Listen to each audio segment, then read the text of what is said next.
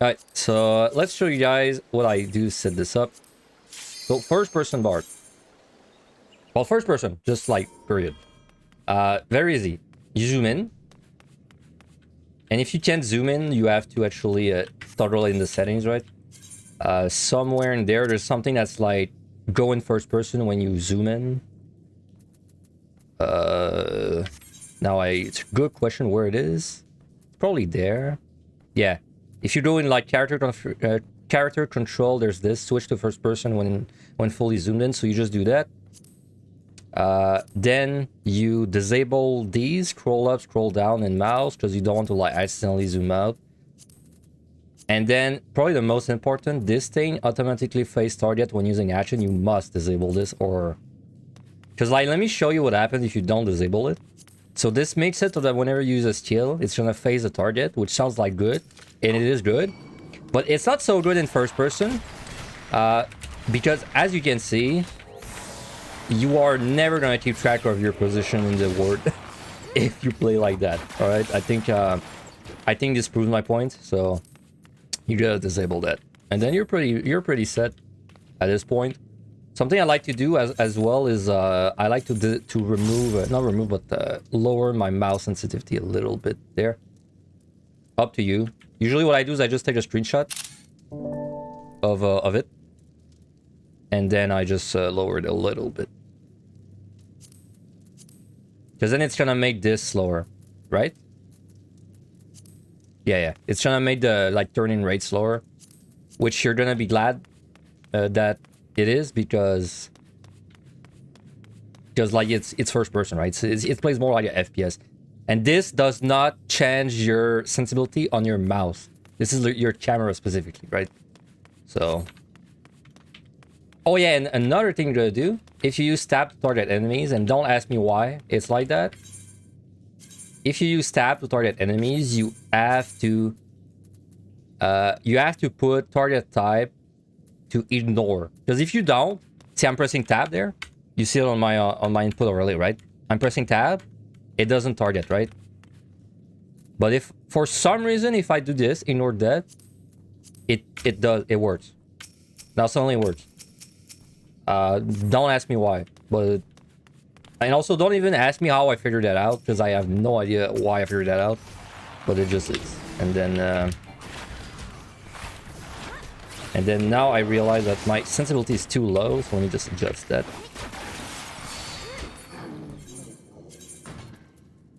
Probably more like 15, 16, something like that. And we're cruising now. I would see like your sensibility is fine, is do what I'm doing, right? Where you just jump, look backward and look forward, and then if you know, if you do it right, then your sensibility is good for your needs.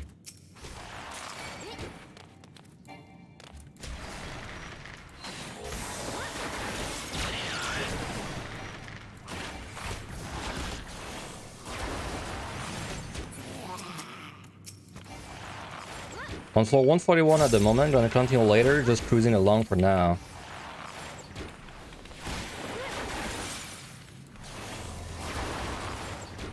You'll never do anything first person anymore. Did an expert roulette with first person and 40 it was obnoxious. I kind of like it, honestly. I kind of enjoy it.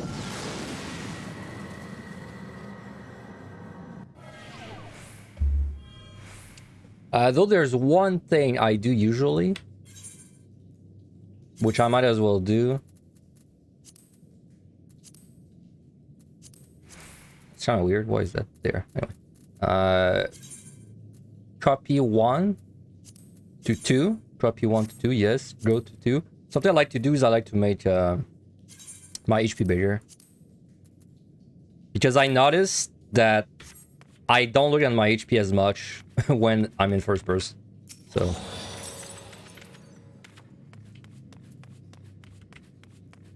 I mean, first person, this game's not meant to be playing first person. By the way, I have no music. So let's fix that.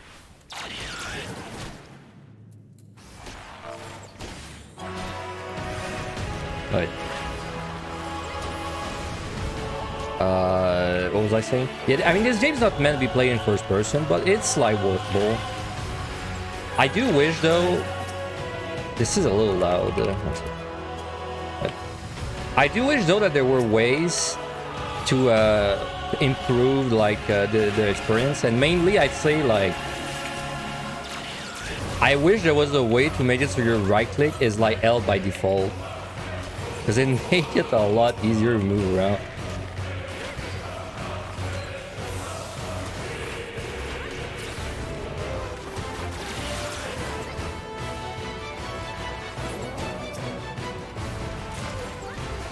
Because like basically every time I'm holding my right click like 90% of this run, you know, like every time I'm turning the camera it's because my right click's held. So it'd be better in that mode if like pressing right click show your camera, you know? It has to be the opposite. Sorry, show your mouse cursor.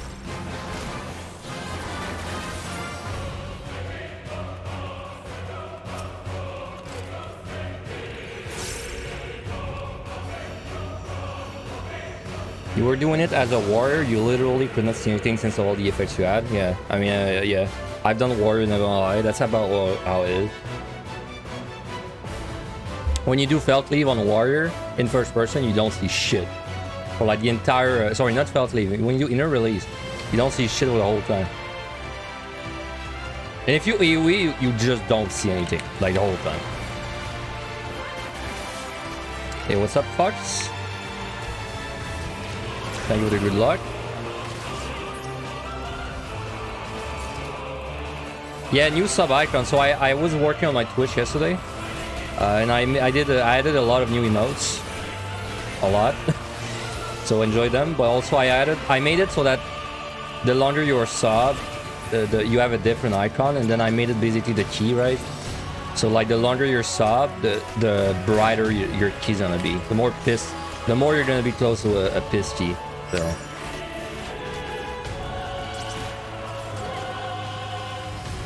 And I think I put the key that's open at 2 year, which I think there's only 1 or 2 people that have that key in like a few days. Yeah, this one is, I think this key is a 1.5. It's like 1 year, 5 months to unlock. Like the very bright one.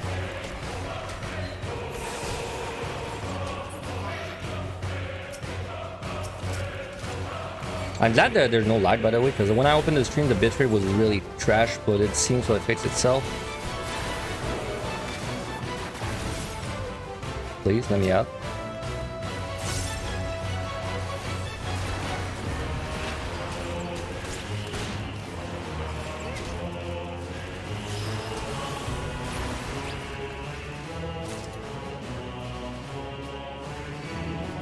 Imagine being stuck on the same floor for 2 years. I mean, yeah, if you see it that way. I mean, that's about your average, that's your average, like, 187 floor experience. When every option is, like, a Flood Dragon. Or a Crawler. Not a Crawler, but, freaking a Scorpion. A Claw, yeah.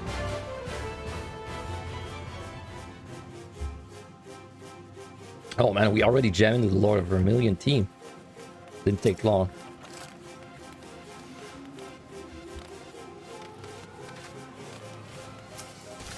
So Lalafell, I mean, it doesn't really matter what you play normally, right? In you know, in the real world when you're in third person, but in first person, you're the like how high your camera is depending on what race you are, and so for Lalafell. We actually are very close to the ground, which is like good and bad.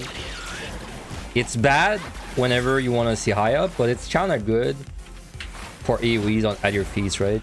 Because if something does an AoE at your feet, then you can see it better. Also, when you're a toad, you're even smaller. So look how small I am. Hey, what's up, Ludar? Thanks. Good luck.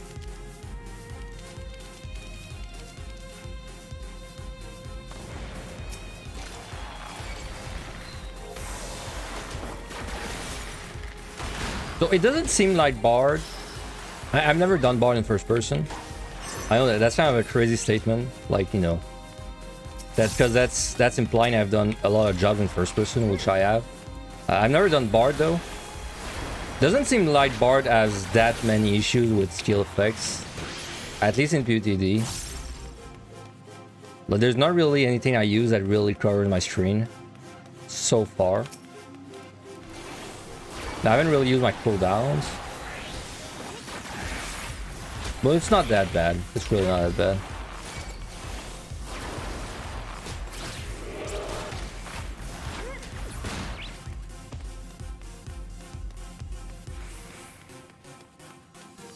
The 160 boss must be funny on the first person with all the knockbacks in the EOs you can barely see. Not that bad. Not that bad. Especially now that I have a new strat for it, where I just kind of like... I stand on the edge and I let him push me towards the middle. Because of that, I don't really have to deal with the AoEs as much.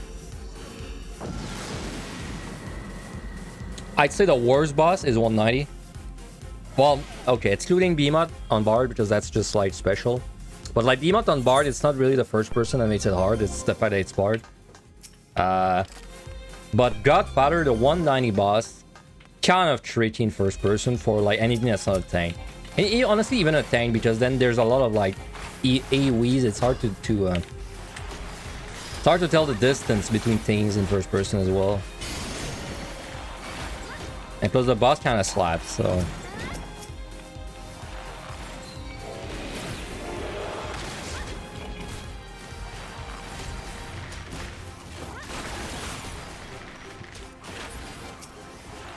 Man, I'm just saying, if you're like a mod maker, if you make plugins for 14, I'm gonna fucking kiss you if you make a plugin where like you don't have to all right click to move your camera. Like, holy shit, that would make this so much better, dude. Like, not even kidding, man. If I had like something that hold my right click, I might actually try Omni first person.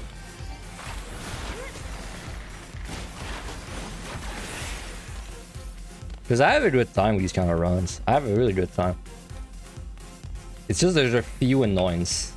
Like a few things that are annoying.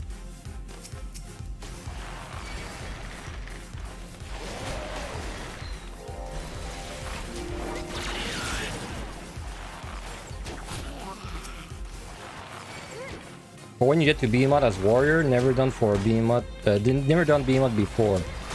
What would you recommend for a first timer as a solo? I'd highly recommend you try and get to the boss with 2 attempts. So you try to get to the boss with like 19 or 20 minutes or so. Even if it costs you a rage, I think it's worth. And then, I mean, like, the execution of Behemoth, it's not really hard. Like in a vacuum, it's not really hard. But like what's gonna get to you is the nerves, probably. Like probably the nerves are gonna kill you. So I would just recommend you watch my guide. And you, like, maybe it sounds a little selfish, but I would ignore every other guide out there that says like, push during this cast, like, have an HP macro, like, don't do any of that stuff, just follow my guide. Which is like all the simplest things, even if they lose you, like, you know, quote-unquote efficiency, it's way, like, you're way more likely to die to pressure than you are to die because you were missing 0.5%. And like, you might think maybe you do die, you know, like the boss is at like 0.5%, you die, and then you're like, I should have pushed during, you know, a very long cast. But 95% of the time when that happens, it's because your lost dropped mid push and you didn't notice. And the reason your lost drops is because you apply lost and then you just kind of like wait for the perfect cast to go in. And that by doing that, your lost drops, right? That happens all the time. So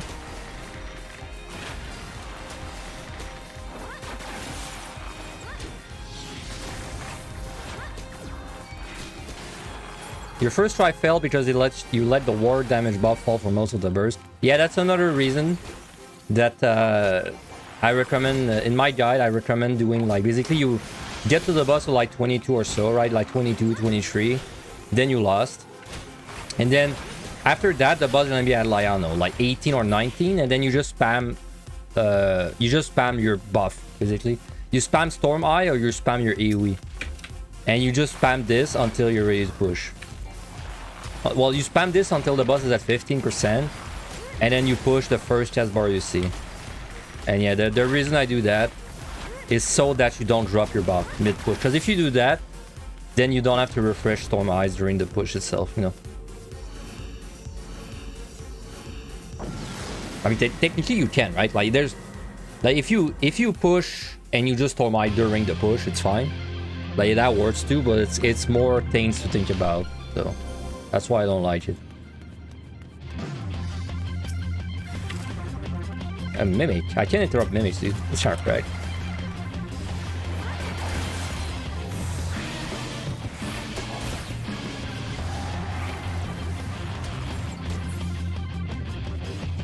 I was thinking real hard, by the way, about if a no GCD run is possible in any of the 3D dungeon.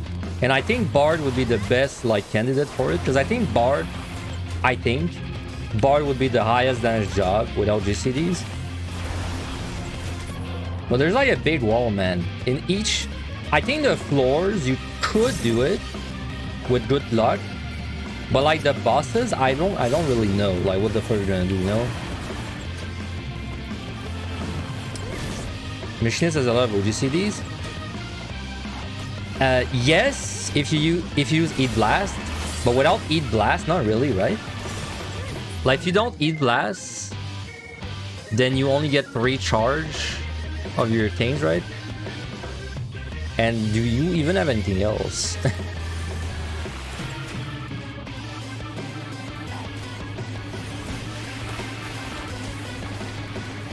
Yeah, EO, that's the conclusion I came to. EO would be the easiest because of the demi-clone on the boss. But like, I don't know, I feel like challenge runs in EO are kind of lame because it's too easy, at least to my eyes. I definitely think it'd be possible in EO, but I don't know if I want to try it in EO. Heaven High is more like the thing I want to try when I do like challenge runs. Oh, there's an ad, by the way, which I just missed by a few seconds, so don't hate me.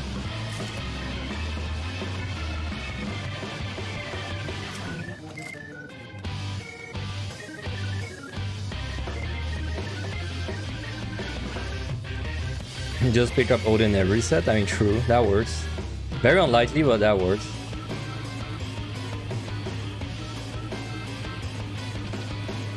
Excuse me.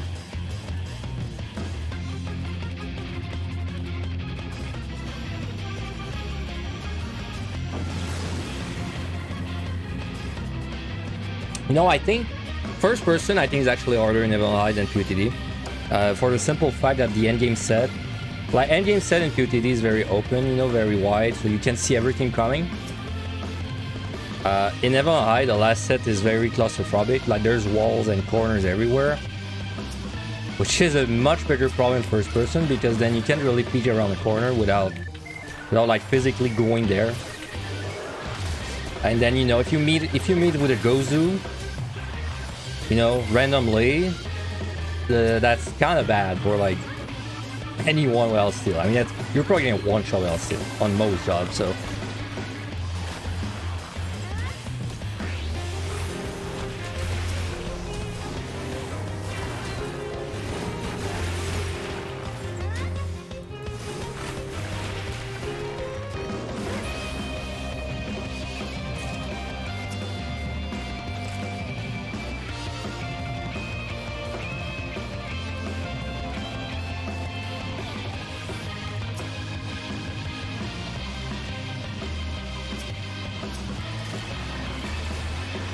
Oh, that reminds me, I gotta delete, let me do that right now, I'll forget actually. I have to delete my VODs from last week because I already uploaded them anyway. And then they're gonna take too much space. One sec. Stream recordings. These 3 into the trash. And just like that, we freed up 700 gigabyte. Alright.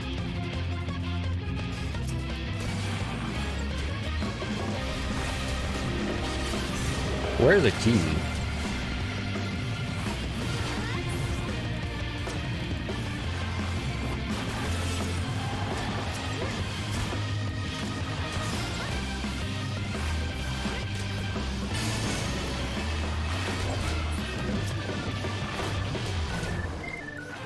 By the way, Bard's dots really suck. And like, they really suck. They're barely better than your single targets, but they're... I think, like, if something's alive for, like, what is it? Like, 25 or 30, it's worth putting them. That's a while, though. Like, that's a long time.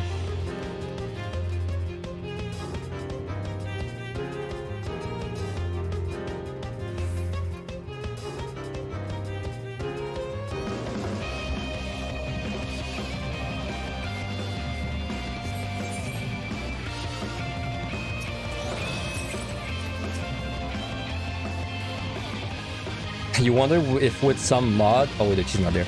If some mod, you could do a monster shuffle run where the game selects like 12 monsters from the whole DD randomly at reset. I mean, there's no way a mod would work for this. And if a mod worked for that, you'd get banned for it, like guaranteed. But that'd be a great Square Enix mode that they would make, I think. But that's more on their end. I don't think you could have a mod for something like that, because mod basically, like, mods have to be something like on your client, you know. And your client is not what decides which monsters are where. Your client is more like the way you control and what you see. So, like, there could be a mod that makes, like, I don't know, monsters invisible, but there could not be a mod that makes the monster like a different enemy. That wouldn't work. And if it did work, you get banned. So, because then, you know, like, if there's a mod that makes a monster different in Deep Dungeon, that sounds fun. But I can guarantee you that 95% of people are not going to use the mod for that. They're going to use it to like cheat some kind of system in the game. So.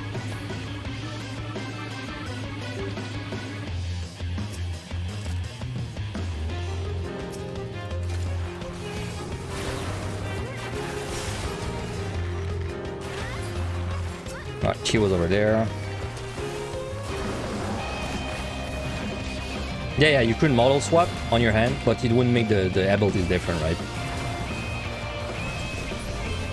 Yeah, I mean, yeah, that's a good example, Carver. If you could make a mod that changes monsters, and there'd definitely be a few Necromancer that made every monster into a Kurgan.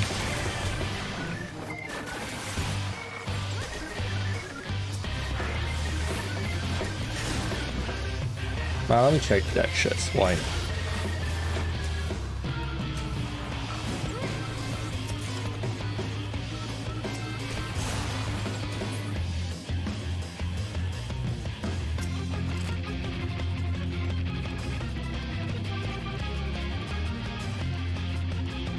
So it'd be kind of cool if there was a mod that was purely like graphical, and it just showed like, I don't know, it just showed like your ends, like the ends of your character holding a weapon or something.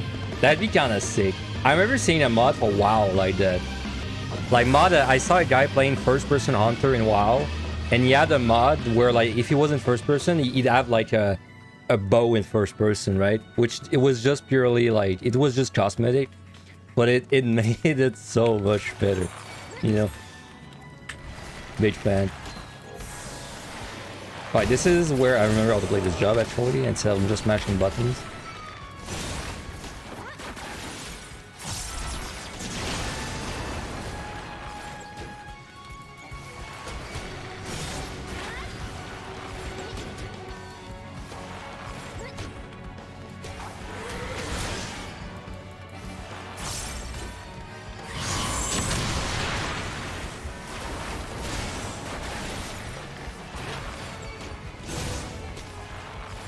Man, the songs really last a long time. I thought it was 30, but it's like 45.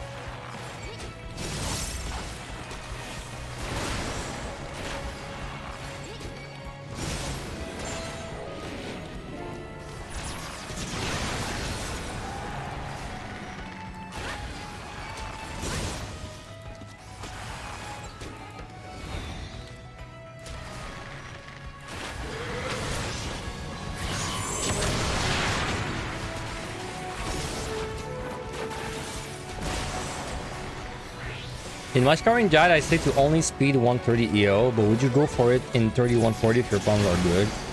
And would I personally go for it if my palms were good? Depends on the job. Depends how if I want to push a high score or not. I'd say it's about, I don't know, maybe for me it's probably like 70% of the time I go for it, 30% of the time I wouldn't go for it. For my guide though, I don't recommend it because it's too hard. Like it's way harder than everything else. So that's why, and, you know, actually when I was writing the guide, I wrote the guide on stream for EO. Initially I did put the 3140 speed run, but I removed it because it was too like different. It's too advanced for the guide, so I removed it. Same for PotD, by the way. In PotD, I used to say that you could speedrun 2 sets above 100. But it was too hard, so I just removed it.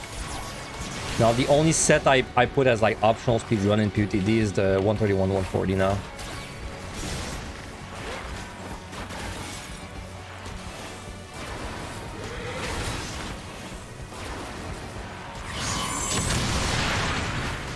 Oop, I don't have a dot.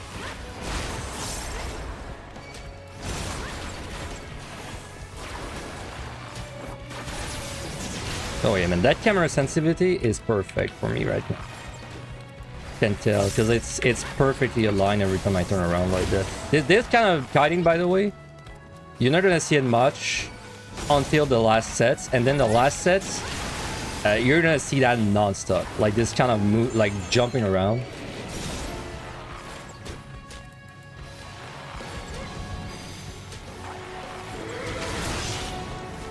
Because when I kite, that's just the way I gotta do it.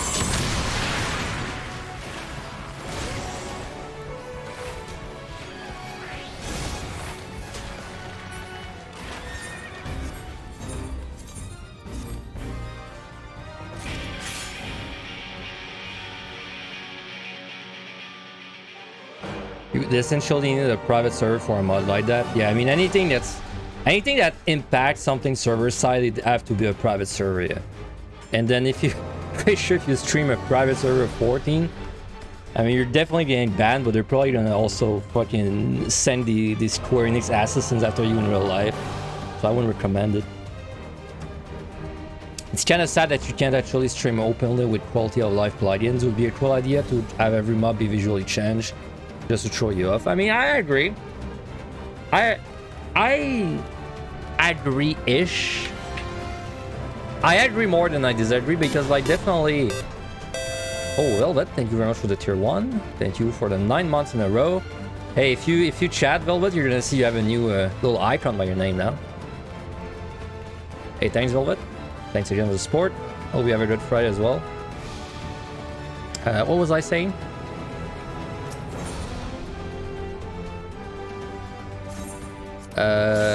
Yeah. So it'd be really cool if you could stream quality of life mods. Oh, this card, thank you for the support as well. 6 months, thank you. I think you upgraded your key as well. With I think 6 months was a specific key threshold. So congrats on your key upgrade. You might just get out of this floor in a few months. Anyway, thank you guys. Now, as I was saying, as you guys keep rudely interrupting me with your support for my stream. Yeah, so it'd be nice if you could stream quote. By the way, that was sarcasm. I hope you can tell. Thank you for support, but yeah, it'd be cool if you could stream quality of life mods. But then I understand like that it's a slippery slope. I get both, but I would rather stream with quality of life mods than not. And I see quality of life mods. I don't even mean quality of life mods. I mean more like fun mods, you know.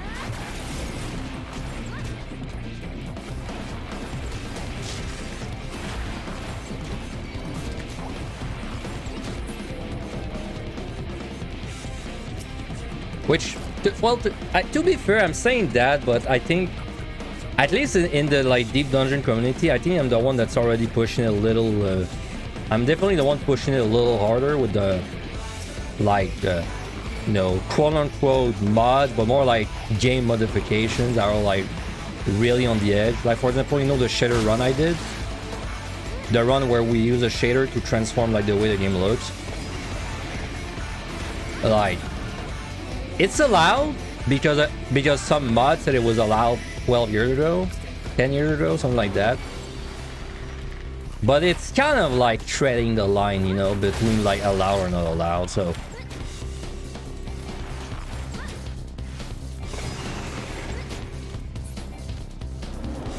it's mostly how overzealous the actual community is out there you stream with a plugin.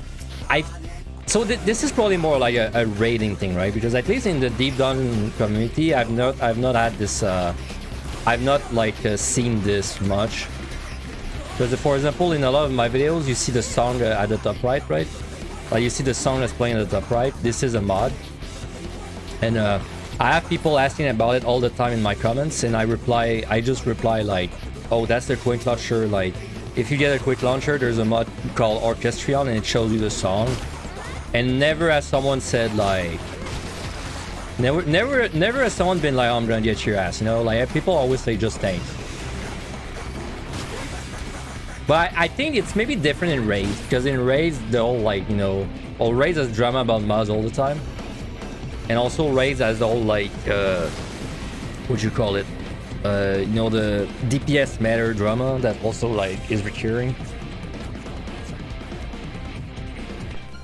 As a vanilla player, you could imagine me if you want. Yeah, you could, but like, you know, deep inside you, do you really care? I feel like most people, at least for Deep Dungeon, don't care. Hey, Low-C, thank you very much for the sub as well. Tier 1. Oh, we got a hype train going. Thank you. I didn't even notice.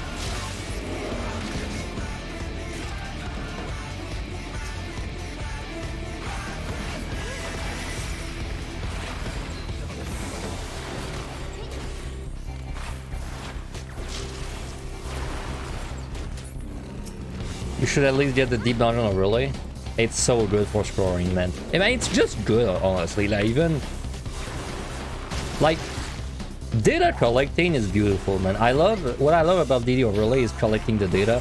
Like, you know, just do a run and then you can just check like the stats of your run after. It's so good. Just want to clear without mods at first. Hey, that's fine. That's fair. That's what I did too, technically. I didn't do it because I was like going for it specifically. I cleared without mods because I didn't know mods existed back then. Oh god, Peloton really covers your whole screen and shit. Good thing I don't use that in combat.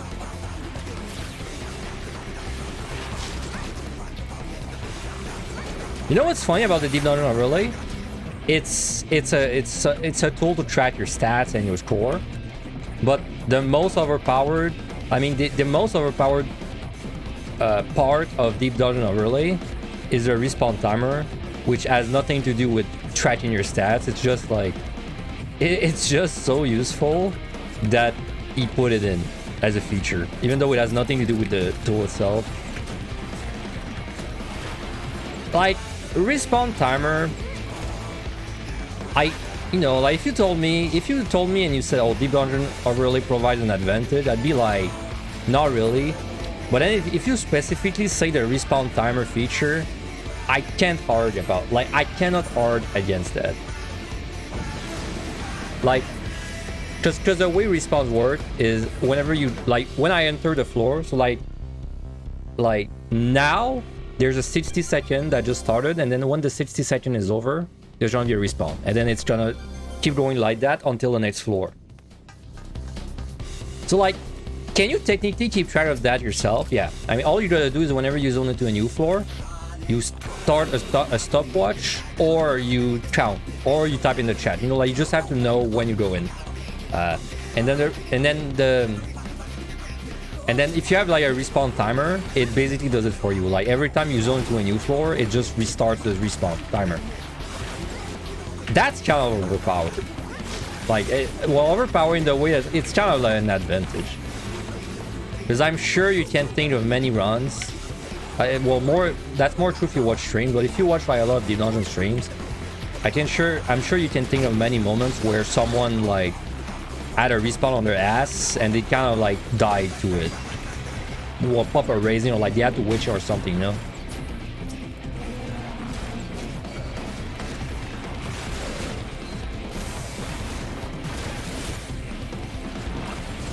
One of the best deep dungeon plugins is the one that just tells you what monsters do. You can just have a spreadsheet on your second monitor, but it's just convenient having it on stream. Yeah, that mod's really popular, huh? I've seen this mod. I've never used it because by the time I would have, because by the time I used mods, I was I already had all this information in my head. Except which monster you can sleep. This I never remember, but oh well. But yeah, it's very useful. I've seen a lot of people use it.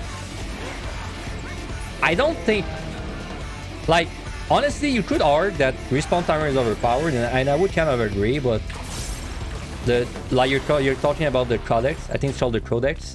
I don't think it's overpowered. It's just like,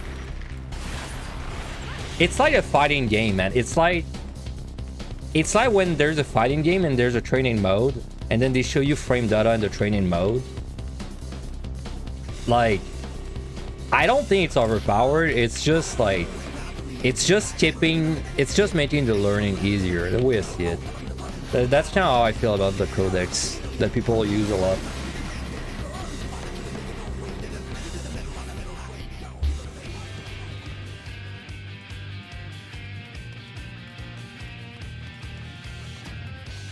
It is not massively OP, it's just I don't need to stare at the second monitor all the time.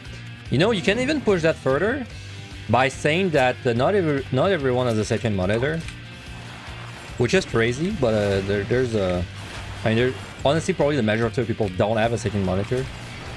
I could never live like that, but I know it's probably the majority that are like that. Like, if you don't have a second monitor, you are at a disadvantage, you know.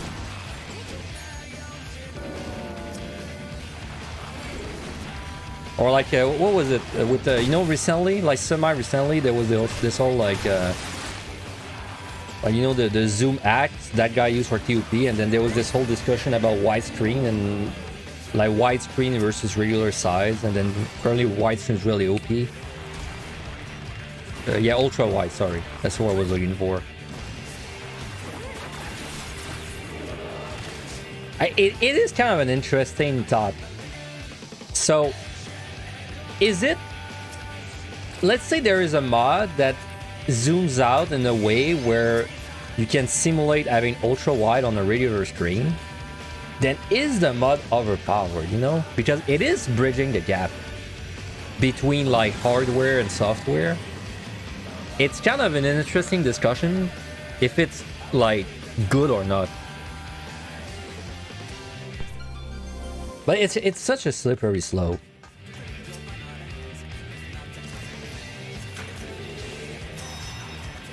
Ultra wide is pay to win. I could never use an ultra wide monitor, man. Especially if it's like curved. Like a curved monitor, I cannot use that shit. Like it makes my brain just confused. But even just an ultra wide, I don't think I would like using that. Because I like my screen to have an angle. You know, I like my screen in front of me is like, it's straight, of course. And then on each side I have a screen that I curve it towards me, you know. So then I feel like if I do it like that, my head has to move less to look at everything. If I had an ultra wide, I feel like my head would be just scanning the whole freaking space in front of me every time I want to look at something.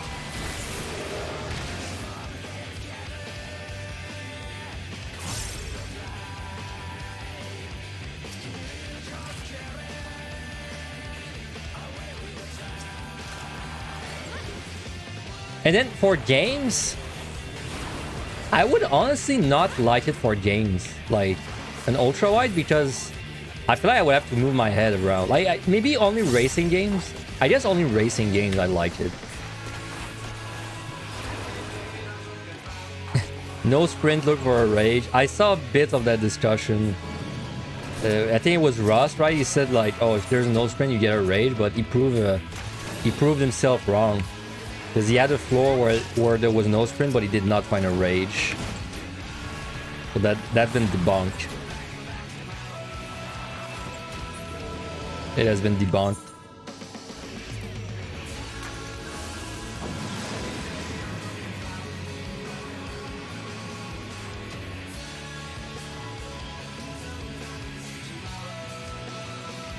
What out of curiosity, Dylan, what distance is your monitor from your head when you're sitting? Like let's use your arm as a reference, right? Just like stand upright, and then like just put your arm forward with your fingers extended. How many arms would you say is your screen away from you? Like one arm and 50%, or like two arms or one arm or less?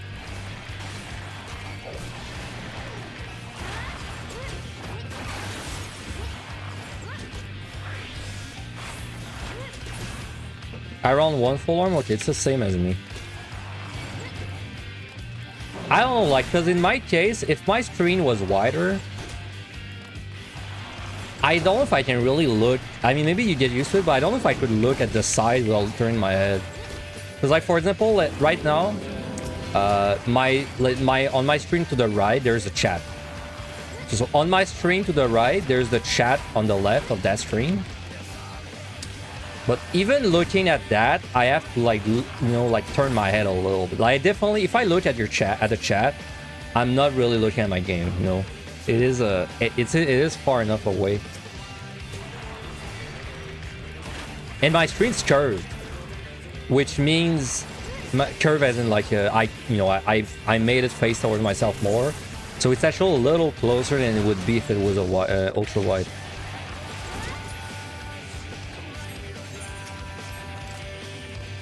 Yeah, ultra wide is like, I don't think I'll ever buy an ultra wide. Honestly, my number one priority is FPS. Like, and by I mean really 144. I don't think there's a big difference beyond 144, but 144 is my number one priority. Like no matter what. After that, it's probably resolution. But like resolution is already not a big deal to me. Like for example, I upgraded my monitor to where I used to have a 1080, and then now I have a 1440p, and I don't really think it's a big deal. In fact, I feel like it's almost more frustrating than useful, because there's a lot of games that they scale really bad in 1440p. Now, you know, I could just make my monitor, like I could just change the resolution to be 1080, so it's not really, you know, you're not really losing much. But then if you have a 1440p and you put it in 1080, it feels kind of bad. Kind of feel like you're wasting your money, so.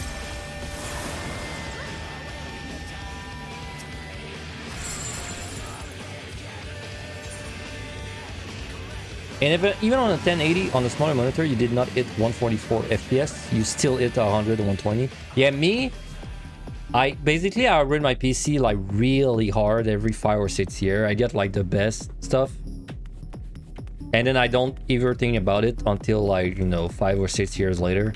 And I always try to get 144 FPS. Like let me put it that way. If I'm playing a game with as graphic settings, I would rather lower the graphic settings to hit 144 than keep the graphic settings high, but like go to 60 FPS, right? Like for me, the FPS is king. Minimap allowed? Yeah, I mean, I see your point, but yeah, it's allowed.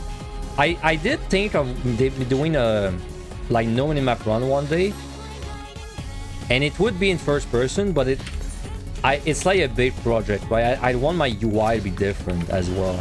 Like the way I do it is I would have like a Doom UI. I try to make like a Doom UI, and then I have like my UI elements fit in the UI.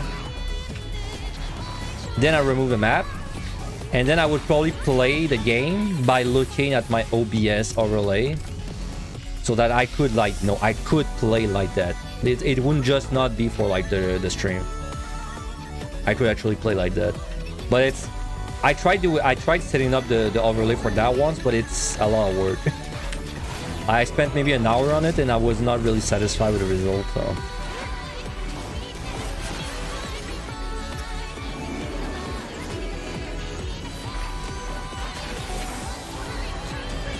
I think it's a good idea, but it's a lot of work, man.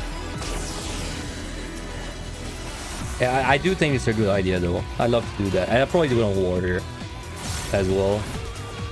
And then the thing I would... The thing is, because you know in Doom, usually first-person UIs, you don't really have buttons, you know? But you maybe have like a few skills or like a few items. So for example, I think Doom, you have 6 slots for things.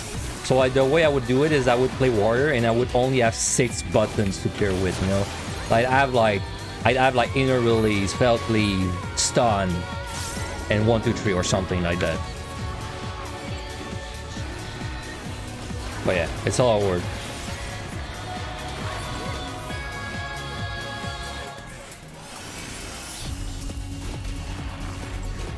See, that's crazy. I've done so much first person that I'm just used to playing like that. Like, you know, it takes maybe a 30-minute of warming up, but I'm already at a point where I'm pretty comfortable with this controls. Kind of scary, man.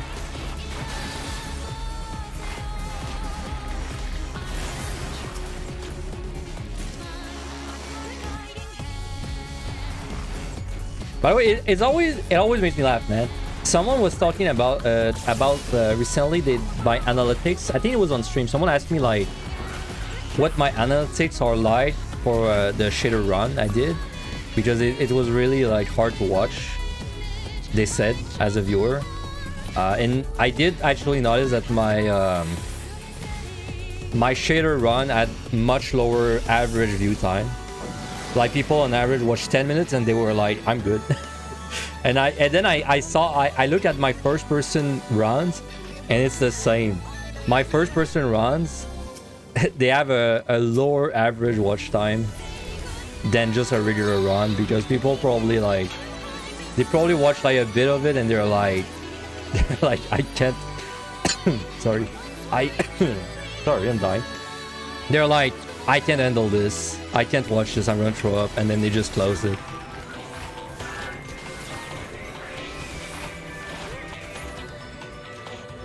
I mean, it's definitely a little bit of getting used to. The first time I did this on Warrior in MLI, it took me like, I'd say it took me like maybe 2 or 3 hours to really like fight off the nausea. Also, there's a nat starting now, but you're not doing this much. It took me like a few hours to really like get used to it, but once I got used to it, no problem playing like that.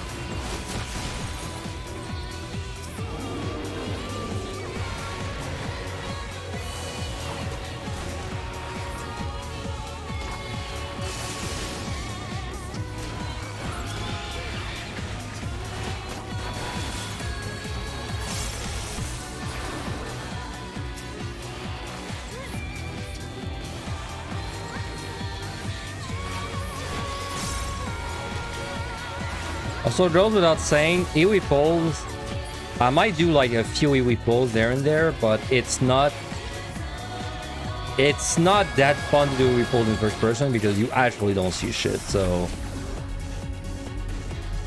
I might do it more if I have a raising or something running, but without a raising, I don't really want to deal with that too much.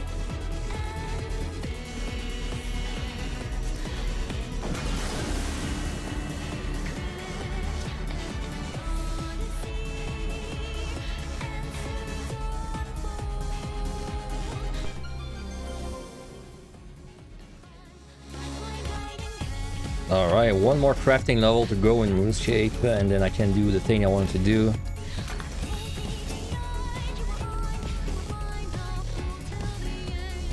I'm missing 367k XP, and this is about 40k XP per hour, so we're looking at 8 hours of AFK, so it's gonna be done by tomorrow's stream. RuneScape things. While regular runs are more useful to watch in general, kind of hard to learn stuff from the first person run. I mean, that's true, right? I do think a lot of people, they watch my runs to learn. So these people probably don't care too much about the challenge runs. I mean, honestly, challenge run is more of a, it's more of a treat to me, the streamer, than the viewer. I'll admit. Like I probably look forward to the challenge runs more than the viewer look forward to watching them.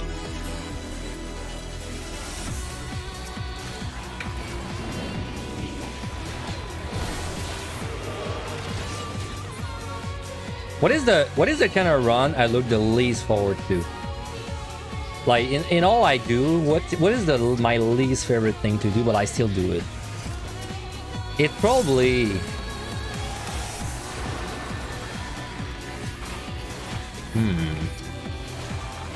I don't like that. I'm trying to think about it. What do I really don't like doing? Or like, maybe not, like if I don't like it, I don't do it, but what do I like the least? But then I still feel like I have to do it.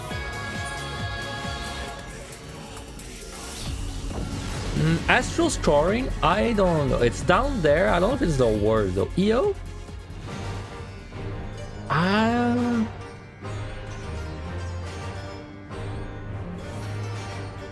don't know, but I mean EO has its problems, but it's not like I don't look forward to it. It's just I don't look forward to doing it a bunch in a row. But like what here and there, I don't hate doing it. I'm gonna restrain.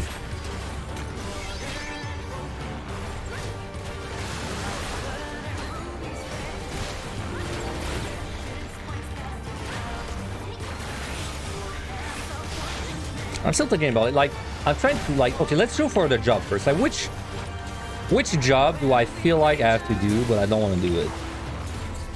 I mean, honestly, that's kind of not really a thing anymore since I got my Omni. Like, since I got my Omni, there's not really a job I feel like I have to do.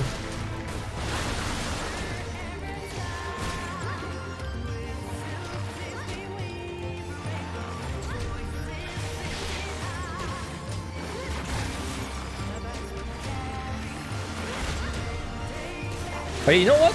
I actually have an answer, but it's an unexpected answer. You know what I hate doing the most is when I'm gonna do a challenge run or something, or like not a challenge run, but like when I'm gonna do a non-scoring run in any way, and then I have to climb the boring floors. It's by far my least favorite thing, but like by far.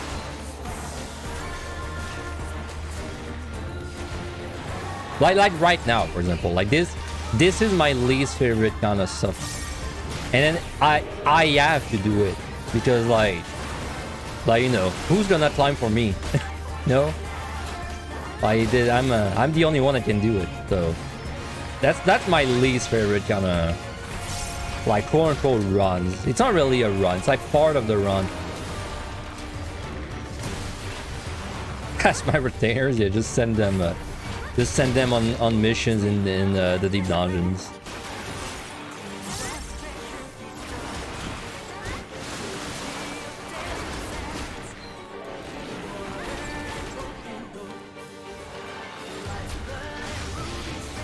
The climb at the beginning of the year was miserable. Yeah, I mean I don't enjoy it too much, especially if it's not a score run.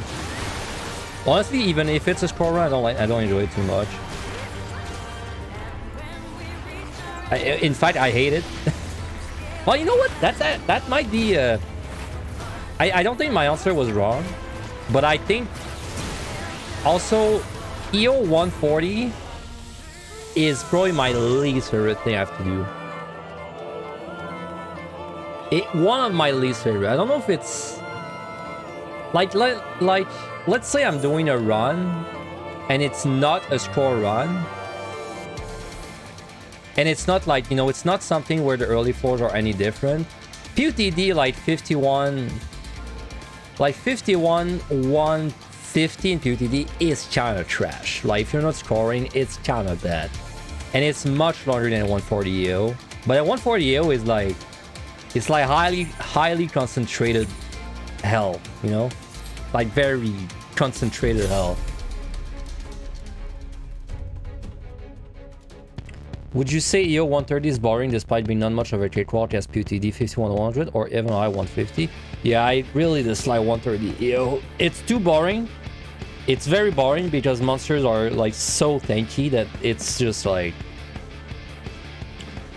it's too long. And it's not like... It's hard if you're doing... There's like two sides to it. If you're doing a regular run, it's not really hard to a point where you feel challenged. It's just a chore because everything takes 10 years to kill. And if you're doing a score run, it's hard, but super like RNG dependent, right? It's like some runs you just can't make it because you don't have the pump you need. So it's like it's the worst out of both worlds. Yeah, MLI 150 is boring, but very fast. So it's like not that bad. Like still, I would still rather not do it, but it's not that bad.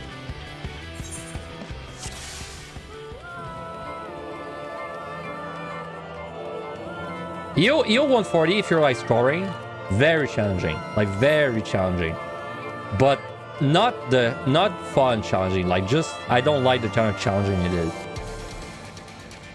I like challenging when it's like not in the ends of RNG. Like I like it if it's like, oh, you can do it, but then if you have good luck, then you're gonna have better points. But then if EO is too much like, if you're not lucky, you just don't make it for the 41st floors. And also like this is like made worse by the fact that you're like, you have to use potions in EO because monsters really they don't really hurt, but they're really tanky. So like they're gonna wear you down, right? So you need your potions to do AoE pulls, and then say you use your potions, you use like, I don't know, maybe 100 potions, and then you're at 21, 30, and then you just don't have the luck you need. Then you're like, you gotta restart, but even worse is you gotta restart and you're like down 100 potions. You basically wasted 100 potions. This is like I still have my problems with EO. If they made the potion infinite, I would still have problems with EO, but it'd be a lot less. Like, because if I knew I could just spam my potions, I would just be like more accepting of the difficulty of the AoE pulls.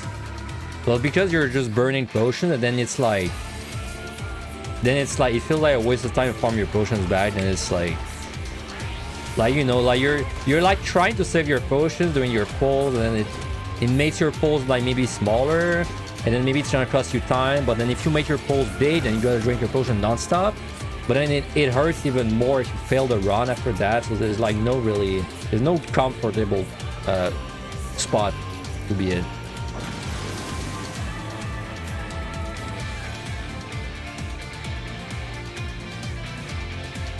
Been trying to get your solo for EO where you get way too bored climbing. Yeah. If you're not scoring, I think EO's really bad early on, because it's basically like if you've done Evan High, it's basically like you're doing 5160 4 times in a row, right? If that makes sense. And they're even tankier than that. It's like they're tankier than 5160, but it's the same kind of like unenjoyable difficulty where it's too hard to like do with brain dead, but it's too easy to feel challenged by it, right? It's like a middle ground.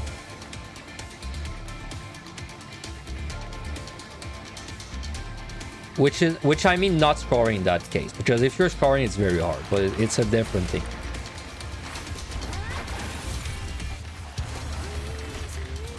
Like, for example, what I'm doing right now, it's boring, but I cannot pay attention to it that much, at least with the amount of experience I have, right? Like, if I was doing this off stream, I could be watching a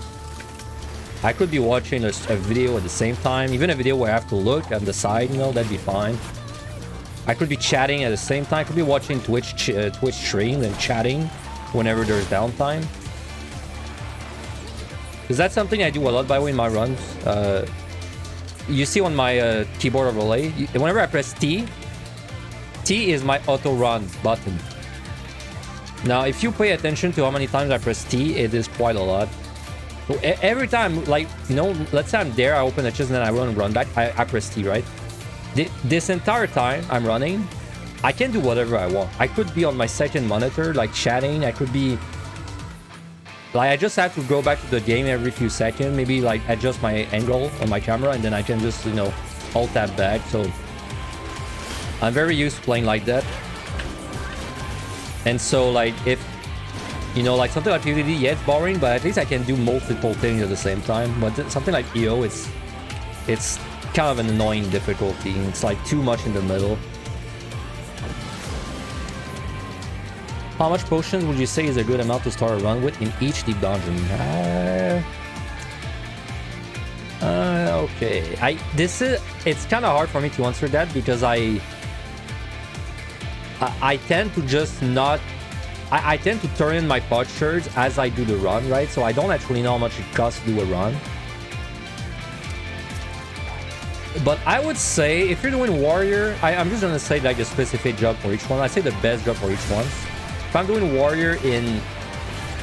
I'm doing a potion there. If I'm doing a warrior in PotD, I'd say that as long as I have like 100 potions before starting a run, I'd be pretty comfortable doing the whole thing. You just have to make sure you turn in your potions whenever you get them, and that you check bronze, of course. If I was in Avalon High, same thing, honestly. I think if I had like maybe 50, maybe Avalon High a little lower. If I had like 50 to 100 potions already, I would be comfortable starting a run. Just gotta make sure to turn in your potions every time.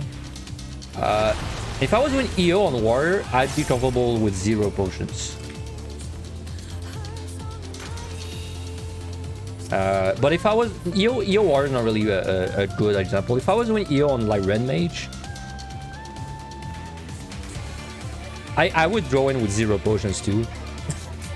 But it's this EO. I think EO is because like EO, if you're like new, if you're starting out, I don't think 0 potions is a good idea. I would probably start EO with 100 potions.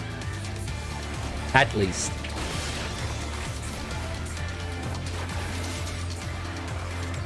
You know what? Let me change my... I think my answer was... I think my answer was a little too biased by my experience there. I think for each of the deep dungeons, you should start your run if you've got between 100 to 200 potions. Like anywhere between 100 and 200, you can start your run, and you just gotta make sure you check bronze and you turn in your potsherds whenever you get them.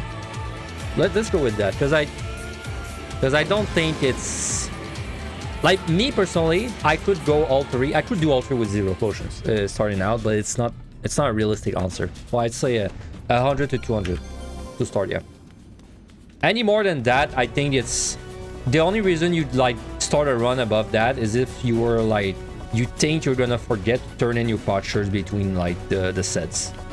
Like if you're forgetful and you think you might forget, then maybe like wait for having like 3 to 400. But if you're not worried about that, 1 to 200 is perfectly fine.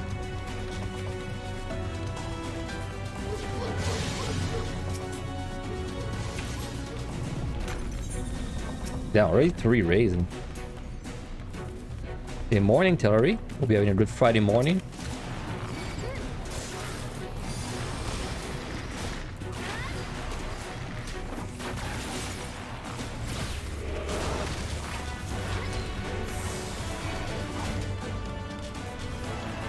By the way, when we make it to 180 tomorrow, I'm 100% going into the boss with 2 tries, guaranteed.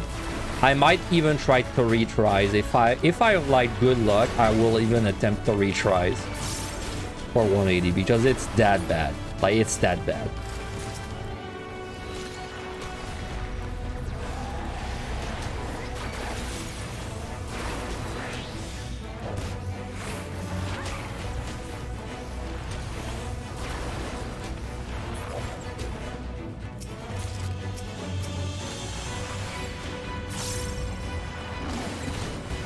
Can't do that in EO, really? It's not a challenge, but you are so tired after 20 floors already.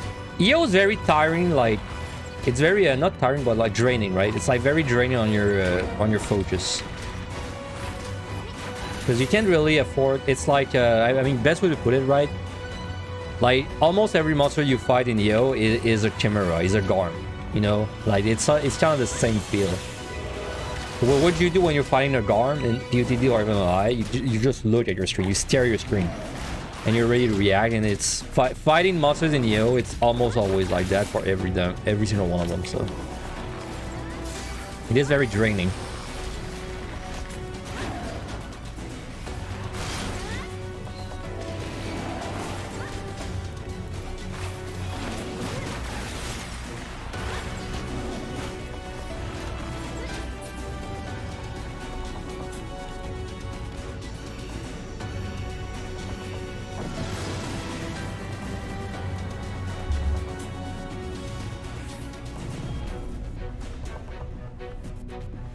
Holidays start today. We are chilling. I hope you are well. Yeah, I hope you have a good holiday week as well. I mean, for me, my family, the way we tend to celebrate the holidays is we open presents on Christmas or New Year's. We kind of switch every year. I think this year we're gonna open them on Christmas, and then New Year's we usually, well, basically on New Year or Christmas, we're gonna go over to my grandparents and celebrate with them. And then the other day is when we open the gifts within ourselves, you know. So this year we're probably gonna go, because my grandparents are very far. So we're probably gonna go with my grandparents on like New Year's, and then we're gonna open the gifts on Christmas. And on Christmas Day, we usually make our like meal for Christmas is like we make a bunch of sandwiches. Kind of weird, but we made a bunch of like egg sandwich, like deli meat sandwich, like minced chicken sandwich, and then we made deviled eggs with them. And we also make you know, these little sausage that you wrap in bacon and then you cook them in the oven. We made these too. Deviled egg is the band though, is the shit, dude. I love deviled egg.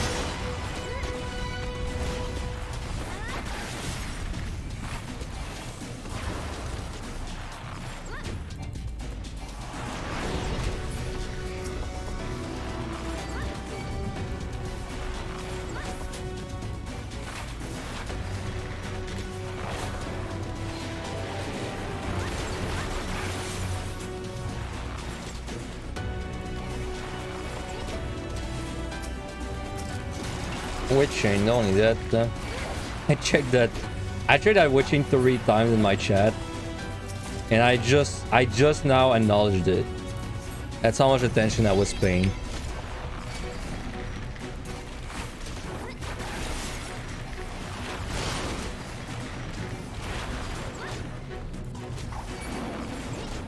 I'm out.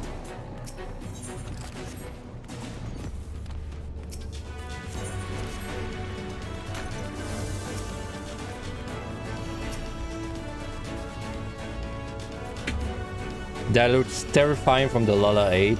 Man, there's some monsters that you don't realize how spooky they look until you fight them in first person. There's also some monsters that you don't realize how silly they look until you fight them in first person. Especially, even I has a lot of silly monsters. Like, you're just fighting a Guzu and you, like, as a Lalafell, you're just staring down its big toe. Or like, you're fighting a Matanga and it just so happened that like the angle you're looking at is you're looking in his groin the whole time. Or like, but there's a lot of scary monsters. Like, there's a lot of monsters that they have like, they have a mouth inside their mouth. And it's just that freaking eldritch horror feel to it. Mostly in PotD there's monsters like that.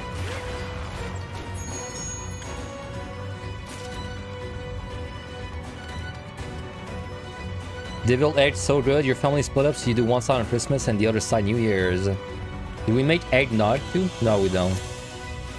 We do not.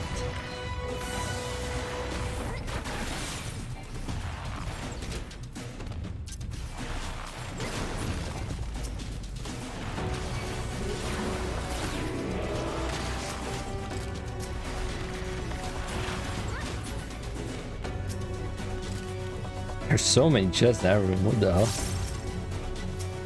All these strength.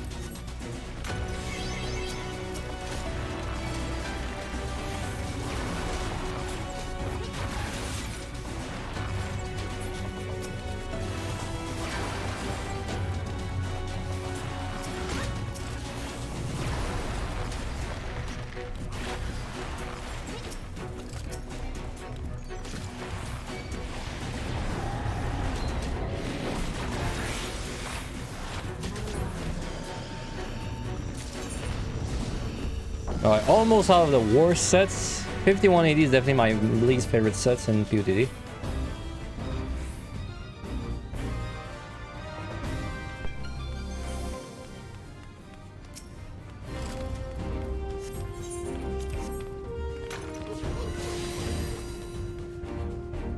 Oh, you just meant do I like eggnog or not? You think they call it something else in Quebec?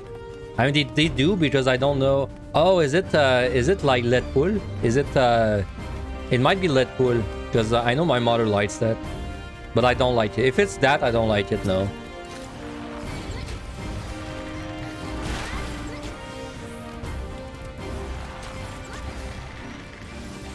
Is it not that? Oh, it's that? Okay, yeah. If it's that, I don't like it. I don't like the consistency and the way I don't like the texture of egg milk and the color.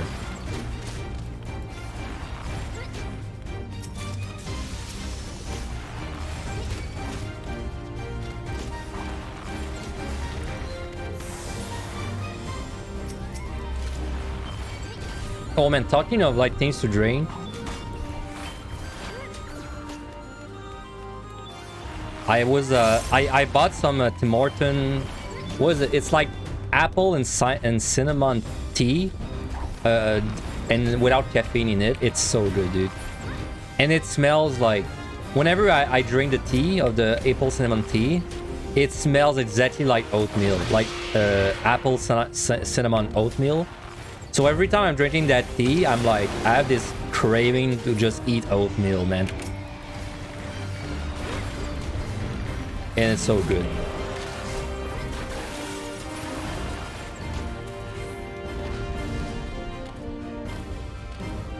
Quick question. Should you remove the food buff when fighting Behemoth as warrior? No. If you do, it's because you know what you're doing, like, a lot. So you should not, no. It could, to be fair, it could save you.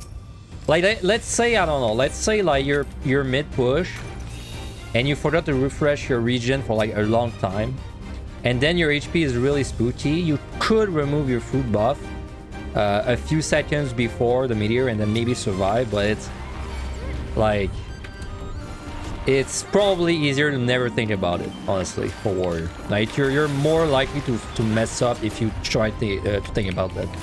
So no, I would recommend you don't remove your food buff. The only jobs you need to do it on are like Bard and Dancer, I think. Maybe not even Dancer. I think it's only Bard nowadays that should do it on.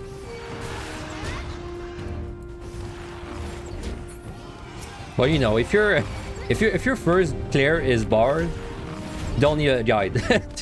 Don't need a guide to hold your hand, because if you know what you're doing. If it's Bard,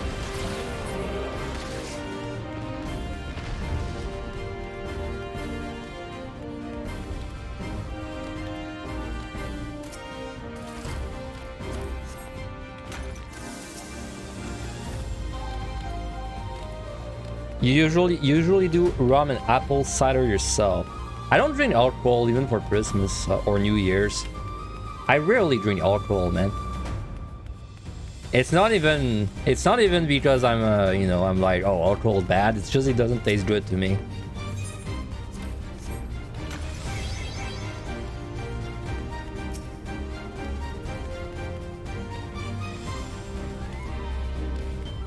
Like, honestly, the only alcohols I like are like the girl drinks, you know? You know, like the drinks that don't even taste like alcohol. It's just a bunch of sugary stuff in it. I like these drinks, but then I don't like them because of the alcohol. Like, you could just remove the rum or whatever inside of it, and I would still like it as much, so...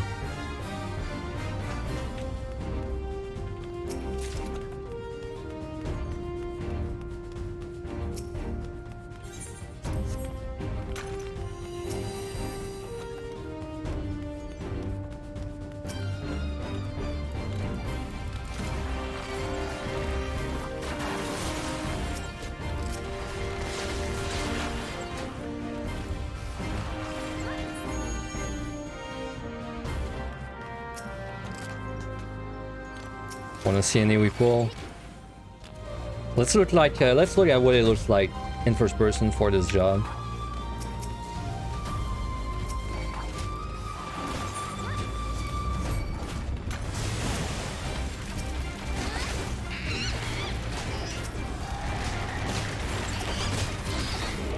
It's not that bad. I've had way worse. Like, Warrior is unplayable. When you're doing it with pull in first person, it's not that bad on Bard.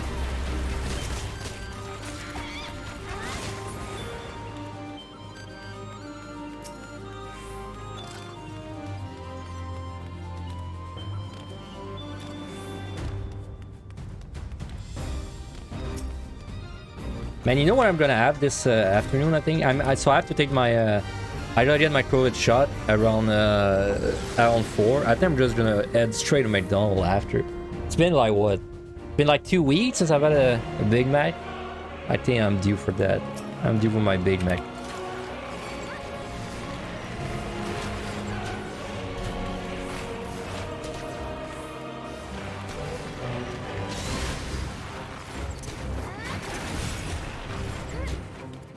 I just get these cravings, man.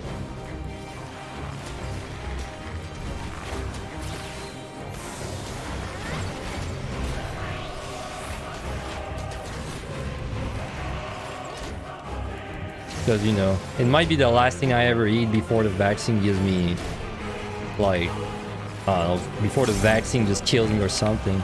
Oops. Wow, I avoided it?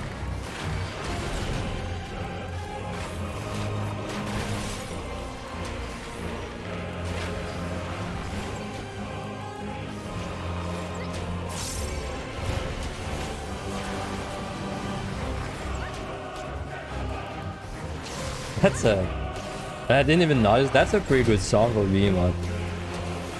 Big fan. Oh, and that happened. Man, I've been backtracking the ass today. What the hell?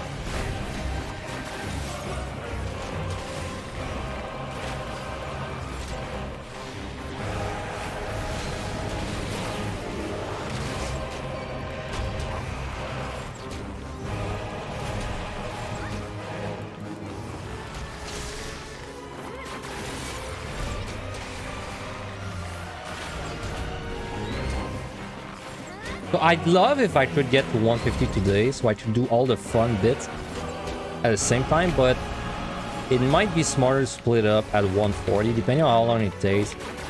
It's easy, man. It's easy when you do a scroll run to know how long a set's gonna take, because that's just like, you know, it's either 30 minutes or 1 hour. It's always hard though when you do a regular run to know how long it's gonna take, because I don't do enough of them.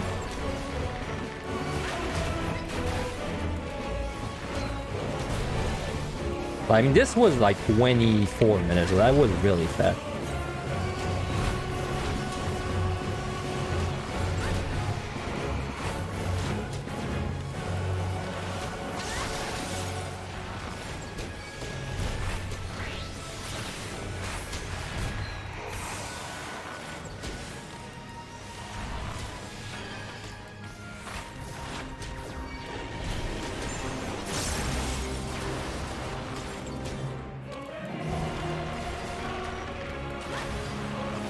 Let me tell you, when we see that boss again in 100 floors, it's gonna be a lot more difficult. A lot.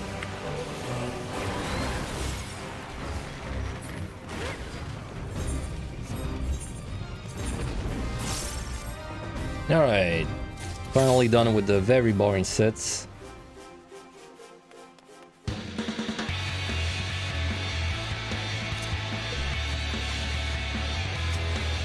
I'm gonna do one more and take my break. 180 is harder than 80? Yeah. Can you believe it? I can't even believe it myself. Good song.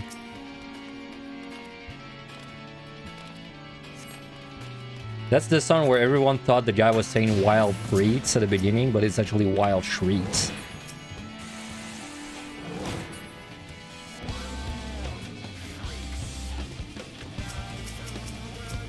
Alright, first person rage is pretty chill, right?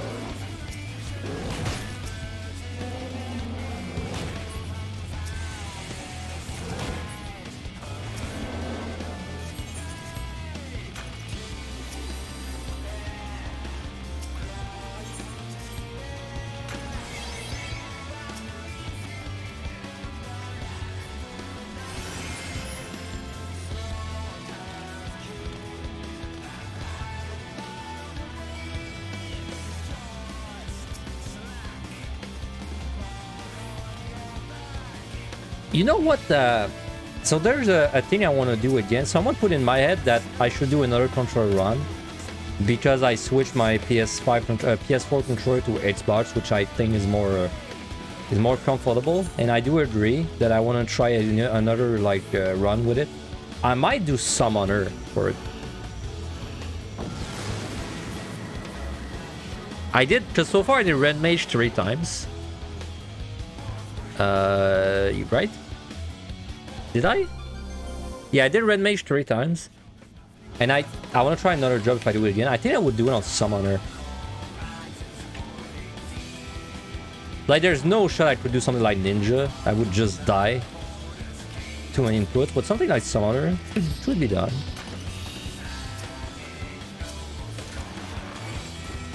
Xbox is your favorite, always use it on PC, 360 pad for many years, and now Series pad. I mean, there's never been a time in my life where I booted up a game and my first instinct was to like check out the controller. Usually if I use controller in a game, it's because the keyboard controls are terrible. And I kind of blame the developers for that, but then if I really want to play the game anyway, then I just suck it up and I plug a controller right.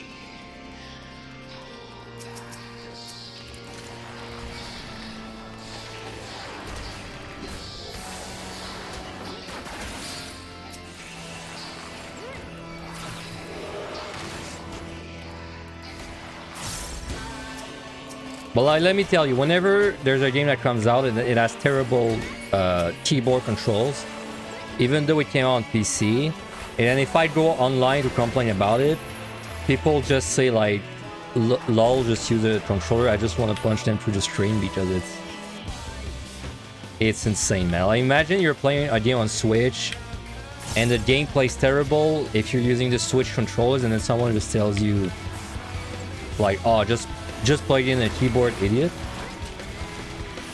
Doesn't seem very fair.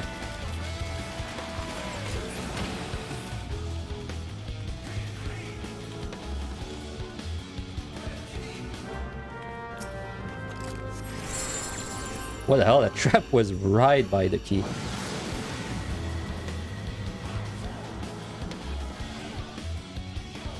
Like the Souls games, basically unplayable on mouse and keyboard. I played Dark Souls 1 on controller because it was really bad on the keyboard. I played Dark Souls 2 for similar reasons. Elden Ring I played on keyboard, but I needed a plugin to help me. Well, it didn't control like perfectly on keyboard, but there was a plugin that made it so that whenever I could roll, like I could have a rolling button instead of having the roll and sprint being on the same input. And then with that plugin, I enjoyed Elden Ring more with keyboard than mouse, than controller. Sorry. But yeah, Souls games are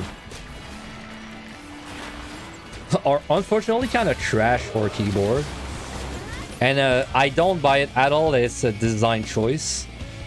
It is because the developer is lazy as hell. About this specifically.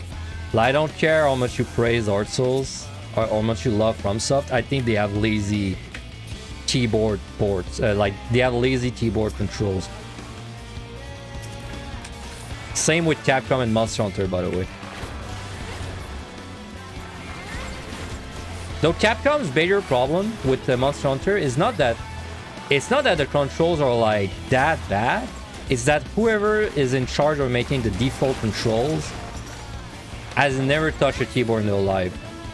And so it really shows when you're like playing with the default keybinds.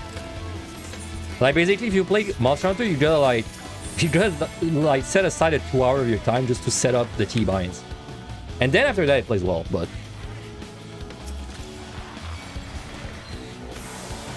Oh dude, Elden Ring. It's still really unoptimized. I have a PC. I have like the best video card from like a few months ago. Like, was it like 4090 Ti or was it 4080 Ti? Whichever one's the best one. And the Elden Ring still lags sometimes.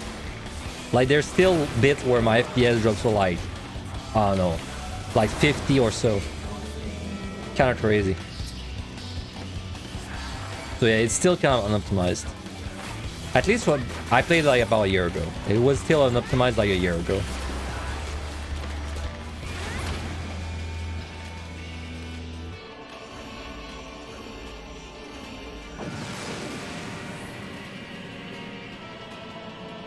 Yet what you had to order a controller for Elden Ring and Monster Hunter. It's that game that made me order a controller for me was it was Atelier Riza on PC. Atelier Riza 1. That game is so bad with a keyboard you don't even know. And even worse, Atelier Riza 1 has a bug, and I'm not making this up. It has a bug where if you don't have a controller plugged in, your game has like mini freezes every 5 seconds. Like every 5 seconds you have like a fraction of a second of freeze in the game. And the only way to fix this is to plug a controller even if you don't use it. And anyway, that game was... I mean, that game was so bad with keyboard that I bought it, played 30 minutes, and then I refunded the game, and then I bought it again like 2 years after, well, 1 or 2 years after, and then I bought a controller for it. But it was that bad, like. And then once I had my controller, I messed around in the Dark Souls games a little more. By the way, I still have to finish Dark Souls 3. Well, finish. I still have to continue Dark Souls 3. I started that on stream like 2 months ago, but I've been playing other games non-stop.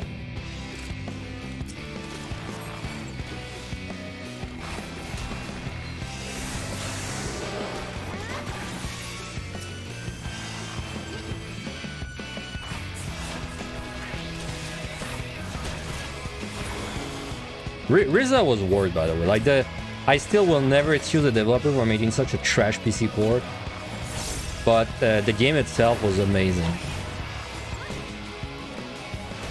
Man, I spent so much time in Riza, just like Riza. Well, I say Riza, I mean Atelier, right? Like this is all Atelier games, but in Atelier, it's the kind of game where like you're gonna prepare your gear for like 10 hours to fight a really hard monster. And then you over-prepared so much that once you actually fight it, you're gonna like one-shot it. And then you're gonna be like, man, that was worth it. Like, I enjoyed every single second of this.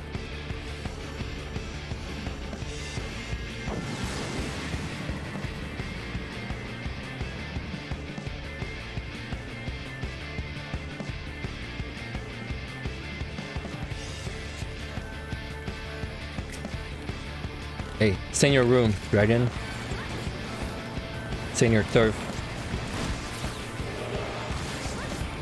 Kinda nice I have it raising. But maybe I'm gonna do some AoE pulls. There's like OK options somewhere.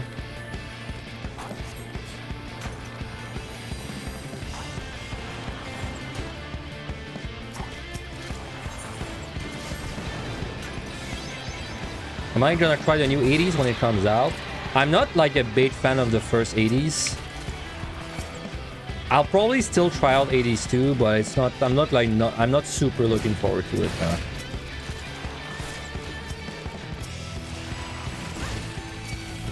Okay, don't step on the tilt trap.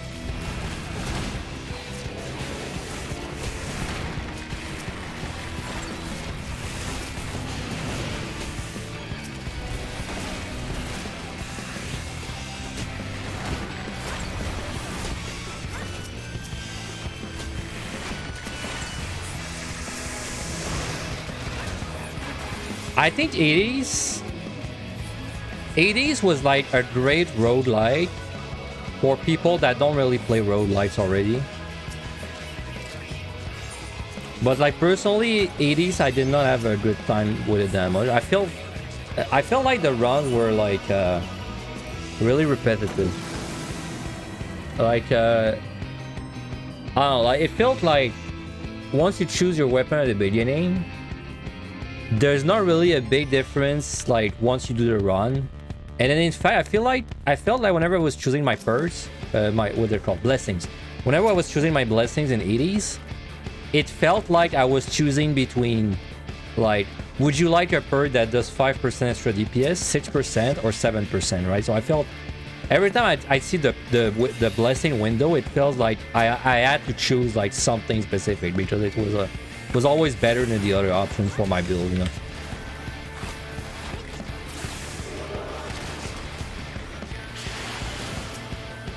And I didn't do much in 80. I honestly, I thought it was repetitive, and I only beat 80s once, like the last boss of 80s. I only beat it once. And I think you're meant to beat it a lot of times for the like true ending or whatever, but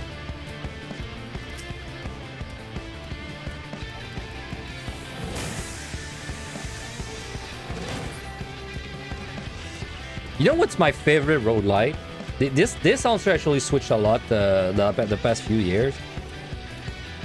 I think back then I would have said something like probably like Binding of Isaac, or honestly probably I would have said Binding of Isaac a long time ago. Well, not a long time ago, but like a few years ago. Nowadays it's probably BRD, but maybe One Step from Eden, which are both very small indie games, but they're like amazing. Like what BRD is like BRD is like an old school like dungeon crawler, like NetHack, or you know, NetHack, DCSS. It's like that, but it's 3D instead, like 3D voxel. Really fun. I 100% that game, and I 100% almost no game. And this game had like 300 plus achievements, which were really fun, by the way, like fun achievements. I have like 300 hours on that game. It's a crazy good game. And then my second one that might be my favorite is One Step from Eden, which is One Step from Eden. It's like a good deck builder. It's because what I don't like in deck builders is when a bit like 80s, I guess. I don't like it in roguelike when too much of your run is determined at the picking phase, right? If that makes sense. So like for example, let's say with Slay the Spire.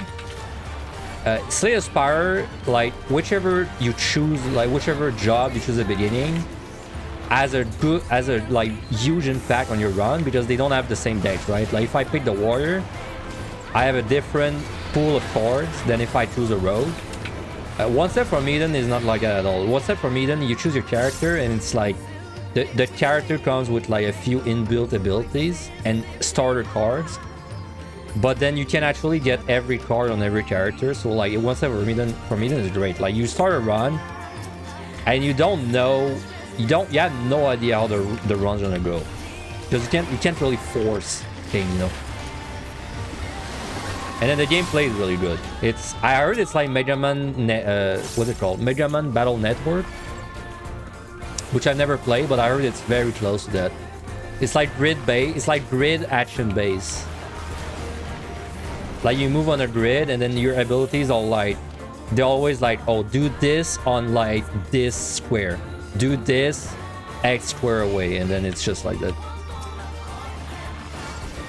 Great game.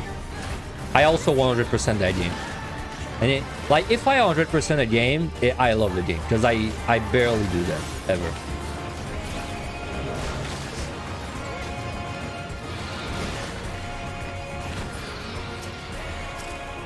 Mega Man Battle Network is such a good series, so sad they never did anything else with it. Well, I mean, then One Step from Eden might be for you, because I heard it's like very close. Like I've never played Battleman Network, but I heard it's like very close.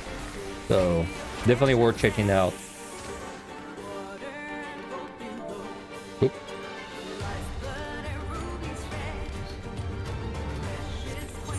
Two more forwards. Yeah, you just start with the first weapon for your whole run. You stopped after finishing once too. Some of the builds were neat. You like the art style and music. That's the thing that comes.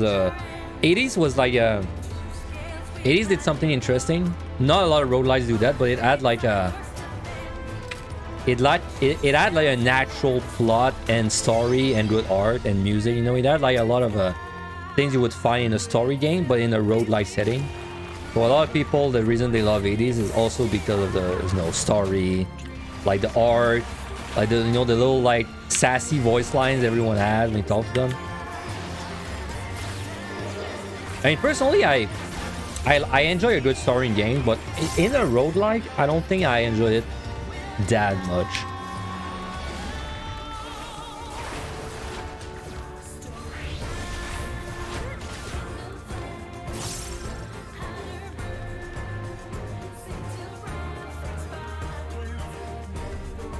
But when I want to play like a good story, I usually play a visual novel.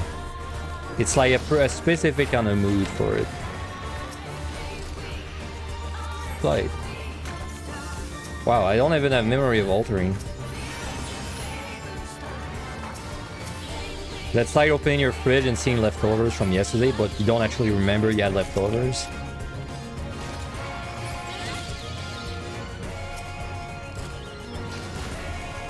Ow.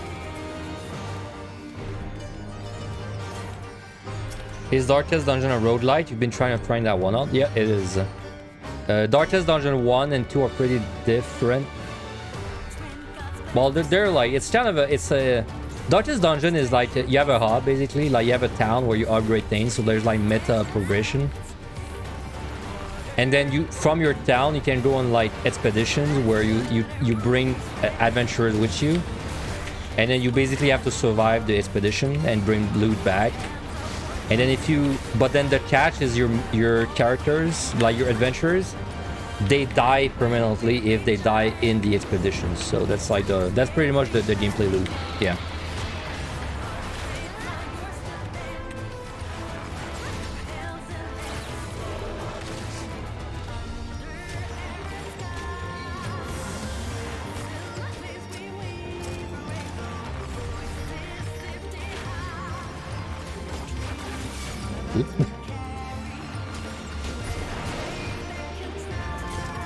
Don't look, don't look.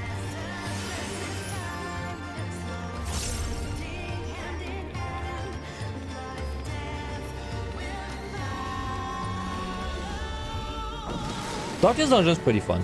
I'd say it's a great game if you enjoy roguelites. I prefer the first one rather than the second one though, but the second one was still pretty fun. I just didn't play it that much yet. I definitely like play it again in the future. But the first one, I think I enjoyed it a little more. A little bit like Risk of Rain. Like Risk of Rain 1, I enjoyed it more than Risk of Rain 2. But I still enjoyed both.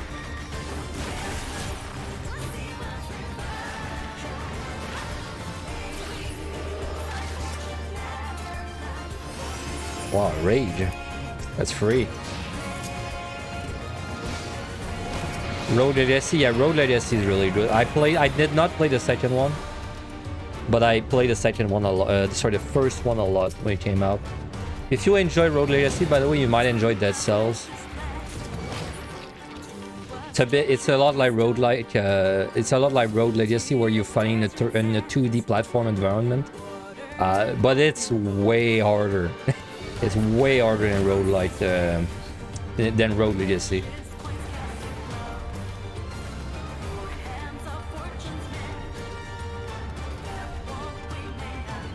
Second is just improving on the first. It's a game I'm gonna check out one day. It's just I haven't come around to it yet, but I see no reason not to try the second one because I enjoy the first one so much. Right? You know, Road Legacy, it's like good. It's like the fast food of roguelites. You know, like it's good. It's good, but it's more of a feels good game, right? I don't know how to really put it in words better. It's like, because at least the first one, like in the first one, you were gonna win, you know, like you would win one day because the meta progression is so strong, you know, like you get so strong when you put points in your hub that you will beat the game at one point, you know. I didn't feel that challenging in Road Legacy compared to something like well, compared to most roguelites.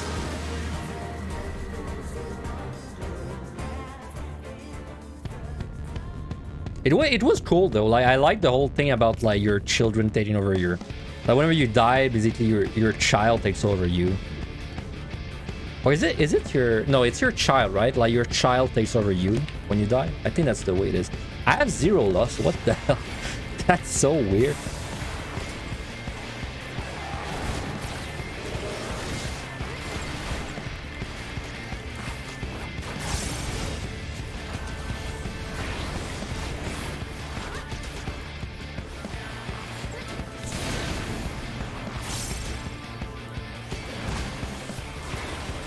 So this boss is probably this boss, but like, you know, the high level version is probably gonna be the hardest boss we're gonna face on most jobs. Not on Bard, but on most jobs it would be, because it's kind of hard to keep track of all that's going on, and also like you know, keep your HP healthy.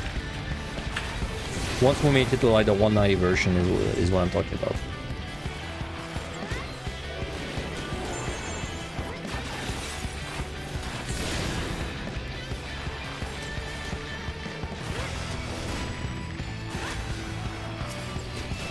Guessing the higher floor version doesn't hit that hard on water. Yeah, the 190 version on tank is way easier than it is on DPS. Like, you should really not die to auto attack damage unless you forget to like use your potion or your defensive. You shouldn't die to it, especially if you have a steal. The big danger on tank on 190 is like messing up the blue bomb when it explodes.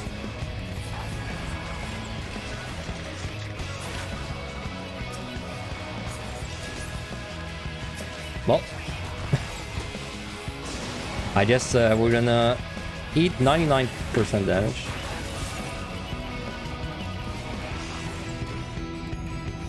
Well, if you ever wonder what this does, witness. You're about to find out. It does 99% of your health. It's the same at the 190 full.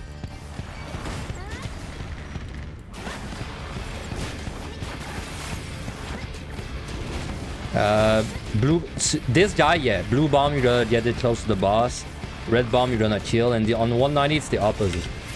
On 190 you gotta push the red bomb and then you gotta kill the blue bomb.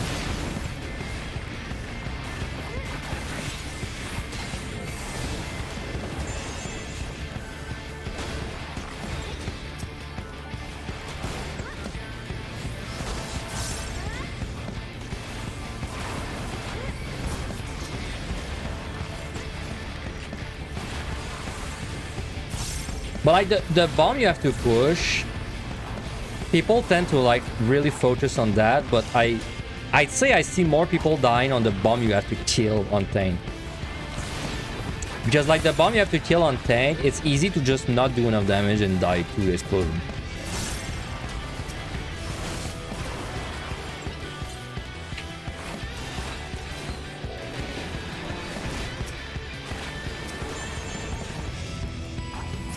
Right, no idea where the second blue bomb is.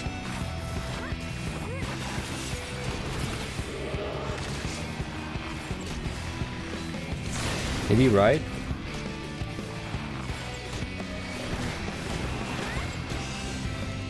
Yep.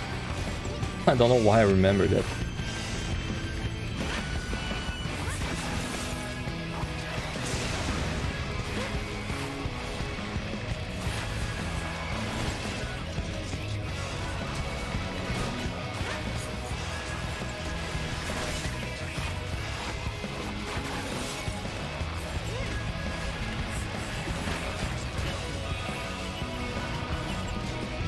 All right. Great, good.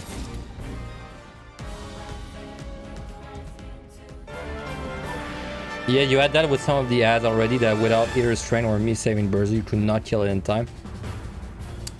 So the bomb, the bomb explosion on 190. So what happens usually is so the bomb when it spawns, right? Like when the blue bomb spawns, it's gonna do nothing for like 3 or 4 seconds, and then it's gonna start casting. But you might be familiar with this already from like other monsters. But like when it spawns, if you attack it, then it's gonna start casting immediately, which is good if you can attack it non-stop. But what happens usually is the blue bomb's gonna spawn, and so people's first reaction is gonna be like, oh, I gotta DPS it like right now. So they're gonna like throw a tomahawk or like melee it. But then right after that, it's the small bombs that explode. And so it's gonna maybe make you lose uptime, so you're gonna have to go back. But then while you're back, then the blue bomb is still casting, right? And then if that all happens, and you don't have like good burst built up, then you can actually run into a situation where you don't have time to kill the blue bomb. And then that's usually what I see kill people quite often. In fact, when I was watching my brother do the POTD attempt on water, I was standing behind him during this boss, and I called it out. I said, you are gonna die to the first blue bomb. Well, he didn't die, he home ganked, but I said, like, you're gonna fail the first blue bomb, and he did. Even knowing that I said it, he still did. Once you do it once, though, you usually can get the rest. It's just like the first one, you don't really know what to expect, but... Man, uncaffeinated tea is like the greatest invention mankind has ever come up with, because it's like drinking something good, but there's like no downside, you know?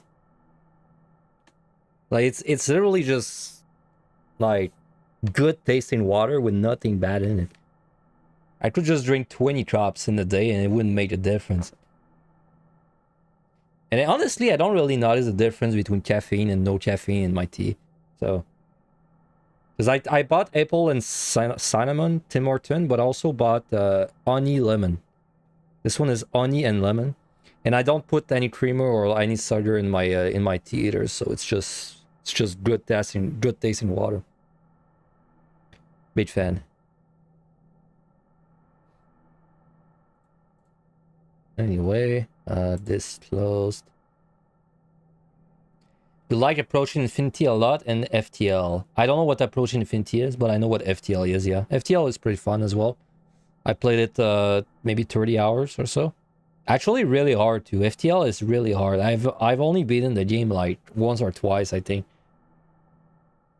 I'll probably grab Darkest Dungeon for Christmas for yourself. Then yeah, it's a good. I recommend it, especially if it goes like on sale. Like if you can grab Darkest Dungeon for like, no, like if you can grab it for below 20 bucks, it's kind of a no-brainer. Like if you enjoy roguelites at all, I think it's a pretty no-brainer deal for it.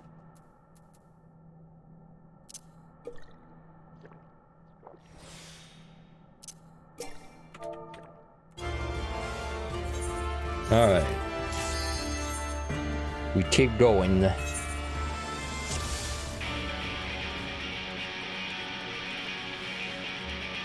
Oh, I didn't notice I have a portrait for this, John. Pretty good.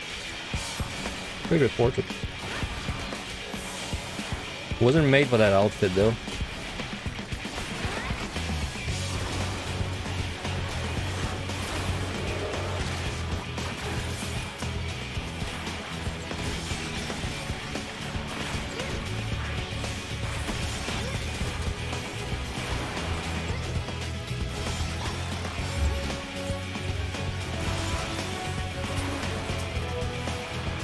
This room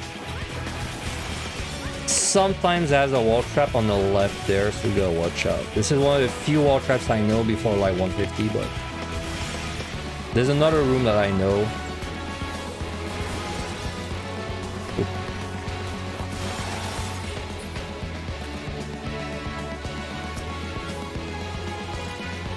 Rage. I honestly don't think it's worth going back for that rage. Unless the key is like in that room, maybe.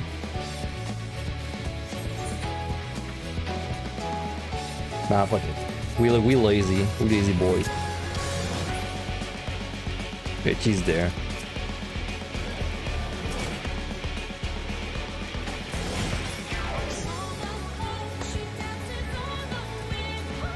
Man, me and my friends have been doing something that's really nice. If you have friends, you might have friends. I know, not everyone, but if you have friends, something you can do that's kind of fun is make a playlist on YouTube and then give access to the playlist for all your friends. No, let's say you're 4, right? So make it so that everyone it can add songs to that playlist, and then make it so that every day everyone adds one song to the playlist. And me and my friends are doing that like about a month ago, and we're 3. And it's really nice because it lets you discover a new song. It's like you get a sick playlist full of songs, and then 66% of them you don't know what they are, so it's like a surprise. But then 33% of them it's your songs, right? So you got like a good, even if there's bad songs in it, you still got your really good song, and then you discover new songs as well. We've been doing that, and it's been pretty cool. I might even use that playlist for streaming, but only on runs where I don't plan to put it on YouTube after, because I don't want to get I wouldn't want to get you know, copyright stroke, whatever. Sounds like a Spotify blend kind of thing. Yeah, I don't use Spotify, never use Spotify, but it's probably, there's probably similar systems in Spotify, so it might be exactly the same. Oh, raising is nice. Also, it's kind of, man, it's kind of funny because, you know, like, you know, sometimes people, like your friends wanna put bad songs, and then you just kind of give them shit for it. It's all banter.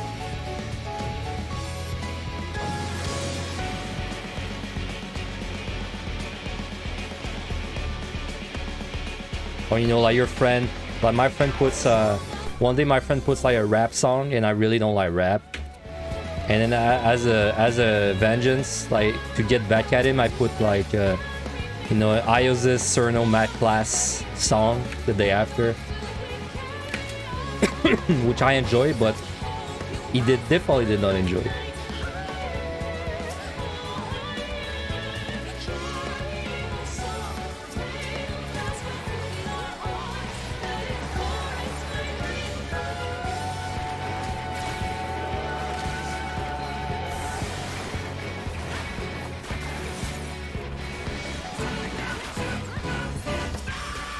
Treasure room. Does that matter? I have a raising, not really.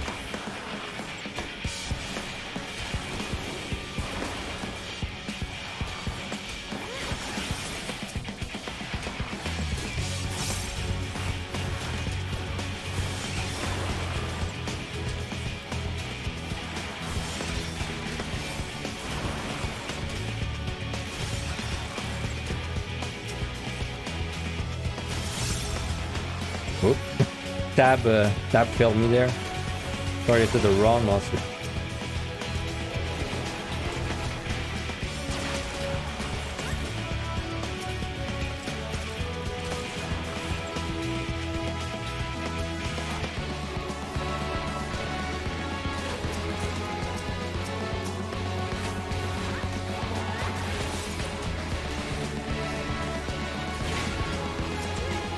I honestly have no idea if the swarm is procs or sound. I guess we're gonna find out. I think it's procs.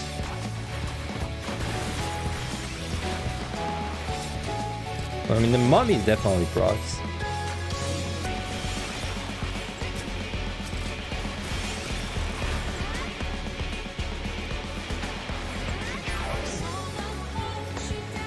Huh, I guess it's sound. Foresight. I think it's sound though. Oh yeah, the ghost is procs. I meant the swarm there, like the little flies. These guys. I think they're sound.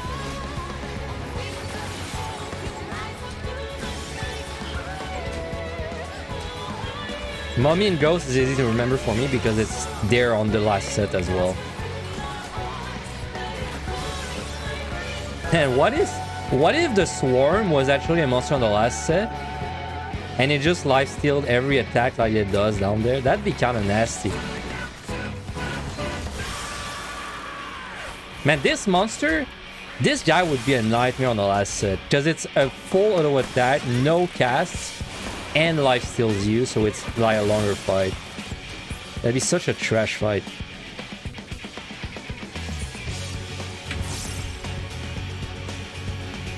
PotD has so many proc enemies. Yeah, it does. You really miss that conceal. Whenever you do like MMI and then go back there.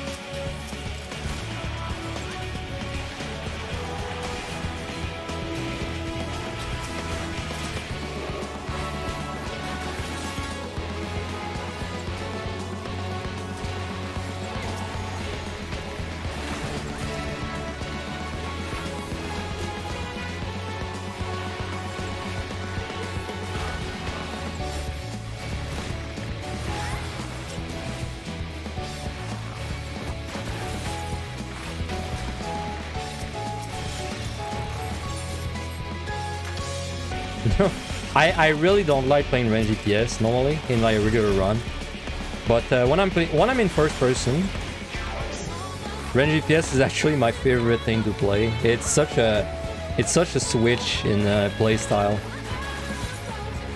because it does feel like you're actually putting effort into kiting. But like really, normally you just hold W and keep going forward while you're mashing your buttons. It's way more fun when you actually have to think about kiting more in depth.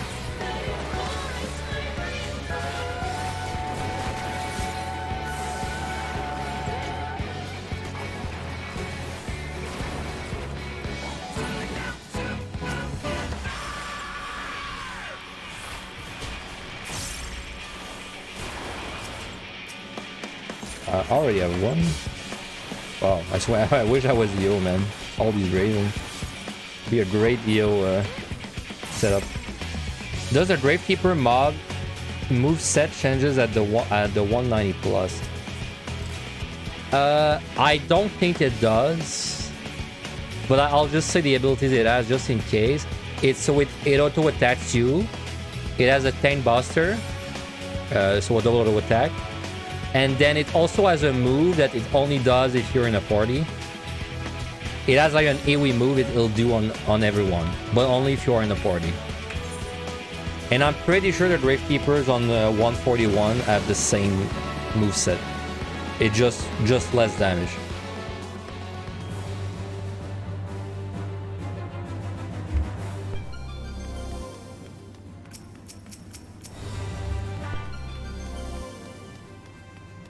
Do I rage? I might rage.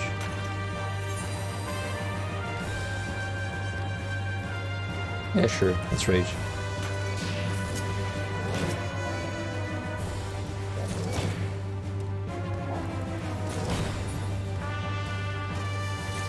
Damn, treasure room. I was thinking of using a fortune, but then I decided against it because, what is it going to give me? But it could have been good for a Butcher, bronze chest, maybe.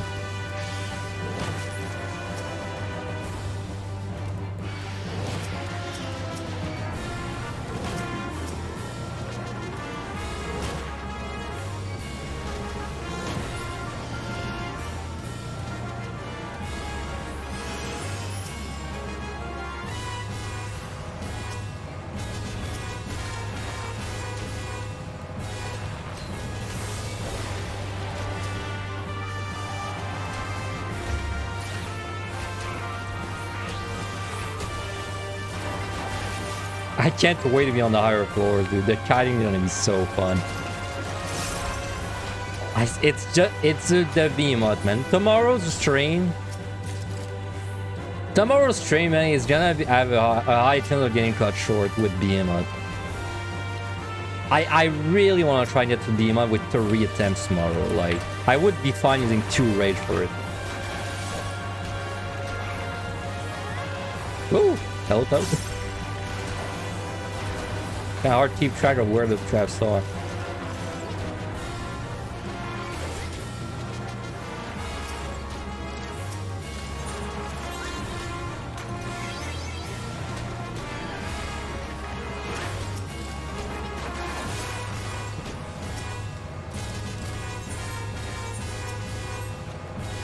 Another rage back, never punish. The usual.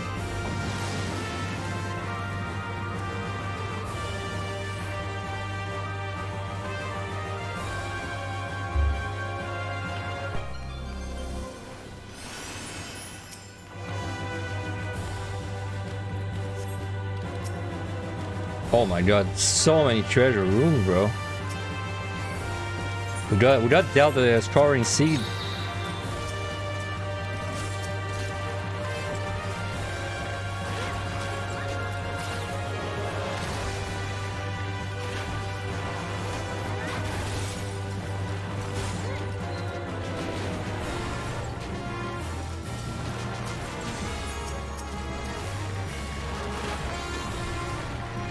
So for tomorrow's Behemoth, usually the usual strat for Bard is you have to use a Rezo like in the push, because if you don't, it's kind of RNG if you're gonna make it.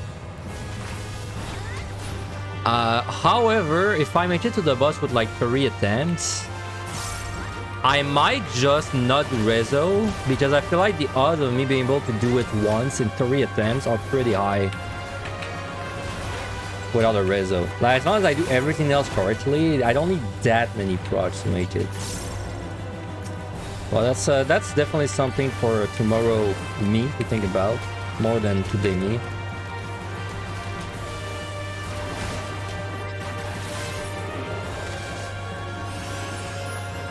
It also could be a good opportunity to just do like a clean,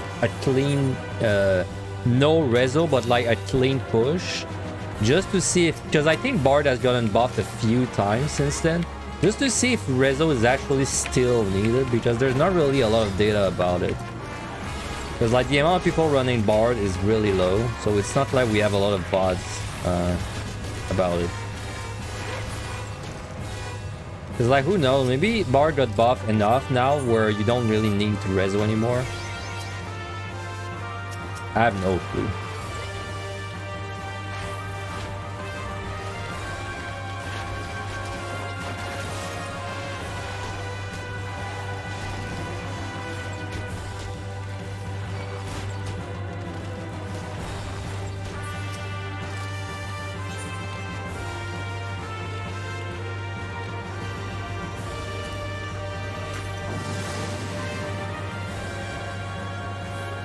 Let's use these spawns, no reason to sit on them.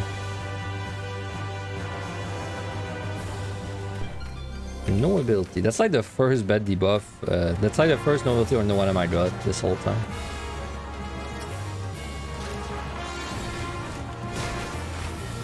I did flight this though, so I'll just take a little bit, but I'll fight it normally.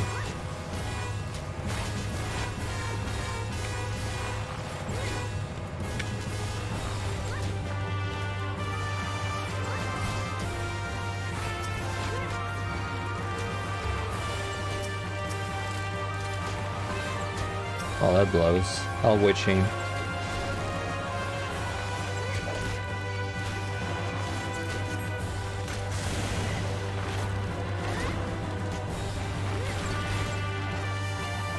That should be enough. Meow. That's like, that's 3, and then I think there's a 4th one room.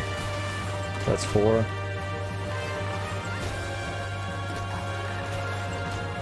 Yeah, 4.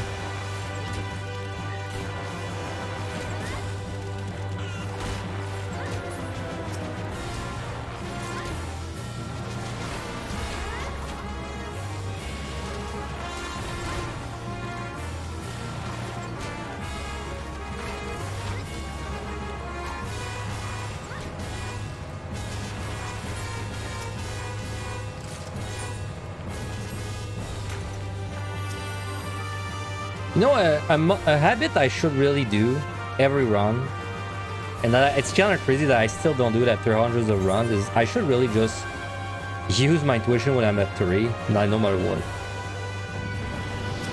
Because even if I don't care about the bad content below 150, it's still +1 on my achievement.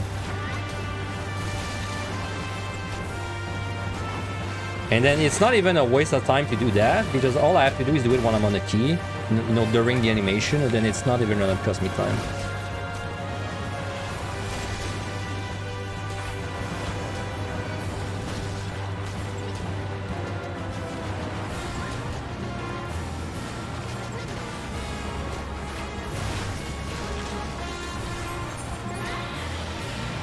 All right.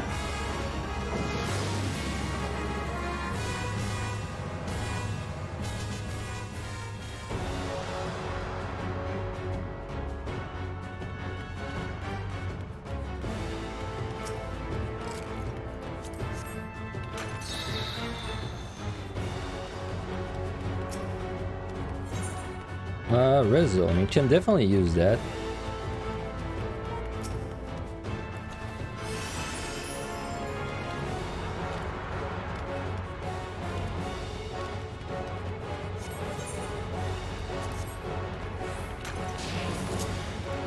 So it makes me a little taller when I rezo, by the way. Not that much, but a little taller.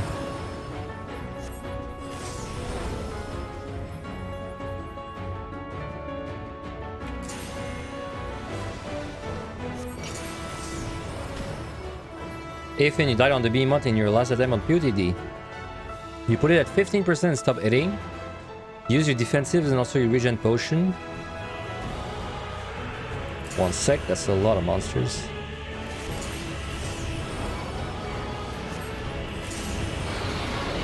I only read part of your comment, but I think where you're going, where you're going at is that your reprisal activated your auto attack, right? Because I have a feeling this is where the story is going, you know? You use your defensives and also your regen potion. You were not aware that using reprisal, your character will start the auto attack. With that, he started the self attack with you unprepared. Yeah, that's fair. I fell to don't feel too bad about it because I fell the same trap on Gunbreaker and EO. Like, and not even a while ago. Like, it was only a few months ago. I was fighting not the same, but like similar kind of concept. I was fighting the birds where you have to not look at them, right? And then I use Bloodfest on Gunbreaker, which is like, it's like a buff that gives you your cartridge, but it's kind of like Reprisal, where it's not really a thing that requires a target, but it still does. So it's like the same. It enables you to attack, but it makes you face your target when you use it, even though it doesn't really do anything to your target, right? It's just a buff. And then because I use it, I face the birds, and I was not aware, and they killed me. And yeah, it's kind of the same thing for your reprisal, what happened there. I mean, it sucks. It sucks to lose a run that way for you. But at least now you know. it's like a knowledge check, right? It's like a lame knowledge check. I don't really blame you for that. I would have felt to that too. Well, now you know.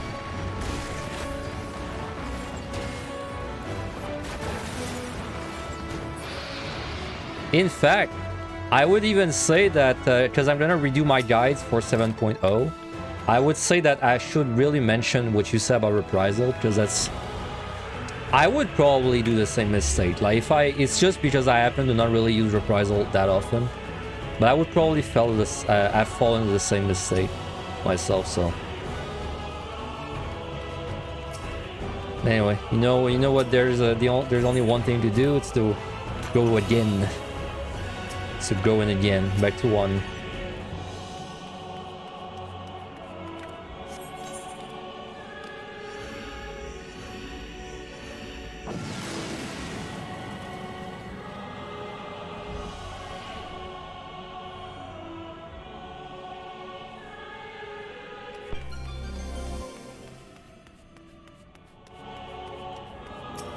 Does damage mitigation affect meteors? No, it doesn't, but I assume what happened in that case is he wanted to like regen his health before the push, so he was trying to like he used all these defensives that don't affect meteor because he wanted to reduce the auto attack damage.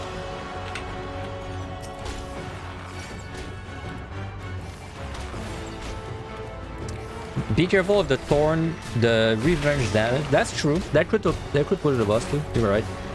I haven't thought about it, but it could, yeah. Well, you know why? You know why I never really like ran into these issues?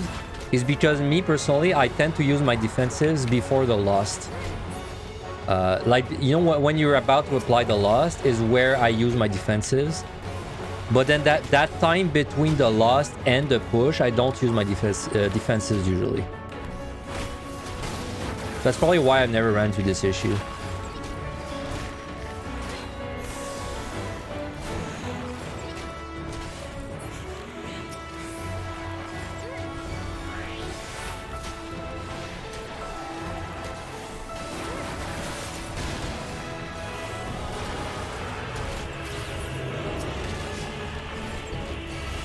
It's your attempt 4. You're now on 130 again. You're just pulling everything, but you expect this time to see 181 plus. I'm sure you will. I mean, if you died to reprisal, like just messing up reprisal, I definitely feel like you got the push. You probably got the push down like your next attempt, or maybe 2 attempts at most. Because on your 4th, well, I don't know if it's your 4th attempt on Behemoth, but like usually Behemoth, I say most people. You fail your first attempt because you're really stressed. Maybe your second attempt, but usually once you're like the 3rd attempt or like 2nd or 3rd, usually you can get the clean kill.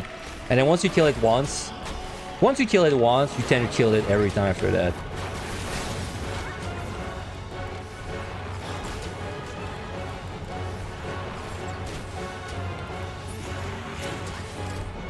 Lost.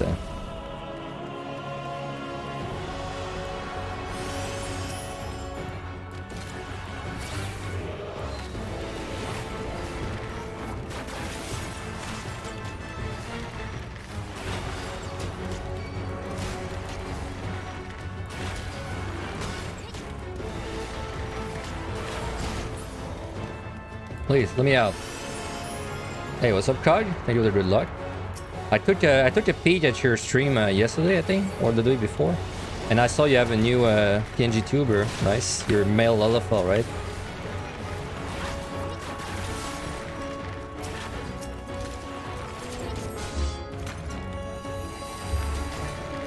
Yes, sir. Yeah, I liked it. I liked it. Big fan. There's this it's a whole dilemma, man, when you're playing a female character, especially if you're like trying to get a VTuber avatar out of it.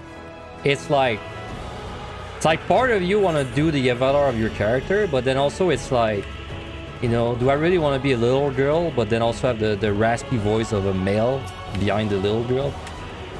Kind of my dilemma with my own characters, because especially since all my characters are female, I don't have a single dude in my characters. So I did that, by the way, when I started using VTuber avatars.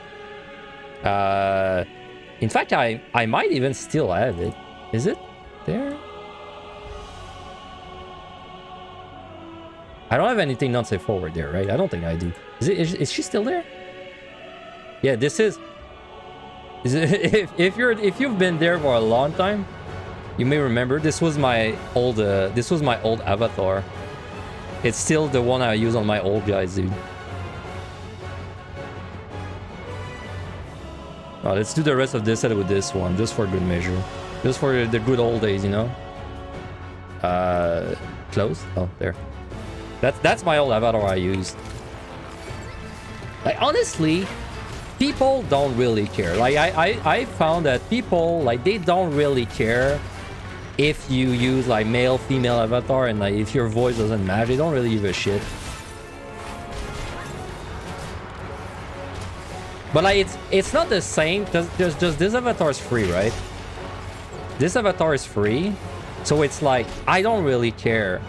But like if you're gonna pay like, I don't know, let's say I would commission an avatar, let's say, I don't know, it cost me 1,000, which is probably on the low end.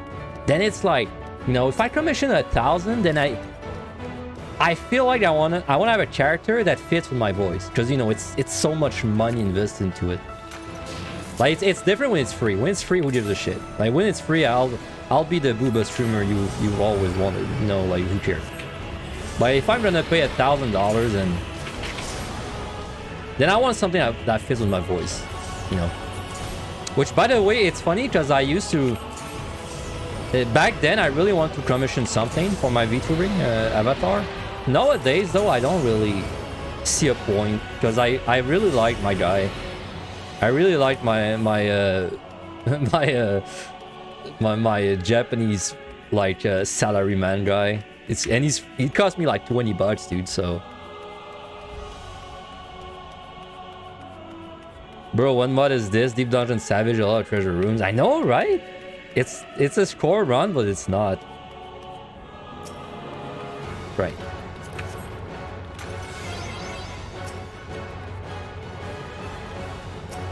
Ah, I missed the ad again, man. I'm so bad at noticing it. Gonna refresh steel.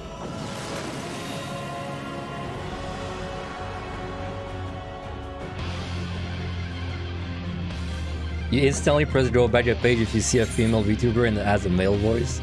Alright, see you, bro. I'll see you next set. Alright, wow, why do I even have to think about it? It's Lust. I don't know why I have to think about what's there. Also, your avatar. Oh wow, Lust. I forgot Lust isn't pretty. I mean, it is pretty, but you can't see shit.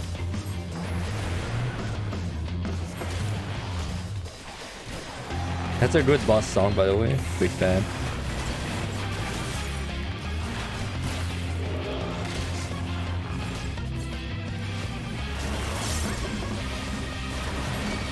I have to be careful on my feet, with my feet.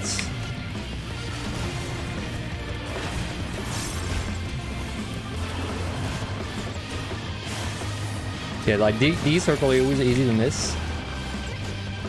In first person, anyway.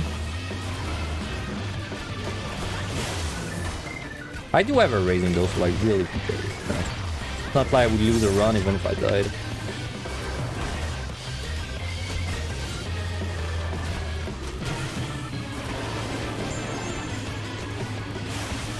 Alright, second batch. Oh, you're not dead. Right there.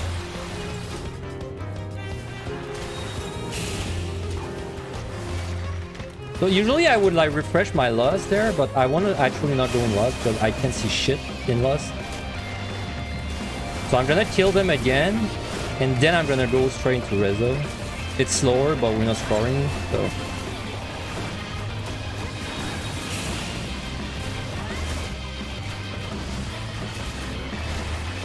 Okay, now we're doing Rezo. I did forget to refresh my potion. I hope that doesn't matter.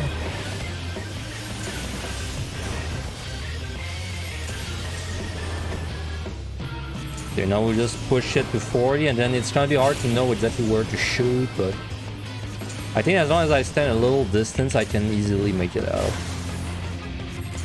So I can see the floor, right? Like somewhere around there.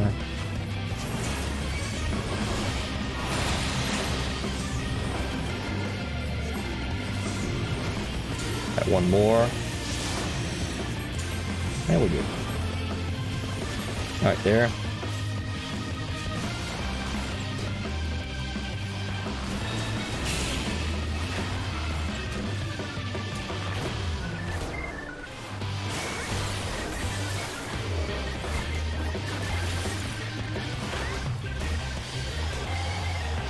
And we don't have to be good at doing bar rotation, man. We can do that next set. Not next set, but I mean, we can start being good at the job at like 160 or so.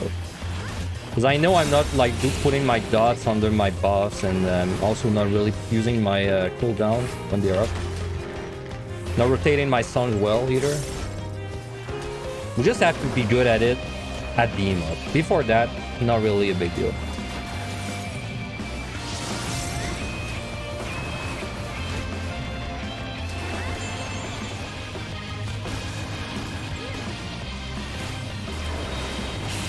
God, you're tanky.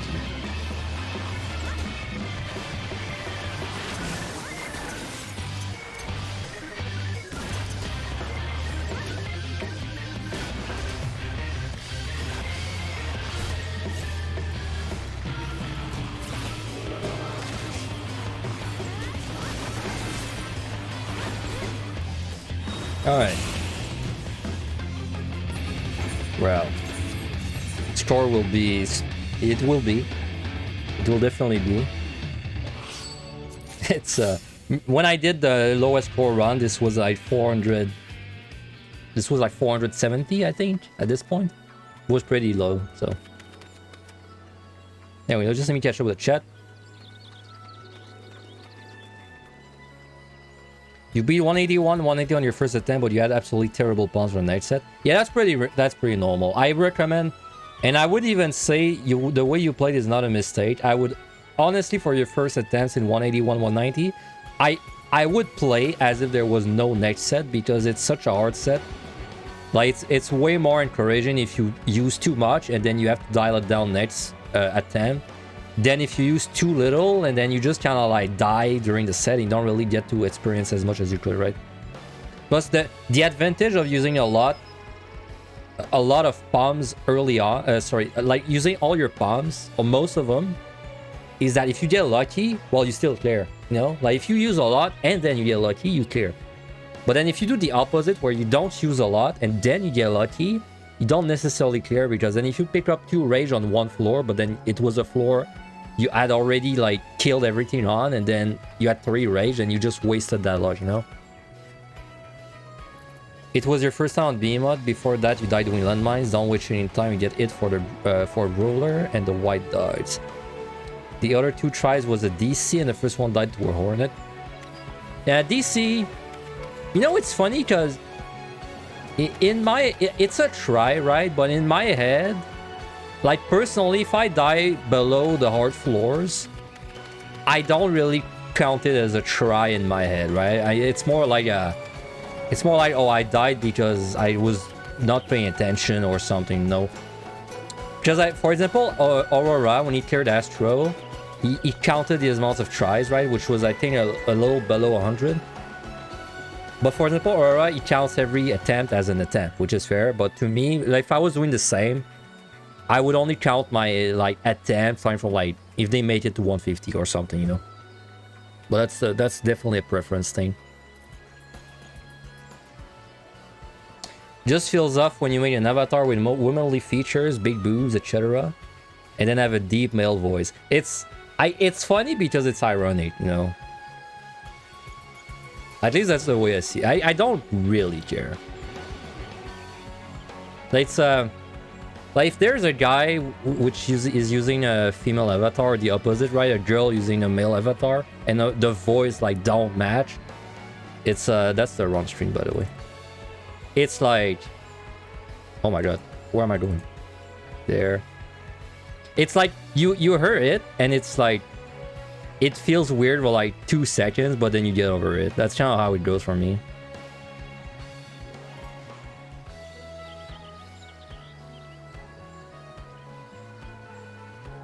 But it invites bullies. You know, like if you stream using like, you know, an avatar that doesn't match your voice, you kind of invite bullies. So like personally, I didn't really get trash about it too much when I was using the, you know, the girl avatar back then. I mean, there was maybe like maybe once or twice someone said like you're weird, and I was like sure. Like you kind of accept it's gonna happen. You know, like you kind of have to accept that at some point someone will come over and they'll say like, man, it's weird that you're using like an avatar and your voice is just totally different. Like, they're right, you know. It's like they just say it once, it's kind of whatever. Like they make it, if they start being rude, then you ban them or you time them out. But like I would, if I was streaming with like the girl I just used there, if I was streaming with her and I had like 200 viewers, and then someone said like a bad thing, like I would maybe time them out, but I wouldn't be surprised. You know, I wouldn't be like, I wouldn't ban them and then be like, man, I have no idea why like people do this. I know why people do this, but it's just most people don't care.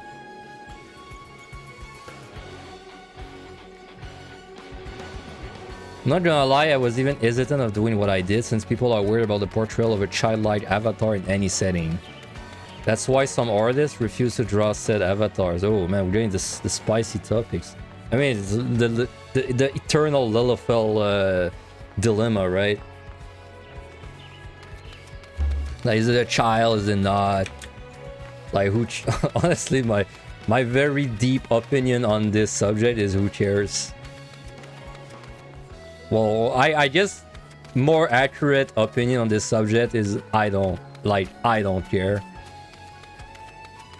Now I care more what I eat for breakfast than what people draw, whatever. And what I eat for breakfast is already not very high because I skip breakfast like every other day, so. Alright, let's keep going. Let me just update the stream title. At least once this stream, right? Edit setting 101.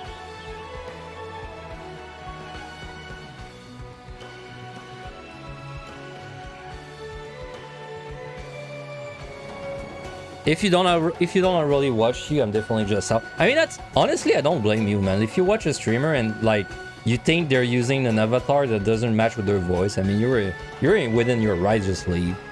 Honestly, you're well within your rights to even like make fun of them with your friend or something.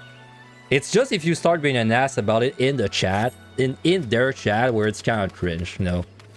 But I've done that, dude. Like I've opened streams of people that have like a weird avatar, at least weird for like me, like weird from my point of view, and then I just, you know, I'll just go in my friends group and I'll be like, yo, check out that weirdo, and then they're like, you know, and then we never thought about it again. I mean, that's just normal. But if you start being like an ass about it in the chat, and I've done that. Like, sometimes there's people with weird avatars, and then you find it weird, but then you just kind of get over it, you know? And you're just like, oh, that's actually a good streamer. Even though I don't like the avatar, I just kind of get over it.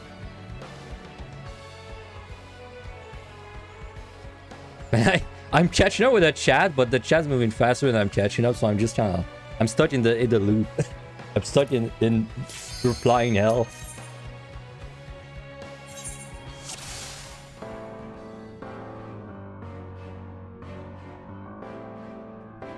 Remember the guy who was asking why every 14 streamer uses a VTuber avatar? No, I don't remember that. I mean, there's been a few times where someone in my chat said that, but I don't remember. It wasn't a special event enough for me to really remember it. Like, I probably replied... I think I probably replied something like... oh my god, it's not zoomed enough.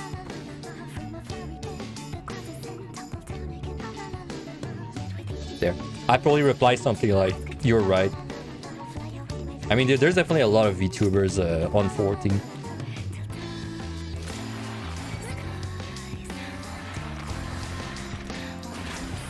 It was jarring the first time you heard the Kyoko Star voice, female avatar with a male voice. Had you like, I think that's a normal reaction, honestly. It's, you know, it's normal. Let me put it that way. I don't think you're an asshole for finding someone's like setup weird.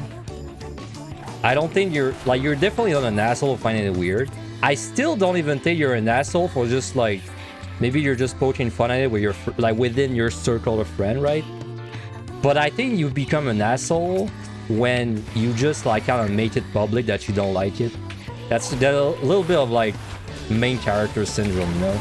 Like if someone comes in my chat and they're like, I don't know, let's use like a very like blatant example. Like someone comes in my chat and they're like, man, Aurora is streaming using Lucario, right? That's kind of weird because it's like Pokemon, right? Like Pokemon's for kids. I think it's kind of weird, and that's cringe. That's ultra cringe. But if they just stain that, but they don't really say it to anyone, then it's fine. It's not cringe. It's just like you can't really change the way you feel. But you can change the way you, like, reply about it, or the way you thought about it.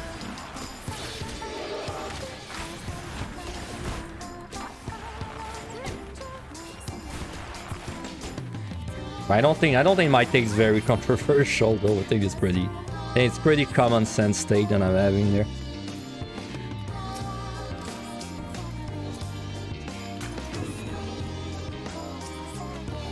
The Lullaphil high chair drama.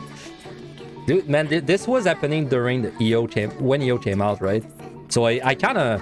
I heard about the drama a little bit, but I didn't really get into the meat of it. Because it was happening right when EO came out, I'm pretty sure.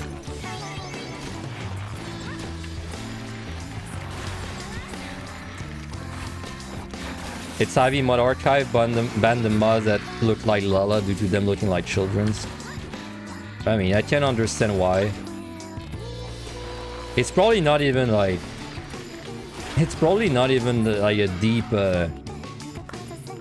It's probably not even like a political comment on the subject from the creator. It's just like... I bet you that they were getting a shit ton of hate and that they just had to remove them. Because that's just the way it is.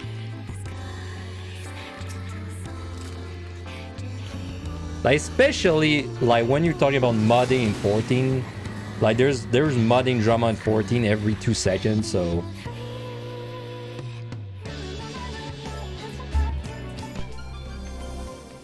no, I did use a mod for my Lullaphil for a long time.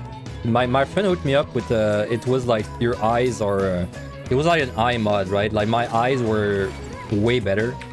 It wasn't even a XIV mod archive mod. It was on Nexus mods, dude. Like, you know that website where you just pick up Fallout mods and Skyrim? It was that, but for 14. And it just made the eyes way better. They look way better, and I used that for a long time. I should probably reinstall it, in fact, because it made the eyes look really cool. It's just when I changed my PC, I didn't reinstall it yet.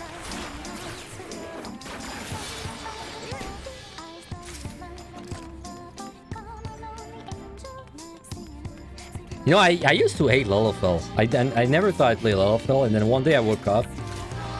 Am I gonna get pucks? Don't punch me, bro, please. Barely. Yeah, one day I woke up and I was like, I'm gonna try playing Lullafell. After not really liking Lullafell for such a long time, and then I played Lullafell. And I was like, man, I kinda liked it. It's like I'm a little imp. Little like demonic imp. And then I just stick with it since then. Like when I think of Lullafell, dude, you know who I think of? I think of like Midna from Twilight Princess.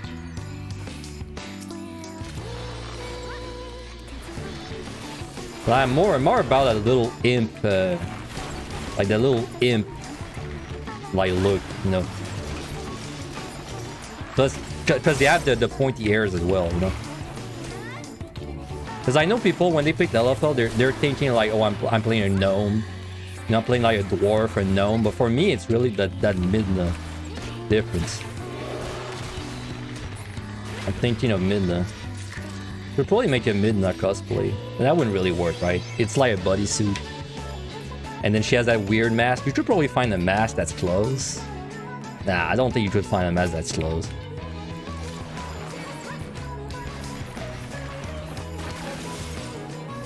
I don't think you could even make something close to Midna, now I think about it. Like, she's really just like a bodysuit, plus a really weird mask. And the mask covers like one eye. I don't even know if there's a mask that covers one eye. Like a big stone mask. Oh my god, let me out, please.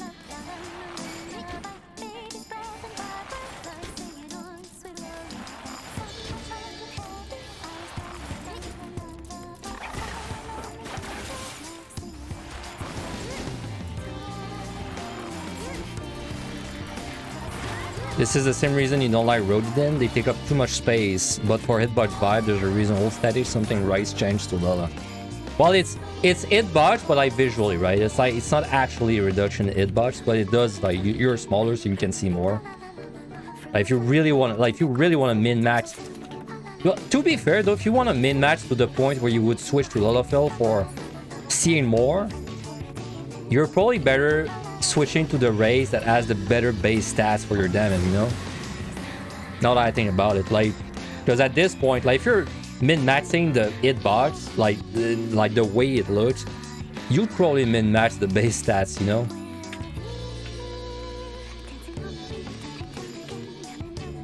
Used to have Ancient Eyes installed. Penumbra is such a godsend for that compared to Text Tool, man. Remember the Text Tool days? I remember them. I never learned how like Text Tool work, dude. I knew what buttons to click to install a mod, and that was it. I never looked into the whole thing more than that. And it also broke every patch. Penumbra is just the good shit compared to that. Though I don't use it very much. I only use it for like my iMod basically.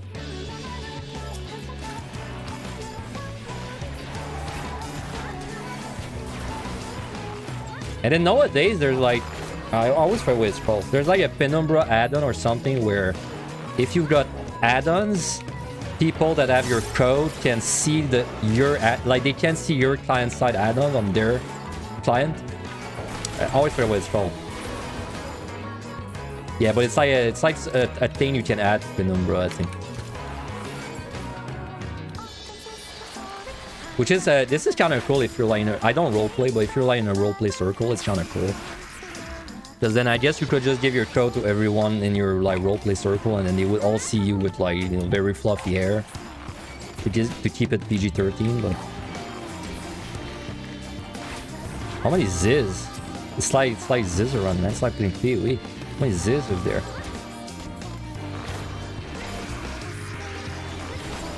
Yeah, it's Mare. I remember Mare. I didn't remember the Lamerutum press, but it's Mare. I remember that. Do I remember the name of the plugin that simulates the Fantasia on your side? Yeah, it was called... Oh man, I used that one with my friend for a bit. It was called... It's not called Fantasia. It's called like... Glamour. It's called Glamourer. Like Glamourer, I think. I don't think it's... I think it's one... It's like an unofficial one, though. Like, you have to... You have to go in, like, the unverified repos, and it's somewhere in there. Yeah, Glamourer. Hey, what's up, Sora? Oh, you having a good Friday? Man, Glamourer is great because my friend... Basically, my friend wanted to Fantasia, but he didn't want to pay for it. And so... Glamourer lets you Fantasia basically on your client side, but you can also set it up so that someone else is Fantasia on your screen.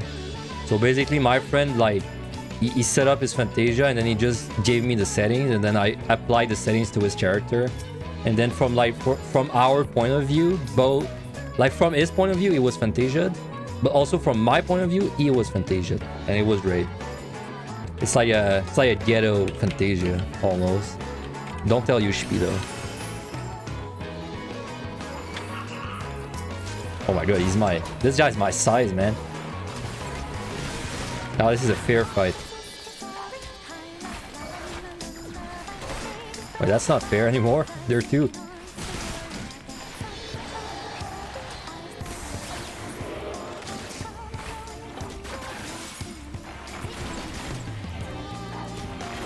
Just could not resist the call of the cat girl. I was a cat girl for the longest time.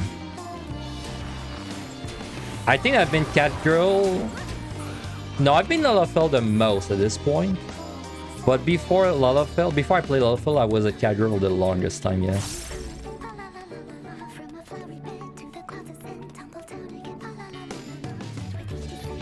You wanted to buy some Fantasias from a third-party website? Yeah, I've never bought them this way, but I think this was I think it's not the same anymore, but like a few years ago, I think you could buy them for like ultra cheap from like third-party websites. It's probably because if you buy them on like a different currency, you pay a lot less, but I feel like that was Fates, right? Do PotD in VR next? You know, there is a VR plugin, and I do have a VR headset, but that would be such a nightmare to set up. Plus, also, I'm very bad in VR. I would throw up in like 2 minutes. So, like, I can't even imagine an 8-hour run in VR. I leave that challenge for someone that's actually good in VR. I'm not.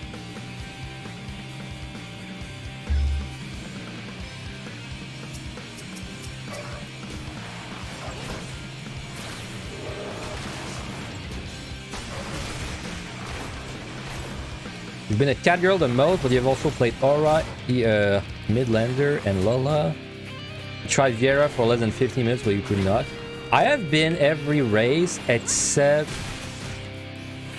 Rodgar. I've never been a Rodgar. I've only been female as well. I've been male Elezen on my alt, male elf, but everything else I've only been female. Need a fun girl in real life, don't we all?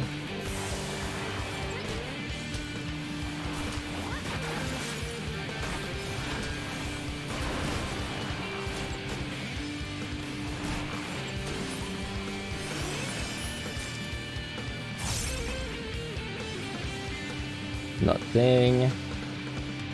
Bun Boys. Dude, Bun Boys is actually my most disliked. It's probably my most disliked race. The last thing I will ever play is a Bun Boy. Fortunately.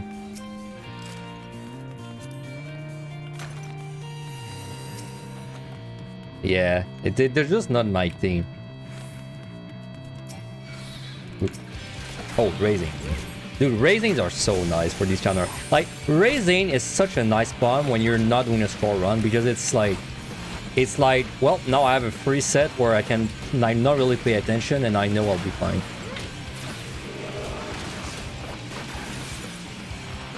Well, male Viera just doesn't appeal to me, personally, because like personally, if I want to go for if I want to go for the fantasy of playing, you know, like a tall, handsome boy, then I go male Elezen, because I feel like they're more masculine. So like male Viera, it's just not my thing, because every time I play a male Viera, I'd rather play a male Elezen.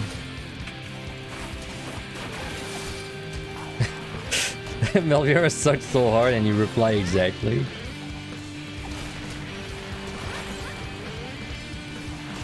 I don't think Melviera is like, it's like copy paste of female Viera. They're definitely more on the feminine side though.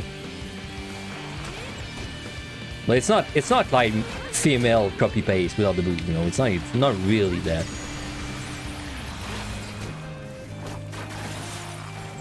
Now that's LFL. LFL is actually copy paste. They have the same model except females have like a little, like maybe a pixel bigger bust. That's it. It's the same model otherwise.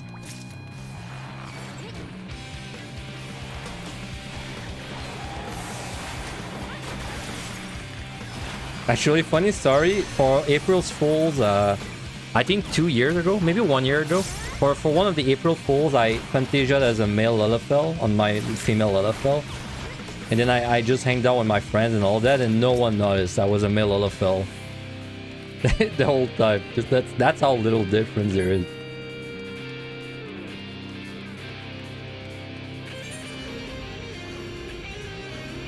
There's an ad in 30 seconds, by the way, just a heads up.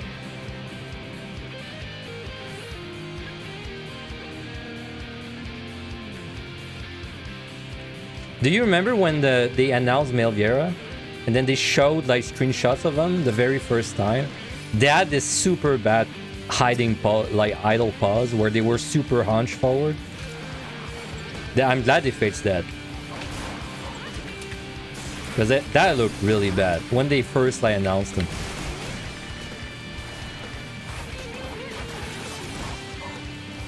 You had a male Lala that you dressed as a girl for a while and one knew it was a boy. Yeah, I've seen these a lot. The trap LFLs. You see these a lot, actually. You can't tell. There are two ways you can tell if it's a male or a female LFL. The eyelash. Like, assuming they're wearing clothes, right? Because if they're not wearing clothes, like if they just have if they remove their gear, then it's easy because the female has basically a bra and the male doesn't. But if they have clothes, you have to look for the eyelash because the female have longer eyelash and the tip of the ears. I don't think it's true for every face configuration, but usually the males, they have darker tips of, like they have darkness at the tip of the ears, and females don't, usually. Though I'd say the eyelash is easier to tell, but the eyelash usually is a big tell.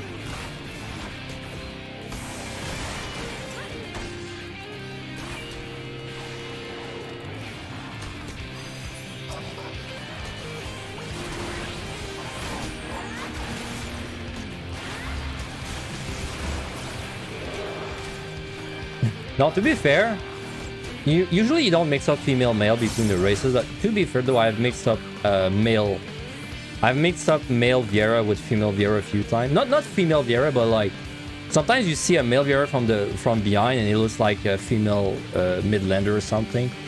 But only from behind though. Like when you're in front, not really, but from behind it happened a few times. Especially if they're wearing like pink and like they have long hair.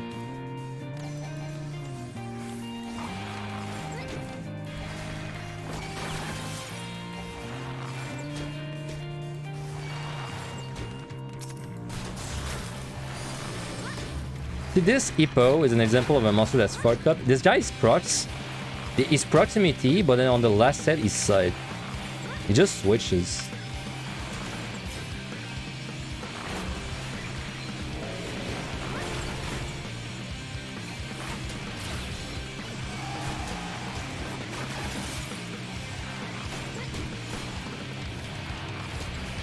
Male Viera phase 3 has straight 2 when they first released quite a few times. I don't, I'm pretty good at knowing the faces usually, but for male bunny, I've never made, I made like once a bunny just to check it out, but I don't actually know the face option. I just know one of them has a very silly, like not mustache, but like bird, like a silly bird, but that's it.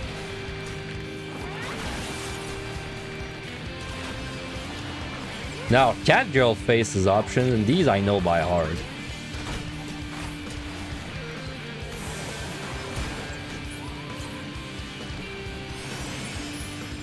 Just so 6.55 isn't going to reveal female Rock Guard, just so you can hear people cry about it.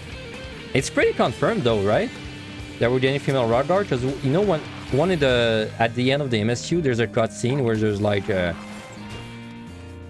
pair of legs of like, and then they don't. People assume the pair of legs was like the female Rock Guard because they hide the person, right? But is it? Where have you heard that? Because I heard that people, they data mine the model, right, of the legs, and then what they data mine is that it's actually just a pair of legs, and there's like no character attached to the pair of legs, which seems weird. Because if they went so far as to do that, I feel like they want to keep it hidden. They want to keep it hidden. Talking of MS2, when are we getting 6.55? Is that soon?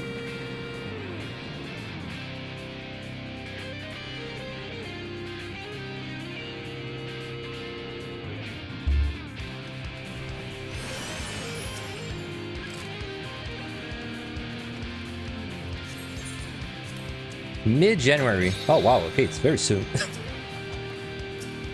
Nice.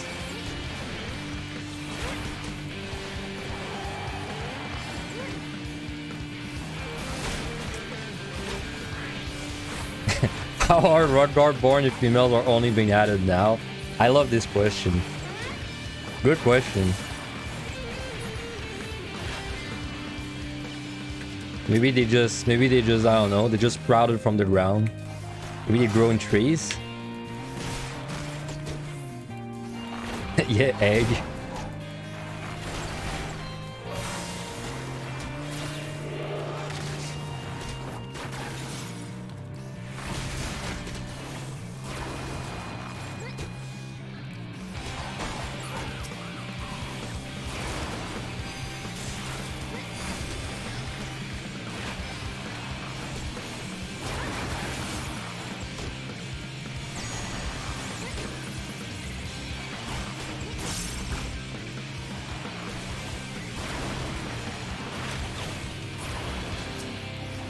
By the way, I've been lucky with my raisings. I will raise the next set though. Because the next set, especially in first person, I'm a little scared of a few monsters. So I mean, hopefully we just find a raising next set. It doesn't matter, but even if we don't, I'm gonna raise.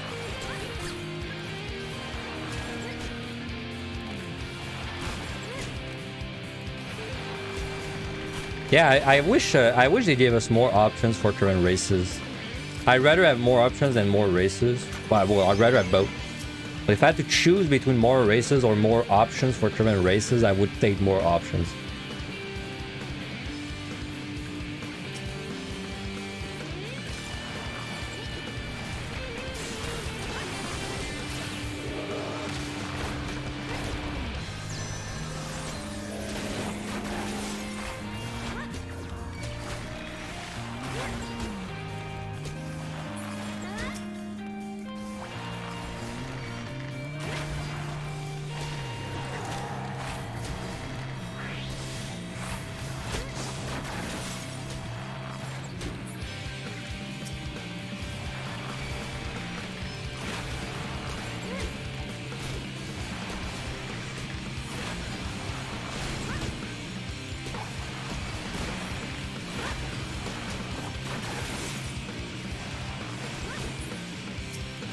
Oh my god, that key. That's the key you get when you've been sub for 1 year, 6 months. That's how bright it is.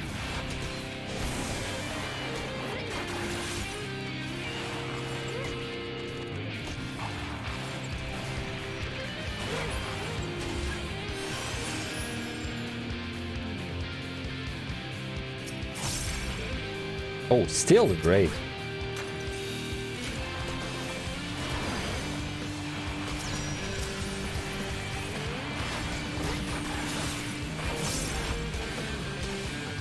Now you know what I would actually love for races is I wish all of them were like mid-lander and high-lander. I wish there was like big differences between like the sub race 1 and the sub race 2. Like, cause I think the years are like kind of perfect. Like Like you can play Highlander, which is super different from Midlander. But then everyone else, all that's really different between the two sub-races is like your colors, basically. Like for example, wouldn't it be cool if you played an Aura, if you played female Aura, well, not female, but like if you played Aura Ryan, like maybe the Ryans are very weak and flimsy, right? But then if you play Zyla, they're really like strong, right? They're like big Amazonians, like big, you know, Castanics, you know the Castanics in Terra? Maybe they'd be more like that if you played Zyla. I wish all the races that this kind of like sub-race, big difference between the sub-races.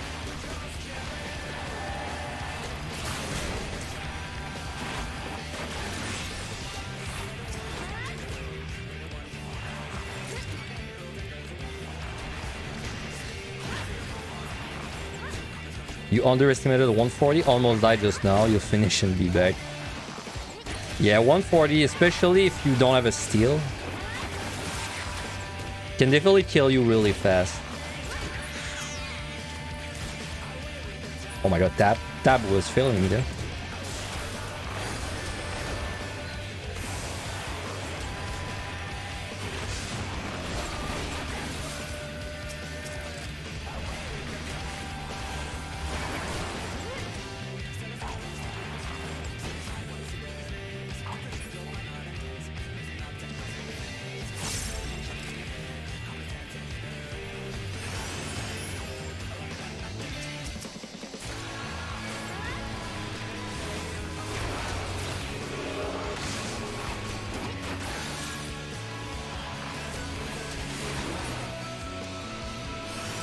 You just wish the races had a more difference visually, since all of them it's a Rogar ability, just human with extra.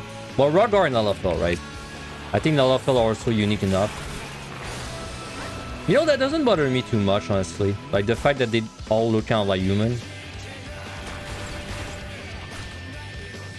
Like it would bother me more in like if this was a game in space. Like, kind of a weird take, but like this was like, you know, like a futurist game, it would bother me more. But I feel like for like medieval fantasy, like a fantasy medieval game, I don't care too much if everything's like human, like you know, like human with long ears, human with a tail, human with cat ears. I feel like it fits better in that kind of like medieval theme. But if it's like something like EV Online, then it's kind of lame if everything's human.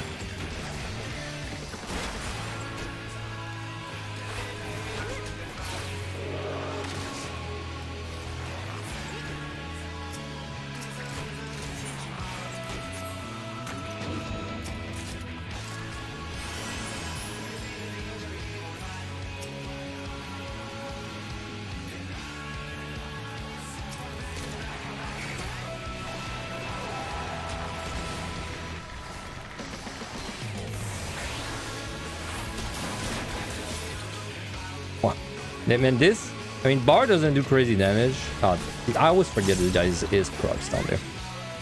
Barrage is like such an insane skill for a job that does so little damage. When you pop this, dude, it's straight up triple damage on your straight shot.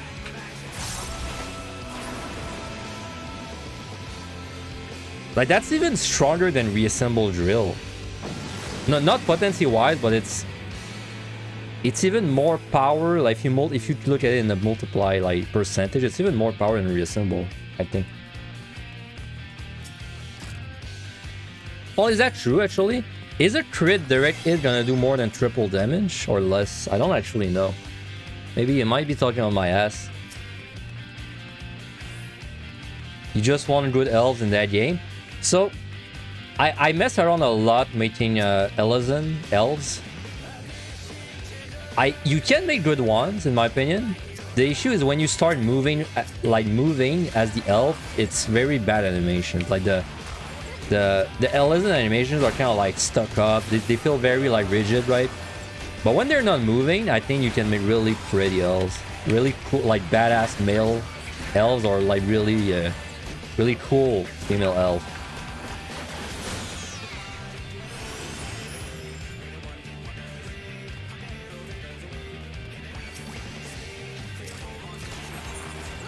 Sure, I'll use it. Because I had a female Elezen that I loved. It was really cool. Really hot as well. But then the issue was when I was taking screenshots, it was perfect. But whenever I was actually playing as that character, it was kind of bad. You know, whenever she was moving, it was kind of bad.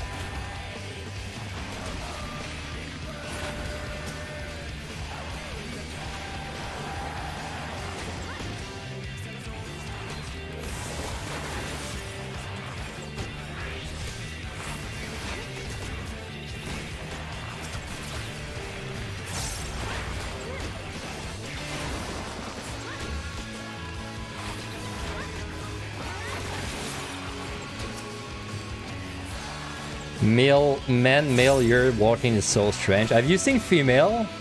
You know when you're running as a not sprint, running. When you're running as a female midlander, you got the super anime run where she's like swinging her arms side to side. That's probably the reason I will never play a female midlander. It's way too animated. To be fair though, Lalafell has pretty, in my opinion, Lalafell has really bad running animations as well, so I don't know why I got used to it. But the Lalafell running animation, not a fan. Not a fan of the sprint either. Not a fan of the walking too. I just don't like the walking, running, sprint animation on Lalafell. But when you pull your weapons out, I think they look great. It's like whenever your weapons are pulled out, I think they look great. It's just whenever your weapons are away.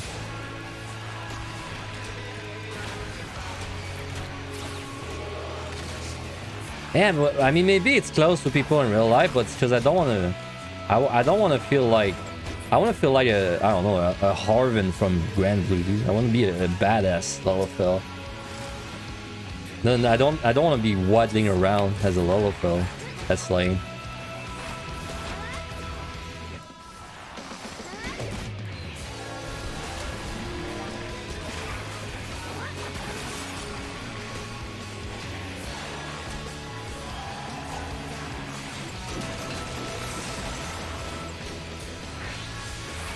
Well, I can't say there's nothing really going on with the run for a while. But don't worry, once we make it to...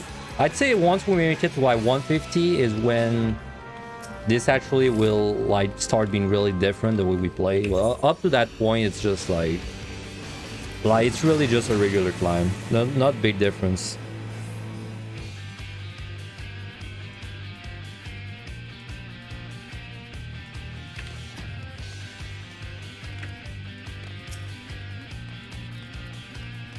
Don't need that raising.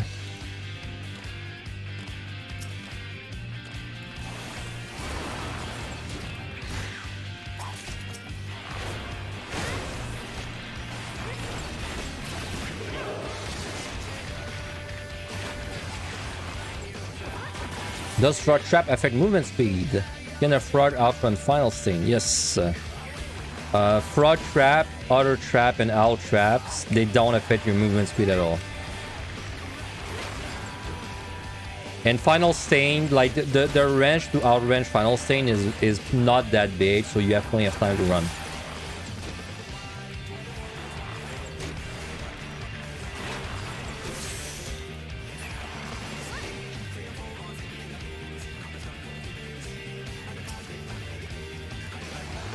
Well, you can be a Dark Elf already, right? Like if you make a Duskwhite, is it what they're called? I think they're called a Duskwhite. If you make Duskwhite, you can be dark skin elf, pretty much like a Dark Elf.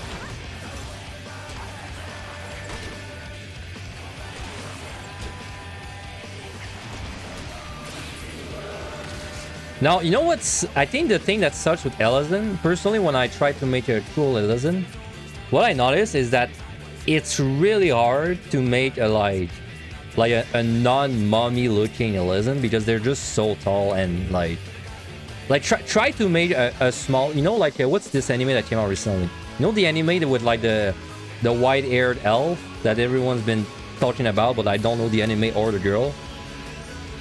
Fuck man, I don't know what she's called. You probably know who I'm talking about though. Like the white-haired little elf girl. You can't really make that in 14. Like you can only make like mummy elves. And if you try to make a Frieren, yeah, that's her name. Like you can't really make a. If you try to make a like a younger looking elf, I mean, it can be done, but you're fighting against the game to make it happen. Let me tell you.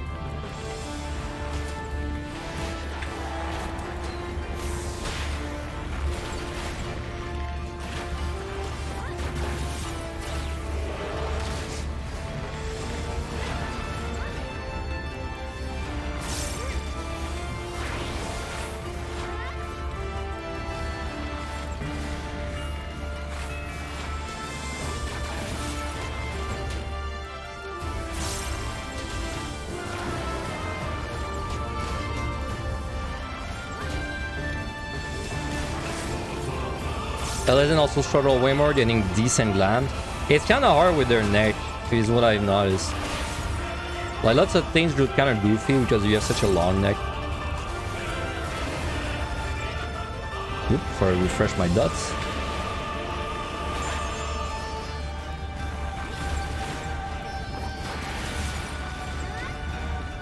But I found pieces of gear that look great on them. Like anything that has a high color. Like anything that has like a color that kind of like it's kind of like, you know, a tall collar that like goes away from the neck. I found that it looks really good on Elysium. Well, if you're gonna be wearing like a t-shirt, like, I don't know, let's say the you know, the Firmament tank top, then that shit does not look good on Elysium.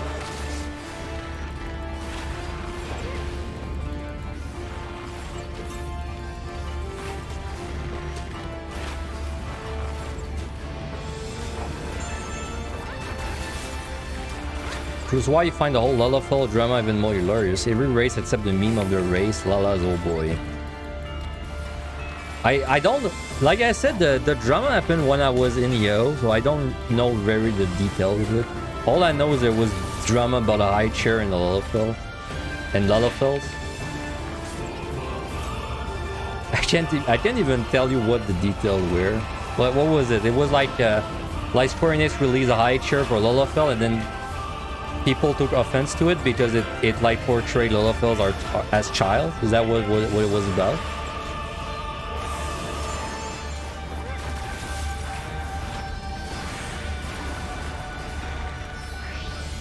I mean, it's kind of a no issue, right? I mean, it's kind of an obvious joke you can make about Lalafells because they're small. They're small, thus they're like children. Like they're not, but like you can pretend they are for jokes and stuff like that. Not a big deal. That's like they release I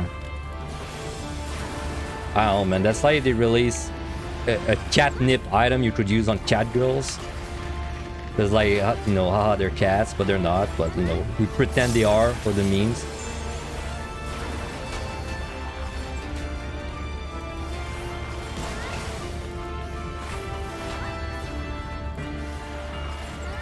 Though honestly, you know, I know how 14 drama goes. It's probably, I bet you that 99% of people piss for like Twitter. And I bet that like 99% of people in the game did not actually care or even realize a chair came out. Because they're more worried about the terrible housing system to place items than the actual items being released.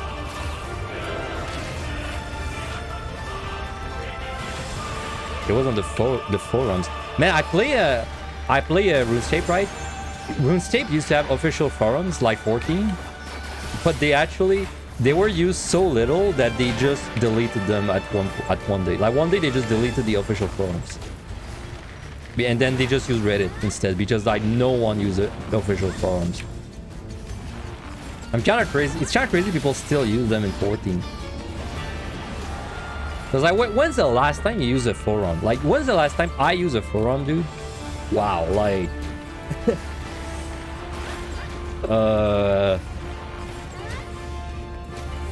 Like, the last time I used a forum must have been...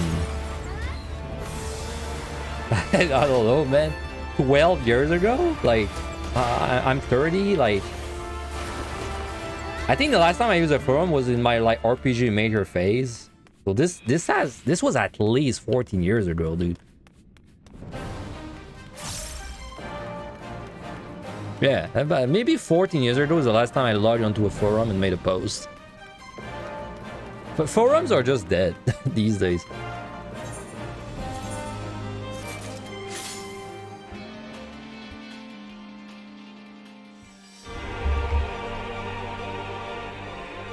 Use a forum to report your Civ 4 games. Well, you're the last. You're one of the last in that bastion, the bastion of forums. What floor are we at? 111. Okay, let's do one more and then take a break. Yeah, that sounds about right. Yeah. Okay, let's do one more and then take a break, and then we're probably gonna stop at 140 or 150. One of the two.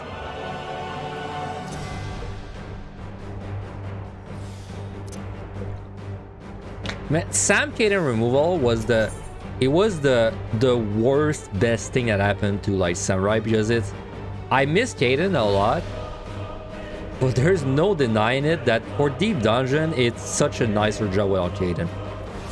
I can't talk about rating, but for Deep Dungeon it's a way nicer job without Caden. Like, and I miss it, but I kind of don't miss it at the same time.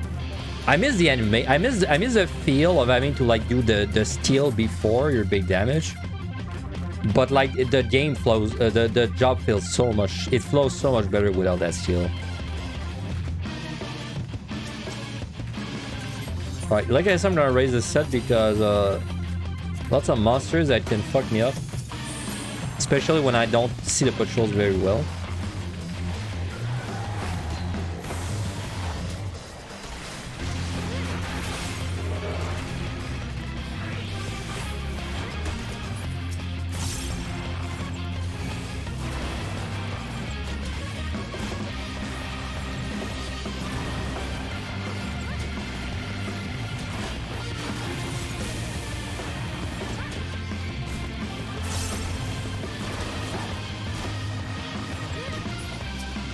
Oh yeah, I saw on Twitter yesterday they did a new update to the VTube Studio software, which is what I use for my VTuber, and they added a thing where you can add effects in the program now without having to like code anything. I want to mess around with that.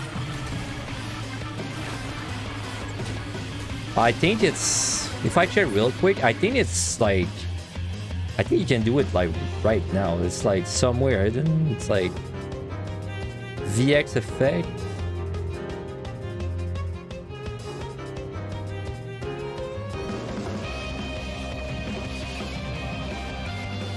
Where is it hidden though?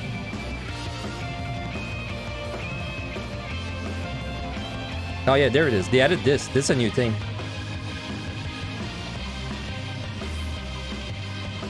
This can cause high GPU usage. No, we're fine, right? So that's a new thing. You can apparently add just a bunch of effects to your VTuber guys now. I haven't messed around with that at all. What app is this? This is it's called VTube Space Studio. VTube Studio. It's like, it's basically free for like VTubing. And then there's a watermark, and you can remove the watermark if you pay a one-time fee of like, I think $5. It's like, this is such a godlike app, man. It's, you think VTubing is hard, but it's not hard with this. Like, it's like you click and it's over.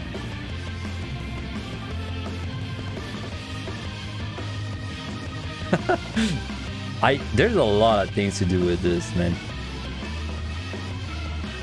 I'm not gonna check all of them right now, but look at that.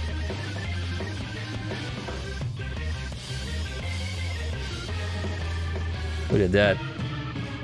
At the click of a button, dude. It's like we're glowing in the dark. That's kind of cool. I really wonder if there's a... I'd love some effect that makes my guy look more 3D. I'm sure there's something like that. Anyway, that's something I'm probably gonna check next week.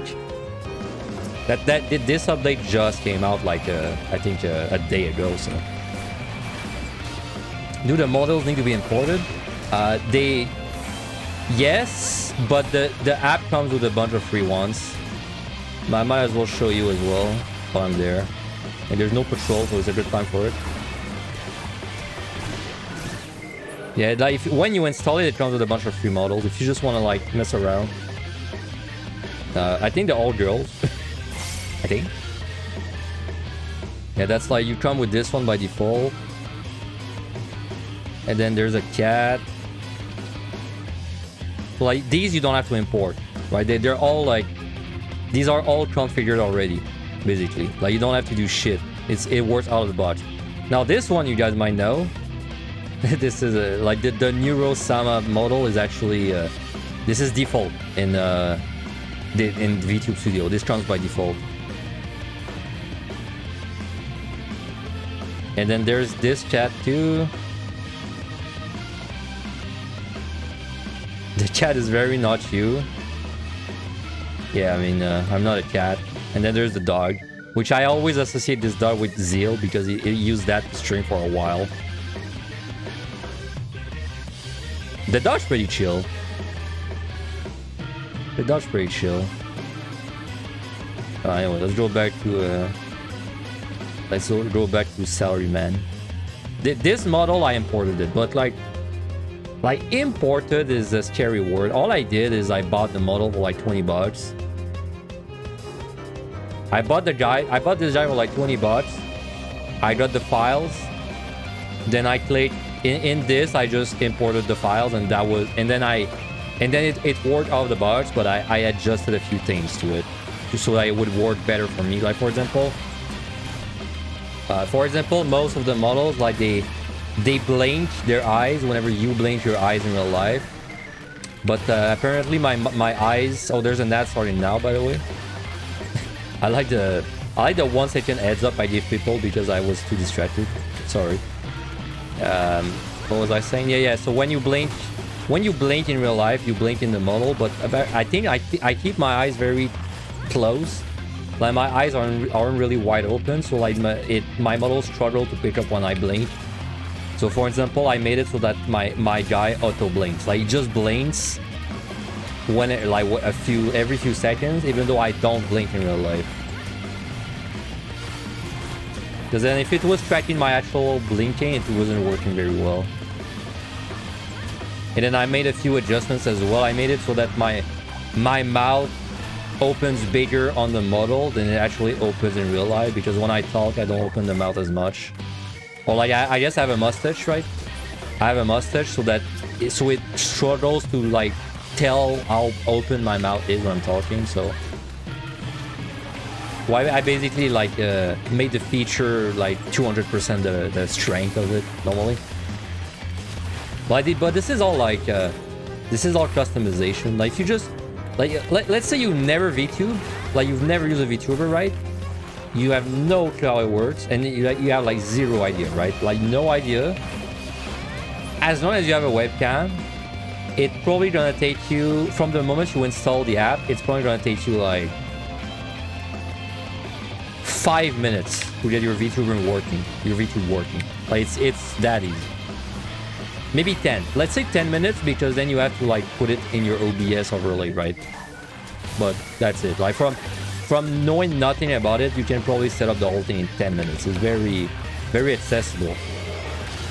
Because there's like I kind of blame the VTubers for that.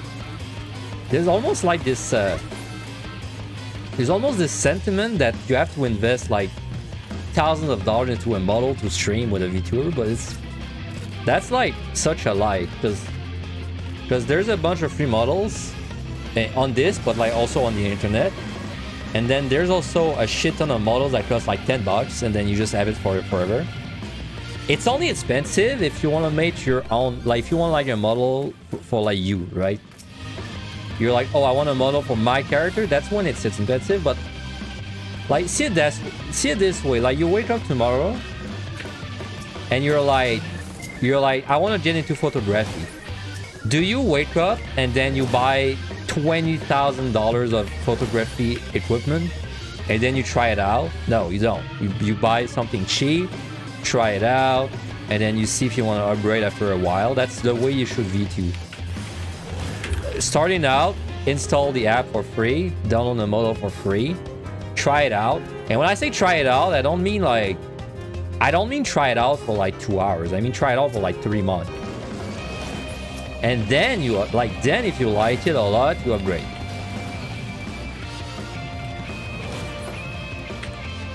But like people, man, I have like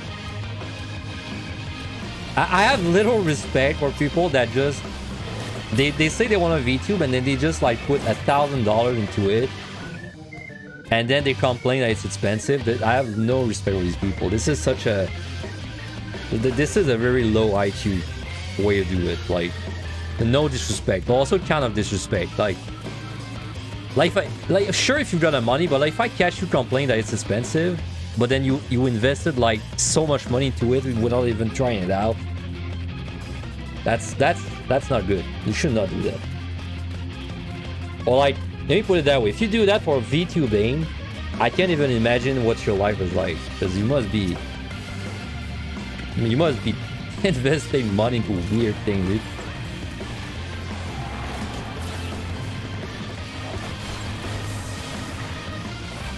I had to go back for a Wraith. It was a Wraith. Yeah. Honestly, personally speaking, you don't get the appeal of a VTube avatar. I was kind of like you. I was exactly like you before I started using one. I didn't really get the appeal. Now I get it more though. So the appeal as the streamer, this one's kind of obvious, right? Like the appeal as a streamer is that it's a way to have like visual feedback on, like, it's kind of like putting a face on you, but then the whole, like, you know, having to look good in real life, or like having to be very mindful of the way you're moving in real life, because like maybe, I don't know, like for example, maybe you have a bad habit where you chew your nails, and then maybe that stresses you out on camera. Well, VTuber is like, you get the good bits of having a webcam, which is there's like visual feedback between your actions and then your face in a way. But then there's none of the bad ones where like you have to make sure you look good, you know, like you can't really like do weird things on camera, or like it stresses you out. So that's the appeal as a streamer. Now the appeal as a viewer, I think as a viewer it took me a longer time to get it. But the appeal as a viewer is see it this way: if someone is VTubing, they might not be willing to use a webcam, right? So like, if someone's VTubing, you were probably not getting a webcam. Maybe not for most, but like, let's say, I don't know, for 50% or more of them, if they were not VTubing, you were not getting a webcam. And then if you don't have a webcam, as a viewer, it's like, it's nice to have visual feedback, right? Like, it's nice to see the streamer, like, oh, like, dumb example, but like turn his head to read the chat, or like, you know, like do a funny reaction to something, or just see the mouth moving when he's talking, you know. That's nice visual feedback when you're watching. And then if you were not gonna get a webcam anyway, then the VTube is like the second best thing you can get. Now, but I was about to mention that there's some people, and honestly including me, that don't really care if there's a webcam or not. Like personally, it's not a big deal for me if there's a webcam or not. If it's there, I'll look at it, but if it's not there, it's not really a big deal. But then it's why I still understand why. I still understand why people like it, even though personally I don't care too much.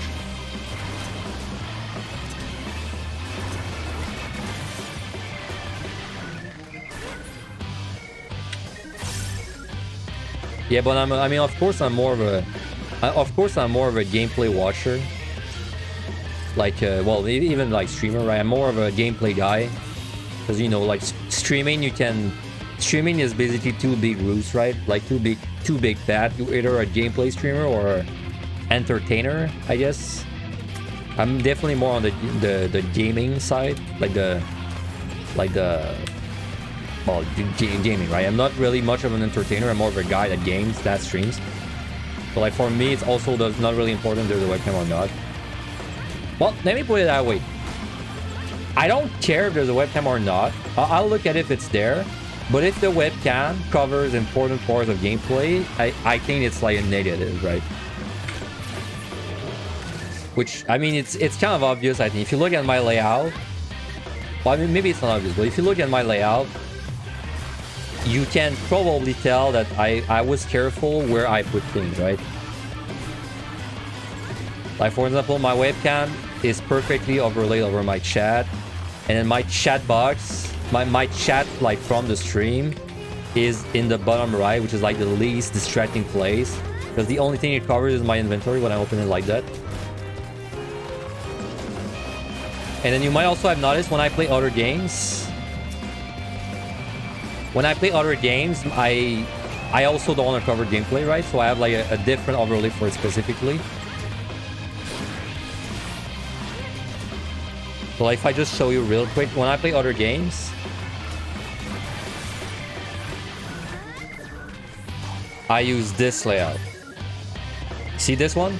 So like, when I play other games, I just put the game in its own zone, and then I put all my streaming stuff on the right there, because my mentality is I never want to cover gameplay with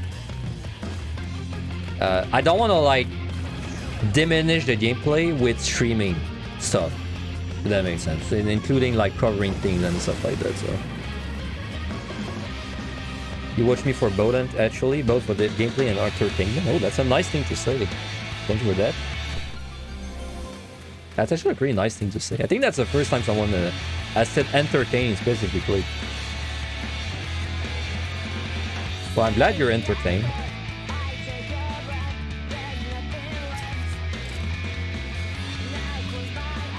No item. Man, I've not had a no item in the... I might have actually be the first time I get no item this run. Not gonna lie, me as a watcher, I don't watch a lot of Twitch, but when I do, I'm like 98% a gameplay watcher. Like I'll show up on a stream, and then I watch until the gameplay bit I care about is over, and then I leave. Right? It's very like cut and dry for me. I'm not big on like watching entertainers, I guess. Which is kind of funny coming from a streamer,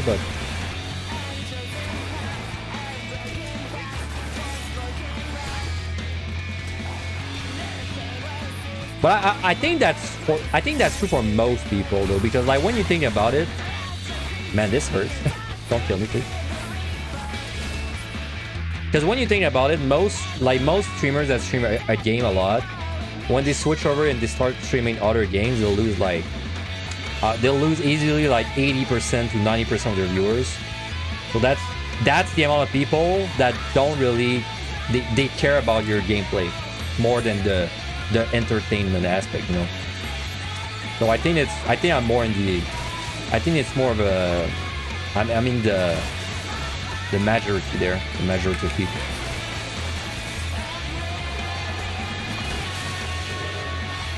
Don't even remember what I was talking about there. I got sidetracked. Oh yeah, because we're talking about webcam and VTubers. Well, VTubing is great. As a streamer, like maybe as a viewer, it's a little more, it's a little more like, it's a little more opinions. But I think as a streamer, we can all agree that it's nice.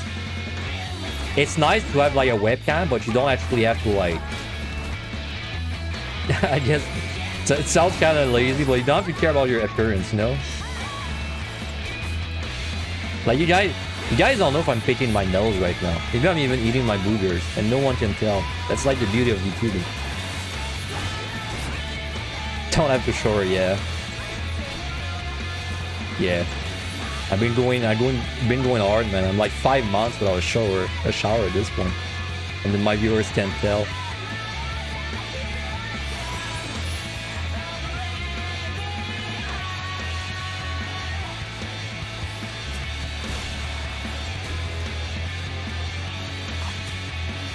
Man, I remember when I was a kid, I took maybe 50% showers, 50% bath.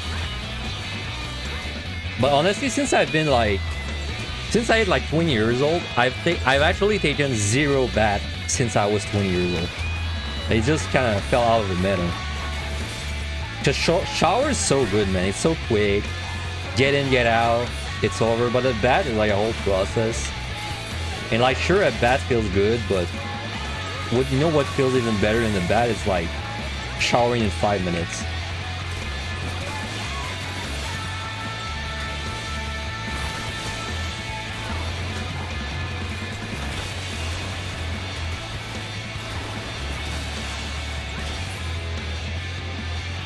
Yeah. I mean, having people watch you while you're on the filler floors doesn't seem like an easy task. You always focus on outro. The conversation is an entertainment. You know what's funny? I feel like when I'm streaming the like boring floors like that, I feel like I'm the one winning because it's like otherwise these would be way more boring. If I was just like playing with myself, sorry, not playing with myself, playing by myself, that's a different kind of play. If I was just playing by myself, it's way more boring. But like when I stream these, it's like the boring part kind of goes away as long as I'm just talking about random things. Like, because I hate setting up a file that's not scoring off stream is so bad. I hate doing it.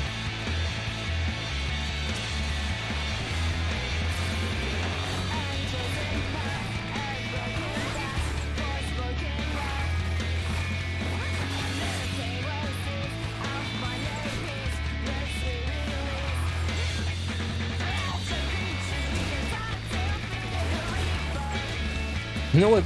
You know, if you ever want to stream deep dungeons and you're like, you know, maybe you push for partner or something, you want like the most viewer count you can get.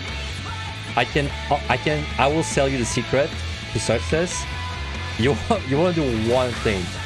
You want to stream PotD Astro every time and the higher floor. Like you build up to like 150 off stream, and then just stream 150 to 200 Astro every single day, and this will like by far this will get you the most viewers, dude. It's really fun. Like it's like night and day. You know, excluding like BRD, you know, like maybe you get a very long achievement you're working towards, like my Omni. But if you're just doing like one runs, you know, like one off runs, Astro PotD is the answer to success. Like it's the road to success. Streaming torture sessions, yeah, I guess it's the meta on Twitch, right? Is like whatever makes the streamer, like whatever is torturing the streamer is usually better for viewership.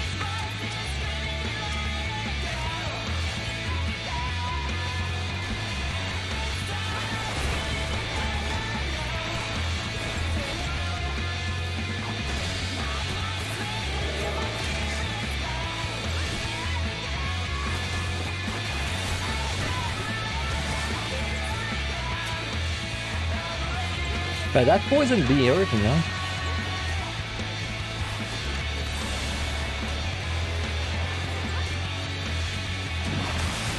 But I wonder actually. I wonder what pulls the most views. Like Astro is a big, you know, like if you want to boost your numbers, definitely spam Astro PotD. But I think maybe Conjurer,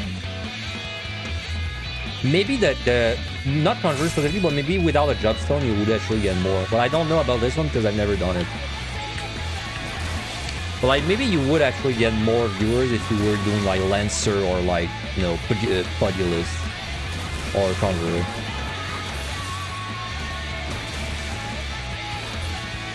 But at this point it's kind of trading your fun, man, because like it's not fun playing a job that has like 2 buttons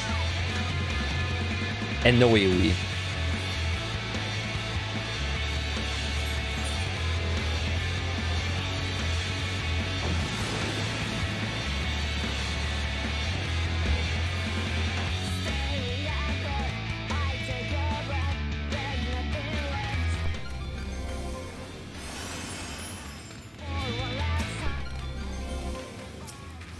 Man, I hope I'm getting my COVID shot in a few hours. I hope I don't have like I don't feel bad tomorrow after it. Like, usually I'm fine the day after, but then sometimes 2 days after I get like a very light cold. You know, if that happens, whatever, but I hope at tomorrow I still feel okay though.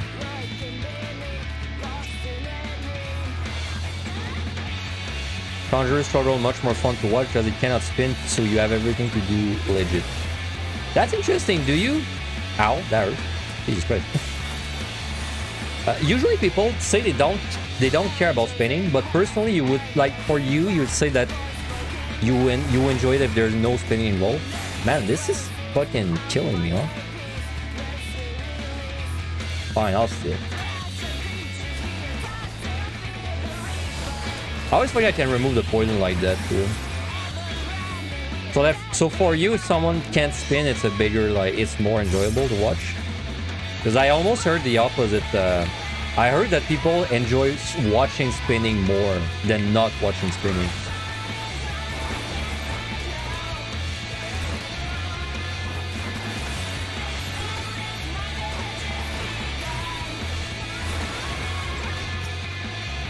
By the way, with so many deep dungeons, how close am I to a cursed? Of course, if you don't already have it. Right, the answer might surprise you.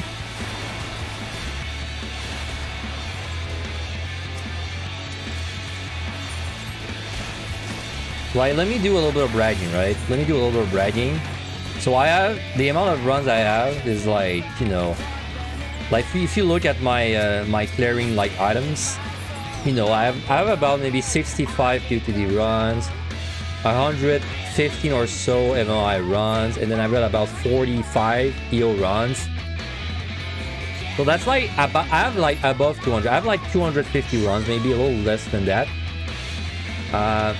So with 250 runs, and the fact that I got Omni as well, right? So the very, like, you know, a good skill level, a lot of runs.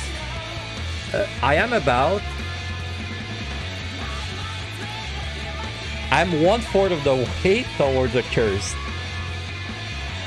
So, moral of the story, you will never ever get this title if you don't grind for it.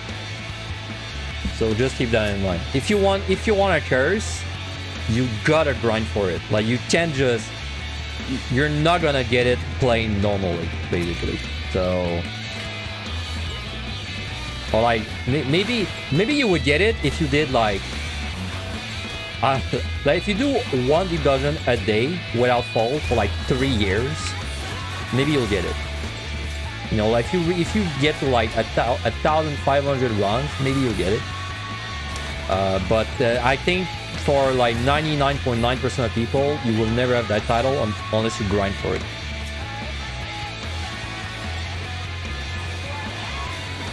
Unfortunately, by the way, I wish you could just get it naturally, but you can't. At least you can't, like, you can't within a realistic time frame. And the way you grind for that title, by the way, it's kind of a very specific strat. Basically, you do a MLI run, start at 1, and then you make it to 21, 30 in MLI. You make sure you have a few sides, a few magic sides, and a few intuitions.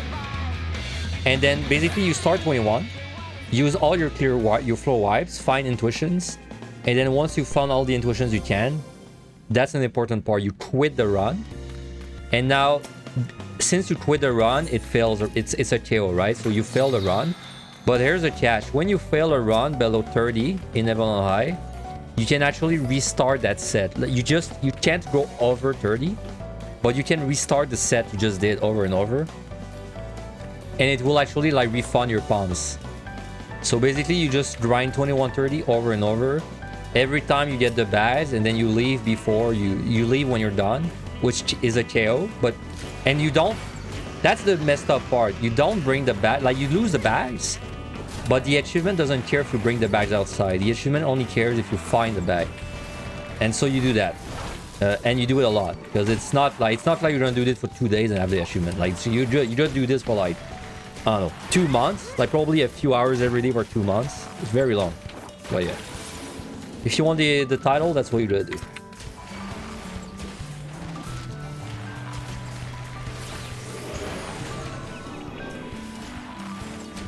With spinning, you can just fight still require mobs in Doom for free.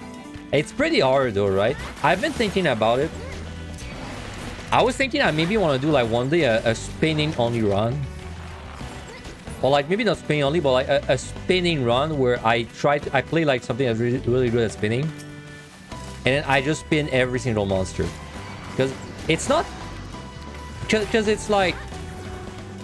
I have opinions about spinning, but I've never spinned myself, so I don't really know how hard it is. Plus like if I spin, I don't have keybind set up for it, right? I don't have keybind set up for it at all. So like maybe one day what I want to do is like a spinning run where I set up my keybinds in a way where I can actually spin, right? Easily. And then I just do it. I just do a job where I spin every monster just to see like, you know, is it actually that OP or is it like inconsistent, you know, and whatever? Because I'm kind of curious to know.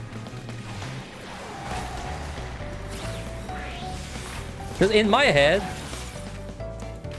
spinning is overpowered but difficult, but like very difficult. But then if I do the run, like let's say I do the run, and turns out spinning is very easy, then it's like my opinion of spinning kind of shifts, you know. But then the opposite can also happen. Like if I start spinning and it's like super hard, then maybe my opinion also switches in the other direction. Then maybe I'm like, wow, like spinning is so difficult that actually I don't really have an opinion on it, you know. I don't know. I'd have to do a run where I spin all the monsters to really tell. And with keybinds, like appropriate keybinds. Because the issue right now when I spin is I can do it. But my keybinds are not like a lot of my keybinds are near WASD. They're like by WASD. So whenever I'm moving and doing my keybinds, my fingers they can't like focus on moving only. They have to also press abilities.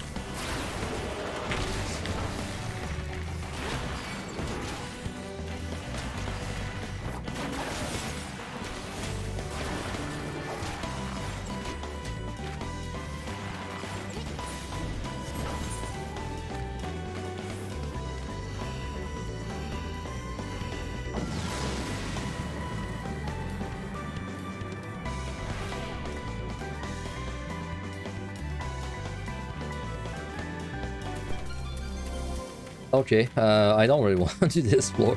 Probably gonna raid or something, I don't know.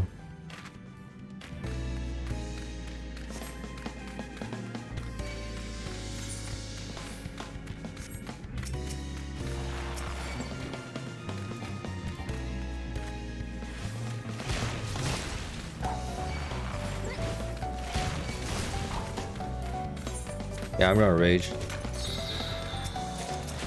Maybe even double dip the raid, why not? Speeds things up.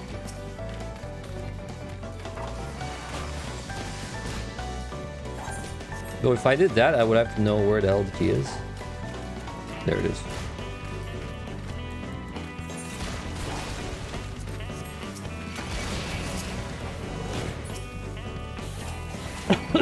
Sorry.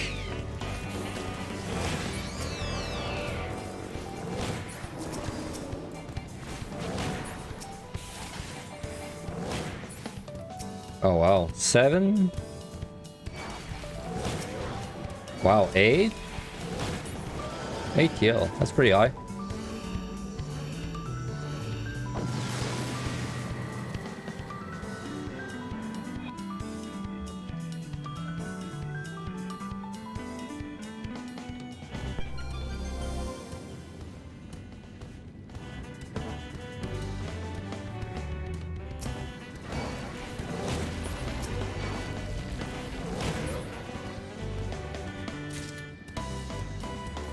You know, if I actually go Butcher positive after this run, I'm really happy. I think I might honestly. Because the first person bit doesn't really impact the Butchers that much. The fact that it's a not score though does impact it because I'm checking a lot less bronze chests.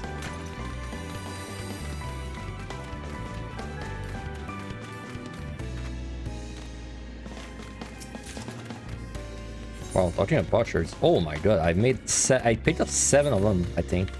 Because I think I had 3 when I went in. That's already really good.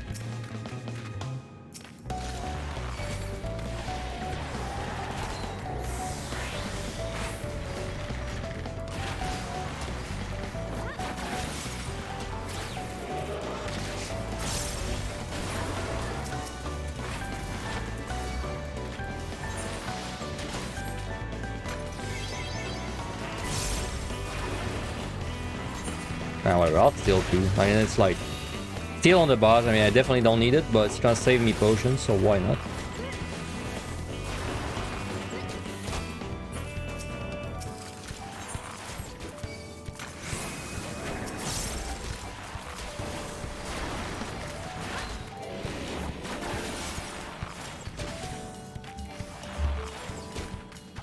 Oh, there's an ad in 1 minute, by the way. You're not gonna miss much. Nothing really interesting for that boss.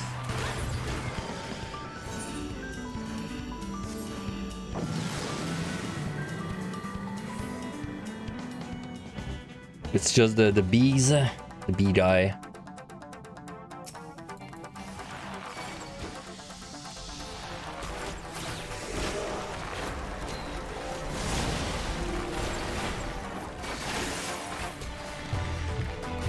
I'm probably gonna lost the bees to make them faster. Just so I can like AoE them down plus make the fight faster. Oh, I don't have my tincture. Let's do that. Right.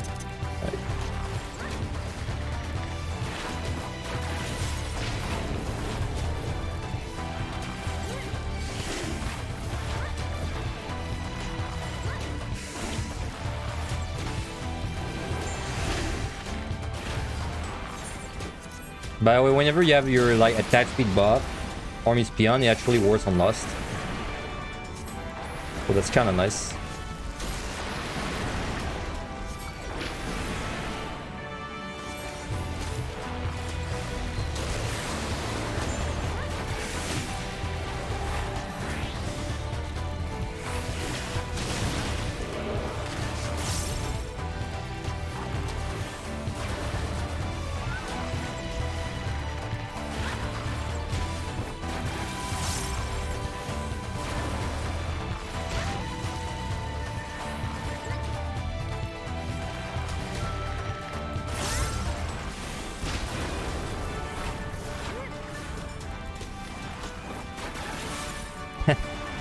I'm just thinking about the Behemoth push tomorrow.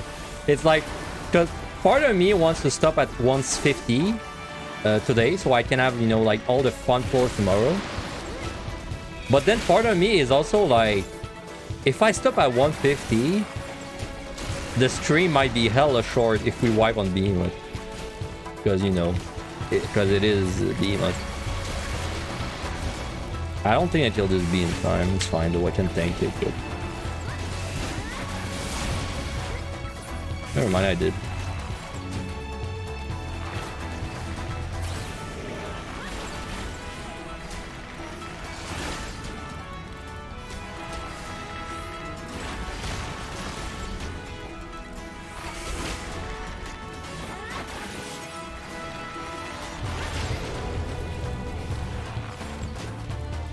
Bard's damage, we don't really feel it on the earlier floors, but I'm starting to feel the lower damage there. It's definitely low.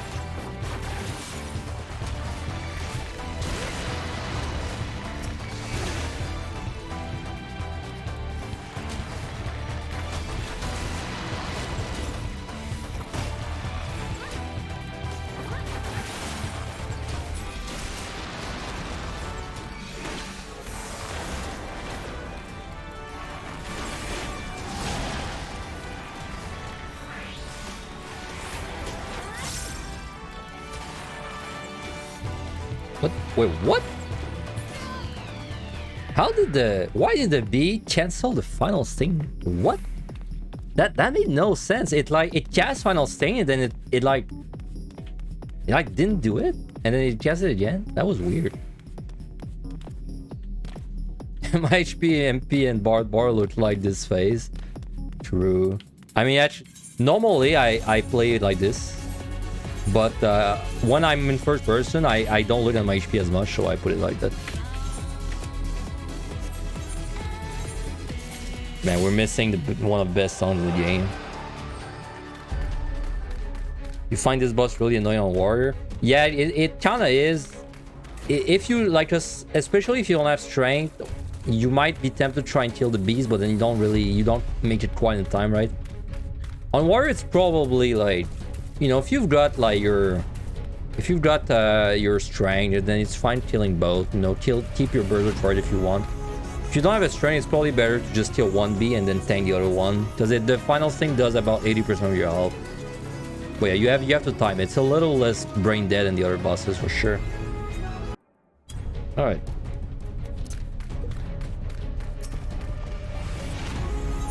I mean, I love finding another raising. I love to find raising all the way up. I mean, that's kind of what it's been like so far.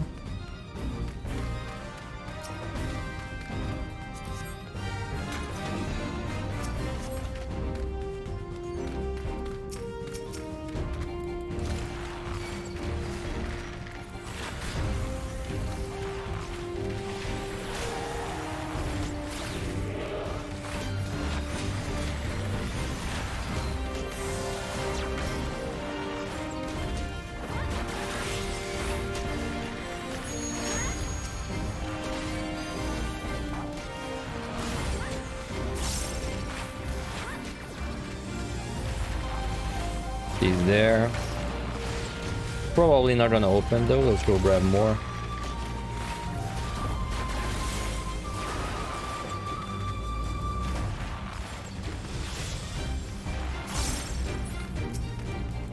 Oh man, I went to McDonald's like 2 weeks ago or so because I was taking an order with my brother and I took something at the same time. So I was like, I was gonna take 6 McNuggets and he was gonna take 10.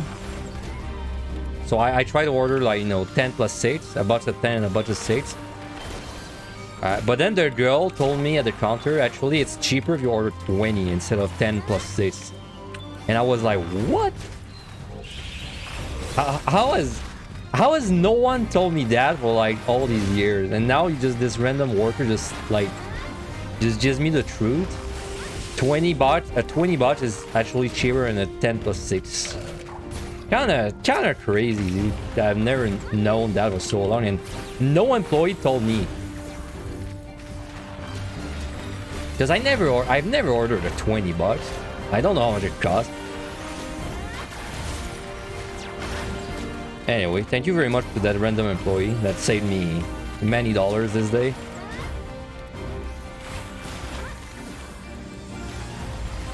That was also, it was kind of funny because then you know, so I had 10 McNuggets instead of 6, and now I didn't really know what to do with them because I didn't want to just gulp down all 10. That's too much.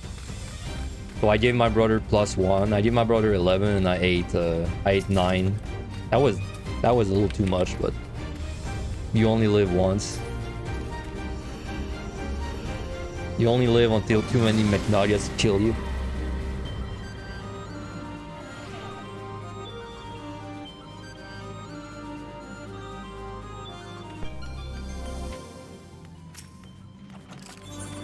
Lust.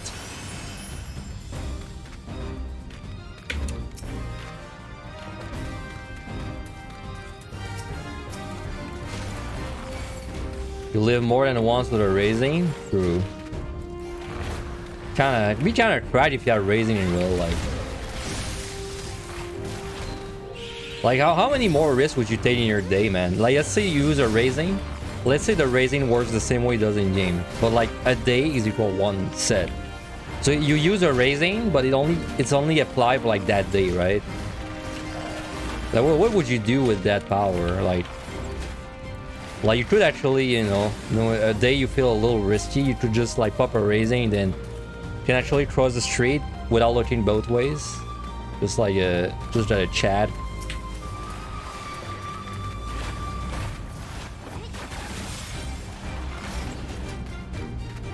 Or maybe, I don't know, maybe like you always wanted to do like you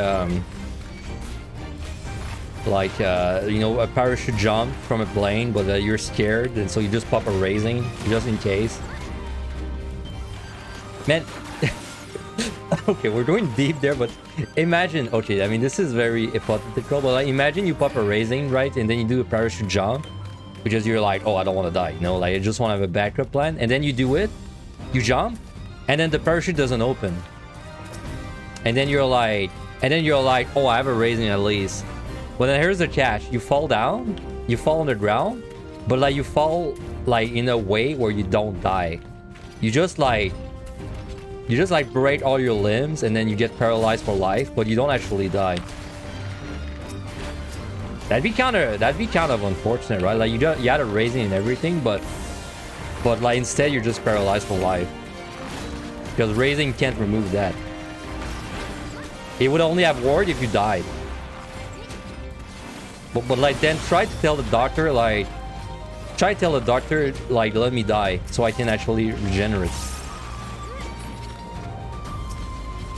Anyway, this is the kind of thought I have when I'm doing I'm climbing 151 to 140 in PotD.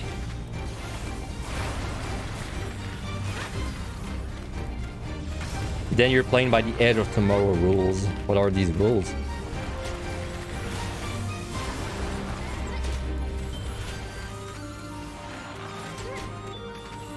Well, I don't know. Could you like... So if you get paralyzed today, can you pop a raising tomorrow? And then if you die during tomorrow, you actually like, you know, like you remove the paralysis from dying? Like we have to discuss it would get rid of the debuffs you have on you. Or like maybe it only gets rid of them. It only gets rid of them if you got them today.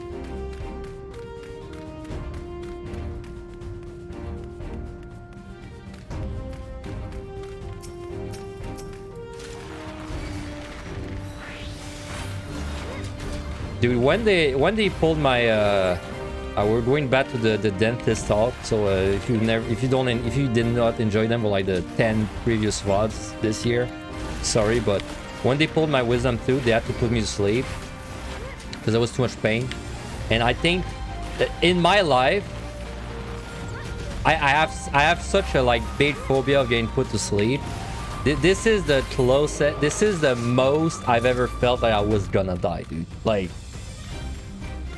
it was bad. Like, and it's not rational, but this is the closest I've felt to dying. Like, because of course I wouldn't die, but like in my brain I was like, it's over. I was like, it's over, dude. I'll die before completing the EO guide. It's fucking over.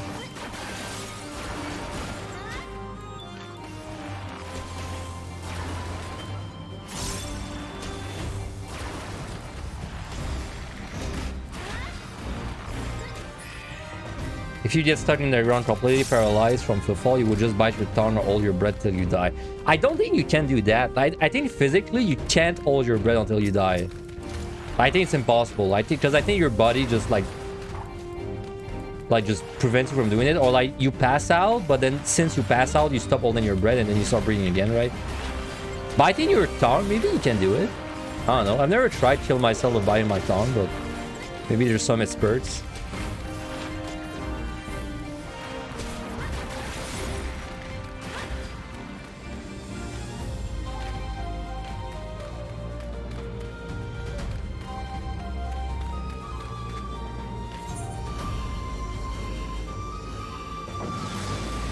I love a raise. I was thinking of that once for a raising. That's why they generally put something in your mouth so you can't bite your tongue and bleed out really fast. Oh, I thought they did that so you could not swallow like cyanide pills. I mean, in war movies, you know.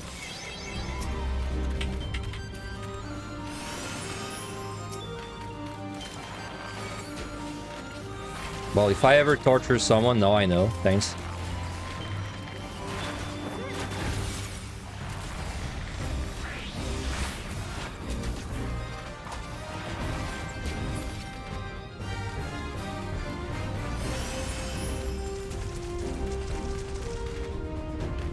Oh my god, he was doing so much noise in the water, what?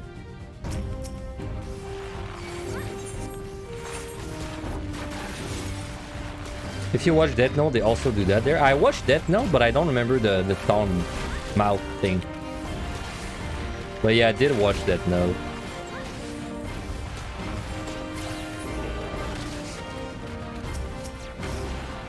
When Misa was about to bite her tongue, they quickly put something in her mouth to stop her. I don't remember that bit at all. I believe it though, because Misa's kind of batshit insane, right?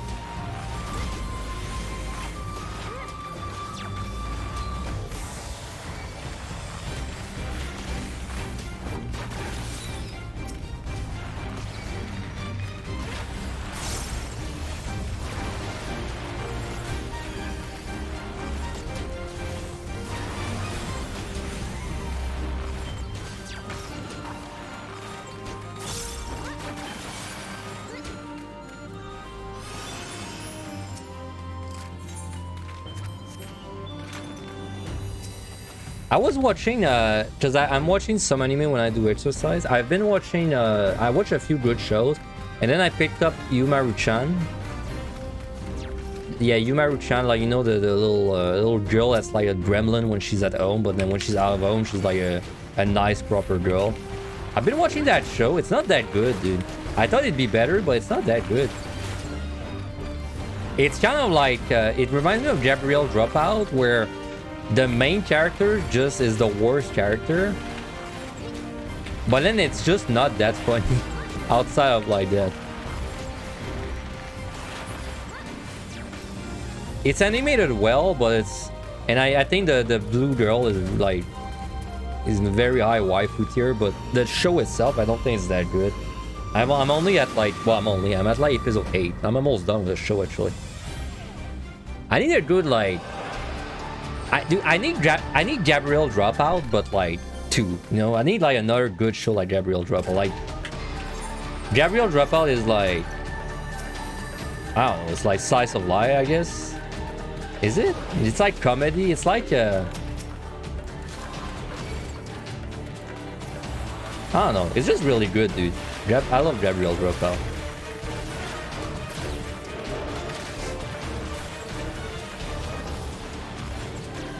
It's like Lucky Star, but better.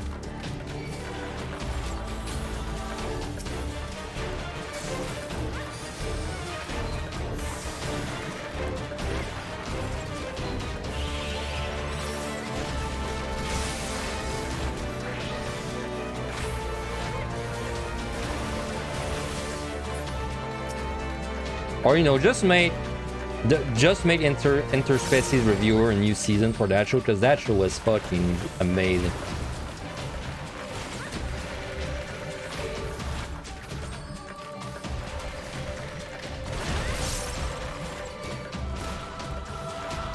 I think there's no more monsters in the room of the key. I think I killed them all. Well, there's a patrol now.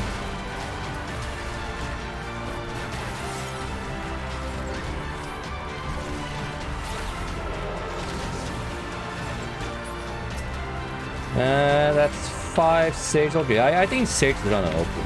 Copium.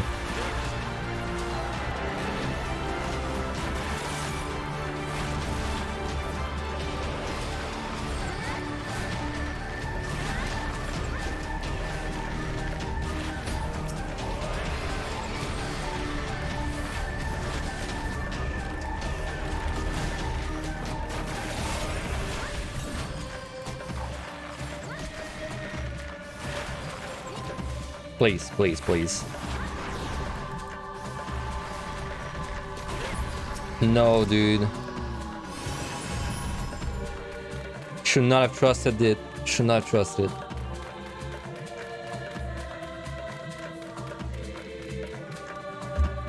Too much copium.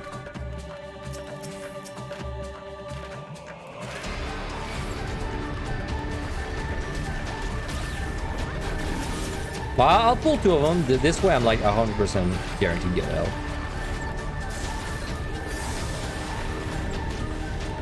Because it's not like it's gonna take me that much extra time to kill them anyway.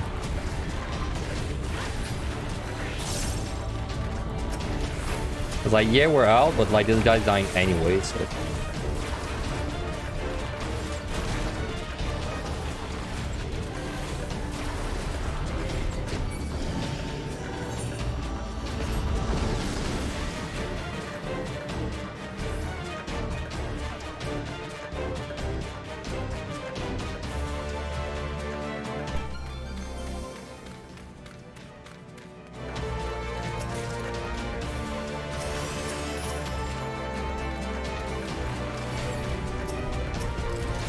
Oh, raising, nice. My favorite palm in non-scroll runs. Or EO. My favorite palm in EO under all circumstances.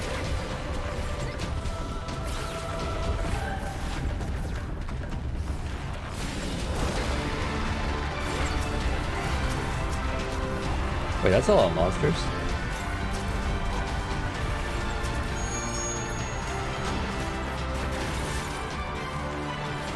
Just finished 3150 EO and still 0 raising. That's happened to me so many times in EO. I think the drop rate of raisings in EO is the same as Event High. It's just in Event High you don't really notice because you don't really care about raising, you know, for the first 50 floors. But I think it's the same because I feel like in both there's so many runs where you have like 0 raising in like 40 floors. Yeah, it happens pretty regularly.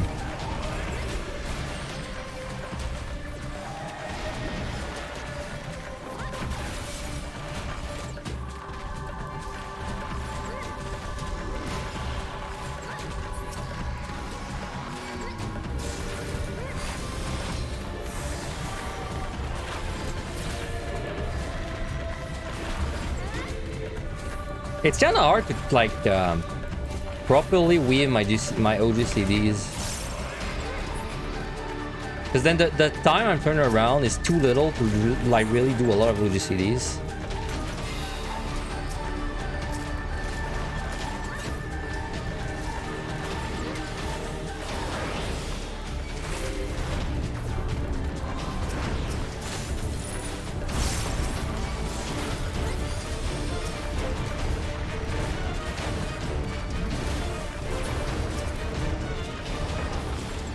So I like turn around, but then I don't have time to really do an OGC, so I just turn around again, but before my GCD comes out, comes up.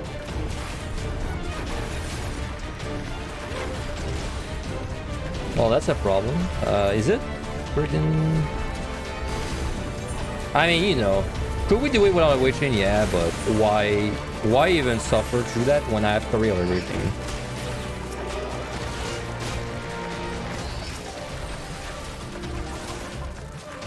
Not really any reason.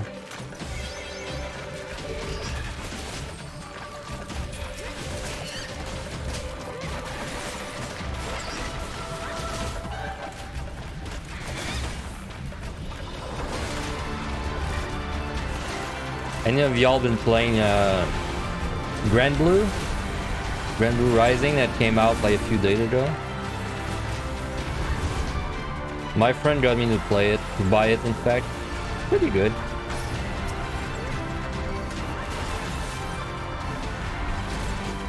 Big fan of the simple inputs in that game for sure. It's like you can do all the complex inputs in fighting games, or you can do them with like combinations of buttons instead of having to do quarter circle or like, you know, like the Z the Dragon Punch thing. You can just do it with like button presses. Very nice. I haven't played online much though. I mostly just like 1v1 my friend, which is really good. Watched a bit of it. Did you watch the offline tournament? That's because I watched it this morning as well. Where the one where there was a Matera and like Lancelot and Charlotta and a bunch of them actually. No mirror matchup.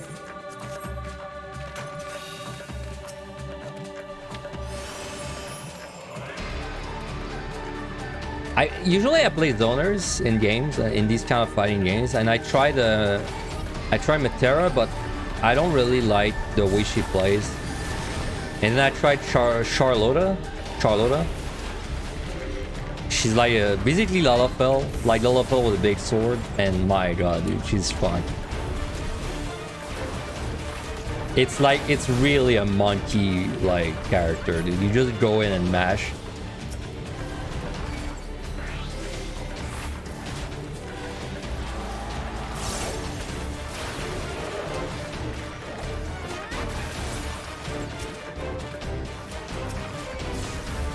Let's pull a few things. That's 4, 5, and I think I left one thing. That's 6.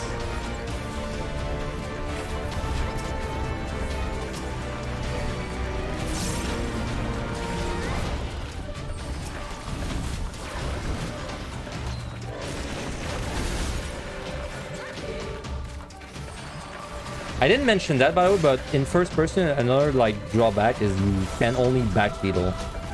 There's no way to like run max speed backward.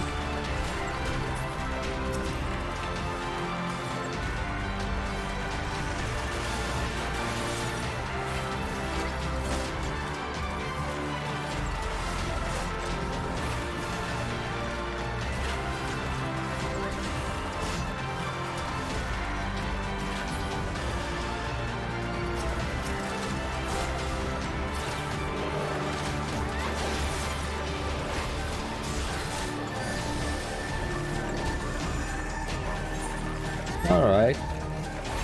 Almost out of this floor. I might raise the next floor too because there's a few tricky monsters. Well, not really. There's like one tricky monster, it's the Everyman. Maybe I don't raising. I don't know. Because I'd rather raise it 141 instead, now I think about it. Because the Succubus are way more dangerous.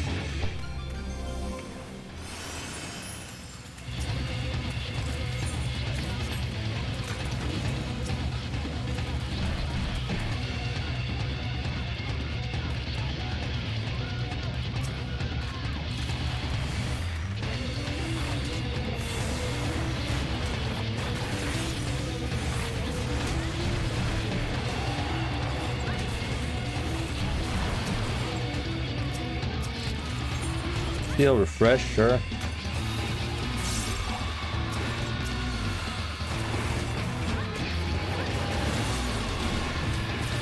There's a nat in 30 seconds, by the way. Don't worry, not gonna miss much. Probably gonna miss 128.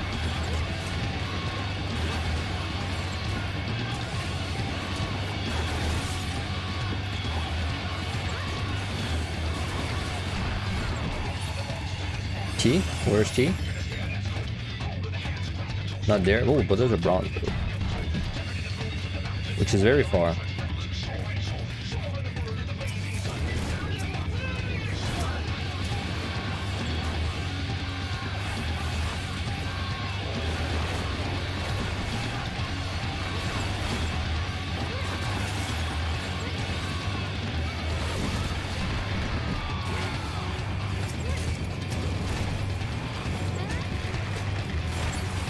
Like, Bard is a weird one, man. Because, like, you see Bard, and, like, you look at Bard, right? And you're like, okay, I do, like, see the damage is lower than machines, but it doesn't look that bad, right? Like, it's still a revenge DPS, but, like, it's really the 180 difference, man. It's like 180 on Bard is the worst. It's the worst push out of any job.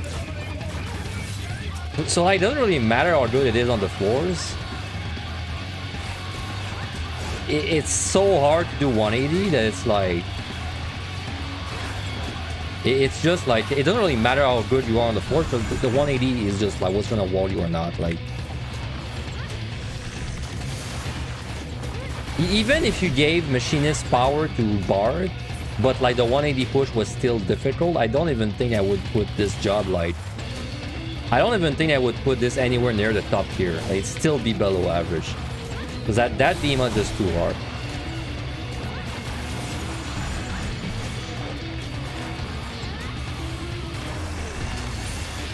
I didn't kill a lot of extra there.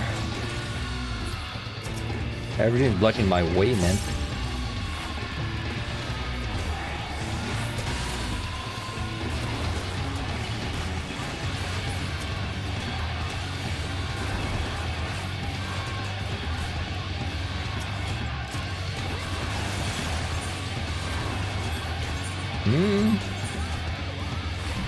It'd be nice if I could have this still on the bus. But then I have to like really fly through the next two floors. Let's fly. Maybe I get like a 2 or 3 tail flight and then I can fly again and have actually enough steel for the bus. That'd be nice. No, it's not like we need a steel on the bus, but it saves me potions, so...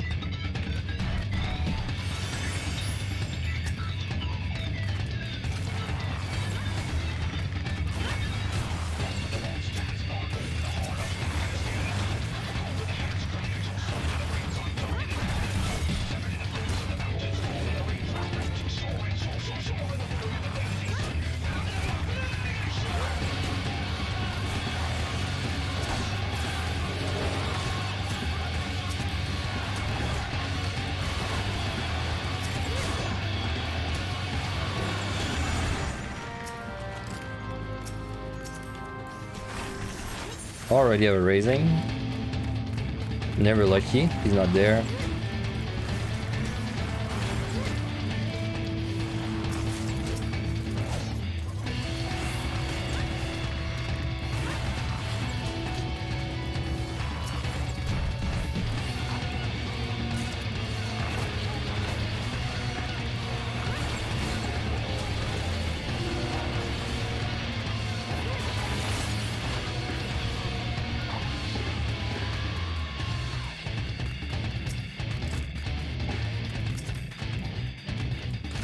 Yeah, and then we fly it again. I would have probably like, I don't know, 4 minutes on the boss or so.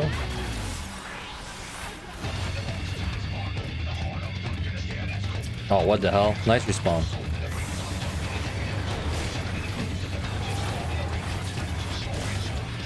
Oh, but we needed it anyway, so...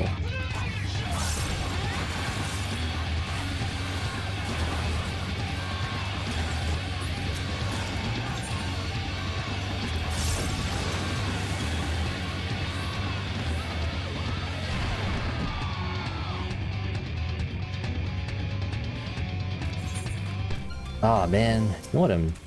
Yeah, I don't care. It's like, it's so early. Sorry, it's still early enough where using Serenity is really whatever. Because I want to strength. So...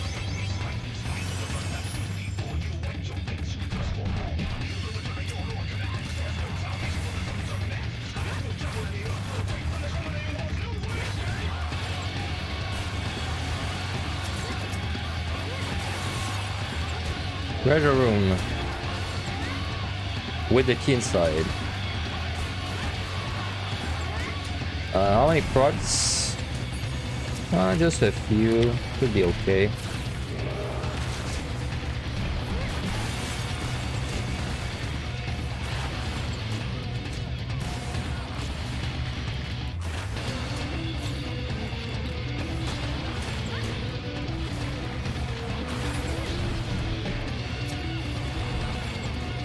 These guys, by the way, the centaurs, they fucked me up because they're procs in there, but they're sight in MLI, and it took me a lot of runs to actually realize that they were not proximity in MLI.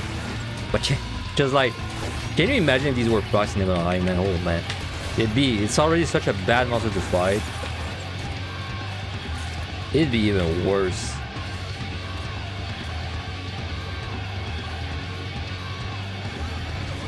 Damn, I thought it might have been too close.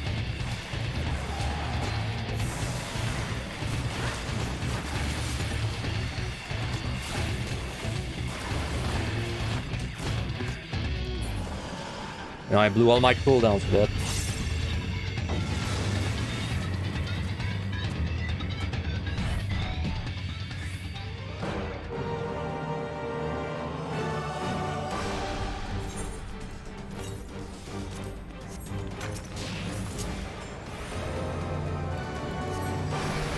You never realized the exit crystal center thing that textures like that on it. Yeah, when you go in first person, you see what you see things for what they are in that game.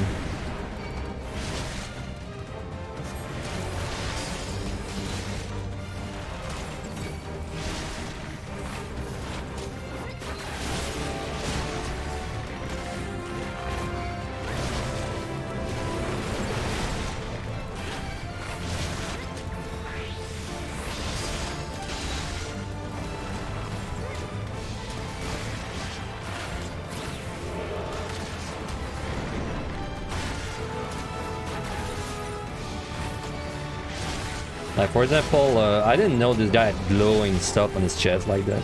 Until I learned.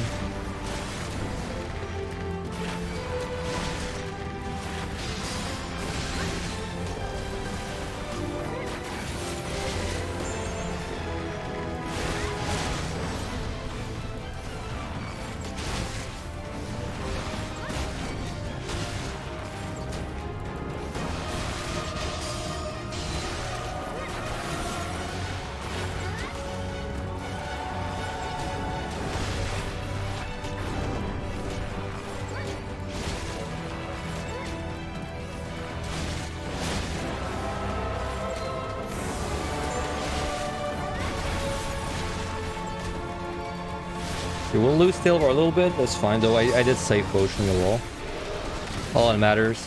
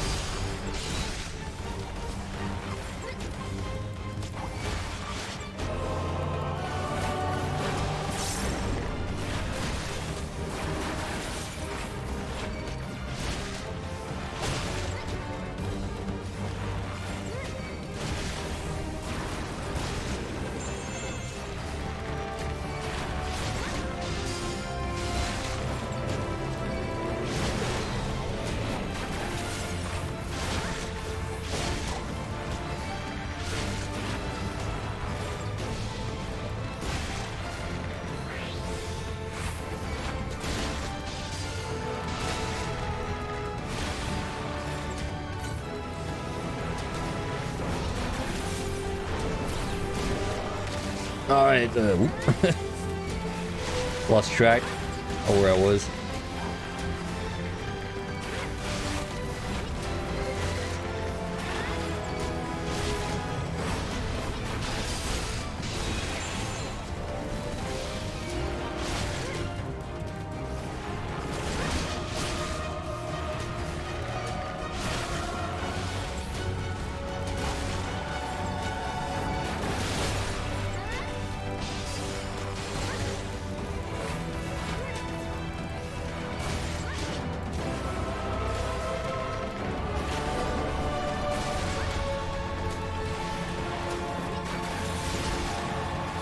Oh wait, my still actually was timed perfectly. It's running out now. So basically we had it the whole time. Nice. Alright. Next two sets, I mean they're not like that dangerous, but it's definitely a little dangerous compared to what we just did. What a phenomenal game experience. You know what? I'm actually so used to first-person runs at this point. It's honestly like it doesn't really bother me as much as you would think. For the viewer, though, I know for the viewers it's a little rough to watch this sometimes.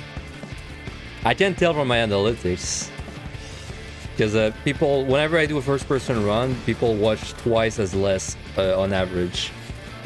Like the average time someone watches the VOD is twice as less for first person. You just remembered you're a Lullafell. Your first person mode is higher up. Yeah, it's depending on your race, it's gonna be higher or lower. I'm actually a maximum 8 Lullafell. So I think it could be even lower if I was like minimum 8 Lullafell. But yeah, if you were like a Rodidin, then you're gonna have a different experience than me. Alright, this might be the last set. I don't know, but it might. I'll decide at the end of it. I'd love a raising there too. But if I don't find one, I think I'd rather raise the next set.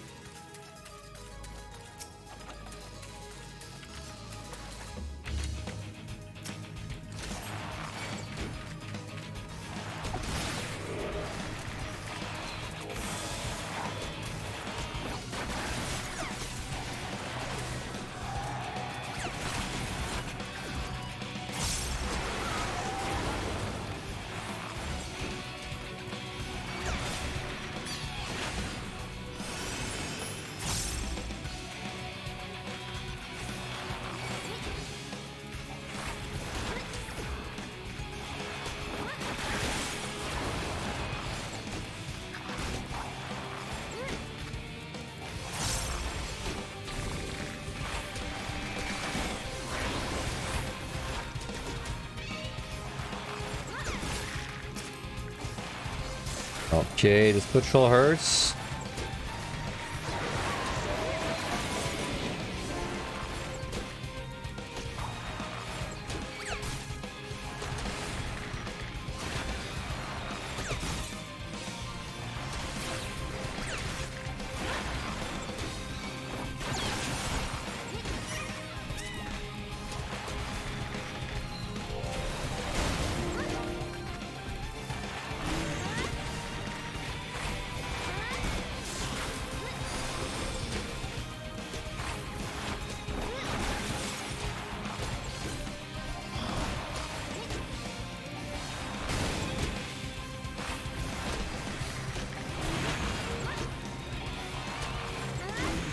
The reason this set's dangerous, by the way, is because the Harryman, the guys that patrol and petrify you, pretty easy to get sneaked up by this guy when you're like first person. But in my opinion, the set after this is way more dangerous because the Succubus, the Succubus who shoot like huge AoEs in other rooms, it's way harder to manage that kind of monster in first person because like the distances are a little bit more like iffy, right? To tell like where things are landing. Like it's way easier to get Venn diagram in first person. So I would, the next time, definitely raising. Even if I don't find one, but this one I can survive without. It's only, I just gotta be careful with the patrols, and everything else should not be that hard. Succubus will always kill on sight for you. I mean, they should be, honestly, because it's the most likely monster to kill you on the next set. But it's especially bad in first, like it's even more true in first person. I will kill all of them that I see. In a regular clear though, yeah, of course. Like in fact, I will always remember when Ask Monroe was trying to get his Necro right. He lost. His best attempt. He lost it to a Succubus. The classic Succubus combo where you're trying to walk past a Gravekeeper and then the Succubus starts winding up the AoE at the same time. So then you start running, which then pulls the guy, but then you still get hit because you were like distracted, right? The hell is that chest?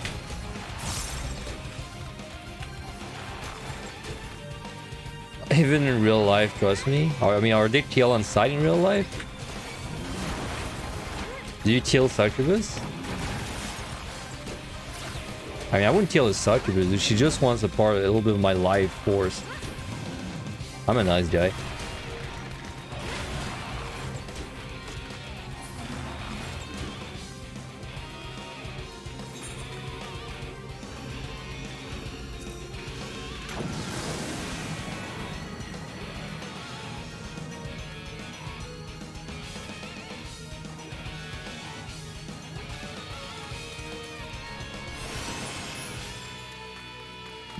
Bronze. There. God, man, potsherds are amazing this run. Wow. You know, so many potions. Like if I finish this run, I have something like 1400 potions. I might actually do a speed run. Because the number one reason I don't do speed runs is because I don't want to like waste potions. But if I have like so many potions, if I have that many, I could do a speed run in the near future. I'd be down.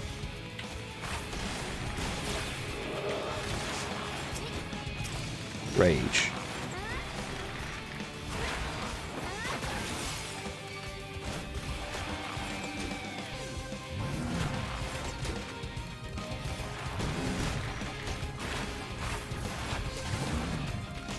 POTD and MI potions are so easy to get.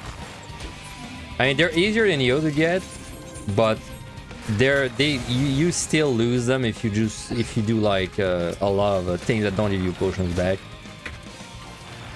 Like the bad jobs in score runs, for example.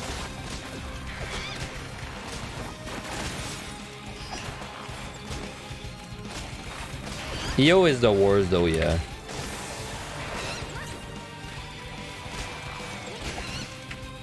EO potion sustain is especially punishable, like punishing if you don't make it to the last two sets. Because the last two sets give you like a lot of potsherds, but before that you get barely any. But like if you do EO and you lose your run at like floor 76, 75 or something, you just go like ultra potion negative.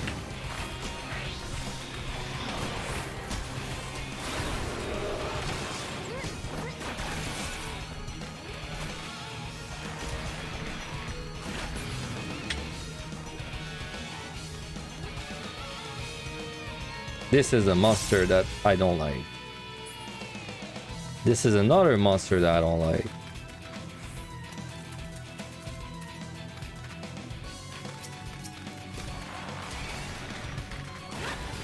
You also don't need as many potions in EO as the other two. True, if you're clearing, true.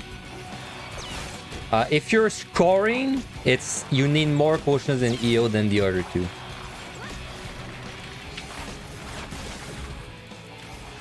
What class uses the fewest potions on the climb? Warrior? I'd say warrior. Yeah, warrior. Red mage also very close contender. Red mage, I'd say you need more experience to make it work, but red mage, technically you don't need potions much, if at all, in all 3D dungeons. Warrior is the same, but I'd say warrior it's easier to get to that point.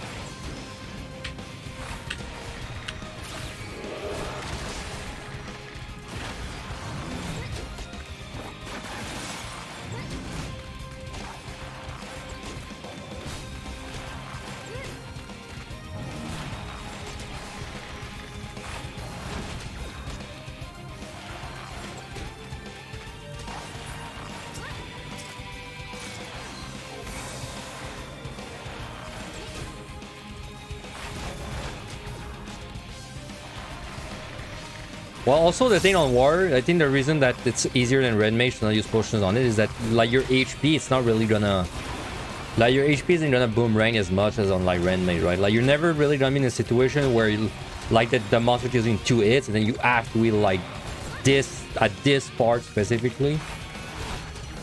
On warrior, like you have a lot of time to, like you have a lot of time to watch your health go down basically. So. And yeah, you have a lot of healing options when your health gets low. So honestly, the change is raw intuition. Like the big skill for healing is raw intuition on warrior.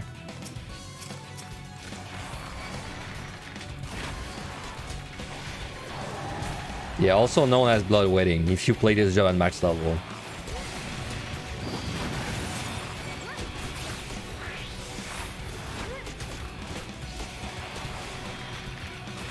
I mean, but you know, I did. I have a run on my YouTube. I did a samurai run with 0 sustaining potions. So I did it on melee. I did it on samurai where I used 0 sustaining potions, and I still cleared the O with it. So like it's doable, but it's way more difficult on like jobs that don't have basically heals. And like I mean by heal, I mean like. A heal you can spam, or like so many heals that you can sort of spam them, right? So for example, red mage or healers, you can spam your heals. And then warrior, you can spam your heal, but then you have so many that it doesn't really matter.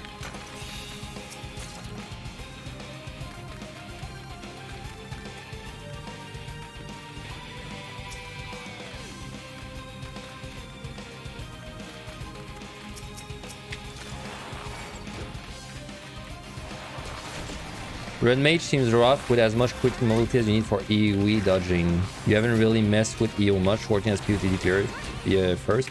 Red mage is not the king it used to be. I wouldn't really. I think it's like a little above average, but you are right. It's like has a lot of problem with mobility on red mage, which is funny because you might think it's like very mobile, right? Because of the dual cast, but it's kind of. It's like, compared to Black Mage in PotD, yeah, okay, it's mobile, but like compared to the range DPS, it's like it's not very mobile at all compared to them. So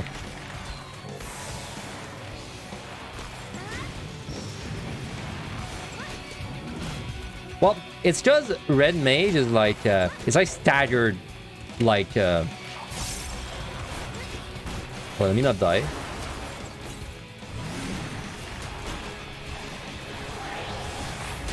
Right. It's like because red mage, if you look at his like look at, I don't know, like look at a 2-minute fight of red mage, and then you're like, wow, red mage could move for like 60% of that. That's amazing. But like actually when you're playing red mage, it's like you have to like alternate, right? Like you have to like move, not move, move, not move. And it's, I don't find that mobility is that good compared to like compared to a job that can move for like 10 seconds in a row. I feel like the red mage mobility is not really that good for deep dungeon at least, because like quite often you fight a monster and you don't really decide when you move, right? It's like you gotta move now.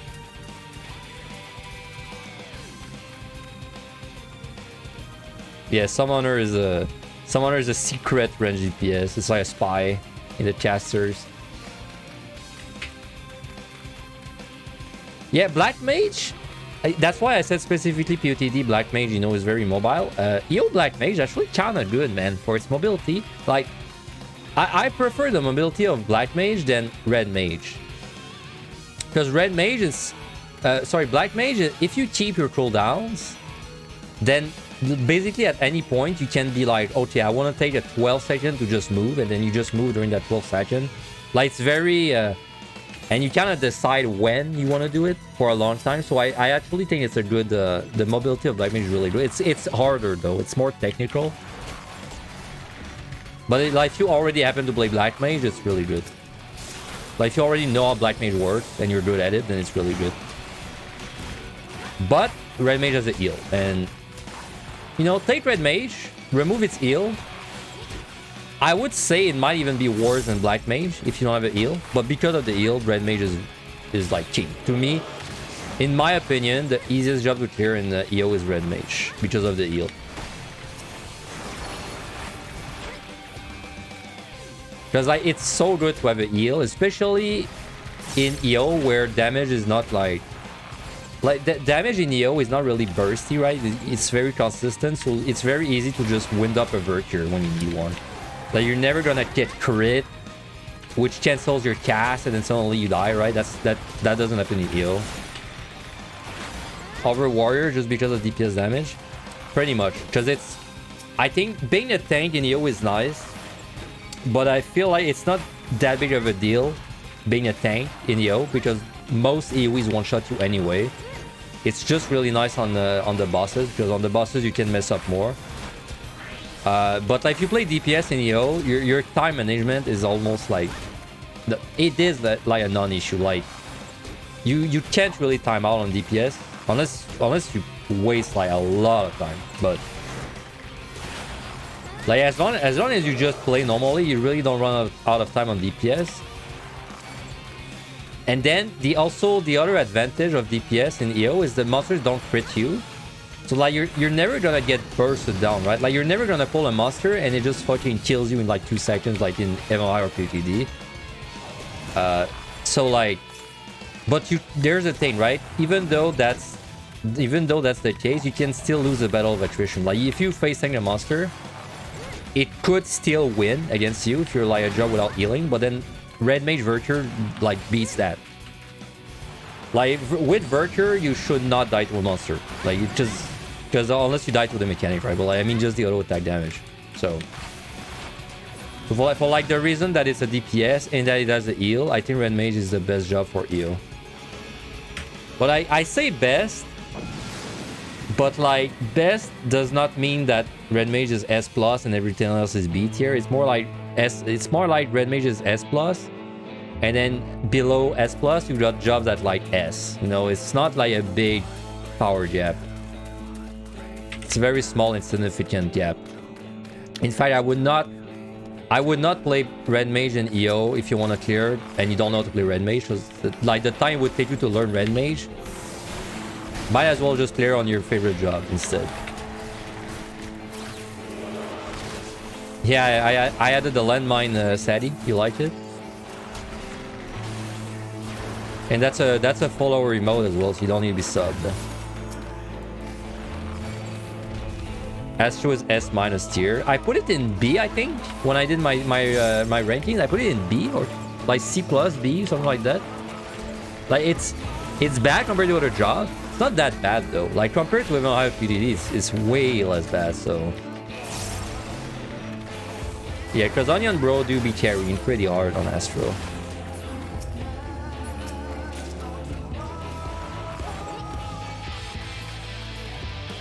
Anyway, I hope you guys enjoy using the landmine in other chats. Though I think to use a follower emote in another chat, you need to sub to me. So that if you're sub to me, you can use landmine in another chat. But to use landmine on my chat, you don't need to be subbed. Yeah, I think that's the way it works.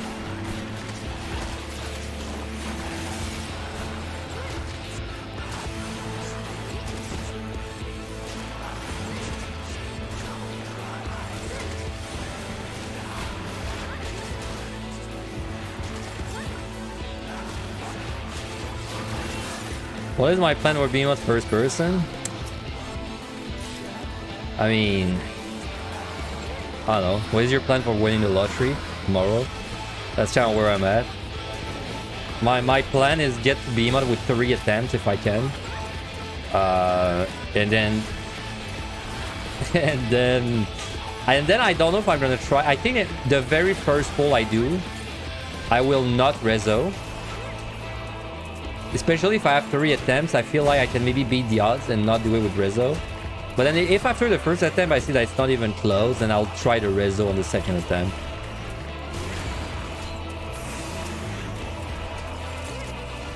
Do I have any worries about this run? Behemoth. That's it. Behemoth. Like the actual first, kind of silly, but the actual playing first person part doesn't really scare me that much. Because at this point, this is my 5th or 6th time I do this. So I'm getting pretty comfortable playing first person. Just kind of scary to think about. Kind of scary to think that you would actually get to this point, but I'm pretty comfortable in first person at this point, so.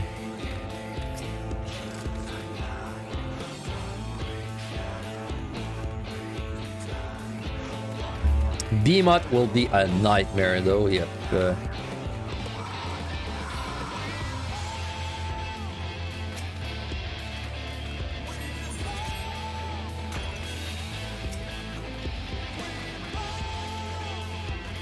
But like I said, if I can get 3 attempts on Behemoth, it'd be great, dude. Oh my god. Like 3 attempts on I would be willing to rage twice to get 3 attempts on Behemoth. That's how bad this fight is.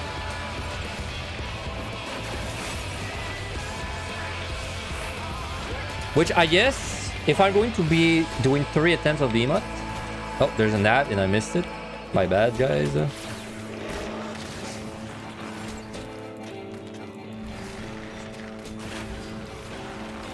What was I saying? Yeah, I guess because I'm gonna try and get 3 attempts on Behemoth, it means I will have to do landmines. Good landmines. Which means we will have to do some AoE pulling in first person, which... It's like not the end of the word, but it's definitely like if there's a lot of Cyclops involved and stuff like that, it could get very bad very fast in first person. Because like it's easy in third person to like pay attention to what's going on around me, but if it's in first person, it's hard to tell that like a Cyclops is shooting the thing and then another Cyclops is spinning and then that like the Dalmel is doing the cone, right? It's hard to tell what's going on. Are Garms and monsters with side blind stun mechanic challenging in first person? Yes, the Garm is really annoying first person. And you might think it's because of its Dragon's Voice, Ram's Voice. It's not even that. It's the freaking breath attack. Like whenever he does Dragon's Breath and Ram's Breath, I don't know why, dude. In first person, it's so hard to deal with these.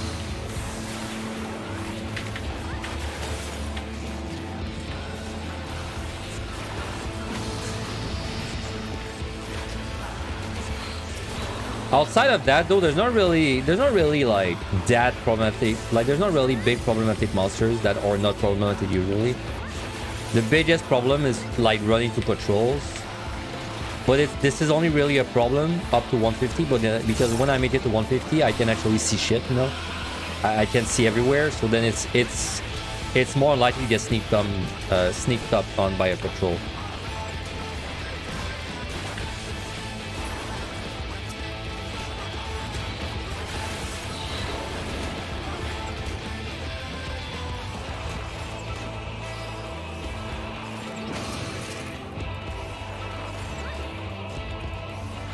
But like right now, whenever I'm turning a corner, I don't know if there's a patrol on the other side because I don't really have a way to tell.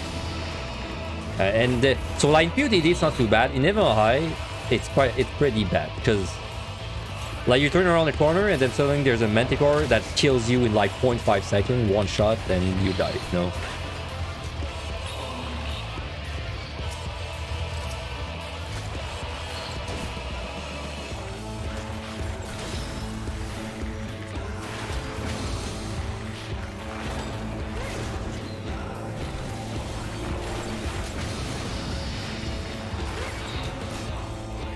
Kind of wish we got a second one to 200 deep dungeon in 7.0. 7.x. I wish, dude.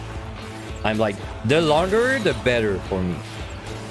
The longer it is, the more I like it, probably. So, no, I just wish the earlier parts were more fun than PotD.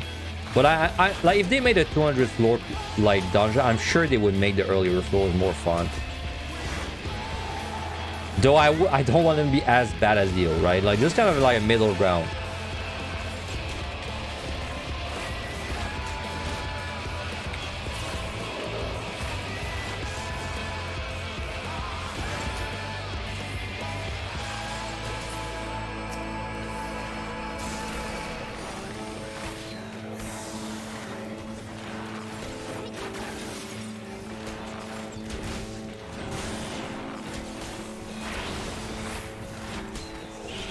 Keep in mind, I score, right? Like most of my runs, I score.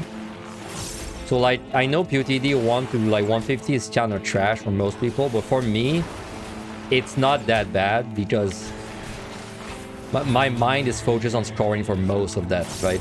Like there's only a few sets in PotD at the early game where I really dislike them in scoring. It's basically 51-80. And that's almost it. Like 51-80. And then maybe like 31-40 I think is kind of bad as well. But like outside of these 3 sets, these 4 sets, I don't actually have a problem with the rest of the set, but that's from a scoring perspective.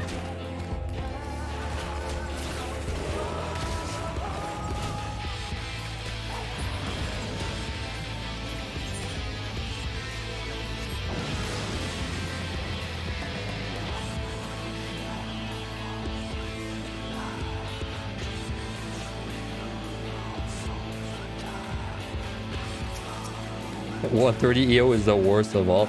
Dude, it's funny. Every stream without exception, we trash talk 140 EO at least 5 times. It's always different people too, right? It just comes up every time.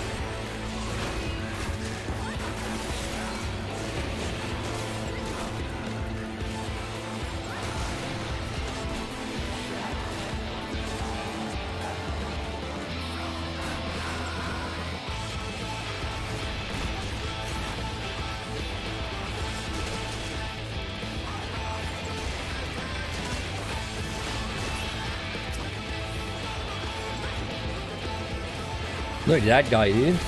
I bet you've never seen that guy that close.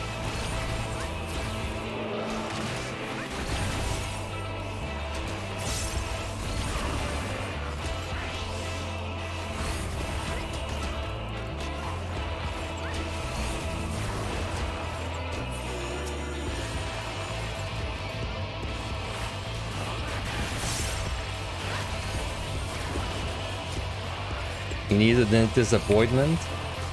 Yeah, I think he needs to get these pulled and get dentures. Because he's only got a few left, right? What's that? 8 teeth? He's got 8 teeth left.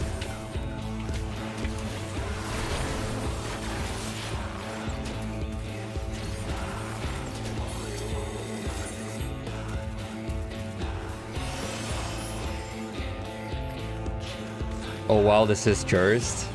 It's not that bad. I like it. I like doing first-person runs.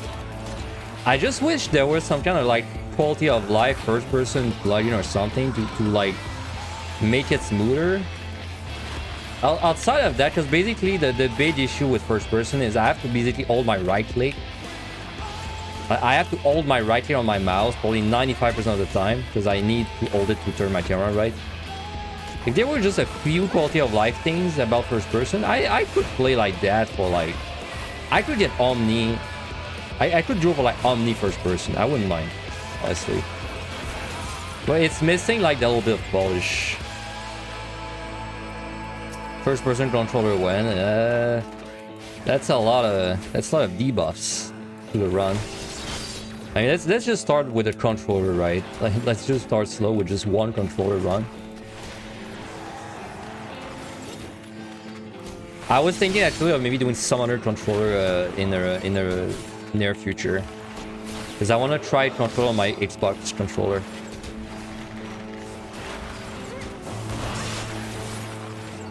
please, open.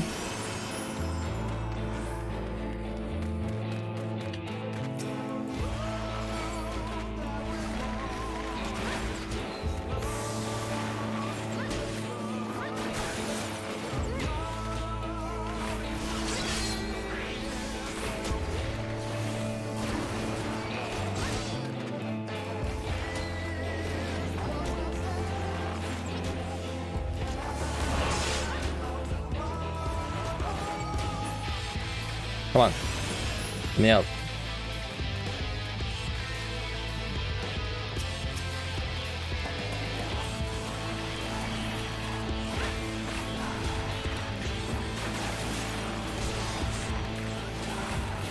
Yeah, who's this boss? This is the Rezo bitch.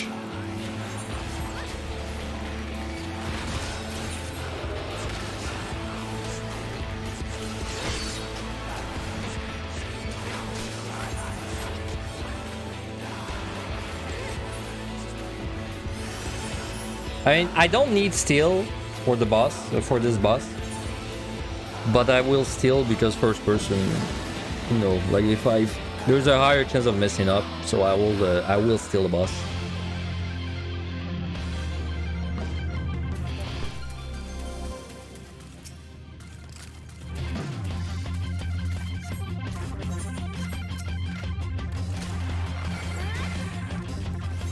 Alright, does not look like a fun layout. Not that bad.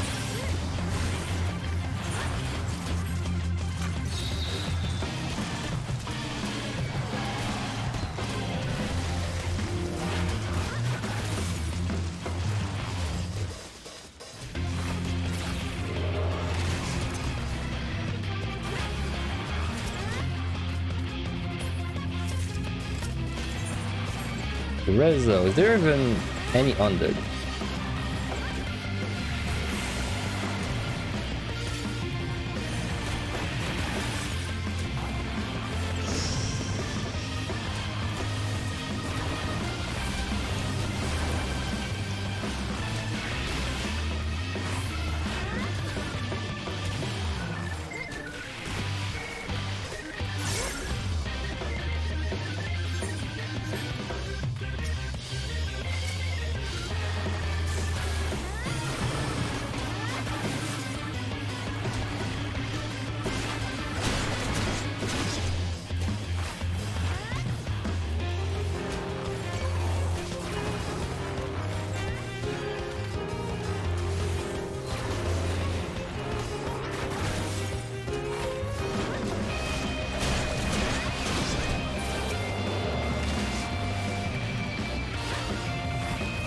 Dude, tomorrow is gonna be... I hope you guys like kiting by shooting backwards, because tomorrow there's gonna be so much of it.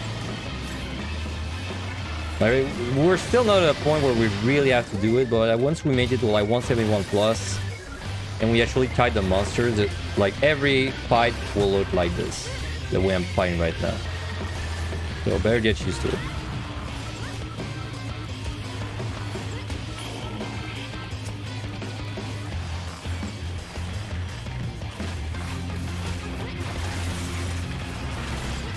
Another patrol.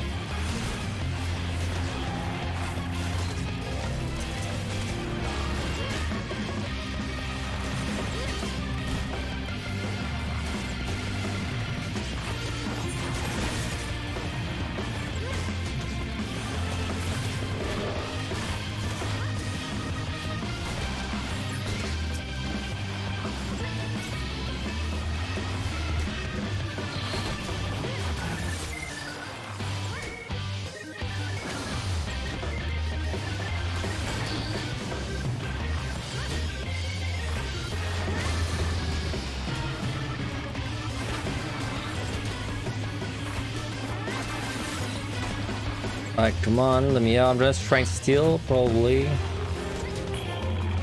Nah. As soon as I'm out of this part, I'm just trying to steal just so I have it for the boss, but also the floors.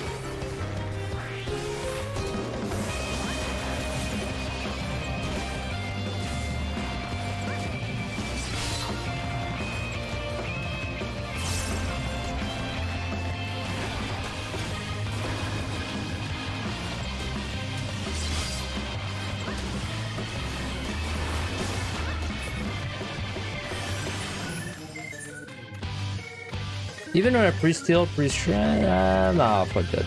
I mean, I don't really care if I have no item. I'll just delay it.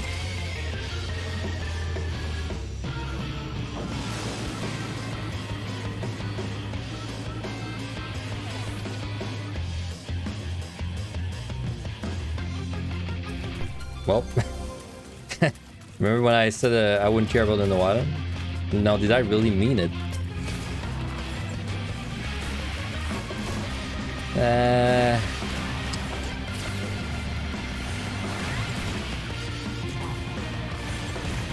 Like, can I do this without items? Yeah.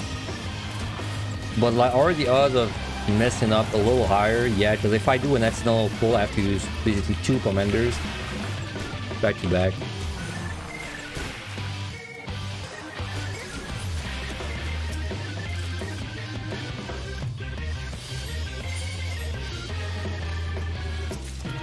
Butchered.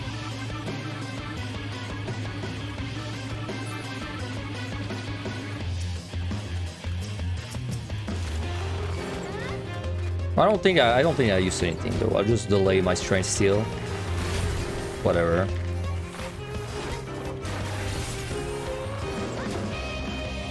This is gonna be my last set today, by the way. I mean, I would be down going to 150 today, but I'm really scared that tomorrow's gonna be shorter because of the Behemoth pressure, the Behemoth difference, as you would say. So I would rather start at 140 tomorrow.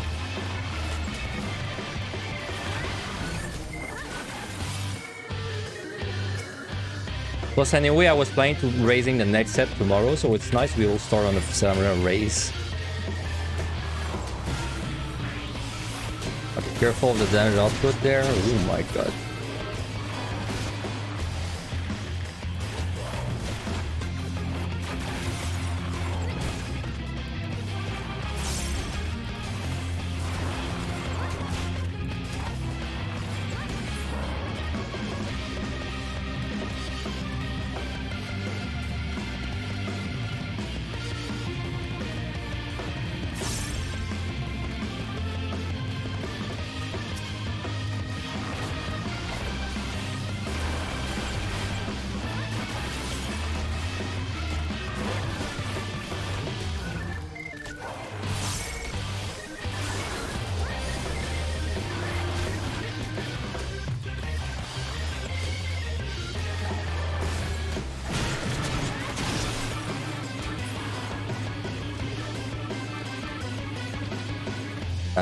You are right. No, you are side. You are side because I always change your side in MLI, and I'm wrong because you're side in PotD, right?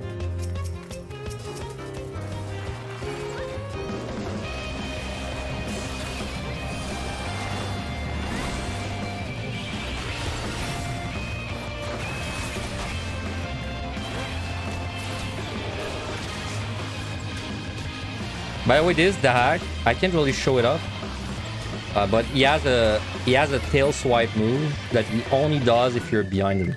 Well, if he only does it if someone's behind him, which in solo means you. But like you can't realistically get hit by it. Like only if you stun it. Like if you stun it and then you go behind him, then he will do it. Outside of that, though, you're not really gonna run into that. I don't have a lot of cooldown, man, for this one, man. Okay, he's casting those, so we're fine.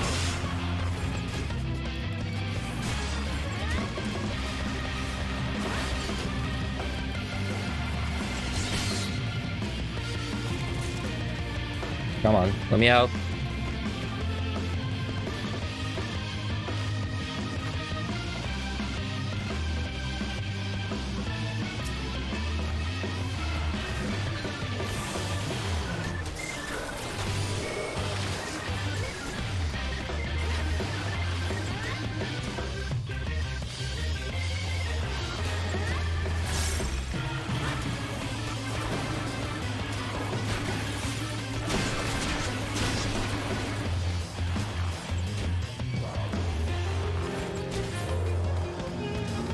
Alright, last 4 with strength steel, because we need them for the boss anyway.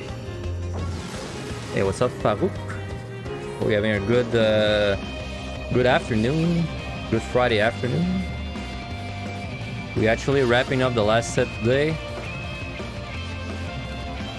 Wow, that's a terrible layout.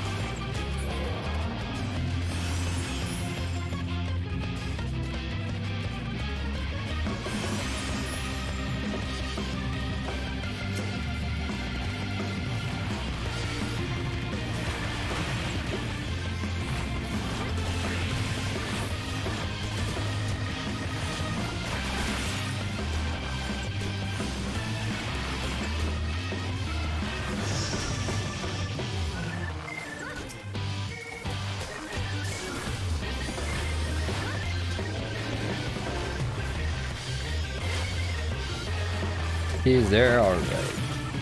We just fight our way out. The boss, I mean, in first person, it's not a big difference. I just have to be like, I have to be 100% sure I'm out of his AoEs when he does them, because these AoEs, for some weird reason, the puddles the boss puts on the ground, they one-shot you if you stand on them. Like, straight one-shot, like, cannot survive, so. Which is weird, because if you stand in the AoE, like, when he puts them down, it doesn't one-shot you. But if you stand in the taking damage after, it does one-shot you.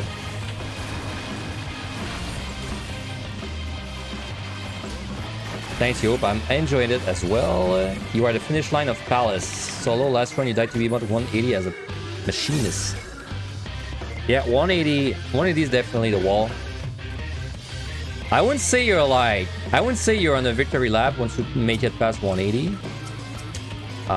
But for a lot of people, the worst is probably behind you.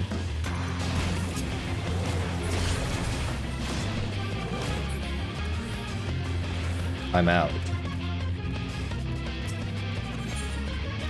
Alright, just no pay down moment, and we should be good.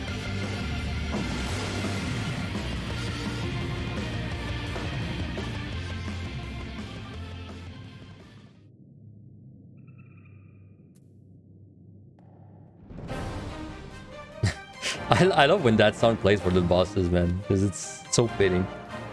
But anyway, potion, rezo, and we just blast. So we do 3, 2, 3, 2, 1, 2. Move, make sure I'm out. 2. Move.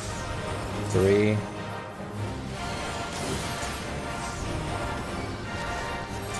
Slide cast. 2.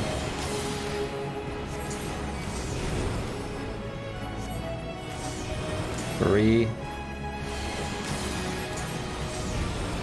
Slide cast the third. And then just finish it up.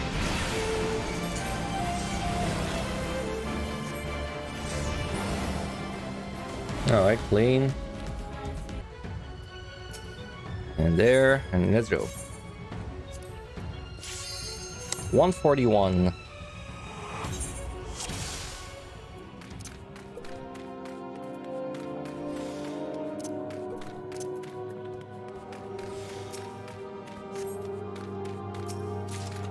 So I'd say like this floor is not gonna be crazy interesting, but starting from the next floor is where we're going to have to be kiting monsters a lot. So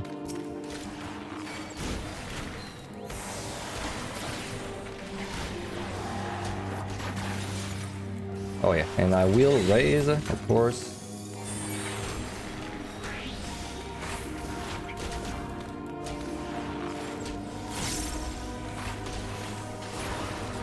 It's also a little dangerous for a patrol to just run into me, because I don't see the wall very well. I don't see the guy on the wall, no.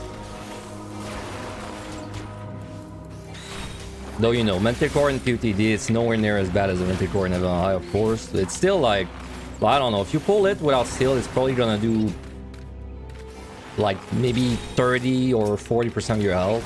So, you know, I've made sure I have a good amount of health.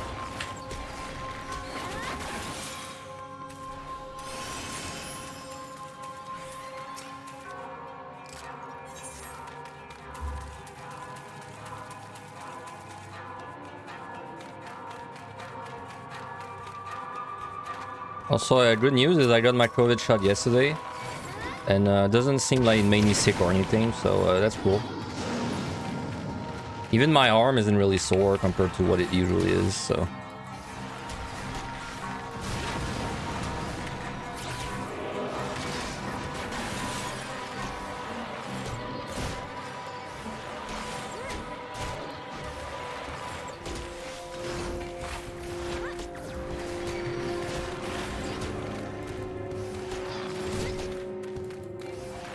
I could benefit from kiting right now. Like, I could benefit from kiting on this set. The reason, though, I don't really want to do it too much is I'm kind of scared of hitting traps because I don't know wall traps well down there. So.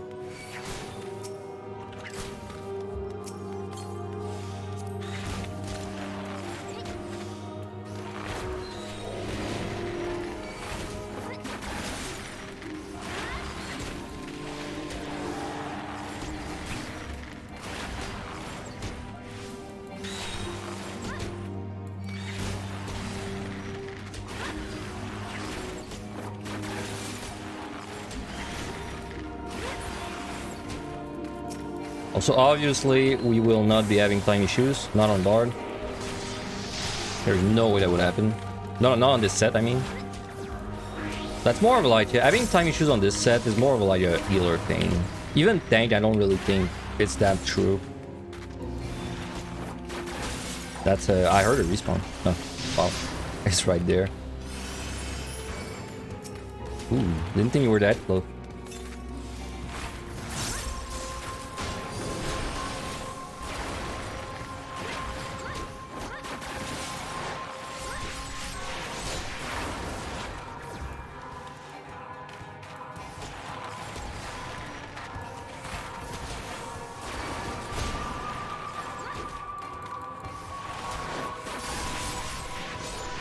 Anywhere else.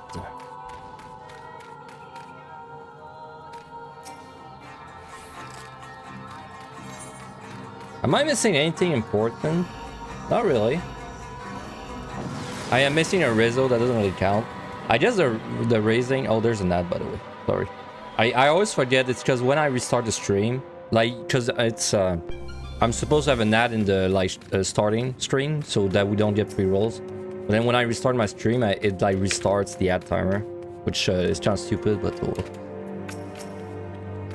dude, Gloom kind of a nasty thing. I'll just strength, I think.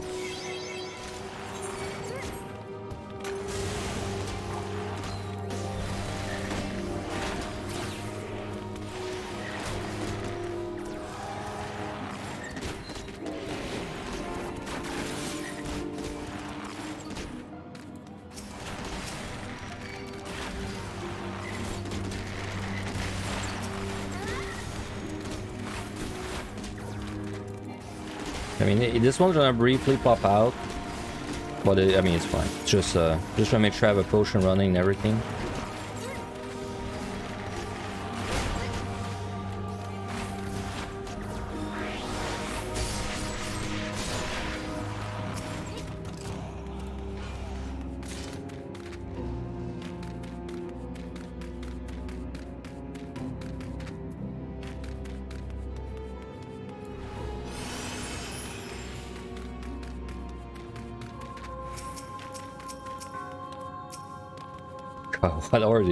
What are these options? Any like head?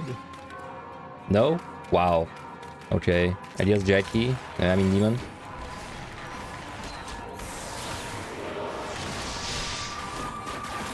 Well, I guess Demon's fine. It's just I was thinking without strength. Without strength in Gloom, maybe a little close for Bard, but with strength, it's whatever.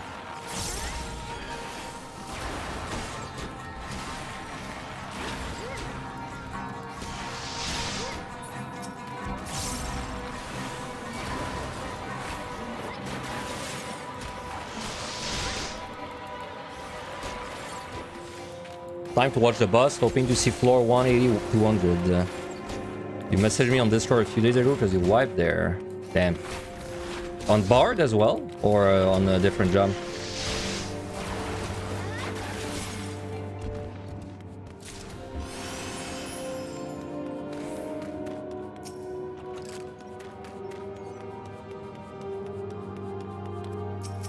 I mean, I do hope I see 181 plus as well.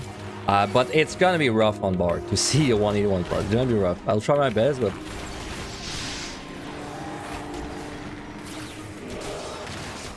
Like, I'm not that confident. I'm like... I don't know. I'm like... Assuming I get in with 2 attempts on Behemoth, I would say I'm 60% confident that I can make it beyond 180. It's that bad.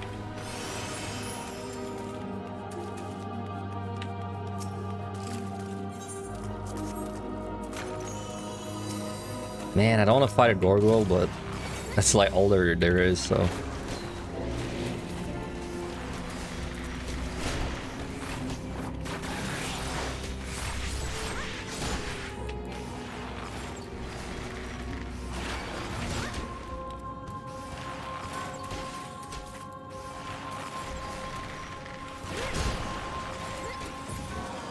And I'm out.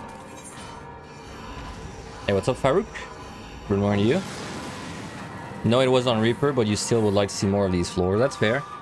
That's fair. Though, you know, don't worry. If I don't actually make it to the higher floors, you got plenty of VODs on my YouTube to check out as well. That's a nice rage.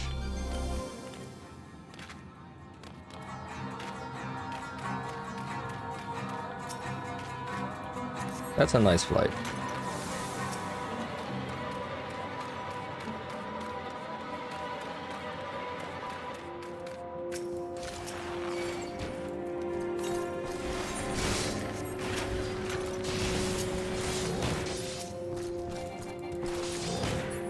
I'm scared this will kill me. Won't you?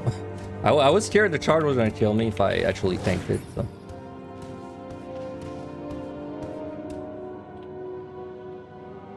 Oh, oh my god! I was hearing like footsteps, right? And I was trying to see where it was coming from, but it's my own footsteps. Because I am a mental core as well. Made sense, I guess.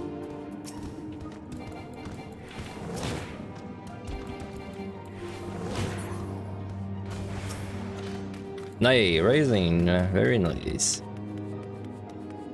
Damn, how can someone play with first person? Good question. Now, I was talking a bit about it yesterday. It's kind of crazy. I'm used to playing like that at this point. This is because I've done first person a few times. This is probably my 5th. I think this is my 5th or my 6th time I'm doing first person on a job. So, you know, at this point, I'm used to it. But, you know, even getting used to it wasn't that bad. I'd say, like, the very first time I attempted it, it took me maybe 2 or 3 hours to really get used to it. And then after that, I was fine.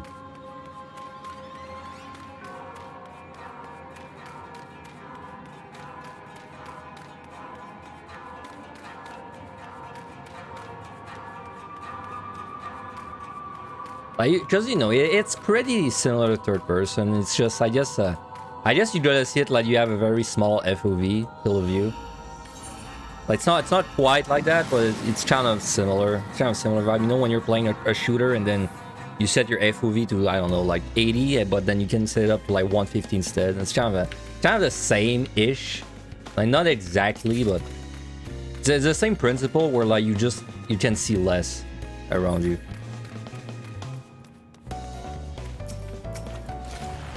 Steel, very nice.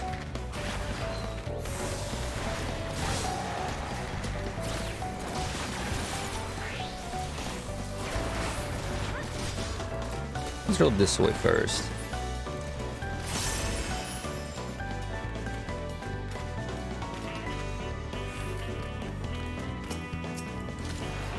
Fly again.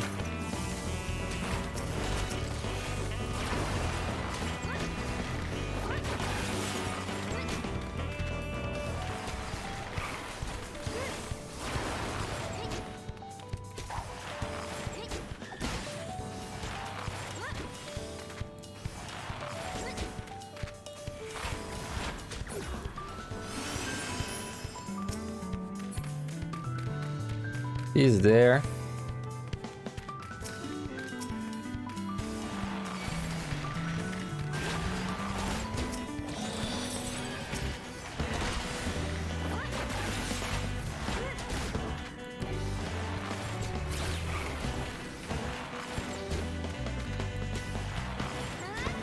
Though I gotta say, like, if you actually want to try playing first person, you have to, you really have to adjust your mouse sensitivity, because probably your sensitivity in third person, it's not the same as your sensitivity in first person. So you have like tinker with it a little bit. For me, it's about 50%. Like whatever my camera sensitivity is, I have to put it at 50% of that old value, and then it feels pretty good to move the mouse around. Like, well, move the camera around. But if I just keep it at like my normal value, it's too fast in first person.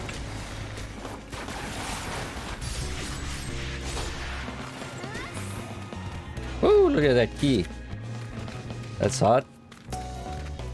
That's like a 1 year, 6 month sub, man.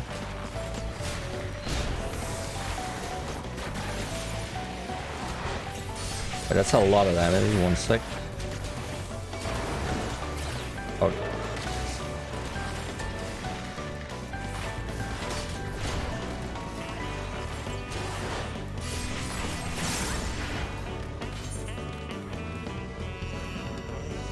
It really looks like a survival horror when you play like that. You should see this in Heaven on High.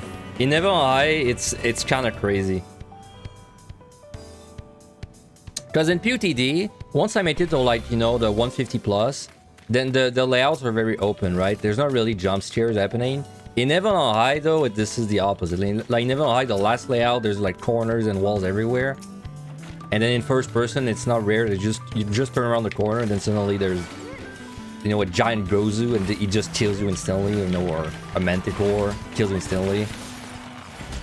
It's a lot. It's pretty good in Heaven on High doing first person as well.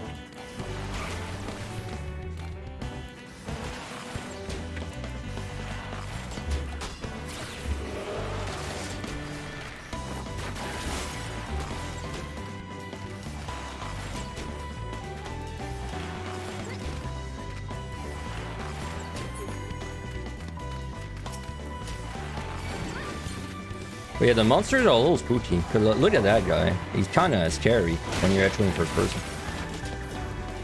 Oh, look at this boy.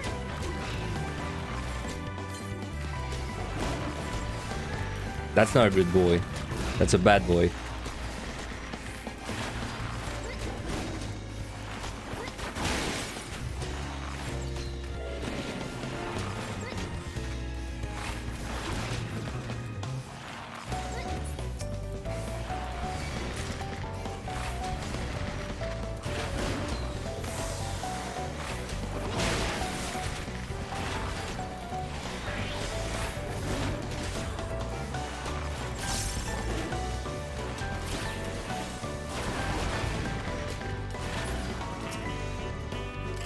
Alter, sure. You got your first page as yesterday, currently on 170. You're short in 70s and rages, but all others are fulls. Hopefully you can make it this time. Hey, you never know, man. Every attempt is disjointed from the previous attempt. You never know. I don't know if that makes sense when I put it like that, but it's just sometimes I hear of people, they get demotivated, right? Because they're like, oh man, like I've been, you know, I had a really good like 195 attempt and then I wiped twice on like 135 and then they get discouraged. But then always keep in mind, every attempt you do is disjointed. So it's not because you wipe on a lower floor that like your next attempt is gonna be like, you know, lower floor +5. Like maybe you're just gonna clear on your next attempt. So I think maybe people, they find that discouraging, but personally I find that encouraging. So it's nice to know that like every attempt is independent from the other attempts. I find that encouraging with my own runs at least. Because then if I do dumb shit, I'm like, okay, that was dumb, but that dumbness doesn't impact the next run I do. So anyway, no, I'm not saying you died a dumb way your last attempt. I was just, it just reminded me of that. But yeah, you never know. Could be your next attempt.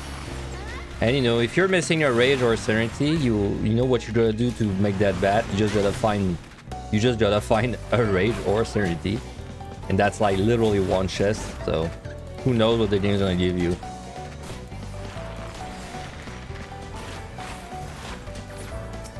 Okay, the Succubus floors I started, by the way. This is a pretty dangerous monster for first person.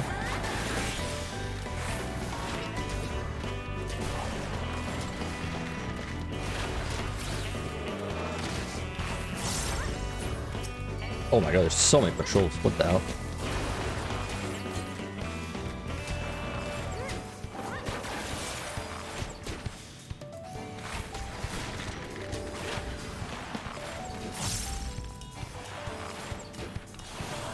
Look at that, man. It just doesn't end. I think I altered this as well.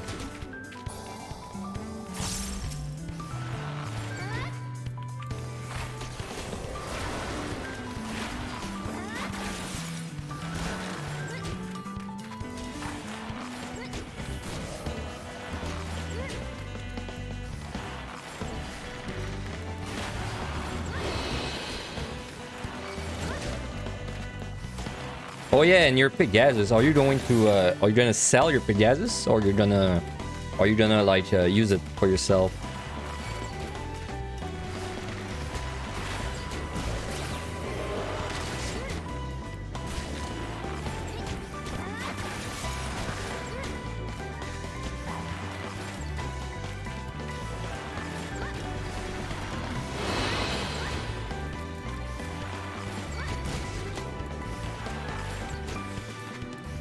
Alright, it's about time you let me out. Thank you. Yeah, sure.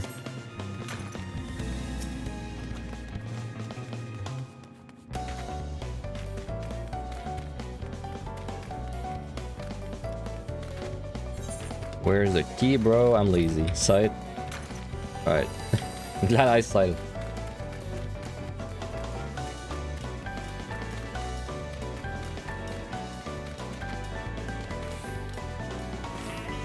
Am I rich just from Deep Dungeon? Yep, pretty much. I made like some money from crafting. I made like a good amount of money from crafting. Like, you know, when they release the expert crafts this expansion, like the other components, I also made a good amount of money from that. Maybe like 200 to 300 million. But everything else I made in Deep Dungeon.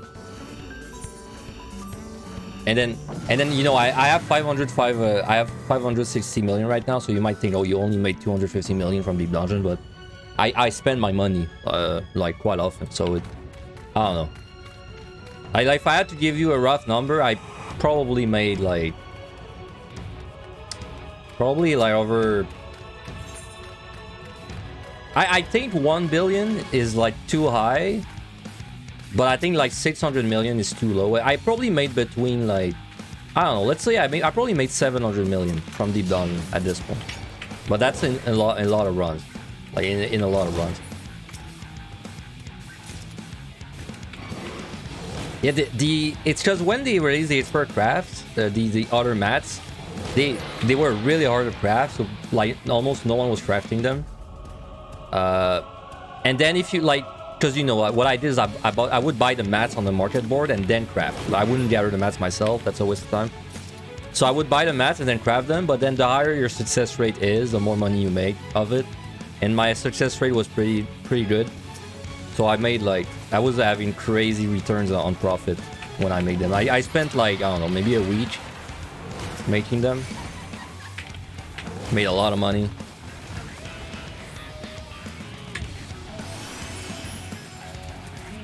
It always makes me wish that crafting gear was also expert craft. I think that made a lot of sense.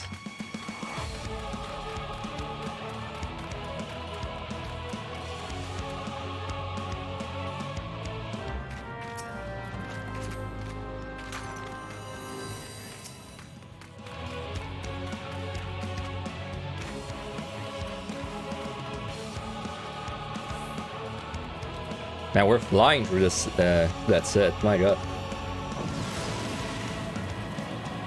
You sold it, of course. It sells around 13 million on your server. Yeah, it's about that on mine too. No, I've dropped maybe. I mean, at this point, I've probably had like 25 Pegasus, maybe 30 or something, and I've sold every single one. I've never learned the mount because I don't like the I don't like the PotD one.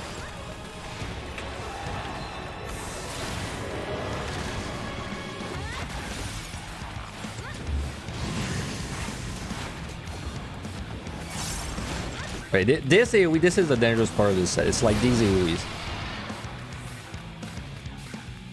Because it's very easy for me to get Venn diagrammed in first person. And like, this is not a one shot. It's a 2-shot without steel. With steel, it's probably like a 3-shot or so.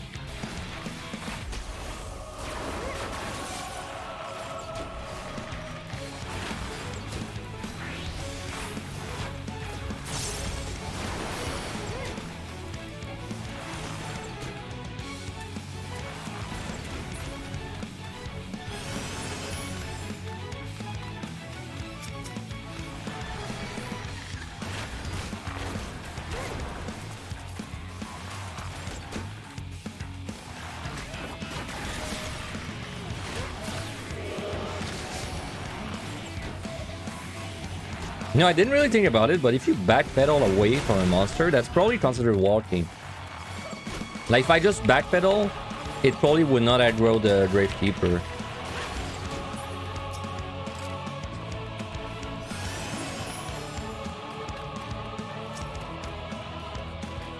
Oh, another rage. I mean, I'll take it.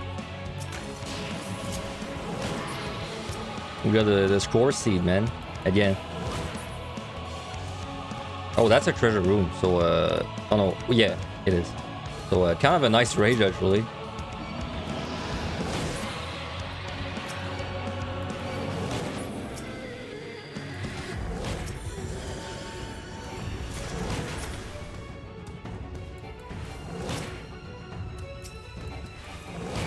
It's so hard to tell what distance away I am. Like, how far away I am from a monster.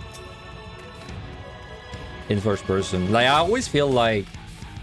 Well, let me make sure I don't mix this up. I always feel like I'm closer than I actually am. Because, like, quite often I walk to a monster and I'm like, wow, I'm gonna pull it, but then I don't pull it.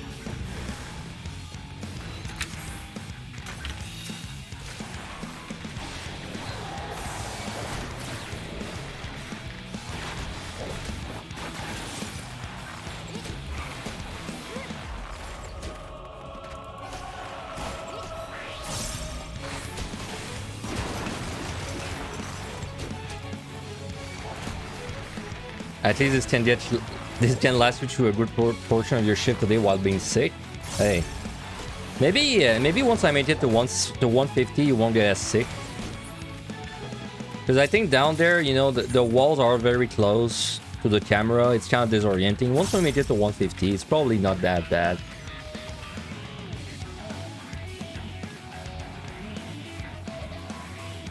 Well, you are in the way.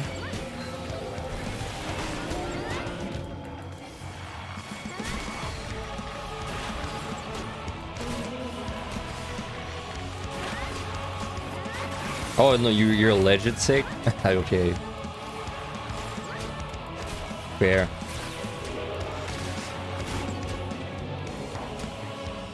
That was a raid, right?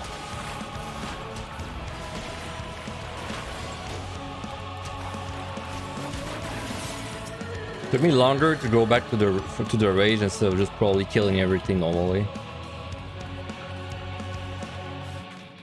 So wait, yeah, I want to test this. So if I backpedal, am I gonna pull him? if you backpedal, dude, you don't pull the patrols.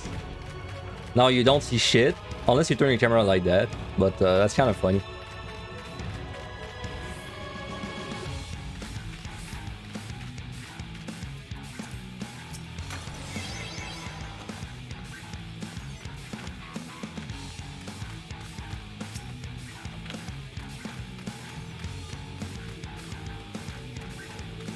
I mean, that's like a lazy way of avoiding them. I don't have to press my walking button. Nice.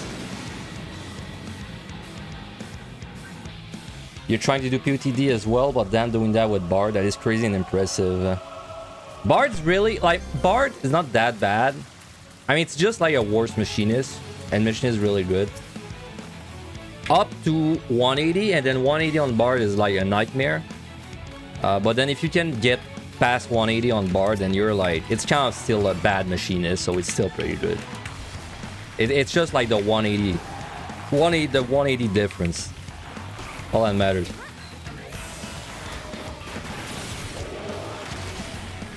Man, we're on the last floor already. Damn.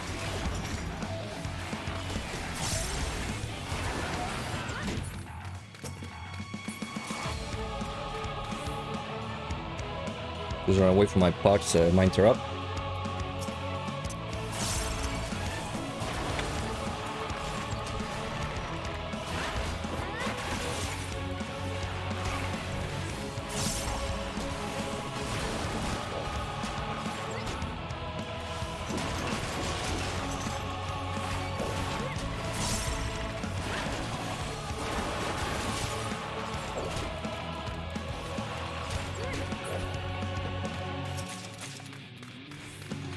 You need to somehow bind something on your controller to wall. You can do it manually with the analog stick, but it's a pain to get it to auto walk. Yeah, I heard on controller there's a button that lets you walk. I think when you hold it down, but apparently if you get... What was it? Like, it's... If you get attacked out of combat, then your walk stops. Or something like that. Like, because I remember something about that. Because I remember the worms specifically. Like, the worms would kill people because apparently they make you stop walking on controller with like a specific button held.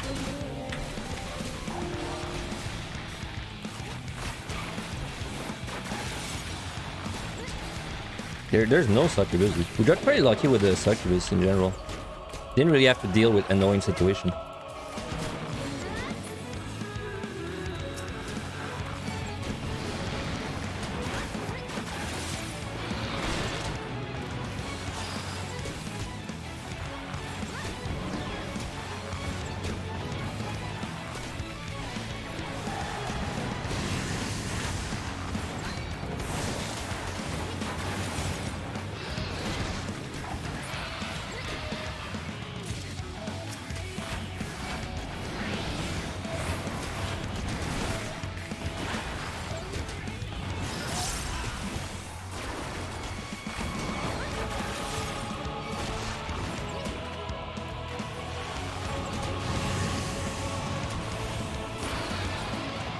Alright, yeah, maybe free steal.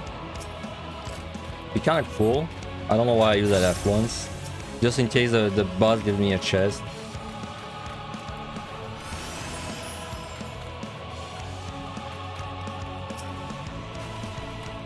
On controller, if you run and press L1, it auto runs walk, but getting auto walk to work is more difficult than run since you gotta hold it longer.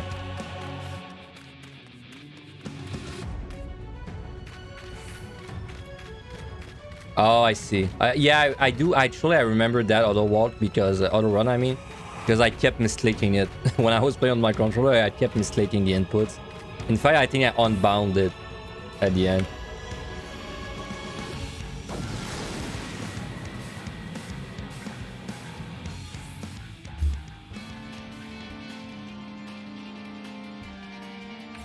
I mean, that's a pretty appropriate song for that that boss. Oh, let's just steal strength. I don't want to have to pay attention to my buffs and health and also dodge everything. So.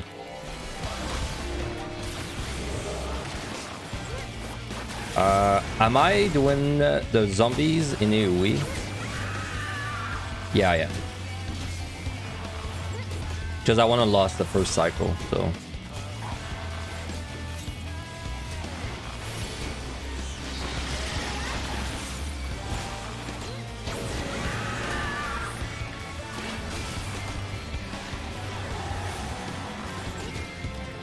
It's gonna be a little weird in first person. I think it should work though.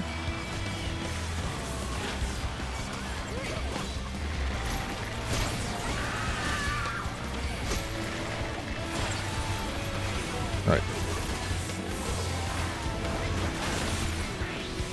Reason I like killing the zombies, by the way, so I can then do the lost on the Succubus ad. And I did not keep my attack speed thing. That's kind of bad.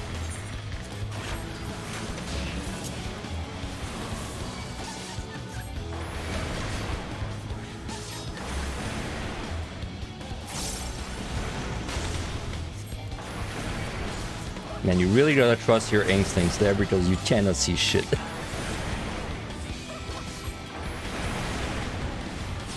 I'm not looking at my screen. You know what I'm looking at? I'm looking at the freaking the cast bar at the bottom left. Because it's like, what am I really gonna gather from looking at the screen? Oh, that reminds me, I need to open. I'm sorry, I forgot about this little thing here. Alright. I had forgotten my input thing there.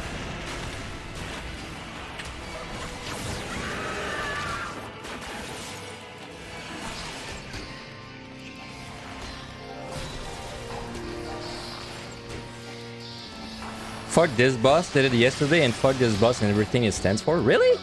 What's so bad about this boss? I think it's pretty fun boss actually. I like doing it.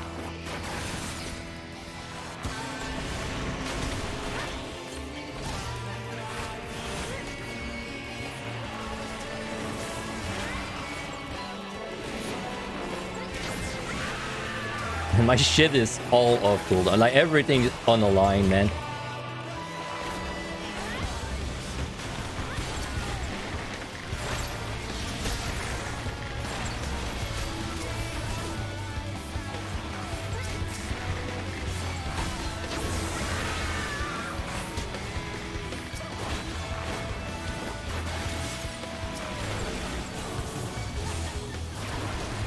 Let me refresh the dot while I still have one.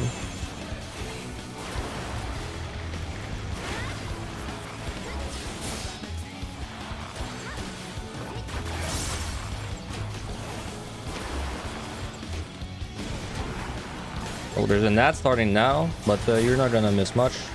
You've seen all the fight.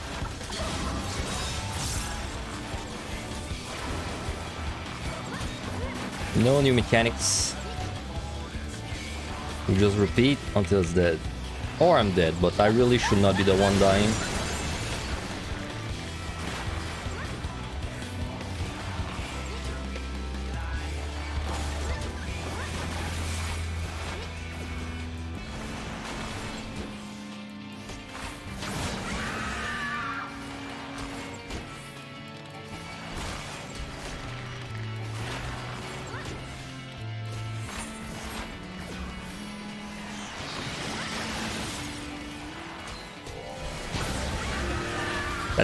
That took a lot longer than Machinist, but I think my DPS wasn't very optimal in general. Well, it was definitely not optimal because all my shit is off the line, but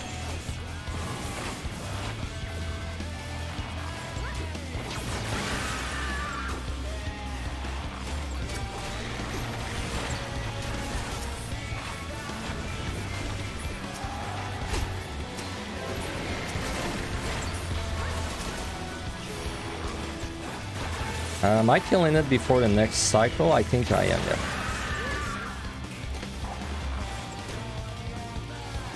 But I don't attack. I have to not attack the ad there.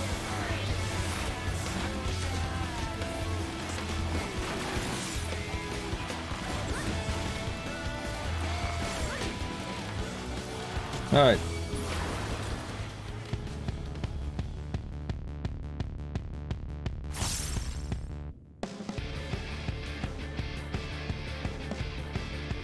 Alright, finally, the fun floor. Well, finally. I mean, it's only been 30 minutes today, but finally after yesterday, I mean. Doing this as warrior is just bad. Gotta love disengaging because of all the point-blank AoEs, and gotta get rid of the ads, and gotta either ignore or wait on the Succubus ad.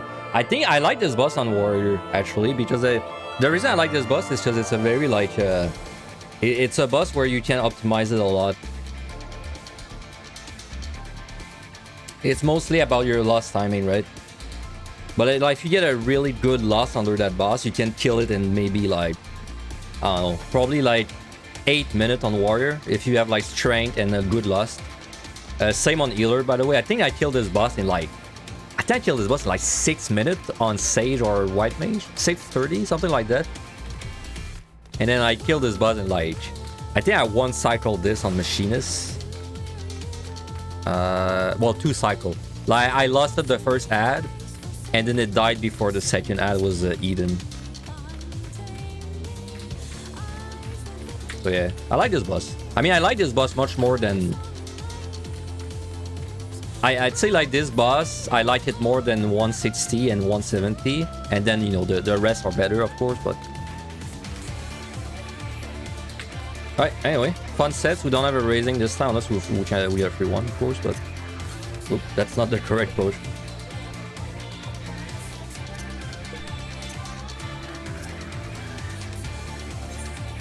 Wait, no, that's the exit, dude. I couldn't tell. I couldn't tell. Look at him.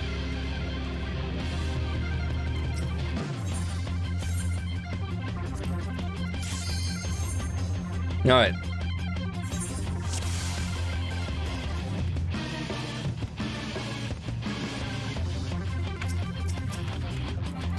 Okay, we can kite a lot more from now on, and I will be kiting a lot more, so get used to it.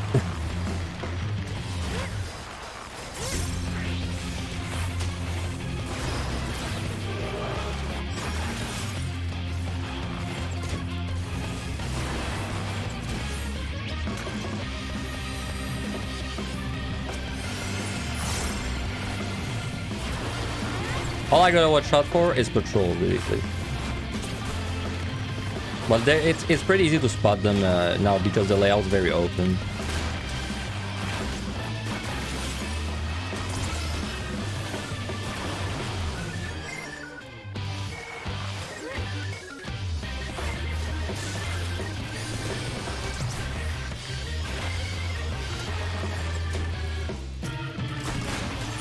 Sure.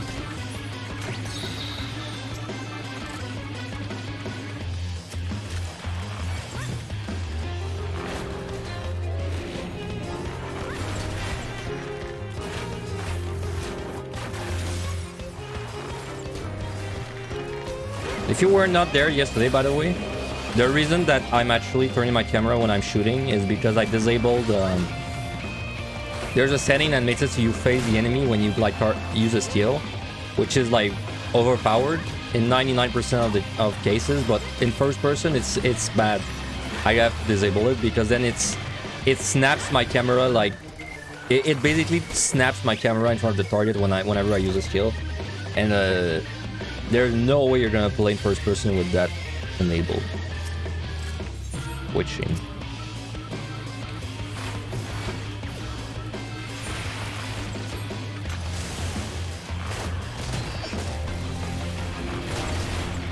Dude, look how happy this guy is. Look at him. He has a little smile and everything. He's so happy getting killed.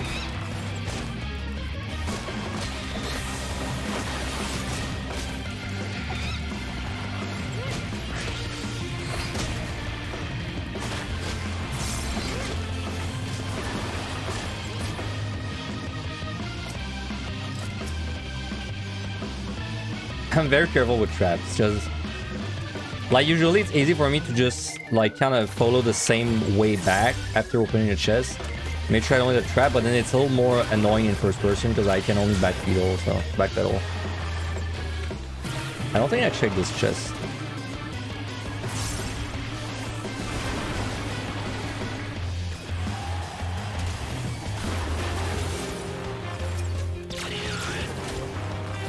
Serenity, don't care.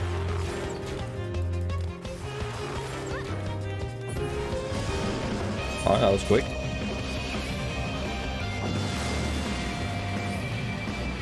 Killing that boss with a healer in 7-8 minutes. Yeah, if you 150, if you mean 150, if you use 1 strength, 1 steel, and 1 lost, and then you lost during the Succubus part, and then your loss is like a good, right? Like you actually do the loss and you can almost hit everything on both of them, then yeah, it's about 8. It's like 7, 8, I think. It depends like how good your lust is, because the way the boss works, basically how good you do is gonna like, it's gonna save you from an entire cycle or not.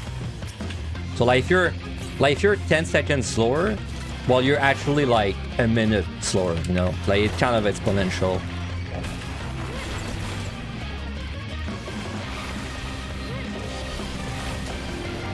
Oh, let me try to realign my ship. I'm not in a Wonder River. I mean, what? I'll wait for my cooldown to be up.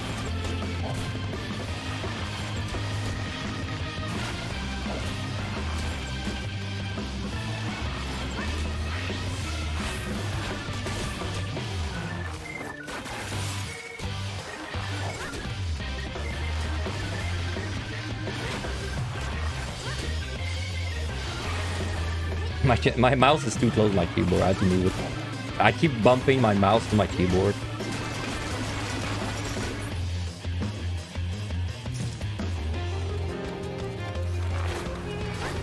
Alright, now we're all aligned, so now I can do this again.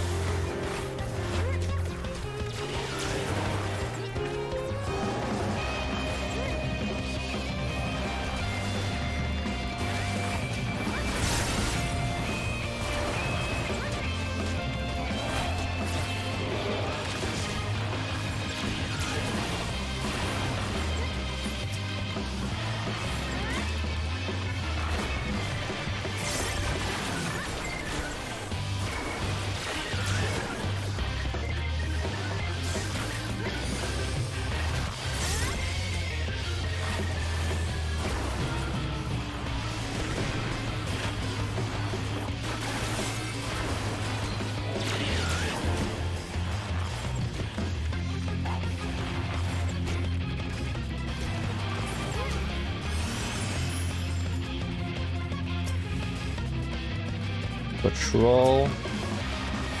Gotta pay a little bit of attention on this guy. I don't want to be jumping around. So as soon as you get hit.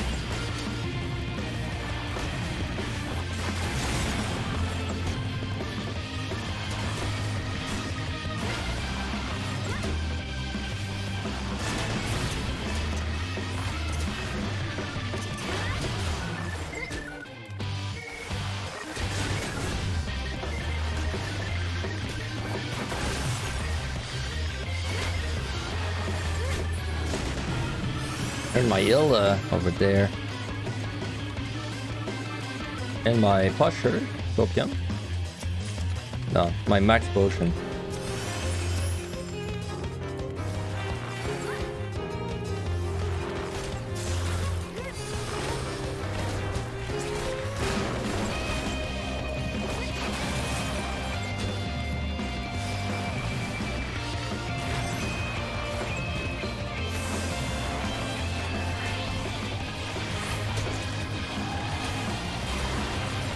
Try to see anything, challenge impossible.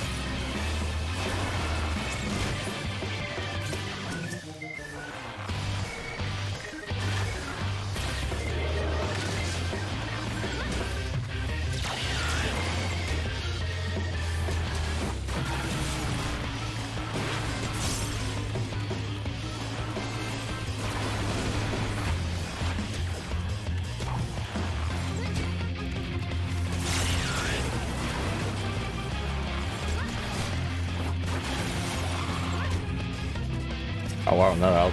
Alright.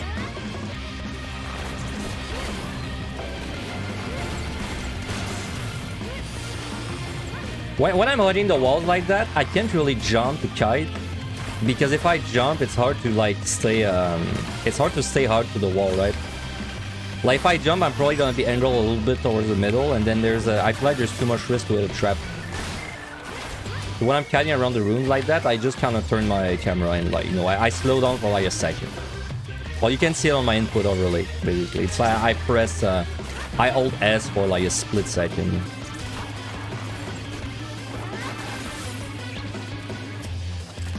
Still, very good.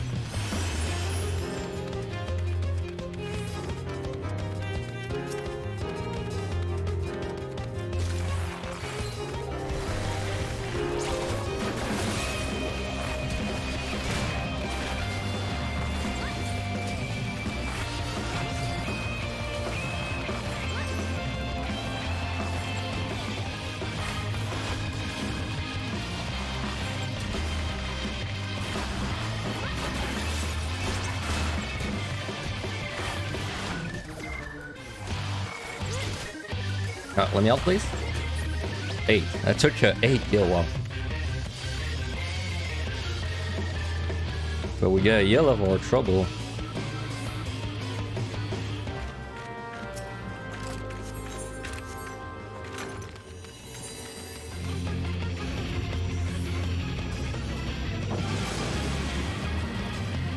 Only all I can think about is 180, man. I'm like thinking 20. That's like what, 27 floors until hell. Yeah. Wow, that's not a good room to be in. I have no room to kite. Which is fine. It's just, it means I have to drink potion, which I hate.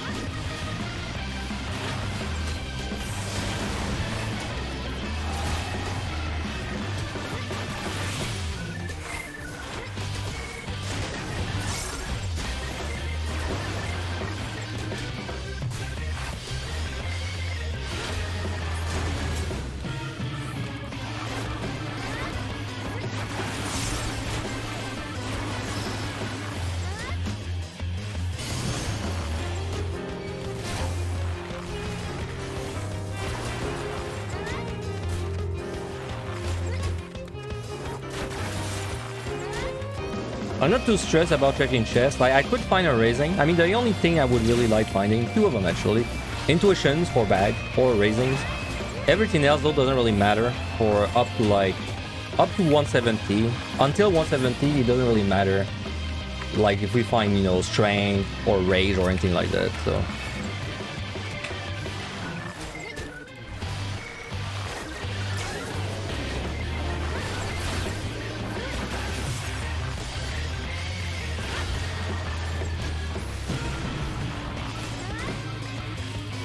Now, I would like to find the bag of this floor, though. Should I do that?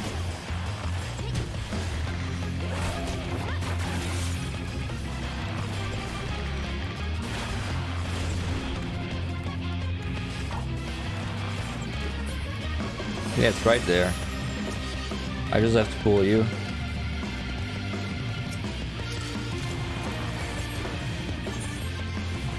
I don't know if I want to use an altar.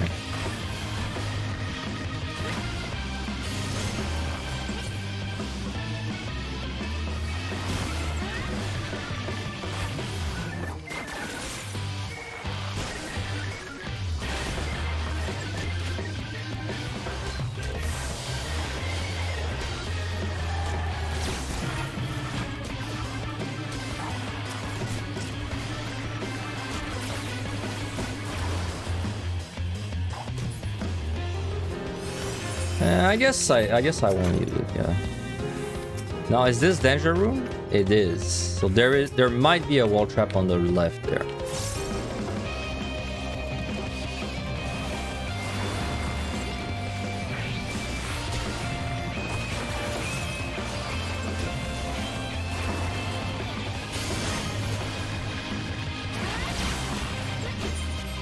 So I guess I safety for the yellow. Why not? But I don't know, safeties are actually kind of nice in first person. Because if I don't have to worry about traps, it is kind of sick.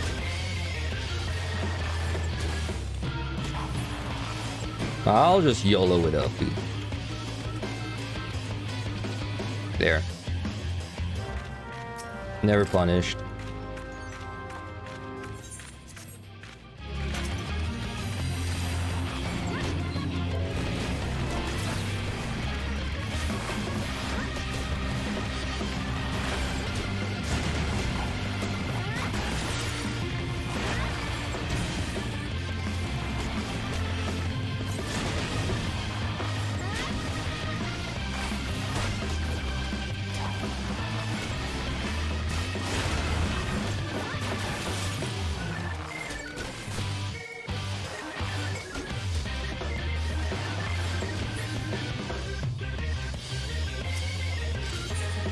Oh, could have used it after all.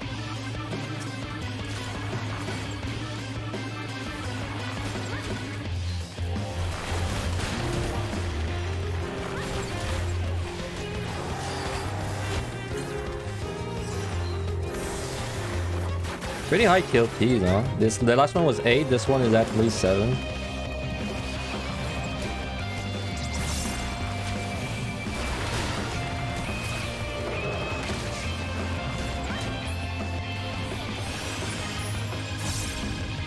What was this? This was a lust. Don't care.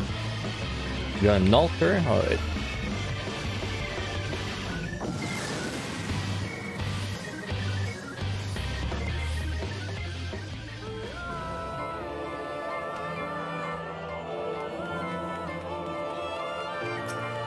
Treasure room.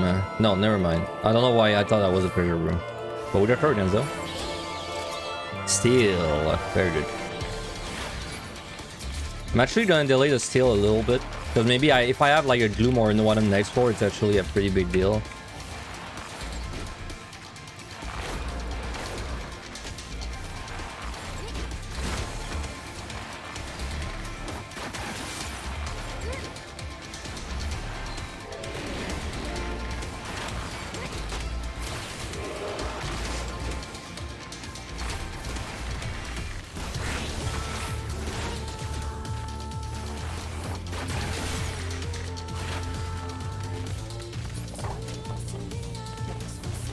Man, that just looked like a gold at a glance. I'm glad I didn't check it. For the HP I had. Lost. Good.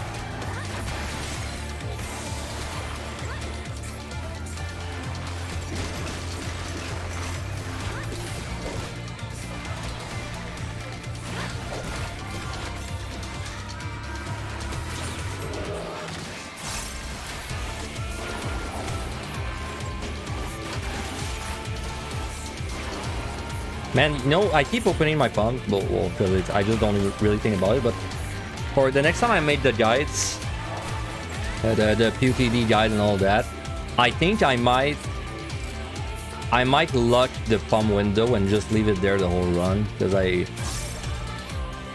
know there's a few people that they had a complaint where I just close my palms all the time, so it's hard to know like what I have at a specific moment.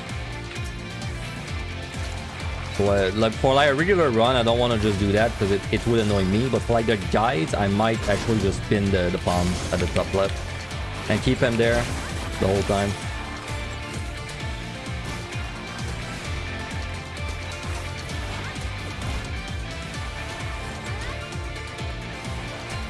I'm not rotating my sun well, dude.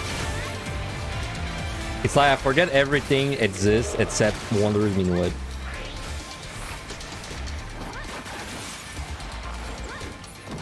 I'm out.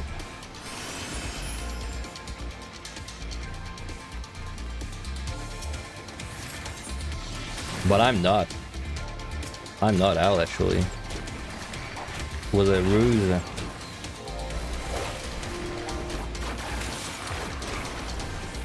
You gotta watch my face a little bit for this guy shooting AoEs.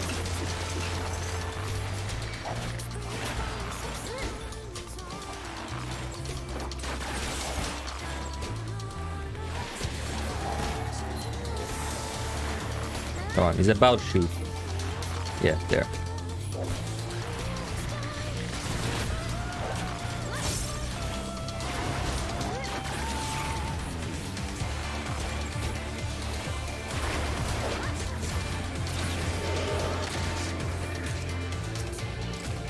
Oh, flight.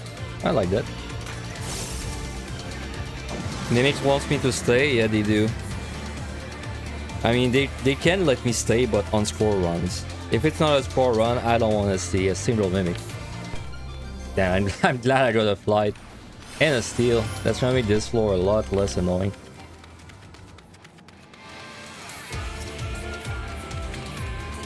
I was down the side? Oh yeah, because I used one on laziness earlier.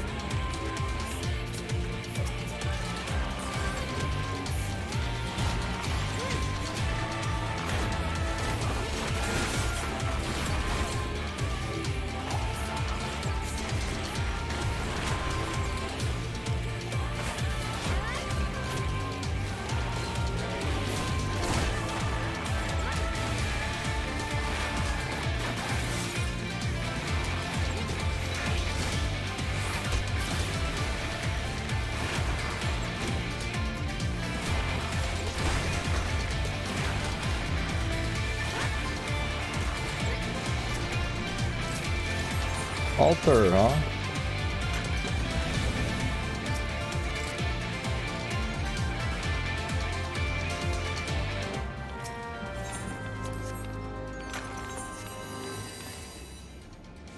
So I was reading, people have been kind of going crazy about like intuitions, the way intuition spawn and all that. And from what I understood, I am guaranteed one intuition every 3 floors. So like you're guaranteed one bag in the first, second, or third, and then you're guaranteed one bag in the fourth, fifth, or sixth, and then you're guaranteed one bag in the seventh, eighth, or ninth. So that means that I use an intuition right there. There should be no way for me to like not get something with it. In fact, if I push it if I would get a bag on 156, then I should steal intuition, because then I would get a bag guaranteed on like 157 plus. If it works the way I think it does.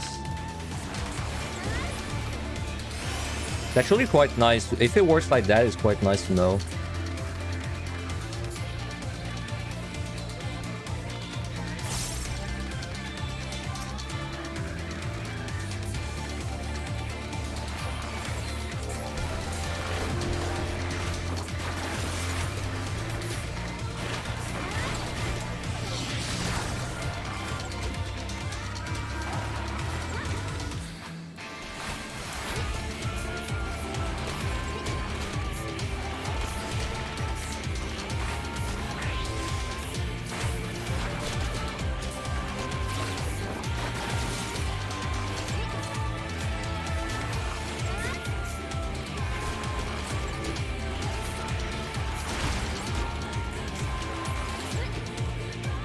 Nothing there.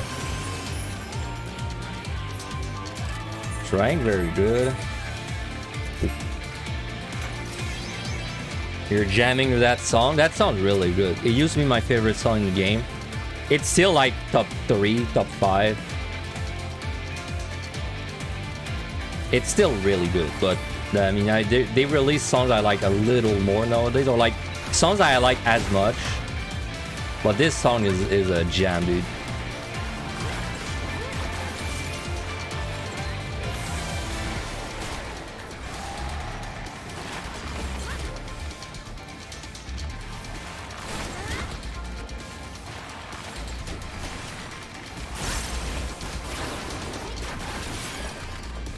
Oh my god, what is that key?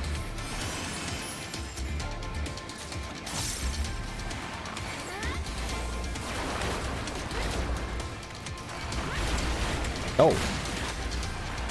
Well, remember what I said about getting ganked by patrols? There you go. Good thing I have a steal. Yeah, I would have been surprised if that worked against you. So you can't even slow that guy. You can't slow or bind.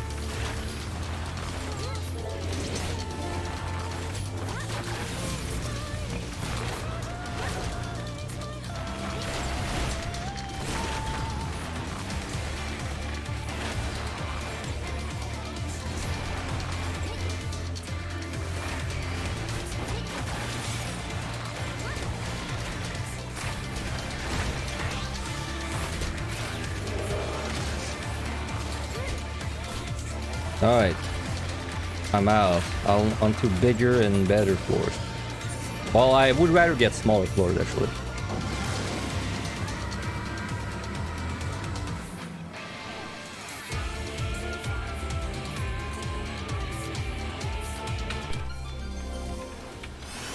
No debuffs, I'm happy.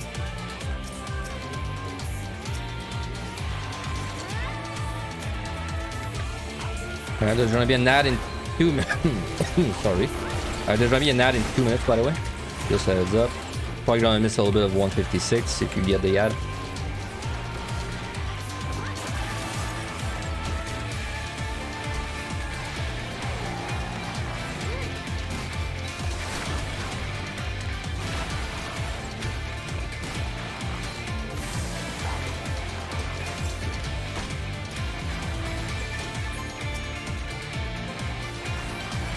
Is this flighted or altered? I think this is altered. I don't remember flighting, but I remember using something, so it's probably an altered. Okay, I'm just kind of checking this room because I want to check the chest on the left.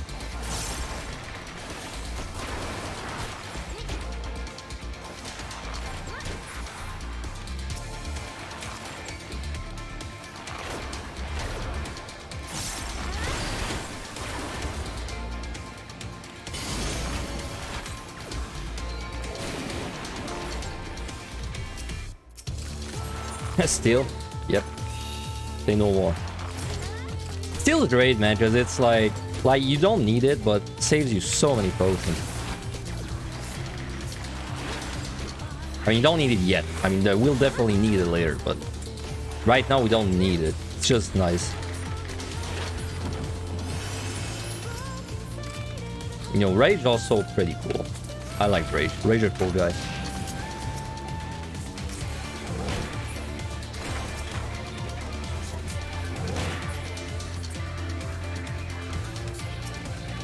Oh, that was a big floor.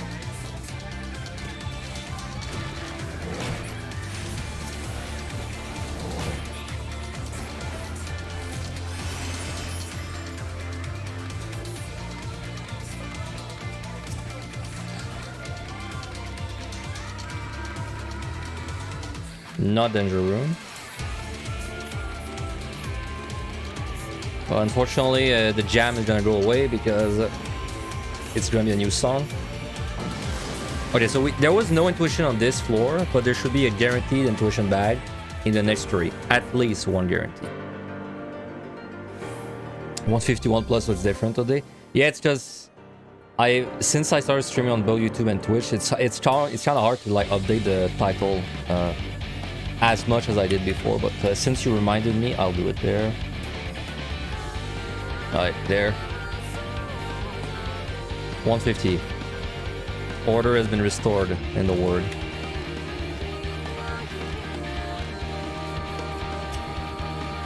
Site's pretty cool.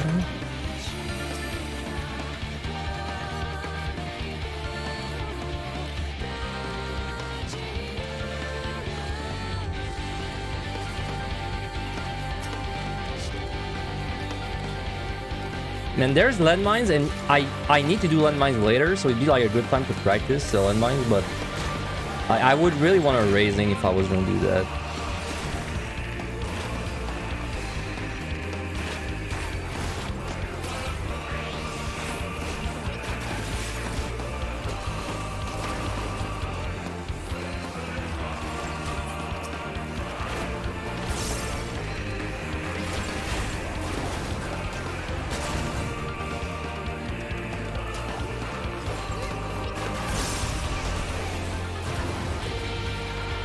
Oh my god, what's going on?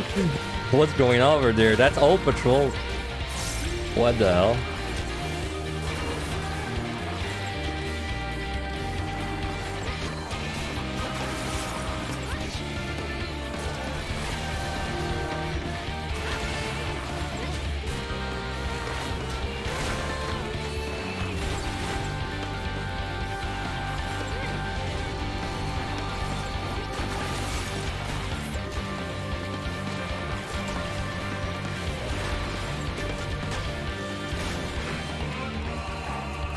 There's so many patrols.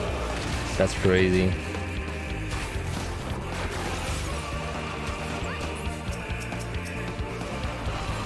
But I want that yellow, so we gotta do what we gotta do.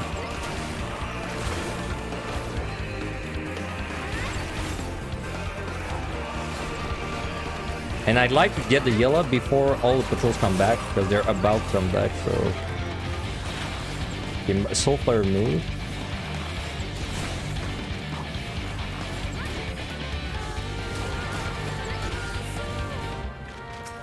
Alright, good.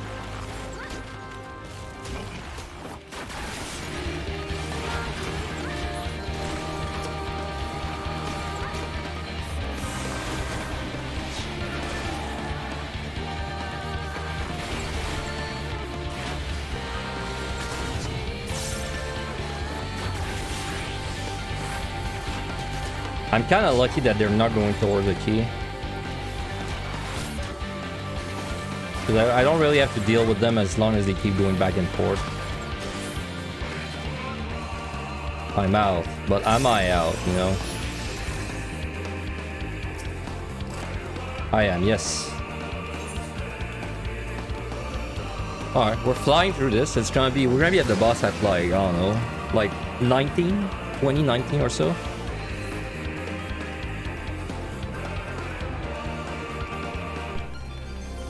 Thank God for the steel. God, that'd be such a... If this was the Omen, this would be such a great... that'd be such a great storm floor. Look at that. Gloom, no regen.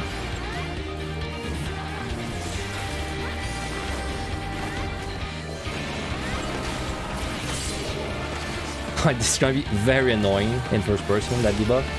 Oh no, wait, I can remove it. I can remove it. I'm barred, dude. Barred privilege. Hell yeah. I don't have to deal with that. That's the best.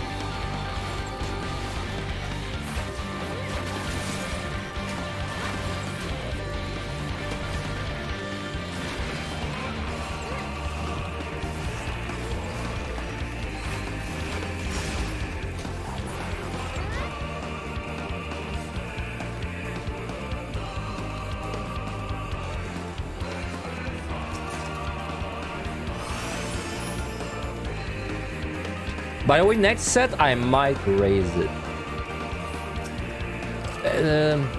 I don't know. Like maybe I don't raise instantly, but then I'll kind of see like if I find steals.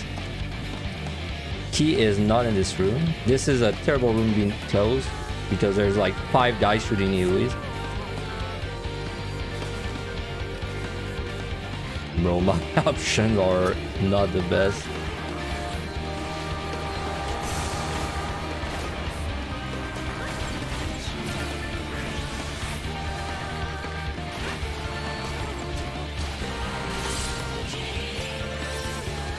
I kind of need to go kill the imps by the key because there's too many.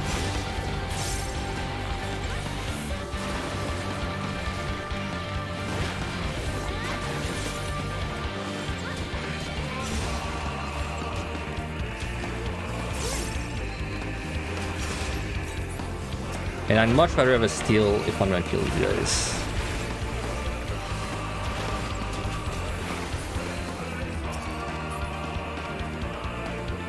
Damn, I thought I would maybe outrun it, but it was not the case. And I don't have my buff removal thing.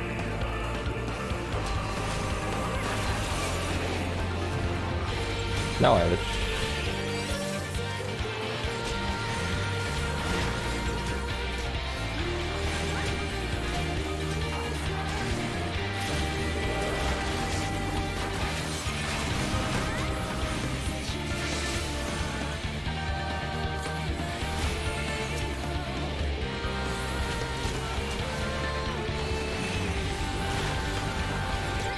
Alright, losing steel.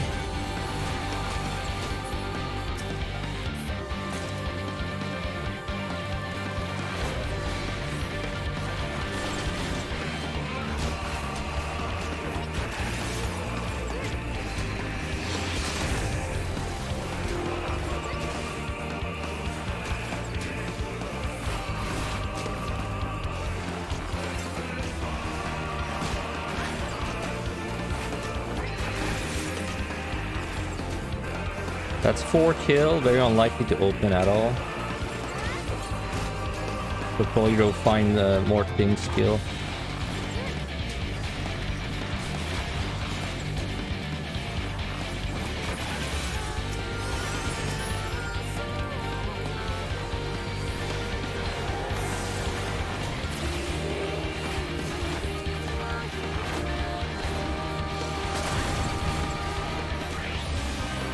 Oh my god, I used a wrong skill with my barrage. What even is the damage difference between... That's 160. And then the other one is 200. Well, that's a pretty big difference. The 40 damage difference.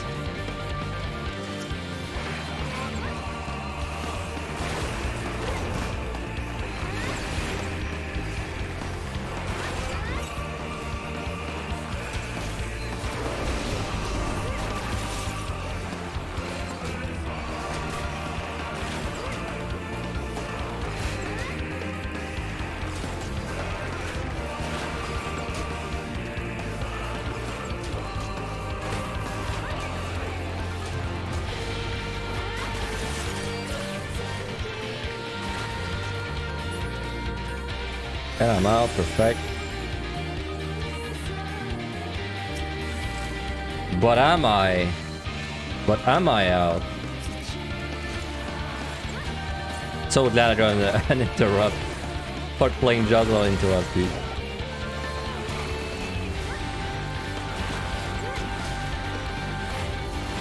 Right, this should not be that bad even without steal, but I have to be a little careful for sure.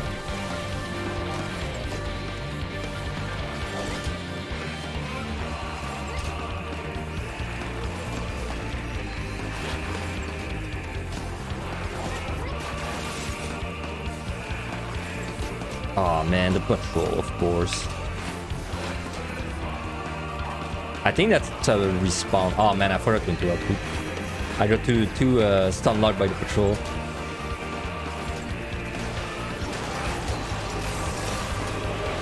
Well, remember when I said I was playing a job with an interrupt? That sure went away fast.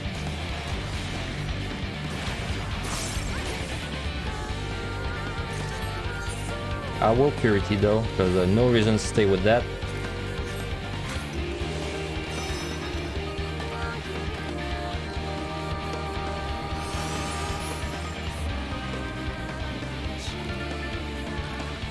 I just need this one move.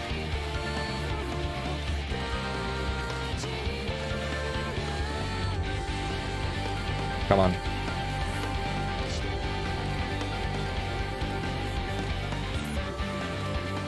Come on, what the hell? Alright.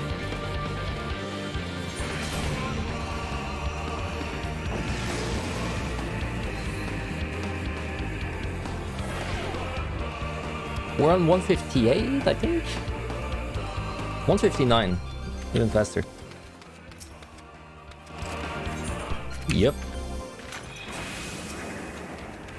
So we need steel strength on the boss, so you know, if we find a free strength or steel, that'd be great. We maybe we don't need strength, but we definitely need steel. Maybe no strength is fine though. Like if I lost once, I probably would still kill in 8 minutes.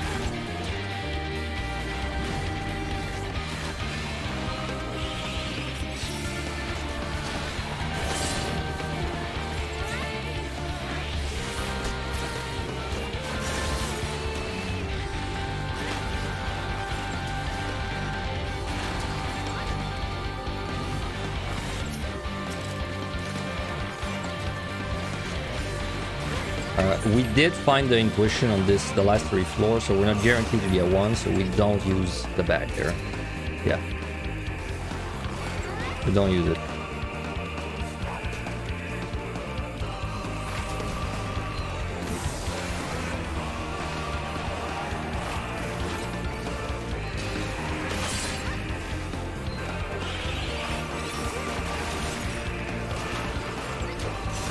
Hey, what's up, Carter? Enjoying the new emotes? I see. You know, it's funny. So all the emotes I added, well, the ones that are like not follower emotes, right? Like the sub emotes, they're all things I have either commissioned or things that my friend drew for me. except the waving emote. I have no wave like emote, so I just put a random Asto emote for that. Because I have no waving emote of like any kind or like any art piece of that.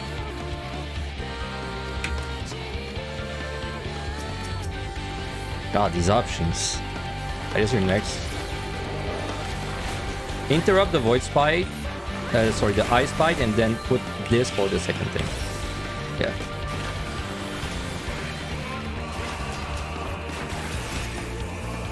Yo, Finn, bought first person. Getting all Shoal Doom feels. Good luck, Behemoth will be interesting. I mean, you know, this run today is either gonna end at 180 or 200, right?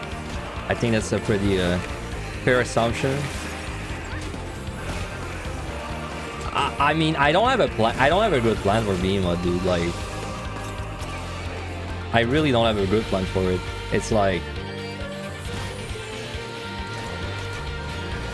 I'm basically gonna try and do the regular rotation, but in first person, or I'll try to do it without Rezo in first person. So it's gonna be interesting.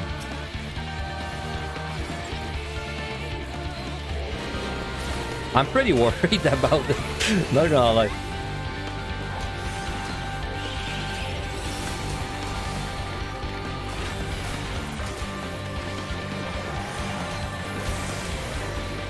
You move, right?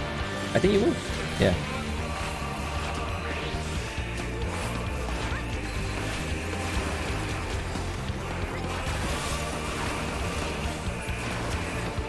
Fortune, don't care. What I really care about is a free steal.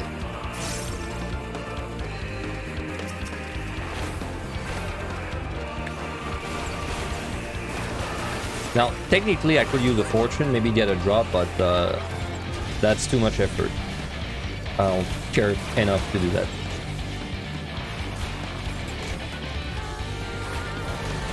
Because I didn't want to like stick around the chest and like open it, because then I'm scared the other guy's gonna turn around.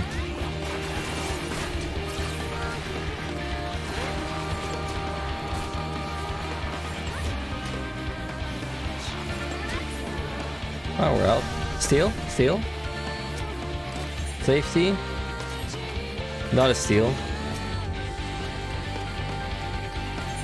I mean, I don't think I need, like, need strength, like I said, but you know, since I didn't get a free steal anyway, I will just, I'll just steal strength loss, probably.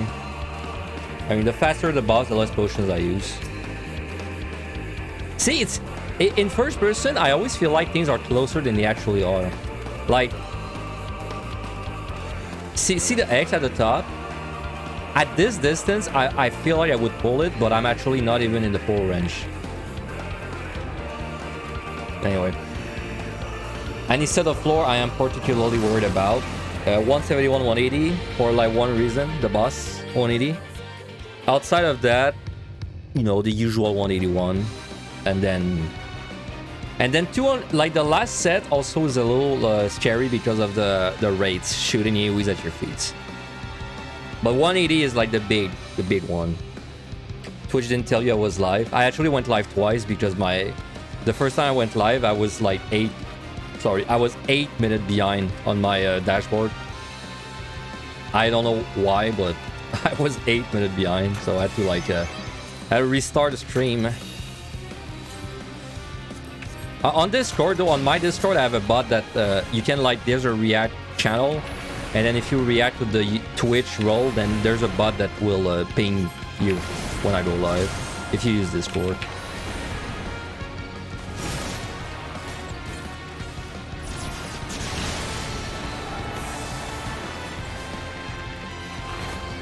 Right. I'm very happy that I have a new strat for this guy, where I just get pushed in the middle. Because it's gonna make it a lot easier to basically pay less attention to this fight as I would usually. I say new strat, it's been like 5 months, but...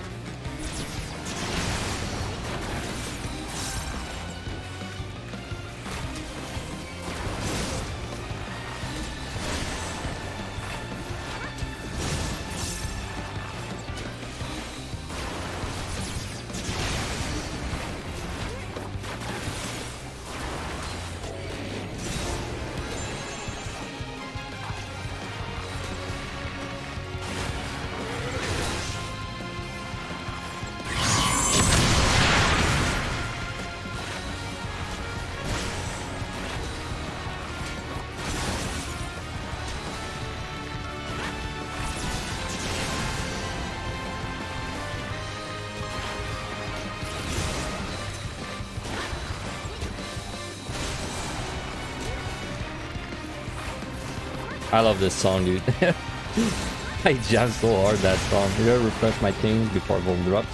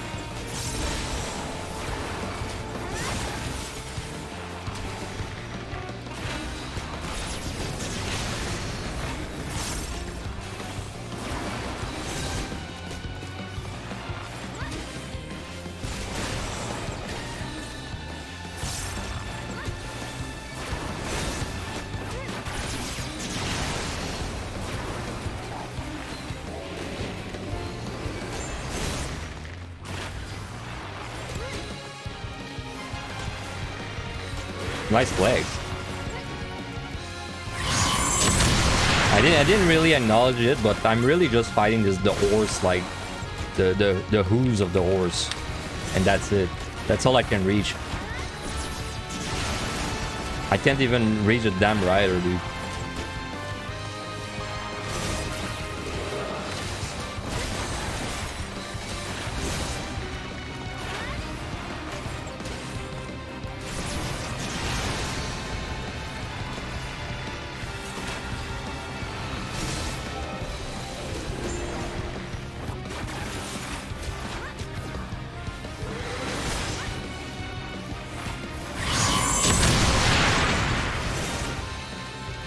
I love that the arena is like a little bumpy.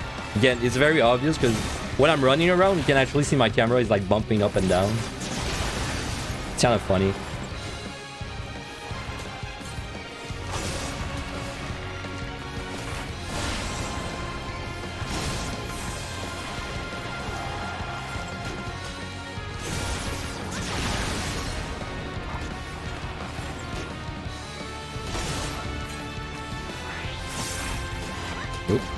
Sleeping in the wheel.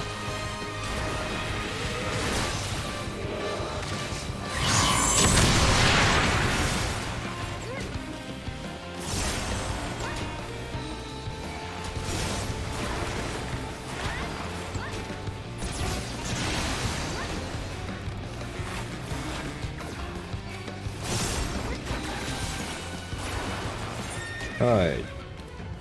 Alright, we're missing a steal. It's pretty normal. It'd be more abnormal if we actually kept the steal there.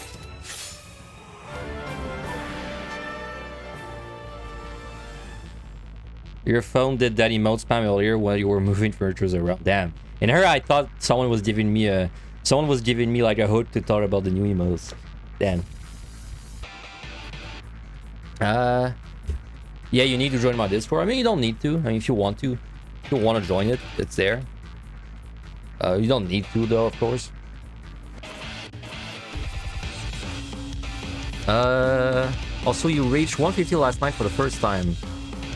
Now you need to watch my guide and see how you handle the zombies. Yeah, I mean, the 150 is not that bad. Like, it's really... The zombies, I assume you're a warrior. Well, it's kind of true for every job, really. It's just like... When the zombies spawn, you'll see in the guide, but when the zombie spawns, she's gonna do like a circle and then a line. And then after the line, you just kind of chill in the middle. And then when the zombies, they'll like all converge on you, and then you just spam AoE moves. And then there's gonna, like, during that bit, she's gonna cast 2 more AoEs at you, which you can just tank them with steal, if like you can kill the zombies in time. And then after that, she's gonna cast a darkness, which is the thing you want to make sure you don't get hit by. But there's like a lot of time between the darkness and the zombies. Like grappling you. I just added to the big list of things I want to do differently. Alright. One last easy set, and then after that... Yeah, after that, it's hell. It's time for L. Oh, they're squishy. They were not dying as to AoE nearly as fast as you expected. Did not think they were that easy to kill. They're pretty squishy. Like, if you, I know on Warrior, if you've got like a strength and you just like, you do your 1-2 AoE combo, it's probably 5 GCDs to kill them all. So they're pretty squishy, yeah. Or maybe it's even 5 without strength, I don't remember.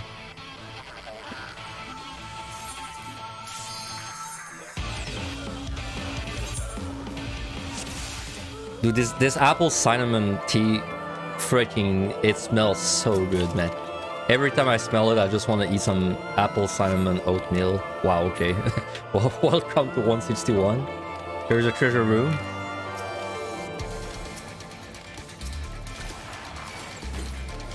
That's funny because I could not see the treasure room until I actually climbed the stairs. Because of the first person debuff.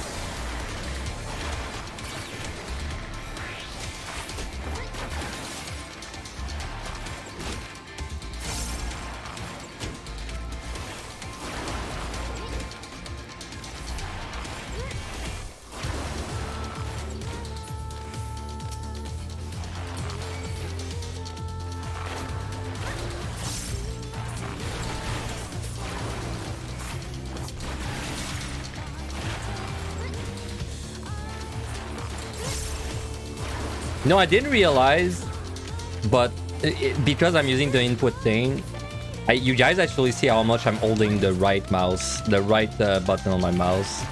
It's basically 95% of the time. I didn't realize you guys could see it. I forgot the mouse was showing as well as the keyboard.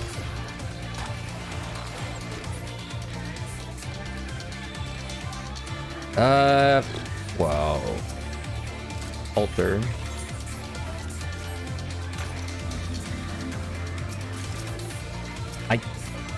I mean, I don't know. Whichever way doesn't matter. I'll just go right. There's gonna be a nat in 3 minutes, by the way. That's the one I snoozed. But it's gonna be there in 3 minutes.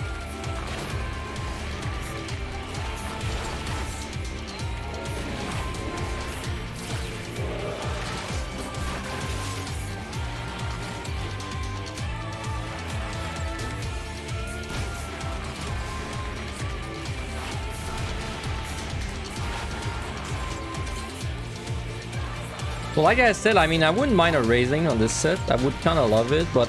And I might even use my own raising. But, like, I think I want to wait for, like, a kind of a bad floor before I do it. Not danger room. Okay, we use an altar, but it's on the other side, so we'll never see that altar again.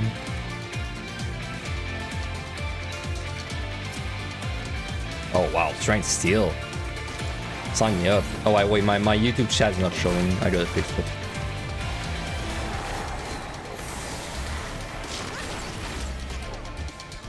There.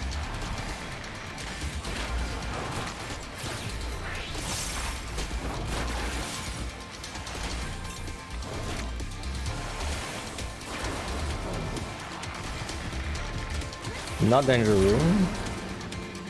I wonder if I still remember the name of the rooms from Dereban's guy. I think this one is I think this one is Police HQ.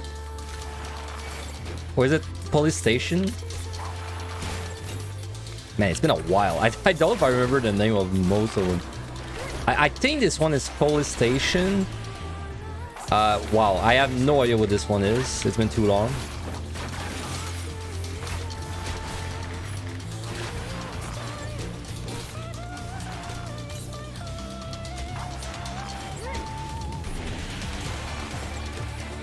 This one, I think it's boobs. No, it's boobs only if the pattern on the top has two big mounts. Don't ask why it's called like that. I didn't name them. I did not name them. The only thing I name in Deep Dungeon is Gigashads. That's my that's all I did.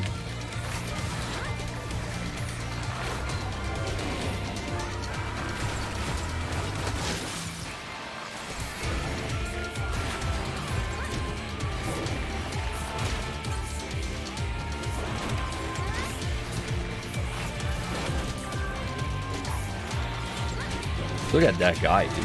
Kind of scary. That's the last thing you see before you just get eaten in Florida by a crocodile.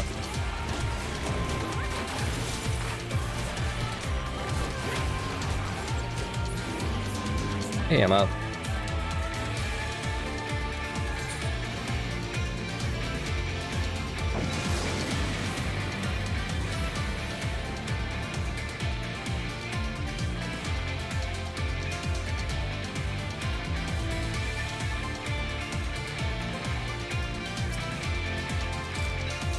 Steel is very good. Like, if I find a lot of steals, I will not raising. It's like a big thing. It's like a big part of if I will raise or not. Well, you know, the bigger part would be if I find a free raising. Because if I find a free raising, then I kind of raise. No brainer.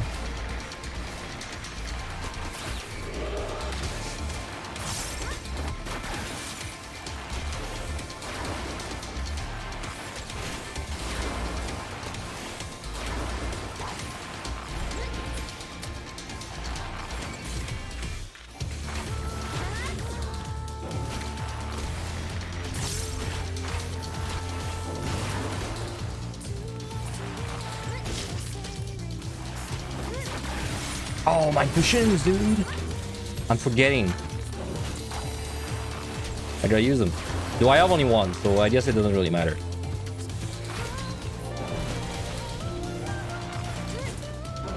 I'll just use a steal right now once this guy is dead.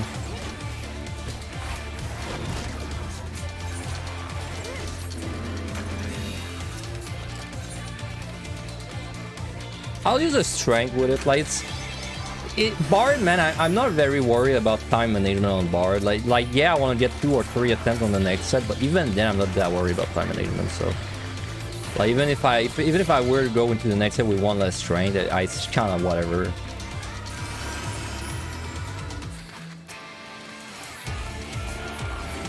Where's that key, man? Where's that key?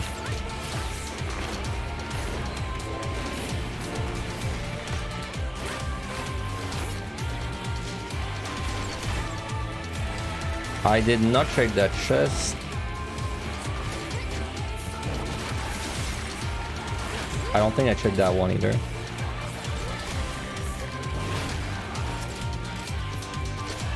Wait, side's good.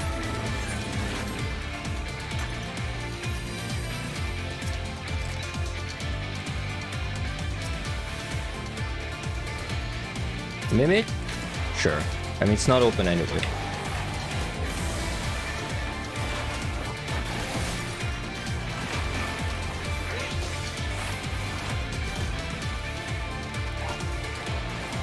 You know, Bard, I play a lot of first-person jobs, and some of them, like Summoner, like you actually don't see shit when you're fighting. Bard is like I think Bard is honestly the least bad first-person jump I've touched, because there's not really any move I do that covers my vision like that much.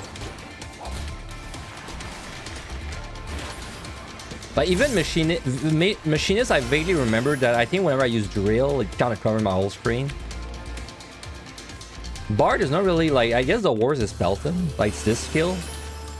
Summoner is funny as hell, by the way, because Summoner is like everything you do just covers your screen. You can't even see what's going on with Astral sometimes, and you're not even first person. I mean, same. Especially when you're using gravity, you know, like your camera is angled in a way where the monster is closer to you than your character, like you as the guy in front of the computer, right? And then you gravity, and then your gravity just like it fills your whole screen with gravity. I've seen Sage die to that.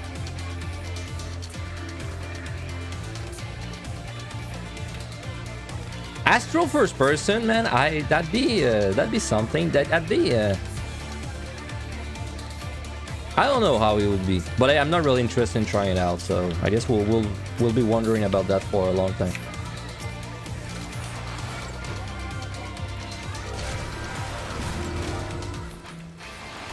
I did White Mage first person in PotD, but I failed. I failed the run. I failed in the last war. One of the rare times I timed out, in fact. On stream, at least. You cat jamming? Yeah, we're all cat jamming this song. It's the second time it plays in like an hour or two. I mean, I won't complain.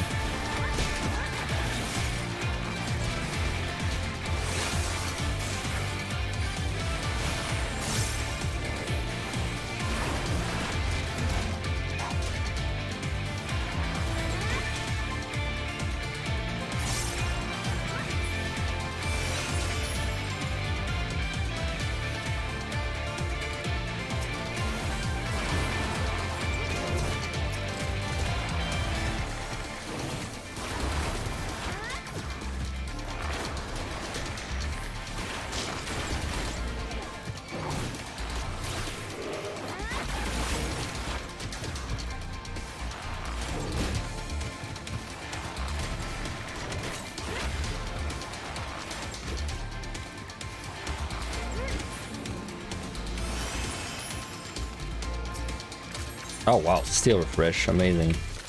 More, give me more steel. The whole time, the whole floor, the whole set. I mean, the whole run, honestly.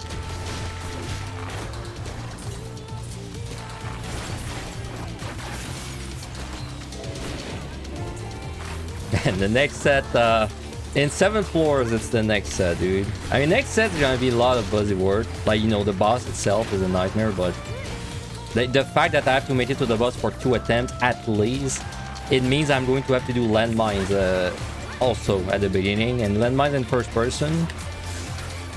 I mean, it's not scoring landmines, so it's not gonna be like 15 monsters. But it is landmines nonetheless in first person, which is kind of annoying.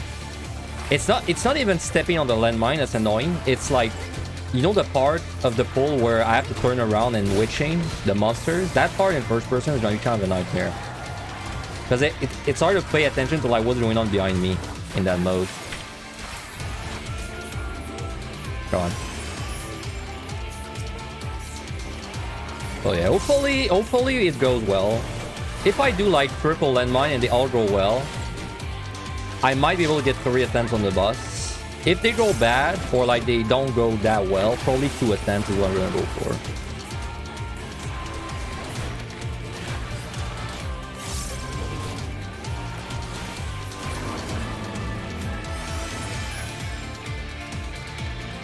Amazing, still refreshed by the way, right there.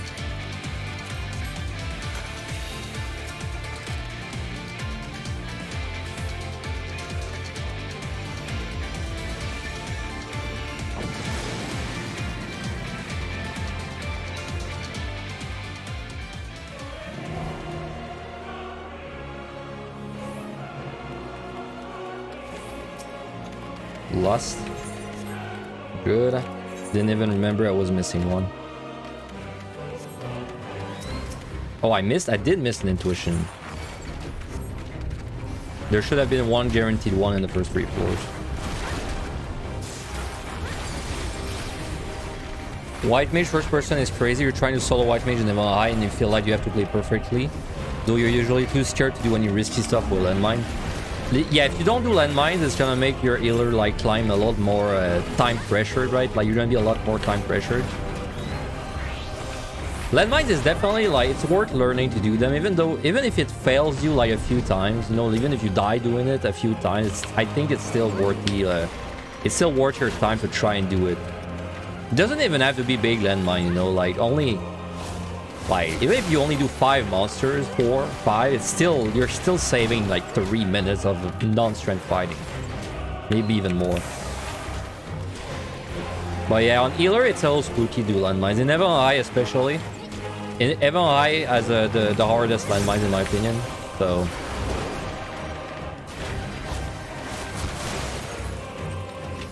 I'd say PotD is probably the easier landmines. Especially if you're playing white mage, because white mage you can actually cheat a little bit in PotD. If you stun, like most, I think actually all the monsters on the floor of the landmine can be stunned. So you can just stun all of them and step on the landmine while they're stunned, and it makes it like ultra safe. That's honestly like only white mage can do that, because I don't think any other job has an AoE stun in the game, right? I can't think of another job that has an AoE stun, so.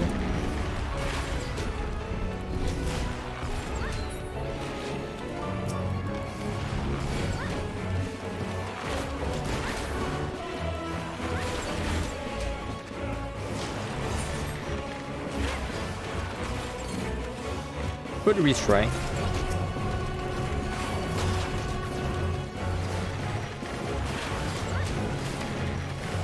I'll go with that.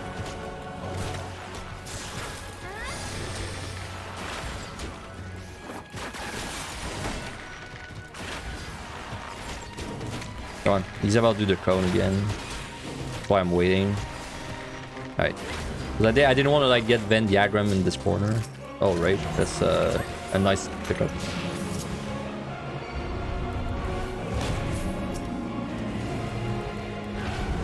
Let me clear up the key.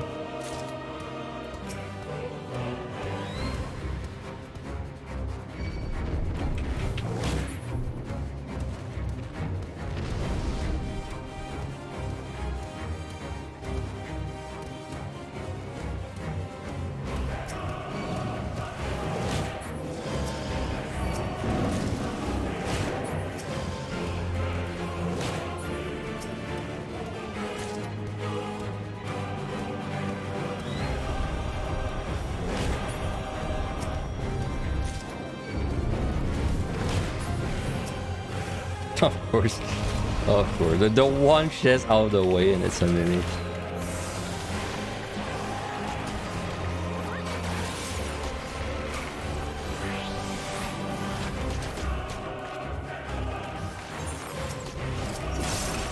Hey, pushing though.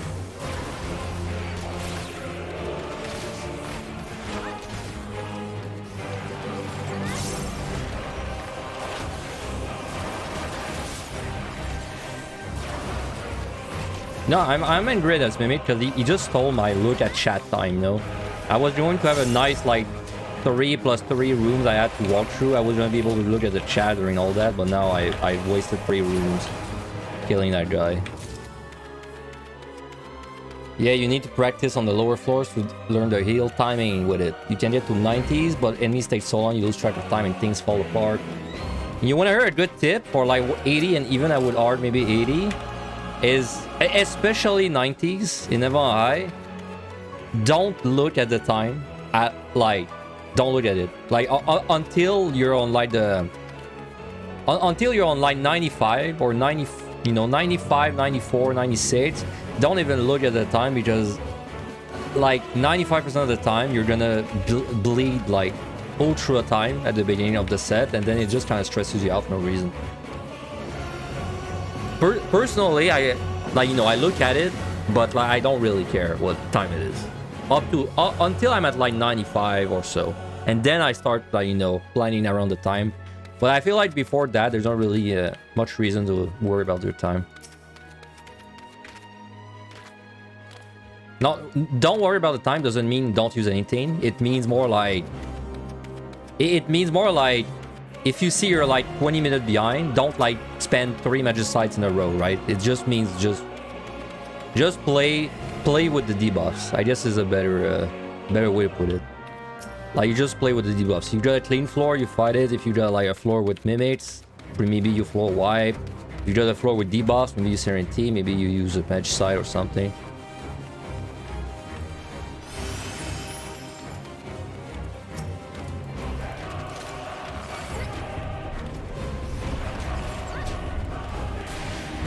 Dude, that's crazy. I picked up an intuition right now, but I don't even remember doing it. I just noticed because I saw my intuition bag buff is away. But since I was chatting, I didn't even realize I was doing it. Muscle memory, let's go. He's there.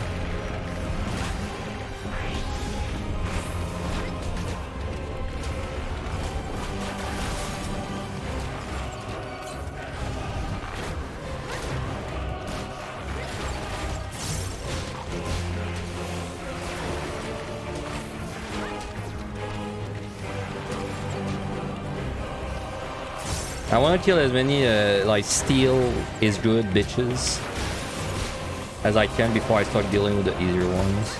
So like the Wyvern next.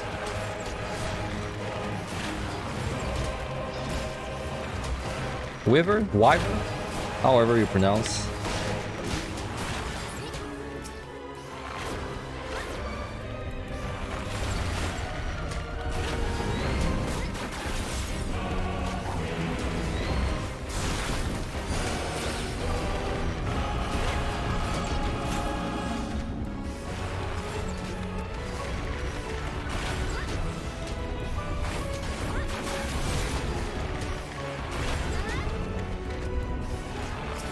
Witching, yeah. I'll just keep the witching in case something bad happens.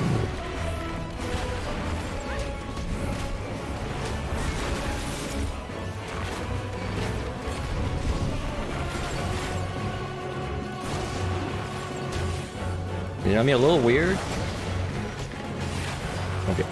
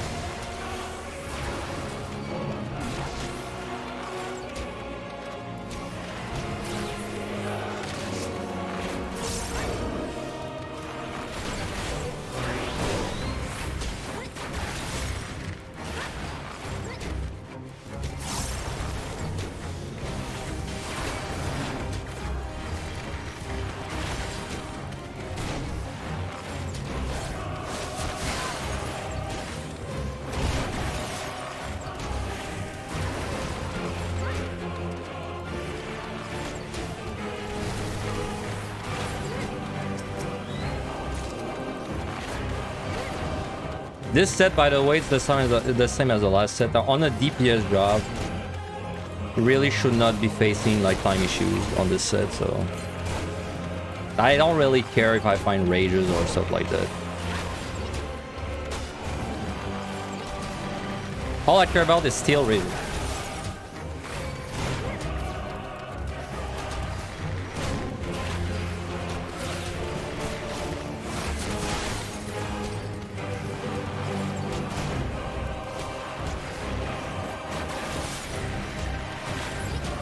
I'm not out.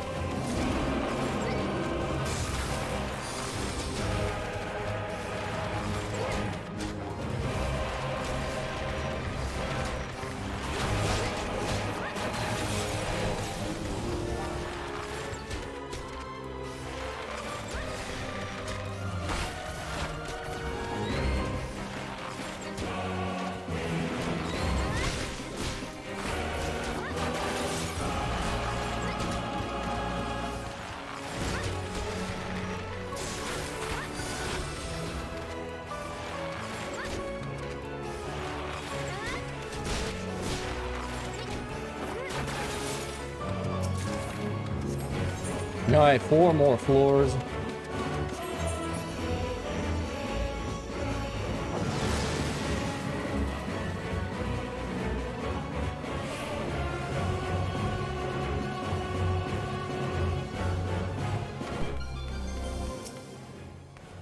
With Shane now, alright.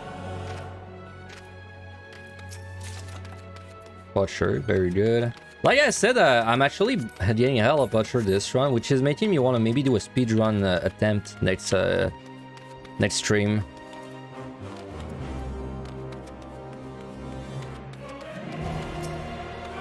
Side.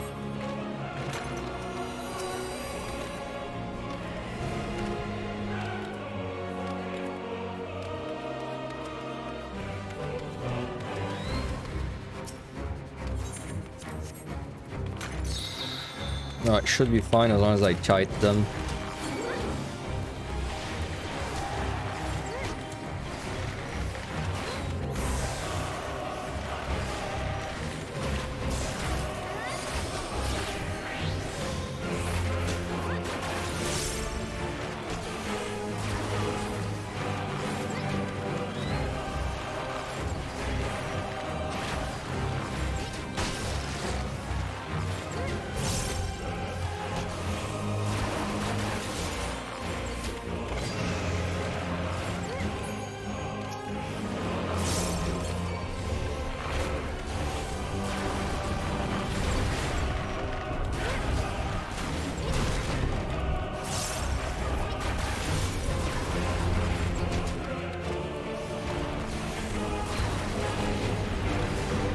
Definitely worth kiting this guy around, by the way. Like, he hurts a lot when you, when you don't dodge it, but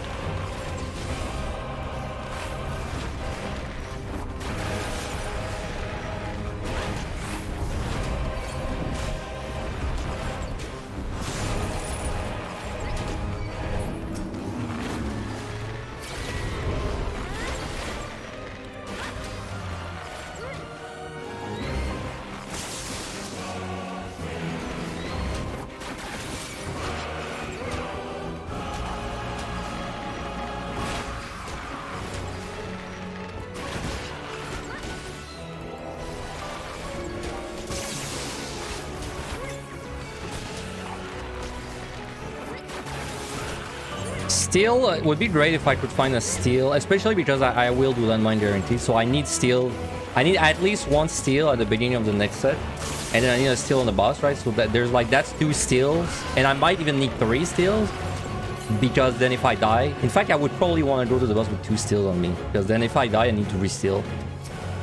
So all this means that if I could find a free steel at the end of this floor, it'd be great. So I will probably after when I'm on 168.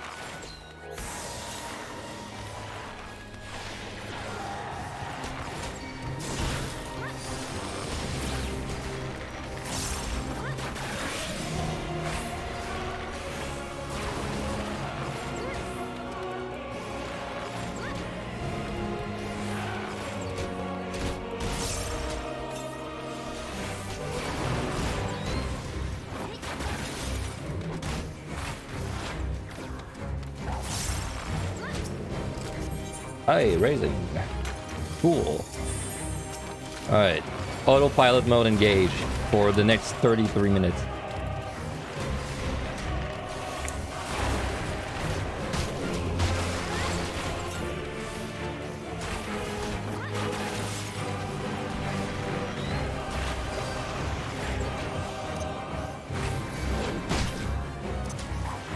You know, I heard of, I think it was Russ.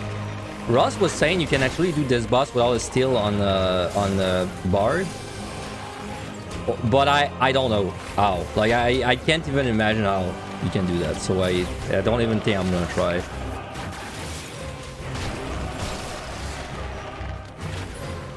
Like, basically, he's going to Warden's beyond the first slow, right? The biggest slow.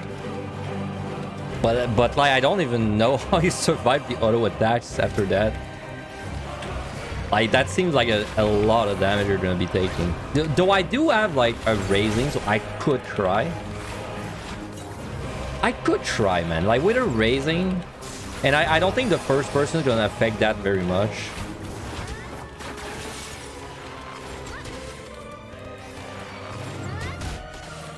Why specifically on Bard, but not on anything else DPS-wise? Oh, the no-steal thing? I think it's because Bard can remove the slow.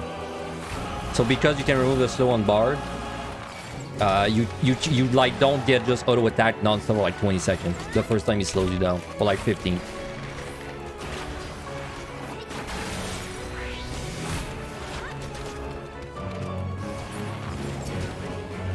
Please, let me out. I would wish to be let out. It made sense, but I still don't know how. I have to try it. I should try it this run, dude. I mean, I have a raising.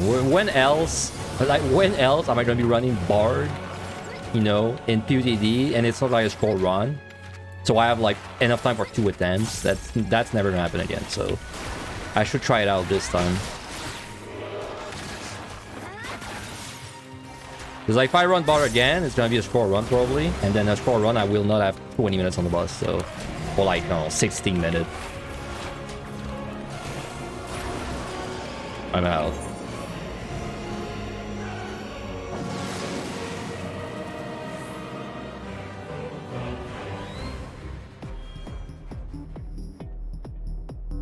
Oh man, we got the Ultra Banger.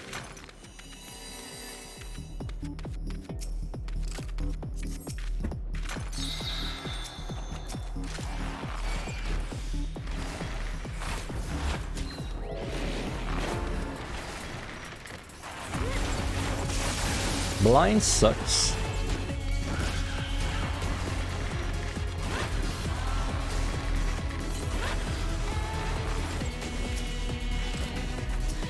Oh, but Serenity sucks less.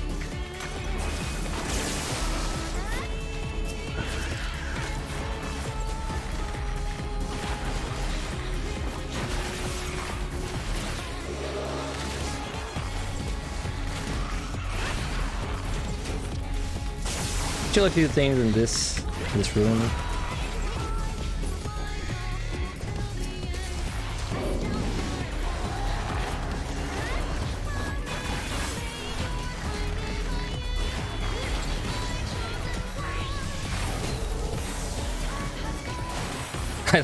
I love when I use Minuet, there's like a, I don't know if you guys noticed, there's like a music note that goes in front of my screen. Oh, it's so fun.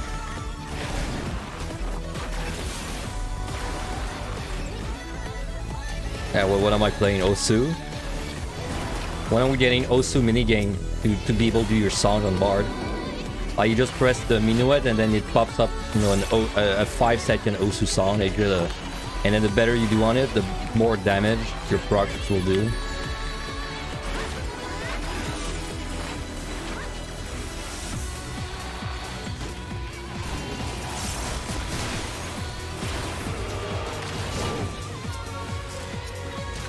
Oh, there's a mimic. I don't think I need to steal for that, or witching. So this one's almost dead.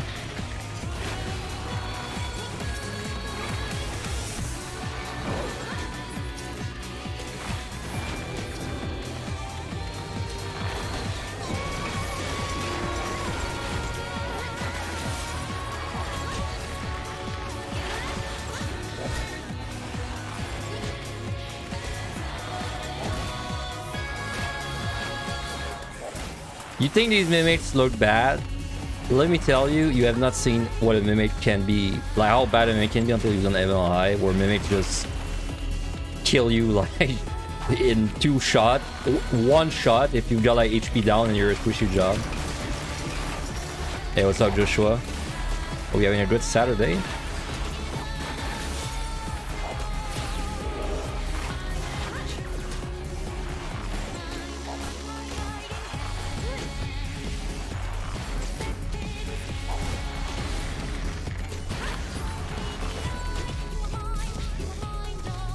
This is a spawn room, right? Yeah, it's a spawn room.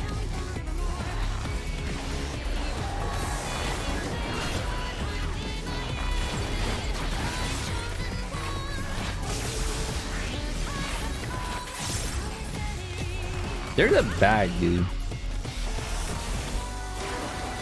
I don't know if I want to go for a bag that's super far, though. Or maybe just check it out. No, never mind. I'm out. Rich will not get richer today. I have so many bags, by the way, of like the non-maximum ones. Like 400, 300, 200, 3, 3, 1, 1. That's so many bags. I'll open them one day, but that day hasn't come around yet.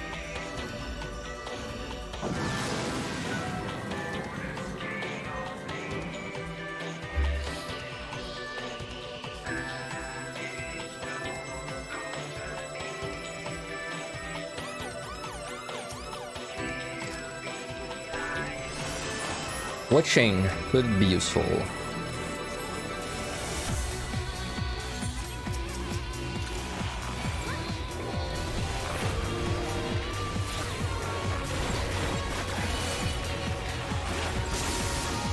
There's an ad in 20 seconds, by the way, just a heads up.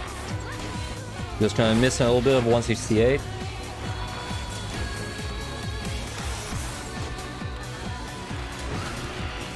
That's a witch chain, I'll check that.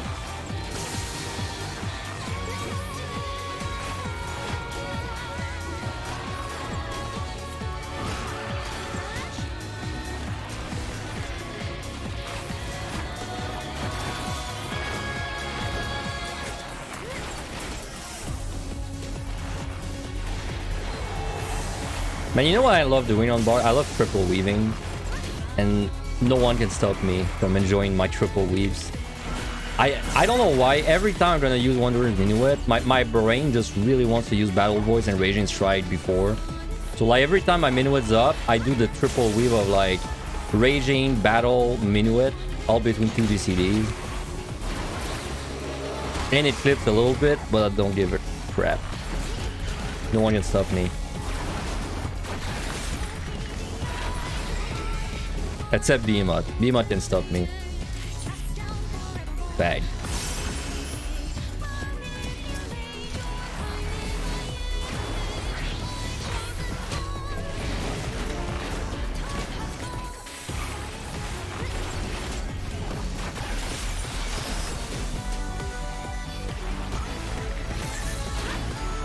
Dude, why is his skin so oily? Why is he so oily? Look at him. He's like just shining.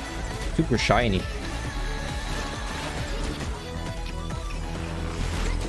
He's kind of terrifying when you're staring him down, huh? Look at this guy. Jesus Christ. That's a thumbnail. No, that's a thumbnail.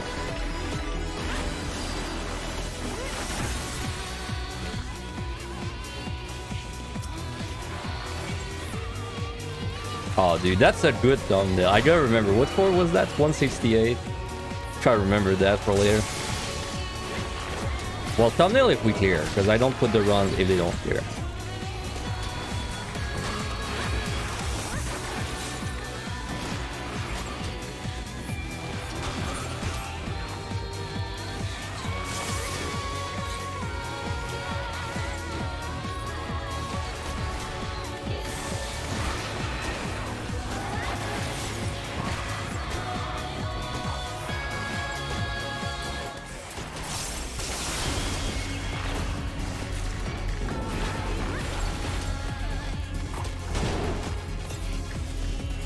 Best thumbnail you've ever seen. You know what is my favorite thumbnail I've ever done, actually? And it's like a random ass VOD. It's Ninja. I've got a thumbnail for Ninja Evil High. And it's like I'm in my ninja outfit and I'm jumping in the sky, shooting knives. I don't think I'll ever make a better thumbnail. And I mean better as in like just a... I mean better thumbnail. I mean more like J-pose, honestly. I think it's my best J-pose I've done.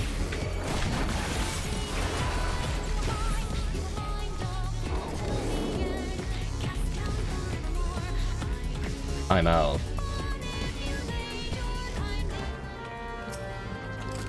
Alright, so affluence last floor in the hopes of maybe seeing a steal.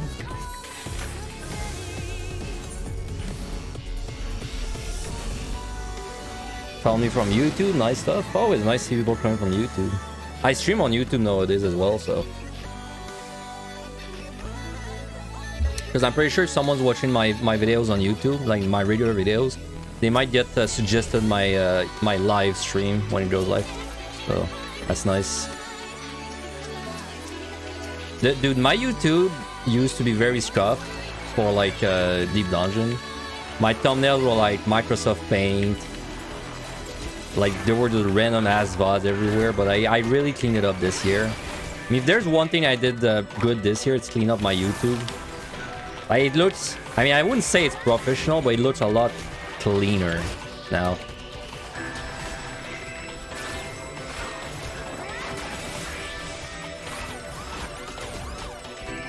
Now what I should improve on is actually editing my videos. All I do with my VOD is when I'm done, I record it and then I put it on Vegas. No, DaVinci, sorry. I put it on DaVinci, cut the beginning, cut the end, cut the breaks, and then ship it. And then I ship it.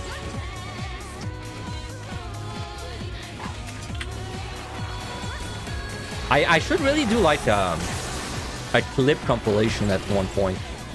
Like where I just compile all my favorite clips and I just put them all in like a video. Like maybe, I don't know, like maybe a 10-minute video and then I do a few episodes of it. That'd be great. That'd also be a lot of effort, so... I mean, yeah, it's consuming. I mean, it's probably consuming if you do like real editing stuff, you know? Like me, I don't really edit. I just cut parts of it and then I render it, which takes 8 hours, I think.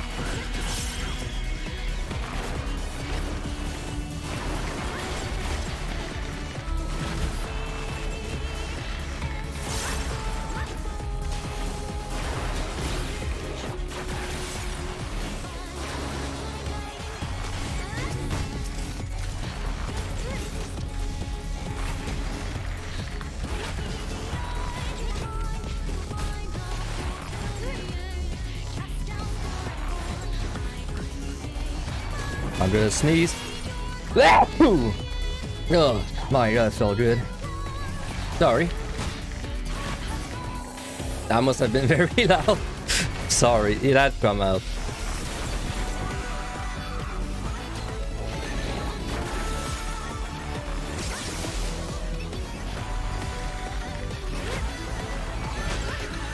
You know, it doesn't matter what language you're talking, like in the moment, whenever you sneeze, you're always gonna sneeze in your like mother language, in your first language. Every language is a different sneeze. Can't escape that.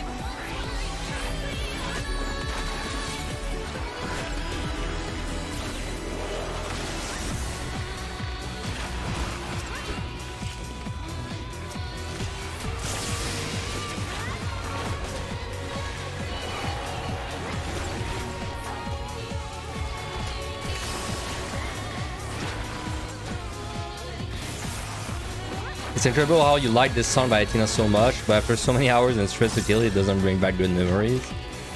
I can get that because I felt that way in the first tier with the vampire guy. I mean, the song was kind of a jammer, but my raid, it took so long to kill it that by the time we were done, I was like mega done with everything about raids.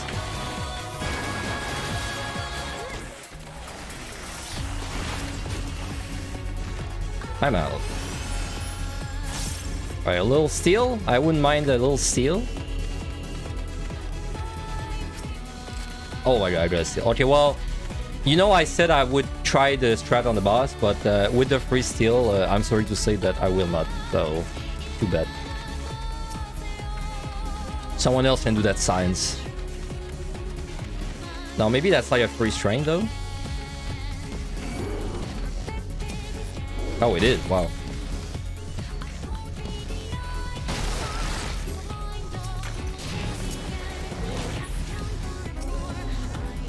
Damn, really geared up, dude.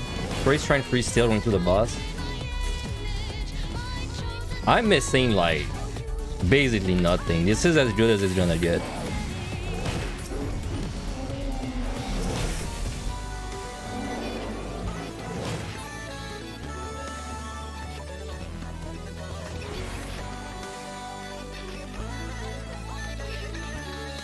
Well, as for a palm, you get exactly what you want and not a mimic. Yeah, that's what happened when you pre-record your runs. Like, you just record it and then you know, you talk over it. You do a talk over and then you just ship it on Twitch. That's what happened.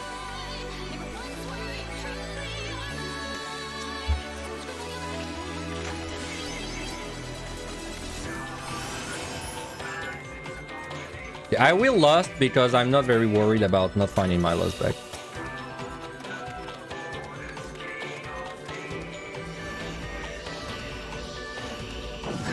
Oh man, the set after that one is the set. Well, anyway, let's focus on that boss. Good song.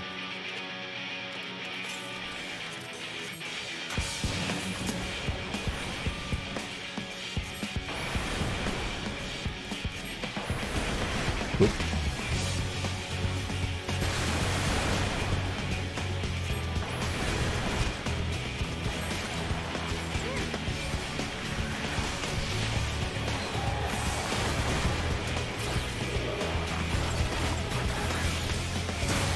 Alright, so BRD OP because we can just remove this.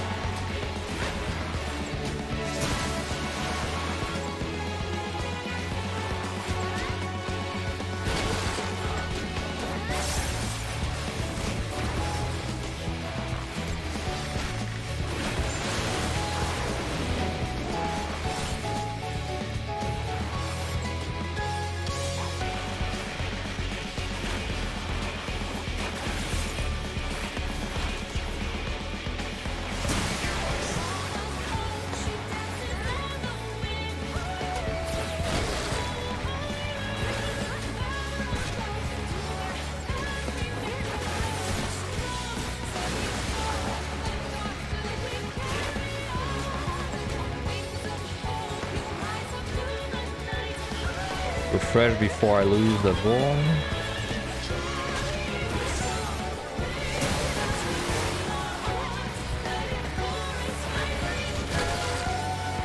Maybe it is possible, but it's because I don't know. Well, let me try something on my next cycle, because I don't know how to kite the boss in a way that I eat the least amount of damage, but then also I stack the puddles in the same spot every time, right? Like if I just arc the outside really close, what's gonna happen? Let me see. Like if I just arc the outside really close, where is the puddle gonna be?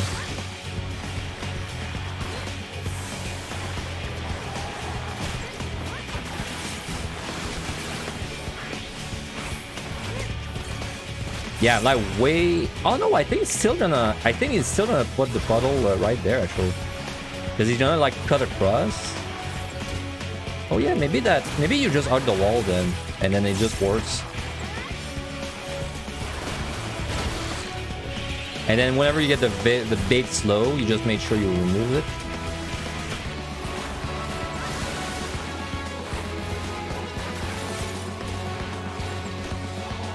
Correct dot.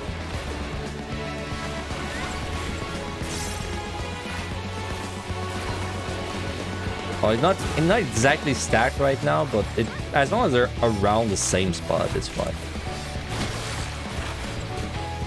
So then this would be the most dangerous part of this. So there it crit me. I didn't go below 50%. Even with the crit. Maybe it is possible after all. Plus I'm in first person, so yeah, there's also a little bit of debuff there.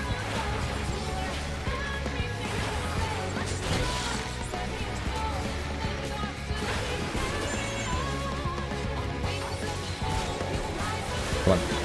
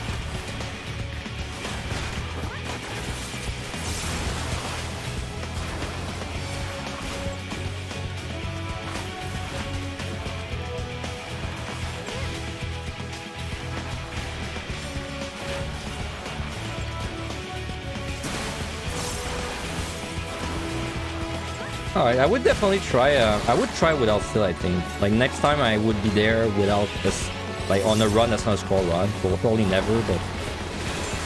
I think it's not... I think it's pretty doable. I thought maybe it'd be a kind of thing where if you get crit, you're fucked, but... I didn't really dip below 50% ever, so...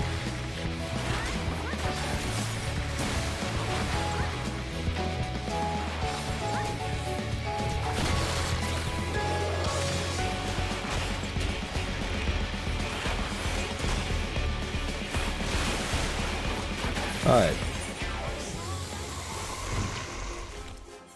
Alright, it's time. It's time for the set. I'm not gonna pay that much attention to the chat by the way this set. I'll try, but... Alright, raising. So let's see. We wanna do landmines. There's a landmine there. Keys there. I mean, that's kind of an easy one, right?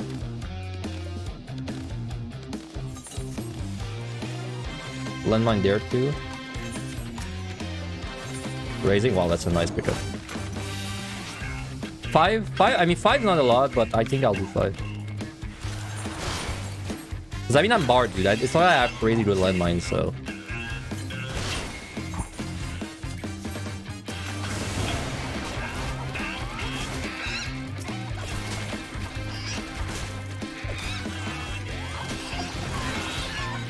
Well, not very clean, but it worked.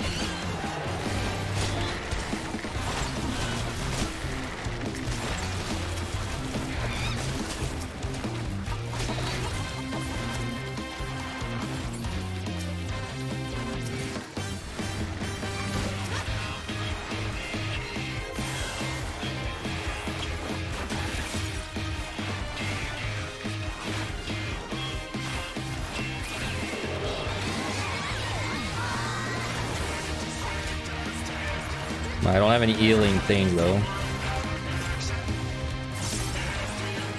Yeah, without healing things, I don't think that landmine's a good idea.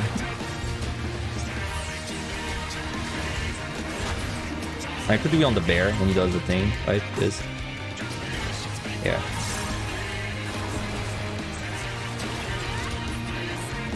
Good, first floor, pretty good.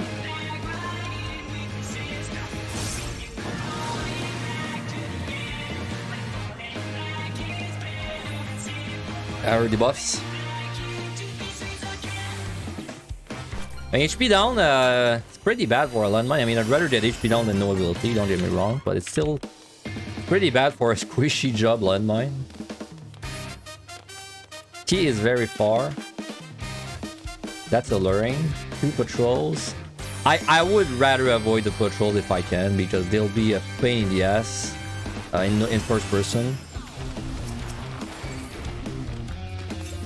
But I don't think there's any avoiding this one. Oh, okay. Shrine. Not a landmine.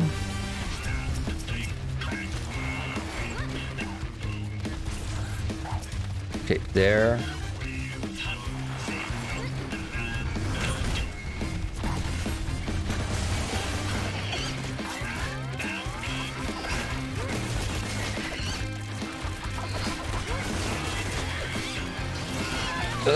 Okay, that timing, I don't know if I like that timing again, but it worked.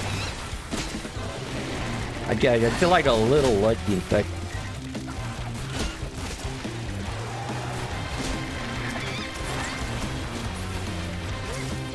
Bro, come on. Any on mine? There's a dull mill over there. Code. Whatever, I'll kill you.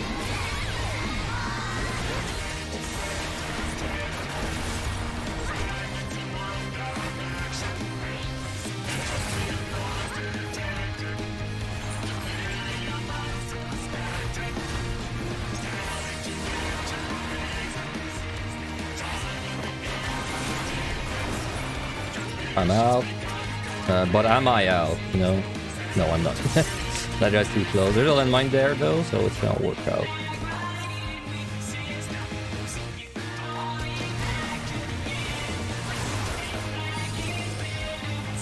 Alright. Alright, one more landmine. If we can do this landmine really fast, might be able to get 3 tries. Probably with one rage being used somewhere.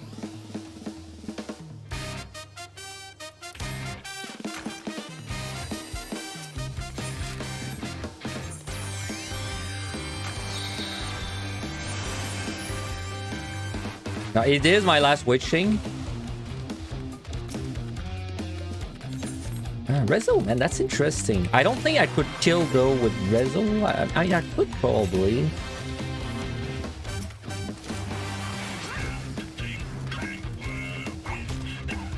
Luring.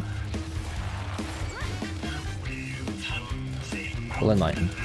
Yeah, landmine.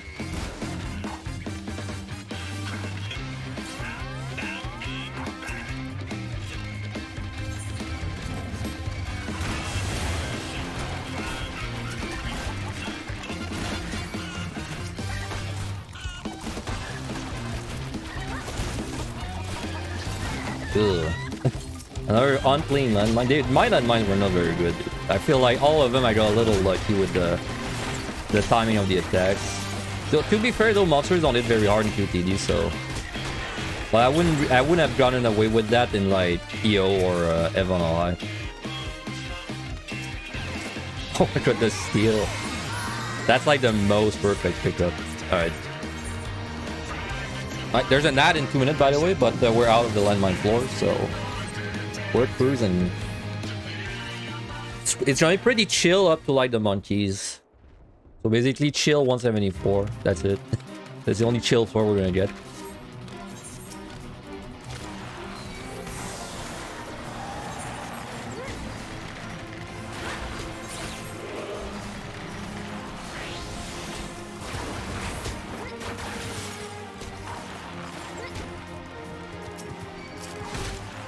Altar. Yeah, I'll use an altar. It's gonna save me hell of a time if I get Guardians. And if I get Mimic, I don't really care on Bard. Mimic is okay. He's there.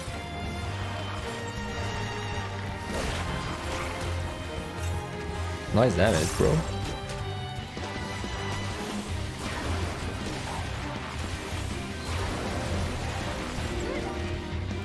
Let me get the chest before I gotta deal with the patrols.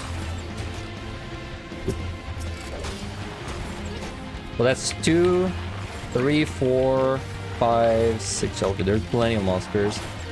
Could not need to go away from there.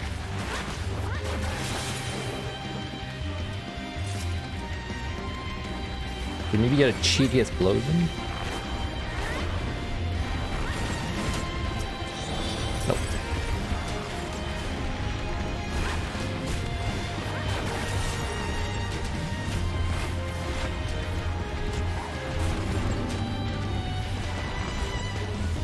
We might see the enrage. Even if we do, though, I can interrupt, though. It's fine.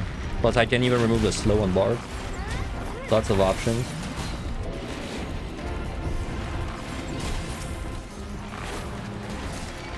$35 enrage.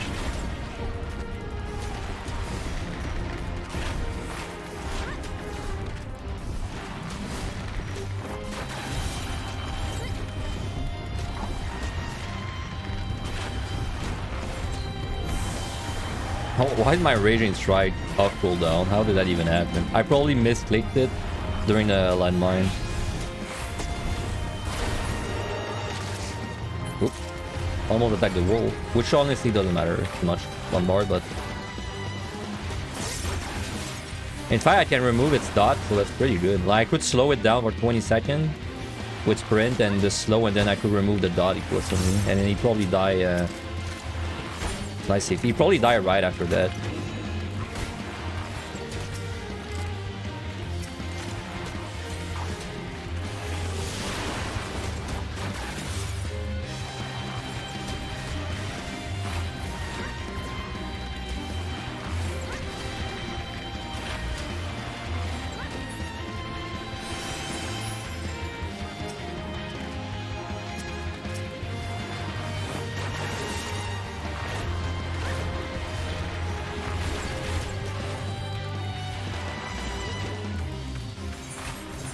On next floor, Monkey start. As long as there's no debuffs, I should be able to do a Monkey if I have Guiding Rune.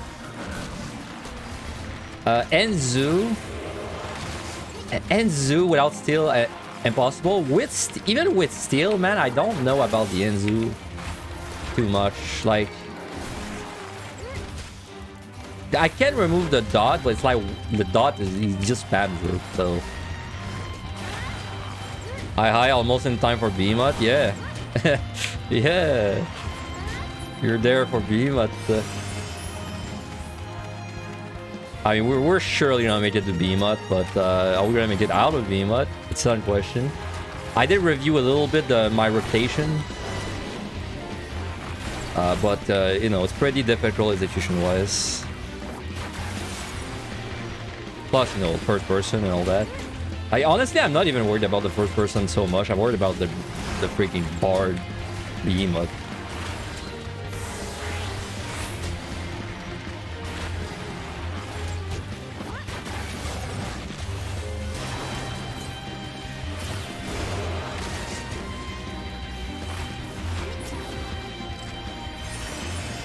Already got an altar.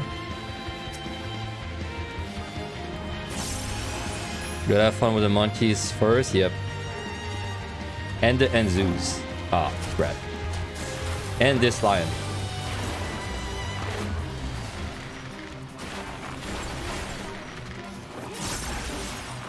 Damn, and the wolf was gonna let me go too.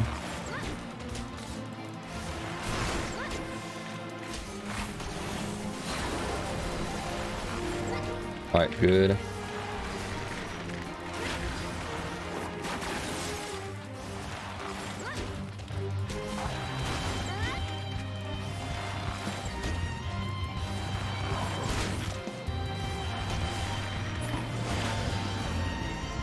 Alright, so far so good. 2 attempts. I want 2 attempts guaranteed on the boss. 3 attempts would be nice. And I would be willing to rage once for it. If I want 3 attempts, like what kind of time would I need? Oh, key? Is the key there? I don't think it is. Bro? Oh, it is. Fuck. And it's no knockback. Wow, that's unfortunate.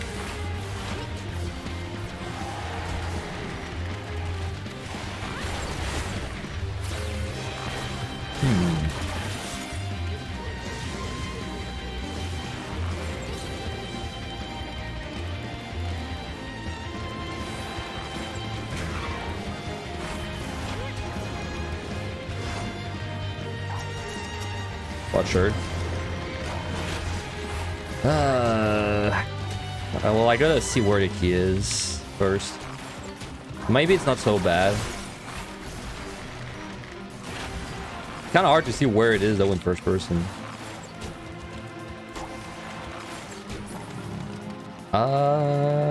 Okay, I see it. Well, we're gonna kill Monchi.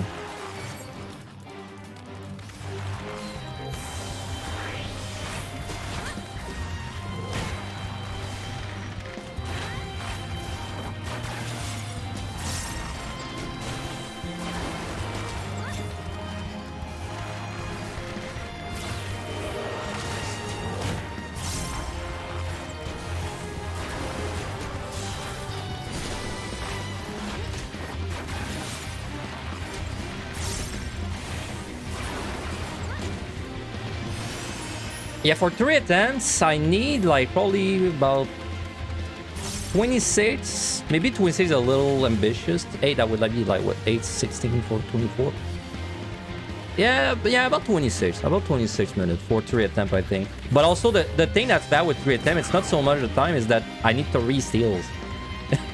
So it's why it's tricky to get 3 attempts. It's doable, but it's tricky.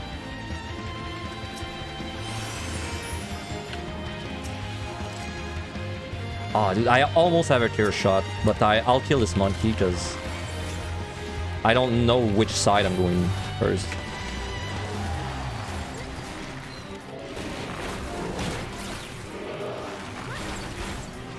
Yeah, like if I do the boss in 3 attempts, I need 3 steel, 3 strength, so that's the real spooky part.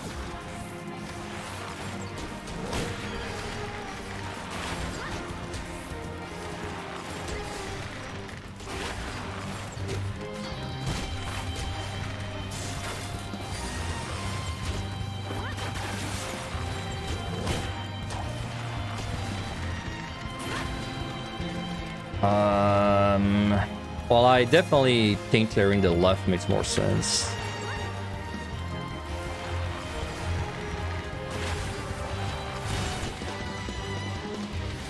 Am I on a run of that? Yes, I am.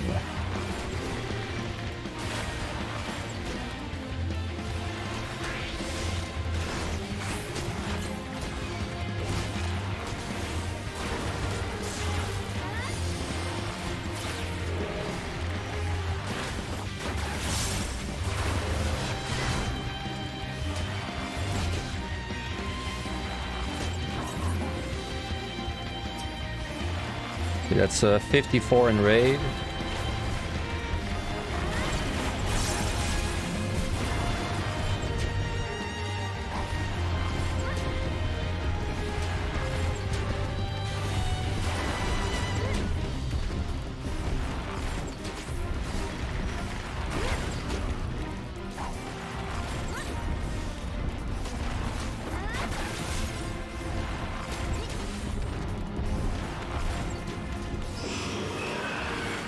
Oh, it's no knockback. That makes things easy. I didn't even remember.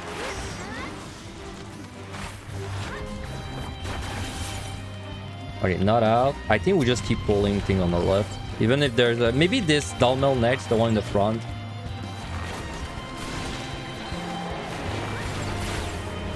There's a respawn in 10.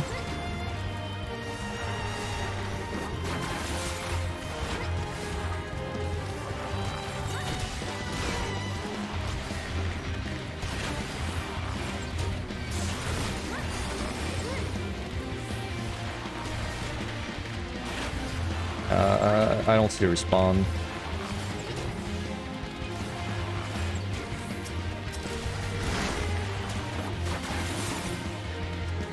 Damn. It'd be such a good time to go now, but it's not open, dude. I had like a perfect way to go.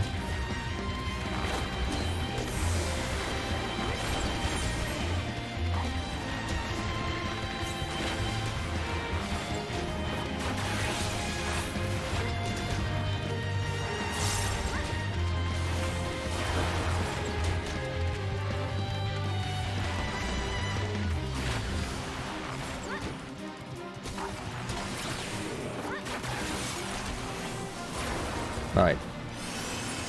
And now they're gonna block my ass. Well, that's what I get for trying to save time. Ooh. That is, I'm trying to target the monkey, dude! Oh my god. Should I just kill myself? I mean, I don't wanna, but I think I will. That's great, dude. Because I could have totally waited like, I don't know, 15 seconds to go through. Oh, it did. That guy spawned as a patrol, so I gotta wait for him to move. Yeah, I will re-raise because I have a free one anyway. Plus, I mean, we're going for 2 attempts on the boss, so...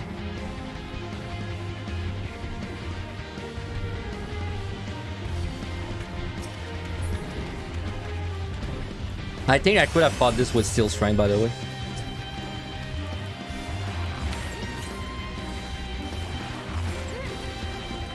But it's like I'd rather waste the railing than the steel.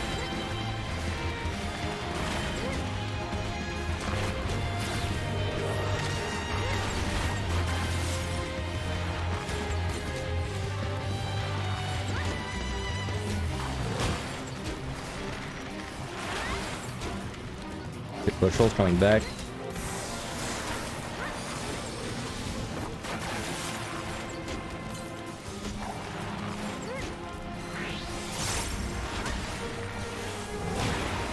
Nice dodge.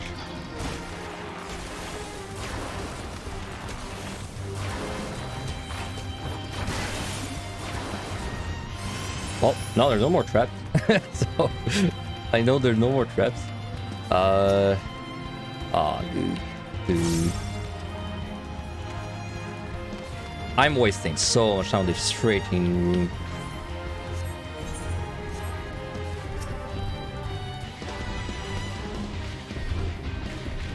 I think they're gonna let me go, but like next movement, but now the wolf doesn't let me go, so...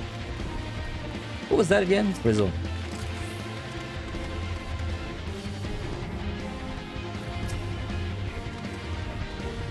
Yeah, whatever. We gotta kill this guy. This guy will never let me leave, so... Wasting too much time there. Trying to play Metal Gear Solid when we should just be killing things that are between us and the key.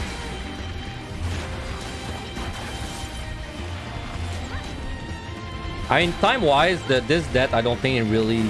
I still think I'm pretty guaranteed 2 attempts on the boss. 3 attempts...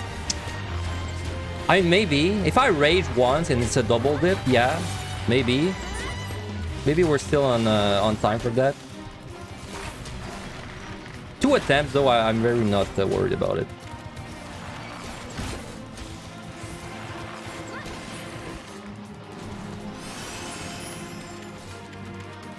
And you know he's gonna turn around, and then the bear's gonna turn around, and then my life will suck. Or he's just gonna look at me. That's also worse. I really had to kill every goddamn thing in that room. Every single one.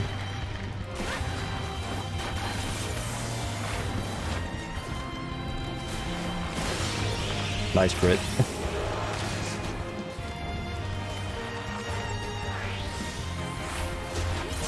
Can Bard survive 3 meteors? I don't think so.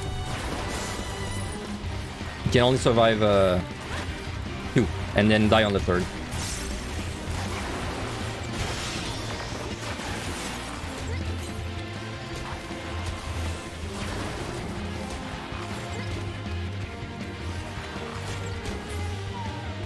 Man, it's like they're perfectly insane to just fuck my movement. That should work. Alright. Let's do the fight.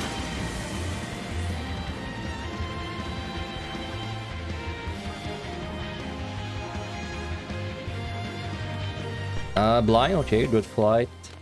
Well, lucky, no, not good because it was because it's not really me that was good, it's just lucky, I should say. Lucky that I fighter and then got a debuff. Side. Alright, kill the monkey.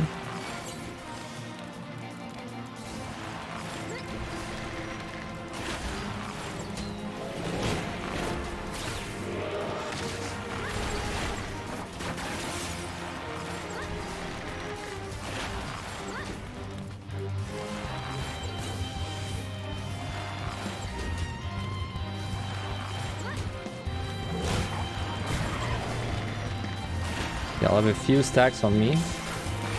One stack.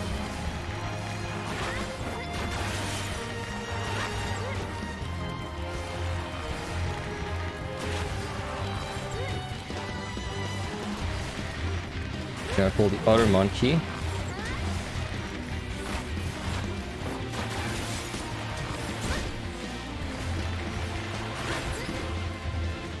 Alright, Anzu is no.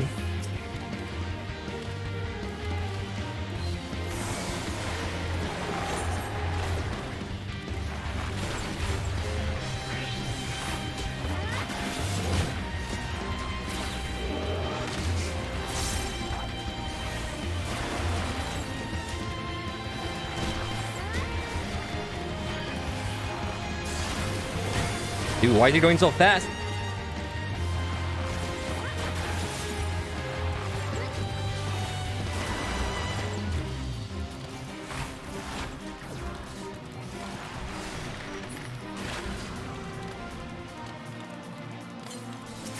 Yeah, that should be fine. I can like immobilize this one, so.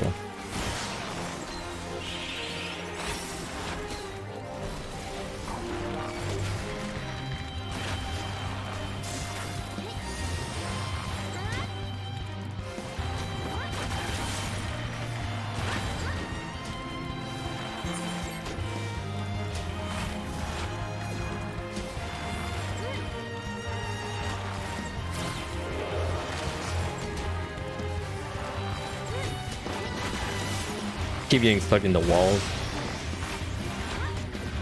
Okay. Let me just immobilize him.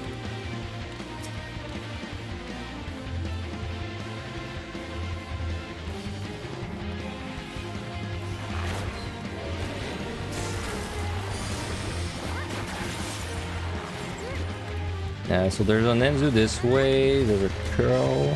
Curl is pretty easy. Oh, you missed me.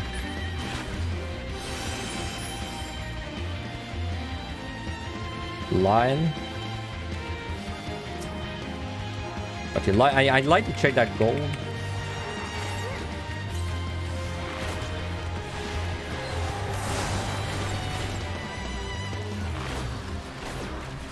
But I gotta see when Yenzu moves.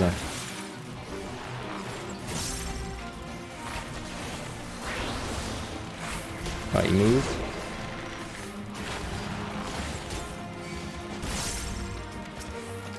Oh, Witch Chain. That's really good.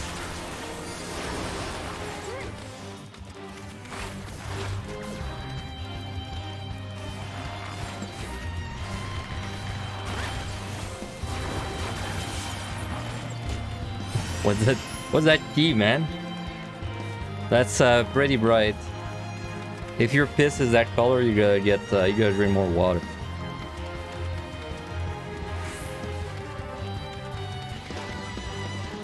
That's like the last monster I can kill too. I'm kinda lucky that there were not more Enzus.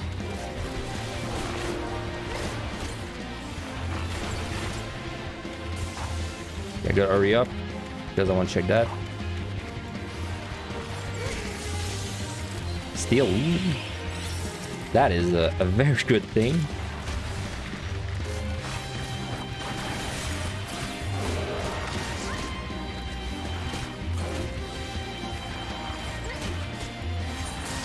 I don't know if I should go for 3 attempts or 2. Because 3, the issue is that I basically can't strength or steal ever.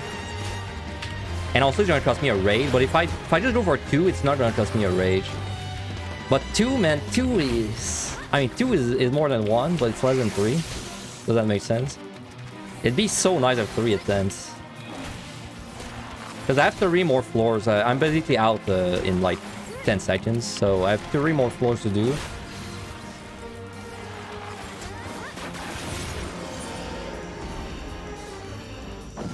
Like 3 floors and I have 6 minutes to do them. That's doable if I double dip the rage. And strength. No, and don't, I can't strength. And don't get blind again. And then that floor should take me like 7 minutes by itself. If I just fight it. I could rage it. But I have only 2 lust. Oh man, I have only 2 I didn't realize that. I can't do 3 attempts with 2 lost. So I guess we kind of can't do 3 attempts unless I pick up a lost like very soon. Remember when I said I didn't care about using a lost last set? Well, now I care. Now I care.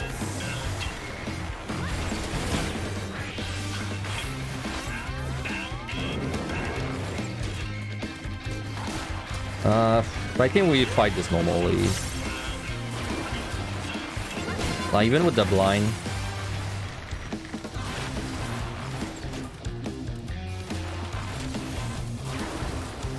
Who knows? Maybe I'm gonna one-shot the Behemoth fight, like first try. That'd be kind of sick.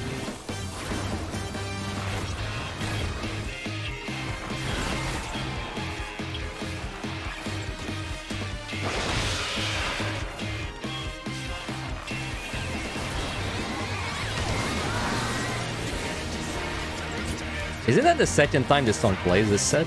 And wasn't this the song I had during the landmine?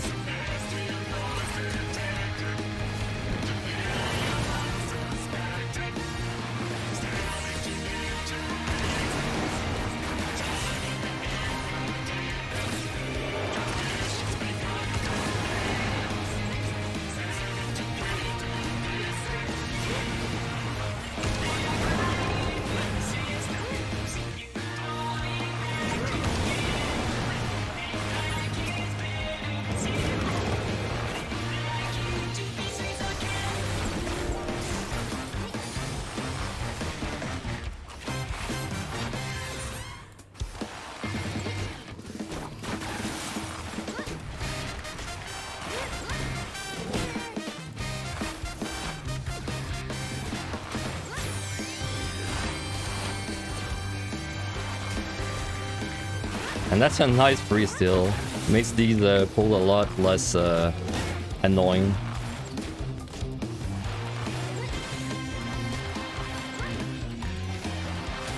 $30 left. As Aurora would say, time not looking good.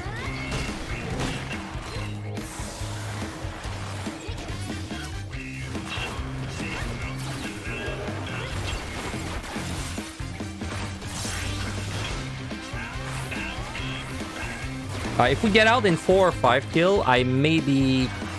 No, I need a loss. Yeah, I need a loss. I can't do anything with a loss. Okay, so it's 2 attempts. I think we'll just settle for 2 attempts.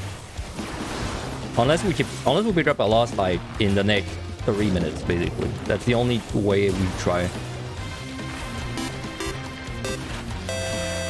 Hey Lotus, thank you very much for the sub. Thank you for the 2 months. Much appreciated. Enjoy the new emotes.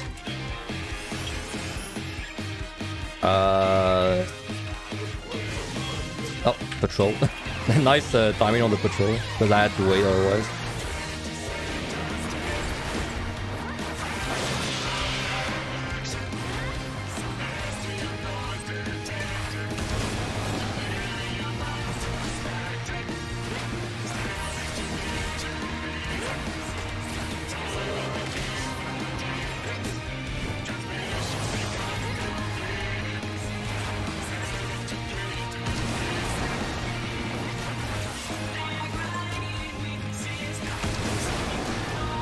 Alright, open. I need to see when both of these move.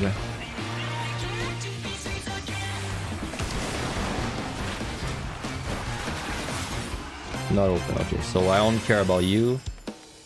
This is 100% a trap. If I go behind him, dude, you know he's gonna turn around and fuck me in the ass like that.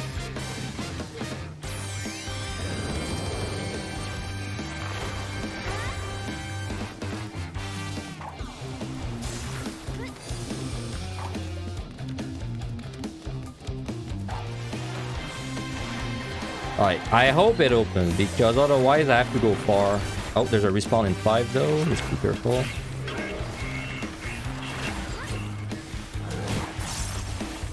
It's not there.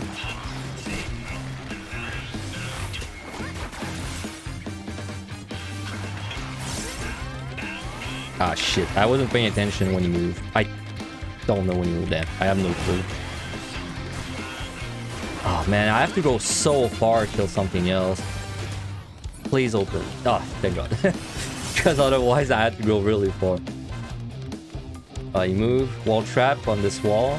Sometimes. Well, never, except when you go there. And then when you go there, it's always. Alright, so we settle for 2 attempts. 2 attempts gonna be like, no, around a little below 20 minutes. So...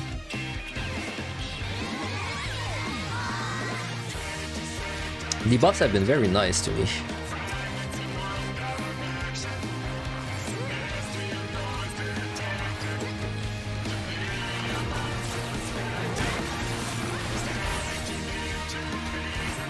We definitely have to strain though, because otherwise I think I have to strain plus flight, or I will not have enough coverage with them, so...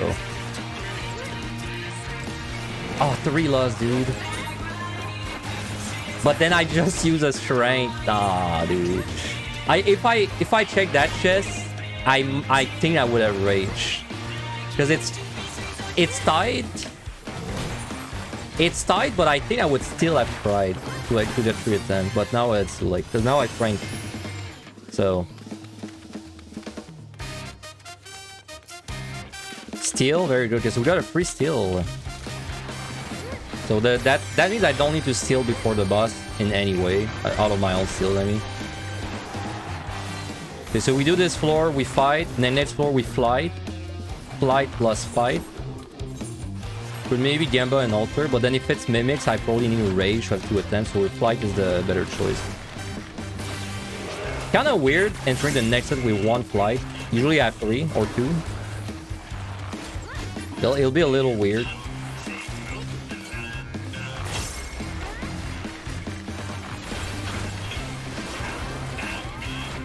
Damn, that's another floor where I have to go super far for the kills.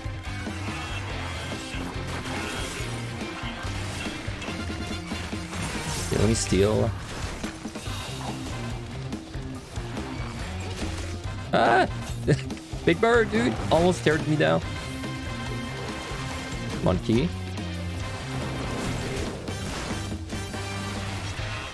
Guardians. Wow, forgot the Eldritch. Nice. Totally forgot. Steal. Oh, that's another steal. Safety. And we're out. Wow. Okay, that floor was really good.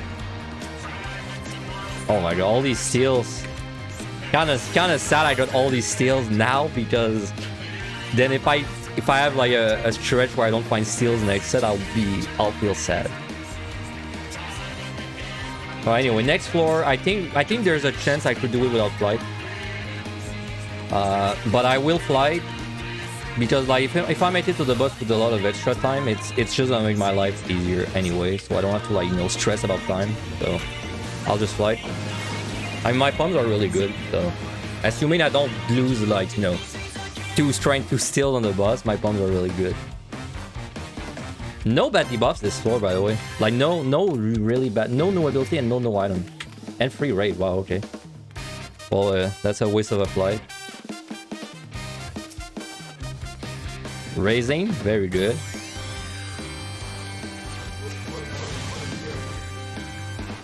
I can... if I hurry up, I can maybe not re-steal. Maybe. I don't want to make it like kind of stressful, so I don't know if I really want to go for like a tight steal timer.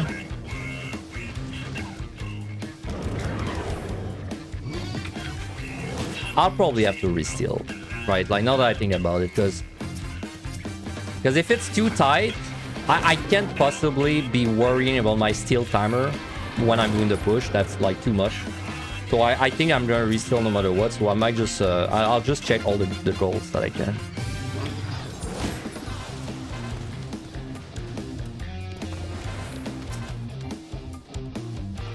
Witching, good. Damn, the pumps are good. There's an ad, by the way. I'll run an ad right now, so that there's no ad during Behemoth pushes. Like, if I do 2 of them, there'll be no ad during it. So just a heads up.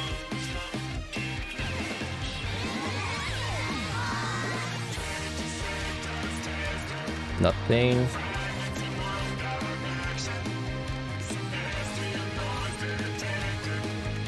Okay.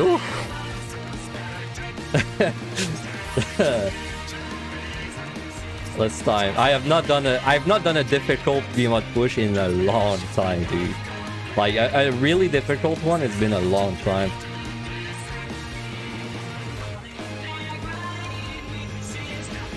Oh boy. Ugh.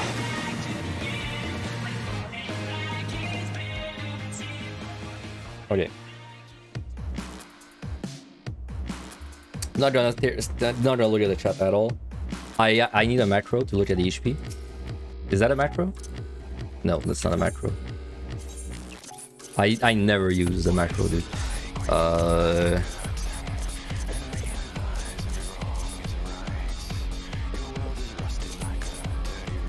All I have is spamming macros. What is the macro to look at the HP?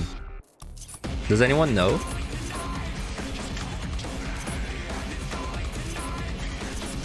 Oh, there it is. I got it. Alright. I got it. Okay. Let's go. Alright. I am so stressed, dude. That's rare. I love that. Just the blood pumping, you know? Anyway, we don't have to worry about that for a little while. My raising's up. Yep, it is. By the way, the reason I do the push specifically away from the purple gate in my setup is because if I die, I don't want to pull the boss instantly, so... Man, I don't want this song, though. Let me, I want the real music. I need the real music for this. Alright, there. I need as little distractions as possible.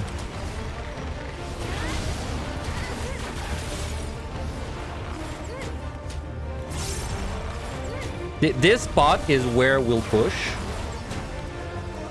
So if I just run down like the plan.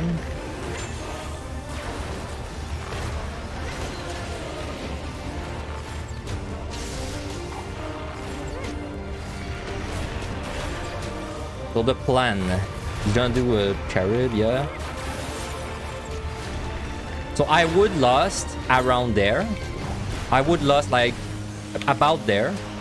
And then I would apply 5 stacks. And then, you know, I'd be like 3, 4, 5. Then I would quit loss. Then I would spam my dot, refresh. And just auto attack. And maybe, you know, use steal. I need to get it basically to 16% around there. Like 17, 16. And then I would make sure I refresh. Basically, I spam your Iron Jaw, right? Because this does damage. And then I would look at the health with my macro, right? And then we would push. There we would... There, I'd wait. There I would minuet, auto attack. On target the boss. Then if I rezo, I would rezo now. Then I would move there. And then I would blast like now, right? That's the way it would go. So...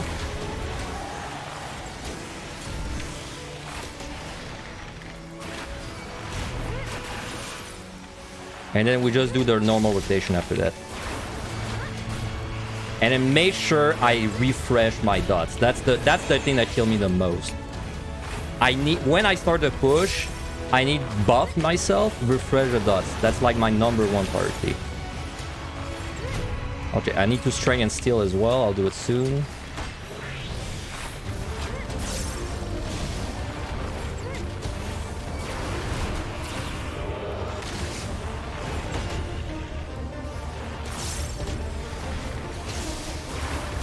Alright, do it. Steal.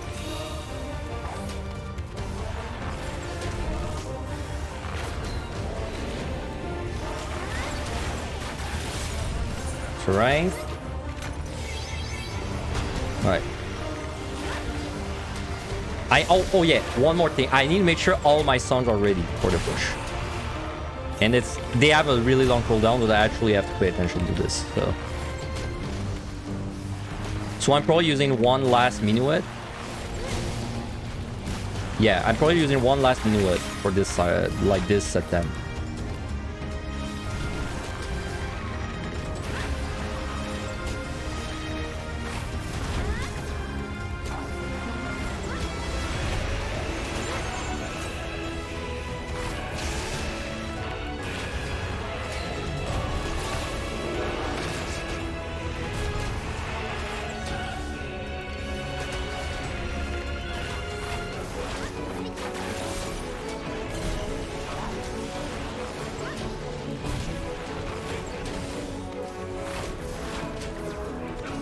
The first person bit, I totally forgot I was even in first person. That's how stressed I am about the push. Like, who cares I'm in first person? I don't even notice it. Alright, so that's... I'm not using Minuet anymore. I'm not using any songs from now on. No songs. And no cooldown, of course.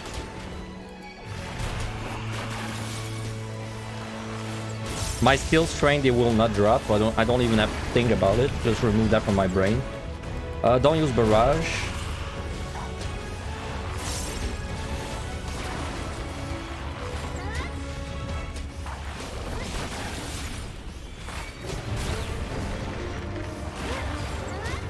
Okay, okay, this is where I have to be like careful with my damage there, because I gotta keep in mind that my dots are gonna be taken down.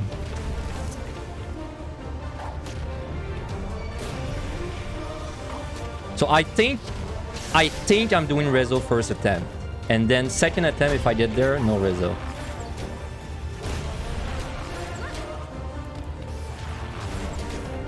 Alright, next time we're at the purple gate is when I'll push. So not this time, but next time.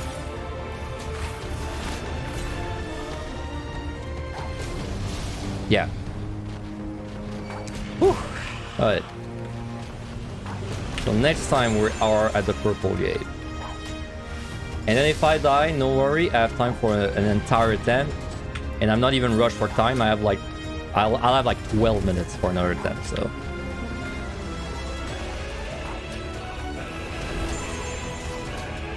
Okay, when we're doing this part, I have to make sure I'm kind of close. Like when he's gonna Thunderbolt, I need to be sure I'm a little far away, like this. Because then when he trounces, I don't want to like, I don't want to take too much time. Okay, so next purple gate, we lost.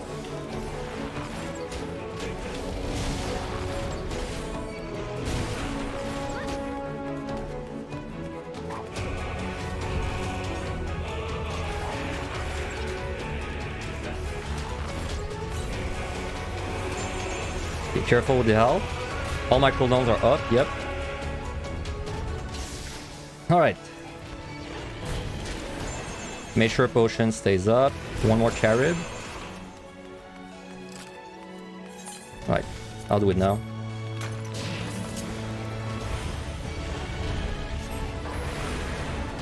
Okay. 2, 3, 4. Let's put one more. No, one more. No one more. Okay, just refresh my dots and do nothing else.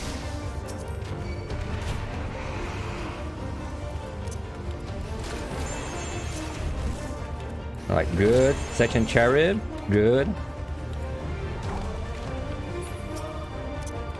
Okay, he's getting close.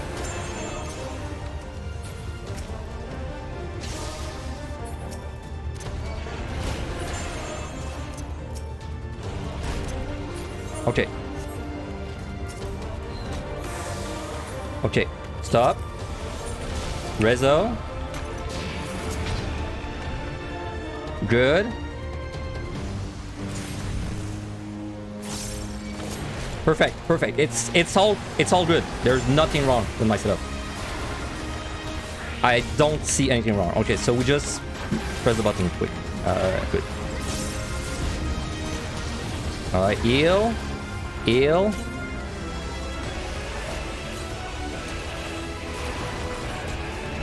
Good. I think we got it. I think we got it. I hate this push, dude. I love it, but I hate it, you know? Hey, that was clean, dude. I know that was clean. I was surprised how clean it went.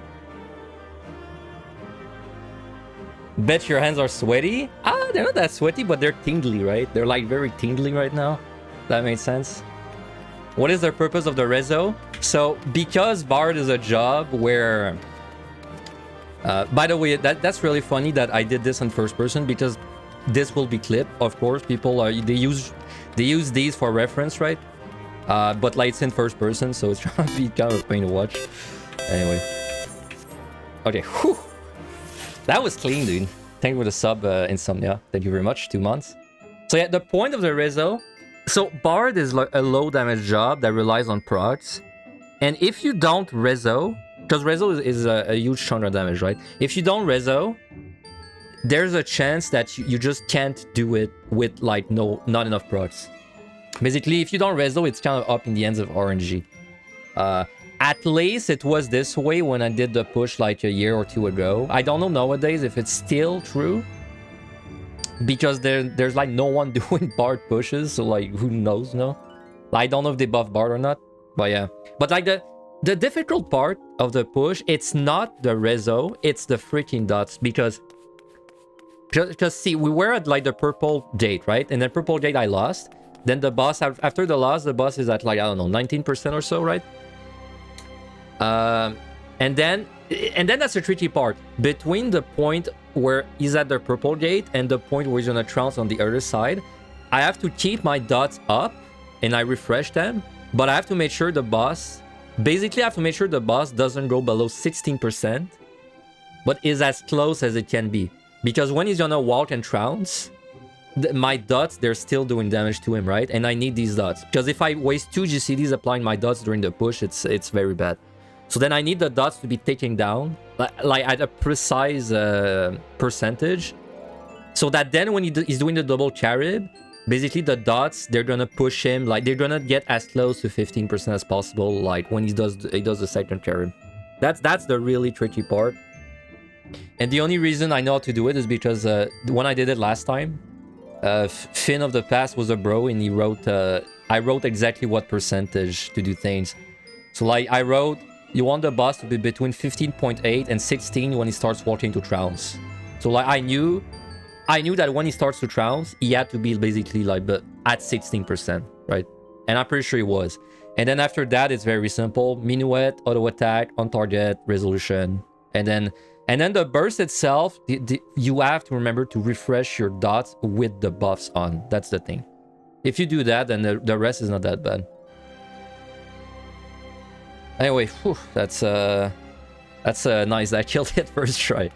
And I didn't rage. I did not even rage. I didn't even need to like rage or anything. So I would feel bad dying to like... I mean, I could still lose a run, but it's... We're definitely past the hardest part of the run on 4 board, so... Man, I did this cleaner than you do on your warrior attempts. Well, the reason is because of the magic of visiting. You haven't seen the 8 pathetic attempts I had before this on this boss. I can assure you that I had more unclean attempts as Bard than clean attempts. In fact, I would say that I only had 2 clean attempts, and the one time I cleared, and this time I can't even remember another time where I had a nice one. Dude, why is my headset going crazy? One sec.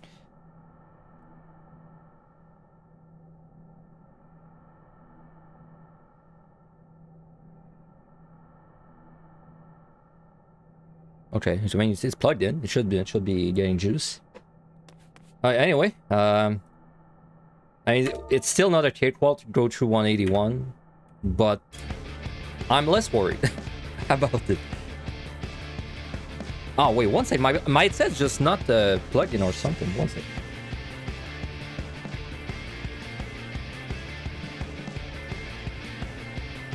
Like it's plugged in, but it's not. Like it says it's not. Okay, now it worked, I'm pretty sure. One sec.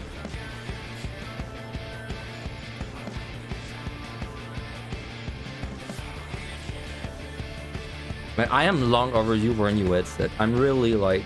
I really need new peripherals in general for my PC. New keyboard, new mouse, new headset. Microphone is okay, but I need a new microphone arm for sure.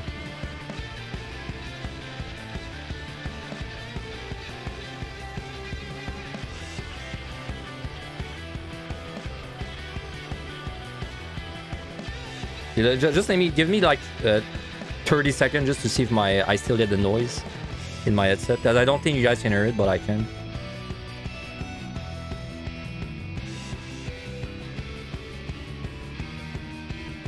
Okay, seems like it's plugged now. Time to start an OnlyFans. Yeah, I mean, Don't people do that with their characters? That would not work very well with my Lalafell, but maybe that worked with like a cat girl or something.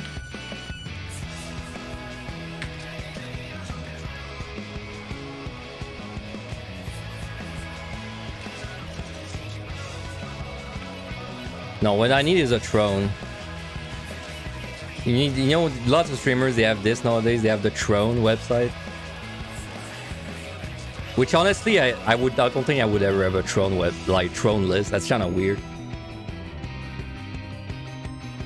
Cause like, what's the point of saying I want this? Like, cause like, I don't know, man. You're just a guy and you want to give $50 to your streamer because you enjoy their content. I don't really see the point of doing it through Throne instead of just giving them $50. Because it's not like you're gifting them a surprise, right? On Throne, it's like you choose what you want. So, anyway, I'm too old for Twitch, dude. I'm too old for Twitch. But I'm just the right age to do some deep dungeon.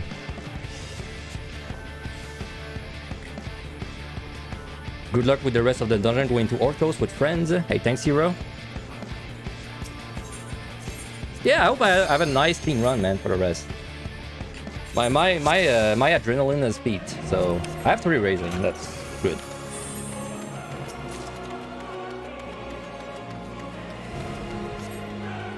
I mean, this is still a first-person challenge, but I was worried way more about 180 than the actual challenge part. So yeah, I do have a weird lineup of farms though, like 1 strength and 1 strength, 1 flight is kind of weird because usually I strength and flight non-stop at the beginning of the set, but now I'm not able to do that. So you missed 180. It was clean, dude. It was clean. You can go dig it up in the VOD if you want, but it was clean. I did a rezo and everything too.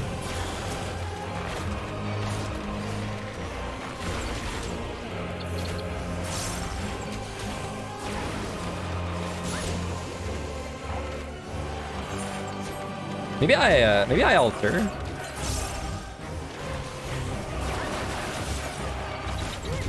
Yeah, stream did not end on 180. I went in with about 22 minutes. So I had time for like 2 very generous attempts. But I got it first attempt. So.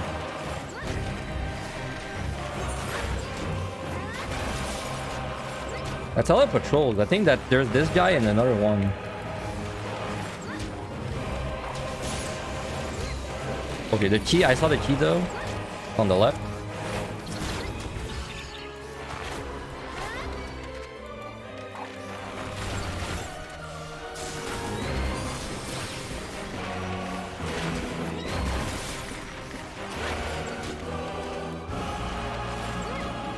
Oh, are you guys getting used to the first person point of view, or is it just me that's used to it at this point?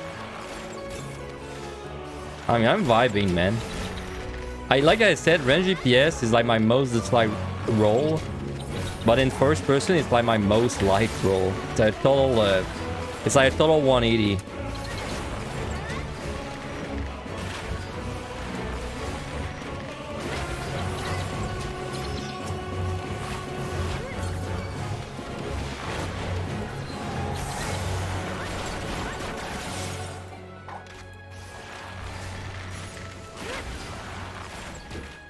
Oh, someone on YouTube, Junie, you said my Be Right Back song is live. Thank you for saying that. If you didn't know, my Be Right Back song is my own song. I commissioned someone to make it for me, so I'm glad you like it.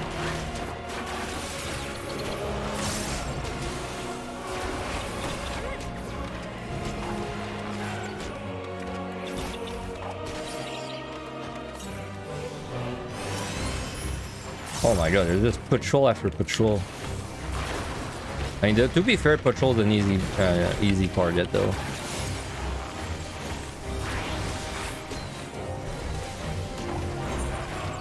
So I don't want to be sitting on 3 of everything because that seems just like a waste. So I think I will alter next floor. Maybe if we get lucky with Cargans.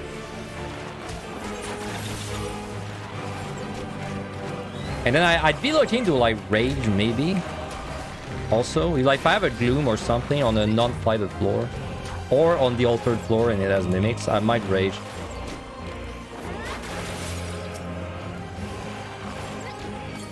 I did raising, right? Yeah, I did.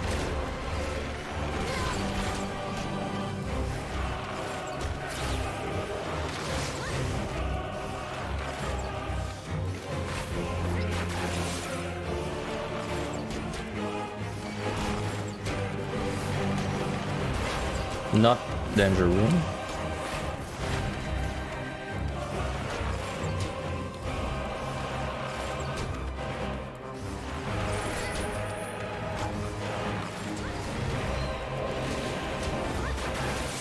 Alright, there's like no chest.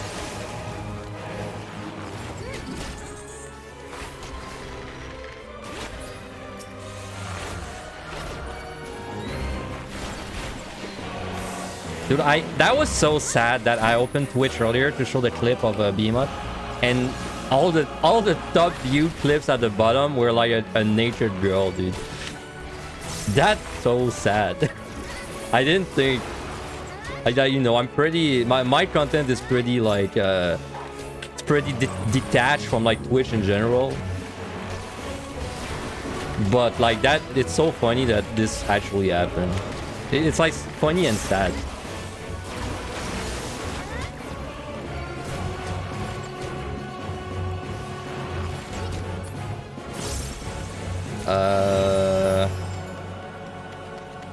I'd rather fight a grenade or a mimic.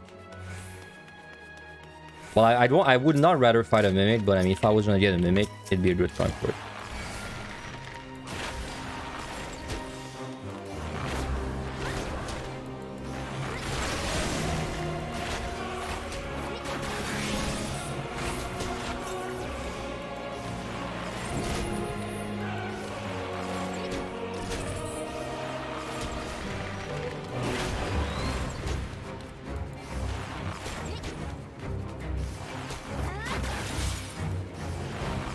And it's slow without strength. I'm not used to doing the first floor without a strength. And I kind of have to keep one strength for the boss. Oh yeah, this boss, by the way, I mean, 180 was the big boy, but 190, I think it's pretty rough in first person as well. Let me do this. I think 190 is gonna be pretty rough. Not as bad as 180, but like definitely gonna pay attention for it.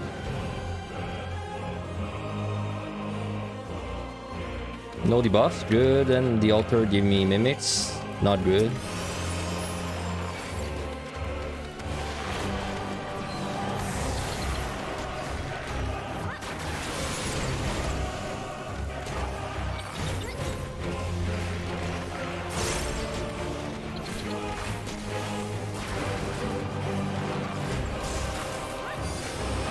You want me to try for a landmine? Landmine the mimics. Do we talk the same language? There's no shot I'd find a landmine on 182, right?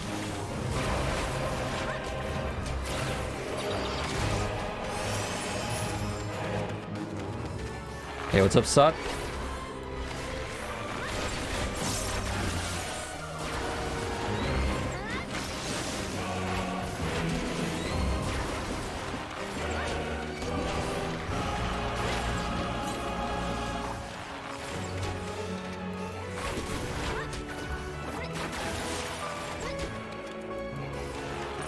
Alright, with a Garm.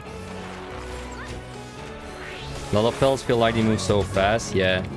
Same with like Rodidin, feel like they move so slow. And Rodgar.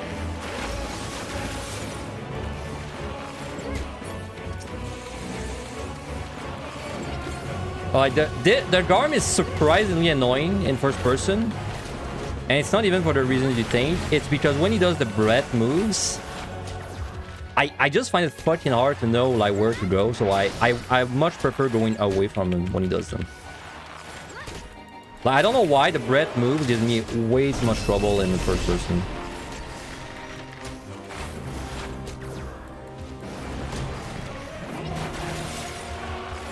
So I just move away from him. And if I don't have space to kite, well, I try.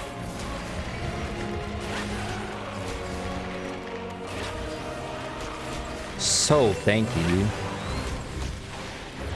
There's gonna be an ad in 50 seconds, by the way. You're not gonna miss much, though. We're just farming Garms.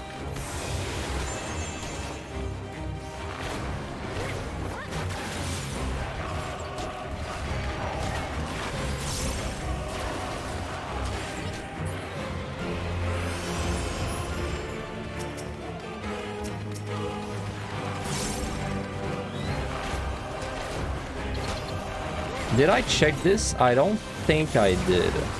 Oh no, I did not, because there's mimics in that room.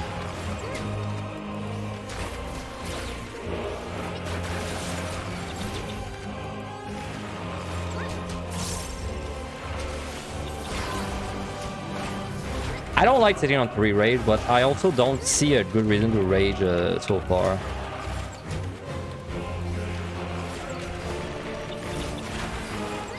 You know what? I might be able to get that chest without pulling the mimics. Maybe. Because I know when there's like stairs involved, they don't see from very far.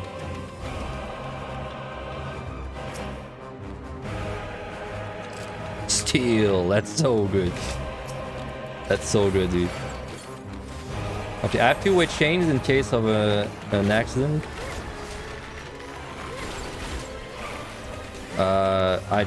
I'm pretty sure that's fine. Yeah.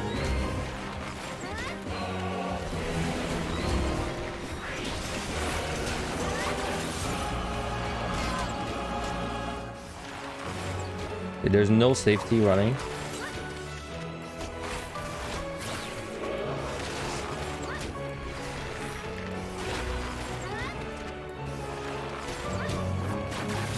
I'm getting better at kiting at the edge of rooms. It was pretty bad earlier, but I'm getting used to it.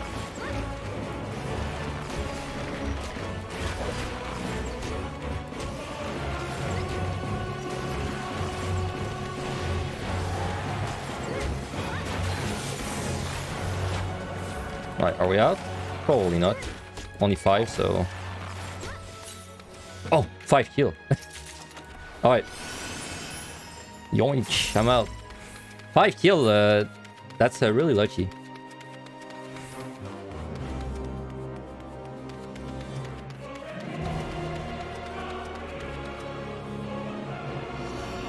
I don't know what to use, dude.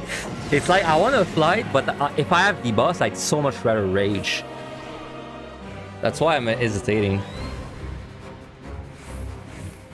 HP down is sort of bad. But like, I don't know. I don't think it's bad enough to do a raid. Oops. Oh man, HP down with this guy.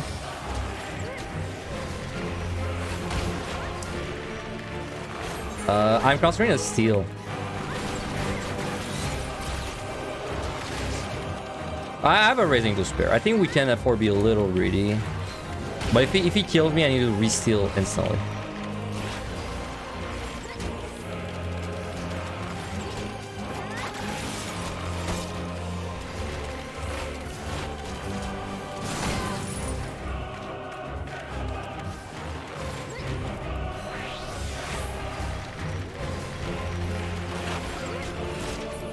Alright, 2 patrols. You are facing toward me. Have I ever died to Dragon's Voice? You think all of your deaths were to Ram's Voice? I've never... I mean, I've died to Ram's Voice and Dragon's Voice, but it was always in situations where I was like, you know, doing a we pull, or like I pulled multiple of them. Like, if you're talking 1v1, I have never died to Rams or Dragons. I did fail... I think I failed Ram's Voice on the EO boss, though. Like the boss in EO, the Garm, the big Garm, I think I failed Ram's Voice against it once, on Astro.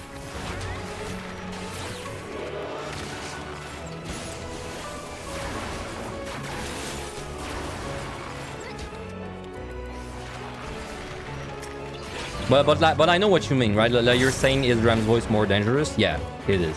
Because Ram's Voice has a faster cast time.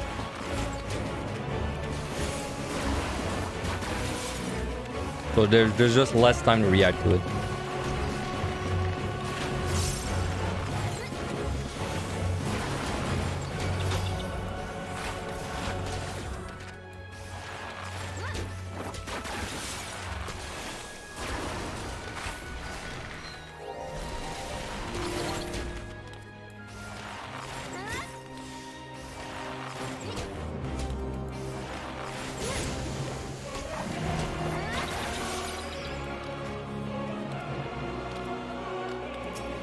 It's so hard to tell where that guy's facing. Jumping OP. This is not flighted. Oh man, there's a one annoying monster in every room. It makes it hard to kite.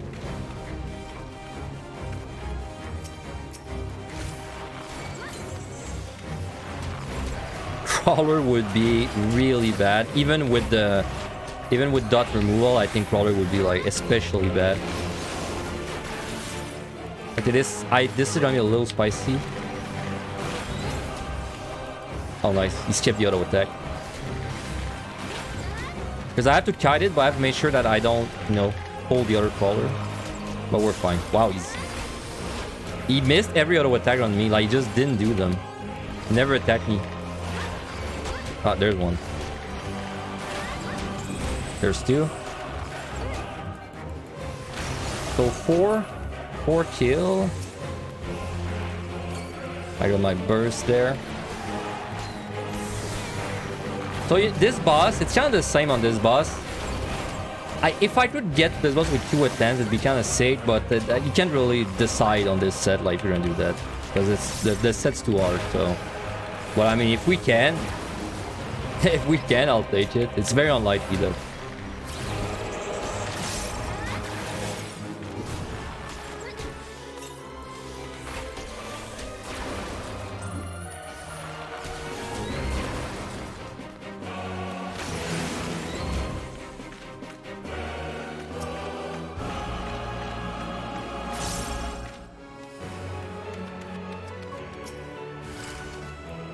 And that's a bad place to get a Mimic.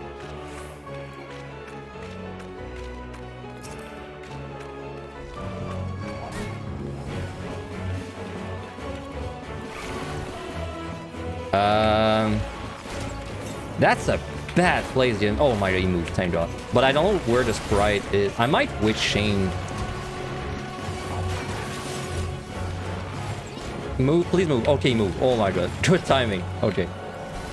If that sprite didn't move, I think I was gonna Witch Shame.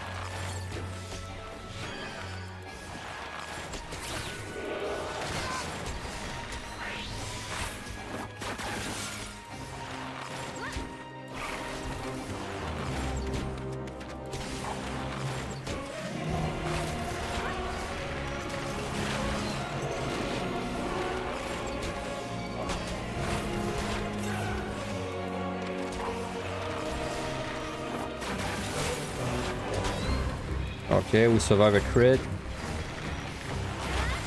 Always gotta keep the health above crit threshold.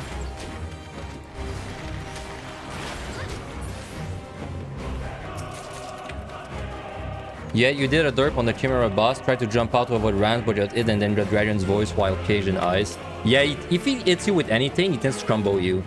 I wish I could tell you which way this guy's facing. I really wish. But I don't know. Well, I can't see, man. I'm too short.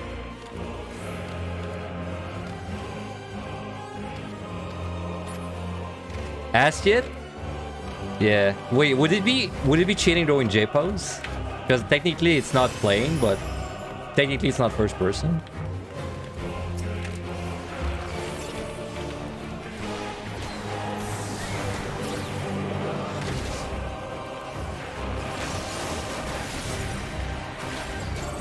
I don't have a lot of room to kite. Nice dodge.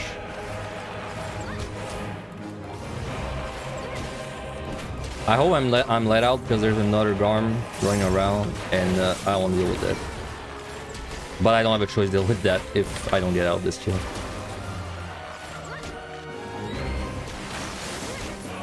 Nice. If I pull a sprite, probably steal. Let me actually... I'm hesitating because of the raid, but I would rather get rid of my flies now. I don't like playing with flies later. No debuffs, dude. This run has been amazing for debuffs. This like we never had to Serenity anything, I think. Totally not jinxing it. Still one strength, so we can strength. And we fly to this floor. With 2 easy patrols.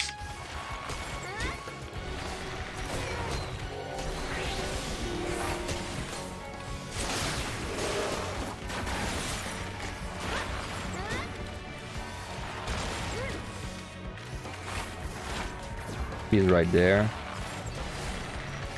Alright, lots of easy options. Light, okay, we're using that again.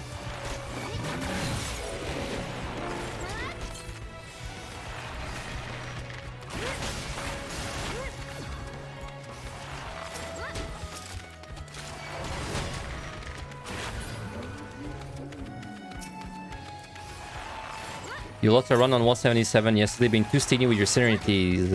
Add the floor with a ton of Doria and no items. Yep. That's a very common way to lose a run. It's like being stingy with your serenities. You know, like I think there's a lot of commanders being stingy with, there's no point. Serenity is a weird one because it's like, it's very important to have your serenities, but you know, I mean, you definitely don't want to lose because you're not using them. But then you also don't want to Serenity every single debuff, right? It's a hard middle ground fine with Serenities. Now, dying with 3 weight chains is something else. Like, if you die with 3 weight chains, that's on you. Serenities, though, it's trickier.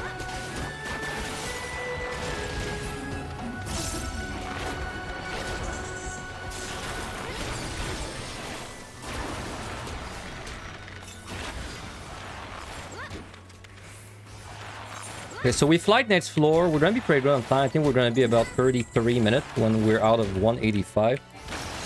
Time-wise, so time-wise, we're okay. No problem, because we'll rage once, for sure, with a double dip. Also doing good on steel, by the way, which is very nice. I mean, honestly, everything is just good right now. Like, I even got Witch Chains back, so... Like, the worst thing that could happen is a bad treasure room, I think.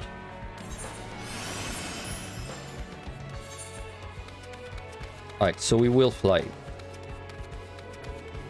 And with this flight, pretty sure, time-wise, we're guaranteed to be fine. Maybe even 2 attempts if I have, like, a free raid or something.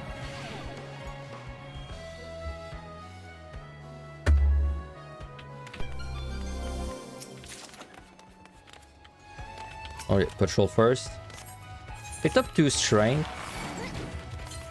The HP down is a little spooky.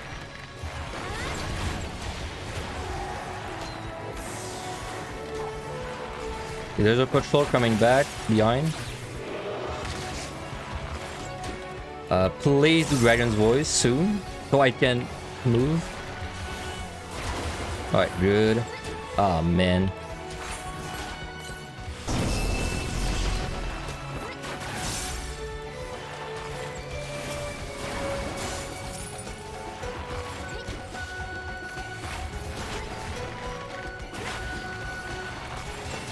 I think we're a little bit in the greedy territory right now. Yeah, okay, new witching. I was trying to see if I could do well at witching, but I think I could have if he did not do Dragon's Voice there. Like, if he didn't do Dragon's Voice, I think I would have had just enough time to kill the Garm and then switch. Unfortunately, it didn't work that way. It didn't work that way. It did not work out that way. Like, if he ran up to me and did Ram's Breath or something, I would have been fine.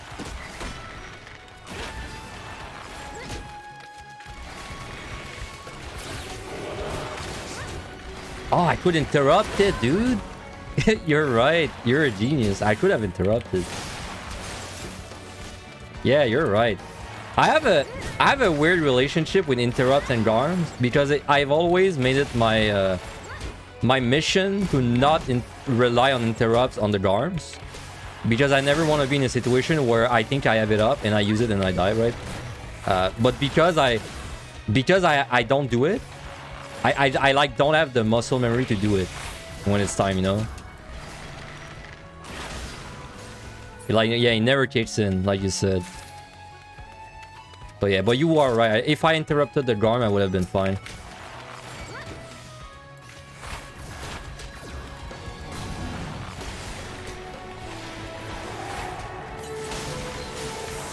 3 kill.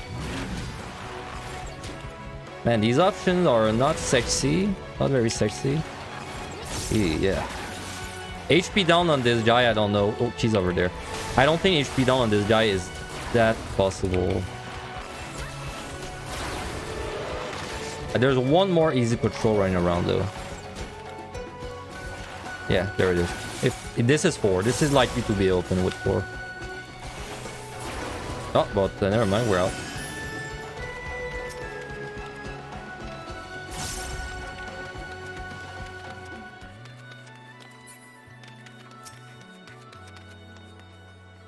You're too close. I'll wait for him to move. I don't want to get ganked. Plus, I need the Scorpion over there to move anyway. Okay, good. Okay, Scorpion move, so it's about time you move. Bro? Come on. Well, whatever. We'll wait one more cycle. I mean, I don't have any buffs running anyway. So.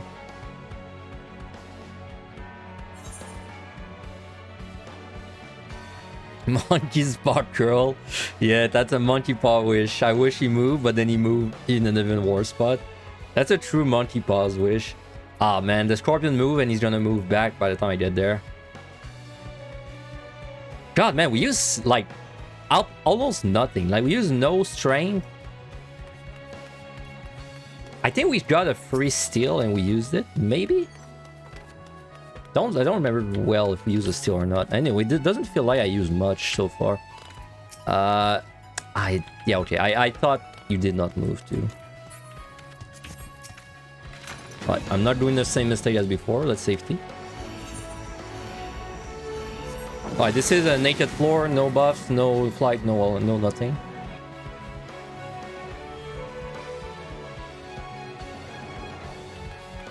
No debuffs, nice. But the options are gonna blow.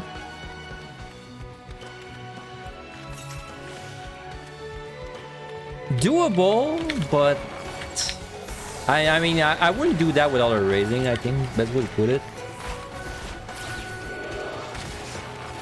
Oh man, that room sucks to kite in though, in first person. I gotta like avoid the pillars and everything. Okay, big hit coming. Please don't crit. Good. Now you do the AoE.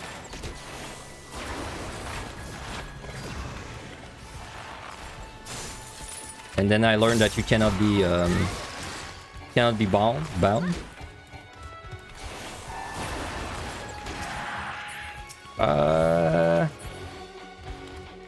No buffs run. Let's be patient.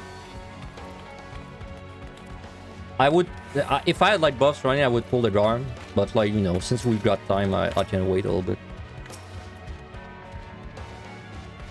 Right.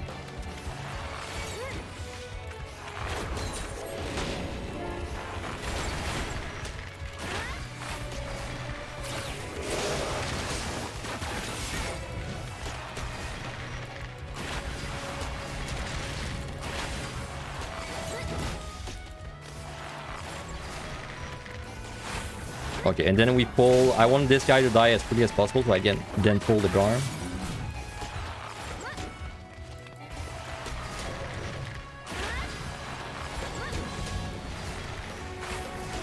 Oh, there's another Garm. Okay, well, I'm pulling the other Garm.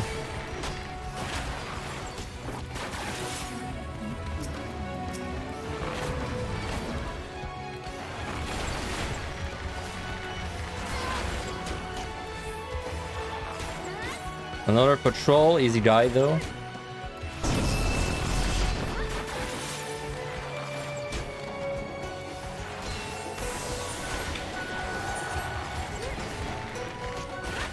Now if I were to pull the Winter by accident, I'm pretty sure I can survive both of them. Because it's not HP down, so...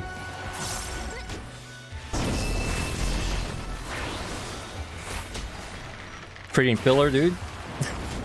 They're in my way.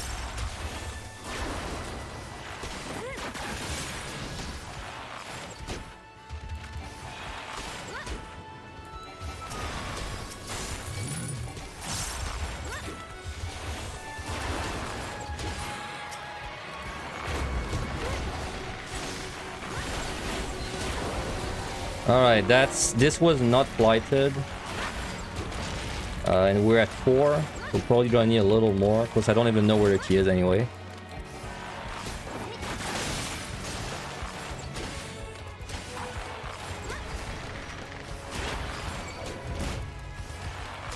Okay, dragon move.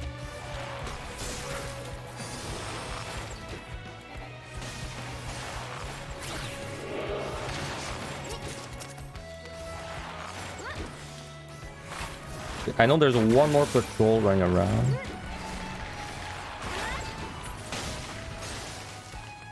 Is that a guard? Yeah. I thought there was a Vinterd running around, but I guess not.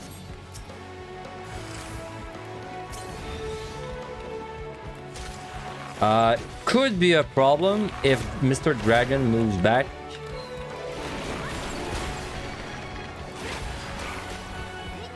Do I YOLO? I YOLO. I don't want to wait for the dragon to move. If I let him get me stuck, it's likely I will have to witching anyway, but then there's even a chance that the patrol's gonna like gank me while I'm fighting, and then it'd be like 3v1. And that doesn't sound like a very fair fight to me.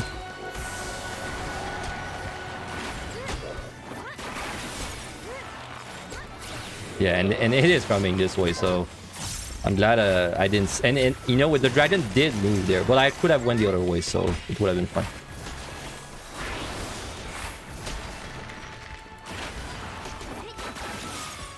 Alright, we kill the patrol. Unless we're out. We're not.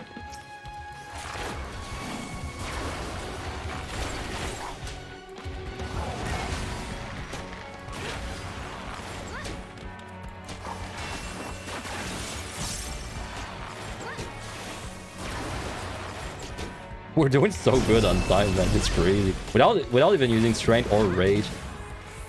And only 2 flights. And we altered, but it was mimic, so it doesn't count.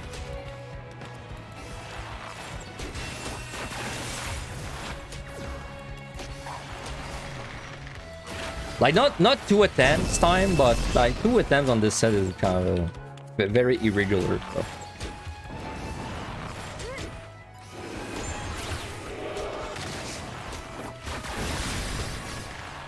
Okay, dragon needs to move again.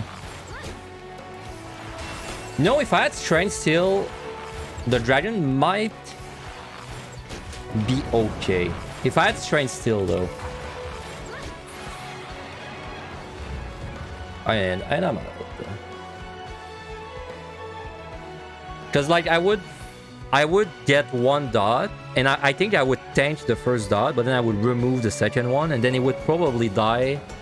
As long as I was under Wanderer's Minuet Burst, it would probably die before the 3rd one.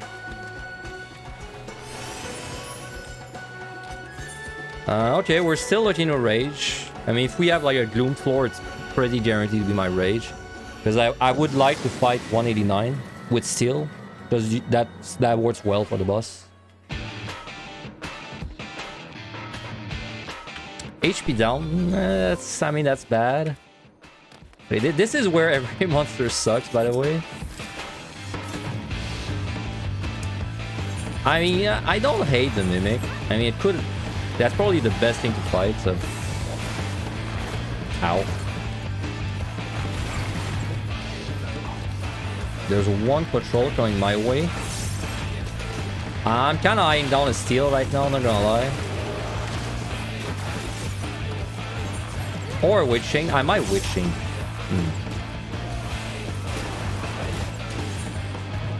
Yeah, okay.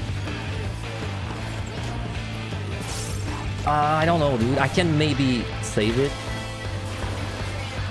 Because he's about to do potch, right? And then I run back. Yeah. Oh, God. I messed up this. It's fine.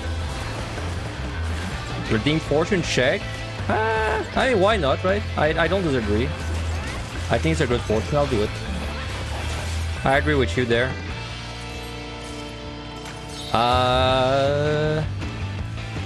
Man, that worm is problematic. Because it really limits my ability to kill it.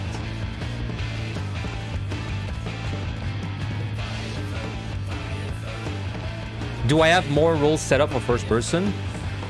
So what you said about not being able to shoot behind me, you might think that this is like a something I put like to limit myself, but the reason I disabled the shoot behind me setting is because if you try to play first person with that on, you will never feel the same again. Like you're gonna throw up, like, because your camera just keeps snapping back every time you like do a skill, and it's really annoying. That's a problem.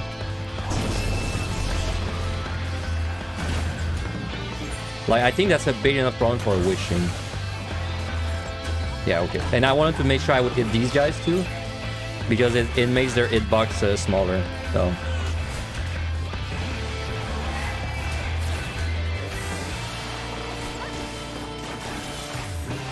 Which means they don't see me, like, as much.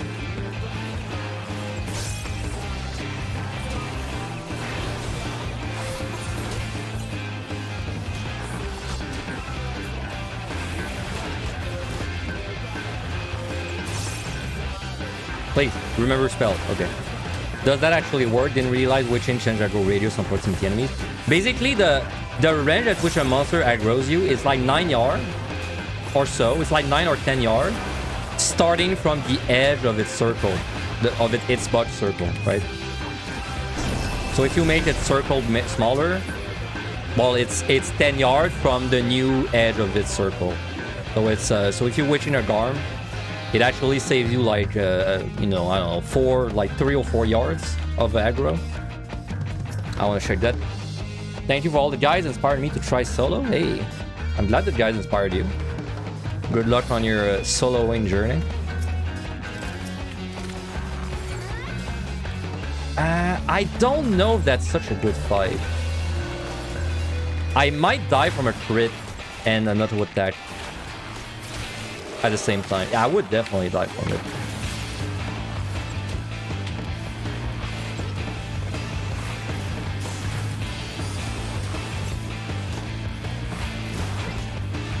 I'm scared of the Sand Pillar, and I was right to be scared because it happened. Bro, I think I should steal. I should steal. I'm being too greedy right now. Like this, I'm like 1 crit away from dying on like everything I do, so. Right, that's fine. I had 3 steals though, so.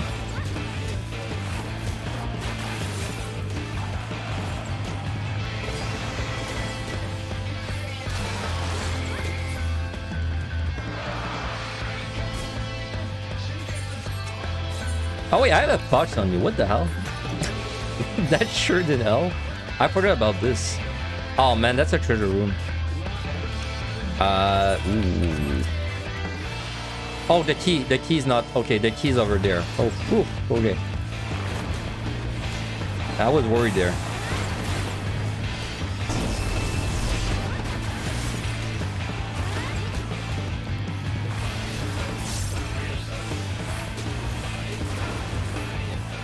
Two wipes in a row on 197. Damn. Sorry, we're dead. What got you this time? 197, like, you know, the 197, 198, 199 stretch, it's usually people, they die there because of reso, right? Like, usually they have a bad reso and they die to, like, during the resolution.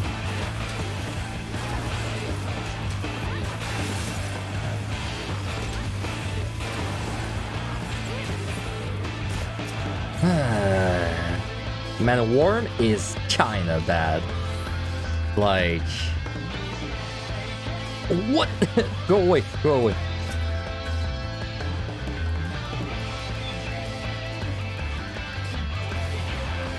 Alright. 5 could open on 5. It'd be kind of lucky, but it could.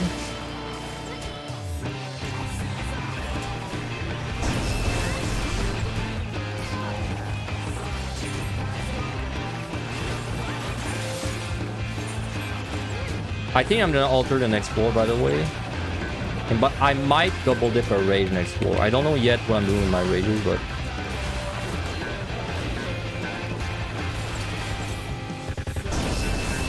Another push. I think that one will respawn, actually. It's trying my way, that's good, because I was gonna fight it.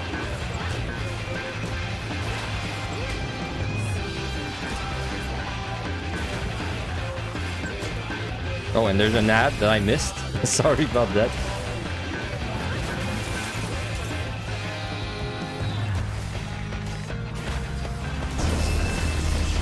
It crept up on me.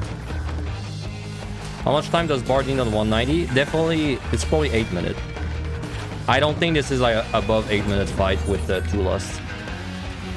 I can't tell you exactly though. I don't know exactly.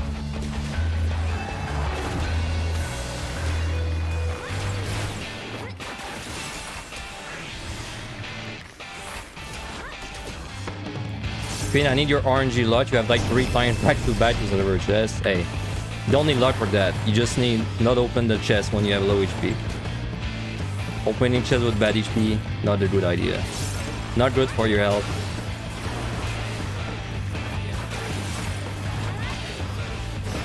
Unless you mean you were trying to do like a silver explosion play and it just kind of went bad.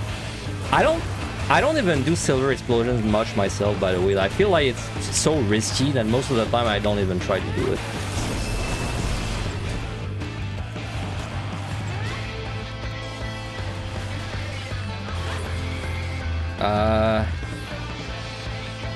Oof, I don't like being there. Oof, I don't like being there. Get me to the key room, dude. Hey, what's up, Shimori? Get me to that key room. I don't know if these dragons are stuck. And the answer is no, they are not. I need to get out while I still have a steal. Could I face tank you? No way I could with the worm. I have to wait.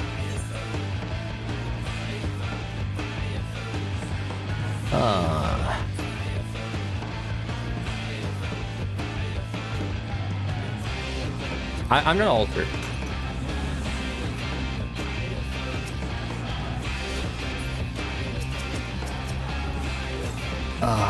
This... I feel like the other one's stuck, dude. I'm gonna just YOLO. Okay. It might get unstuck because I moved through it. Also, this is kind of a bad spot to fight for it because of the worm. Okay, he moved. So he's unstuck now.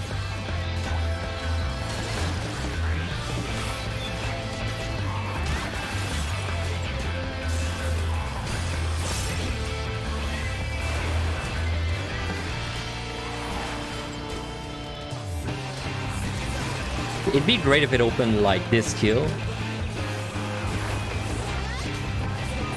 Nice. Because I needed to go before the dragon moved back.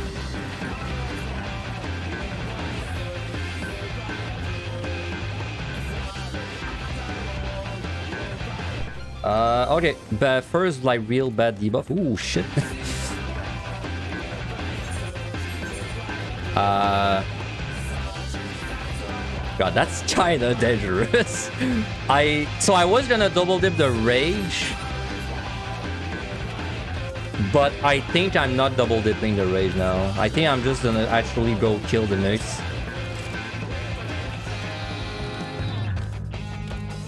Yes, it is in fact a lot of mimics. Oh, that's so good. Holy shit. That's gonna be really helpful for the mimic.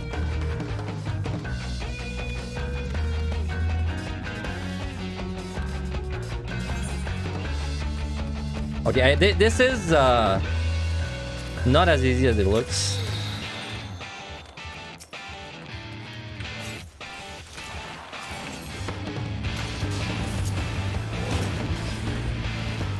Okay, it's kind of tricky to do a rage on a treasure room of mimics. I'll try my best.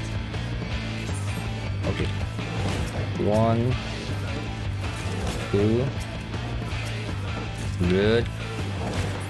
Because you can't like run in and just pull all of them. You're gonna fucking die if you do that. So, nice dodge.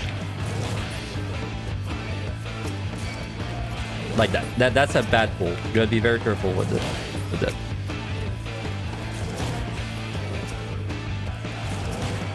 Alright. So by the way, it's not a score run, but personally, when I search for the room of mimics, I feel like you gotta raid like for pickup because it's so many gold chests you're gonna get. Just let me maybe make a A little space for the key. Man, I wish I could have cleaned the room with the key, but oh well. Right, good. So many intuitions. Yeah, watch that. We're gonna get all the intuitions.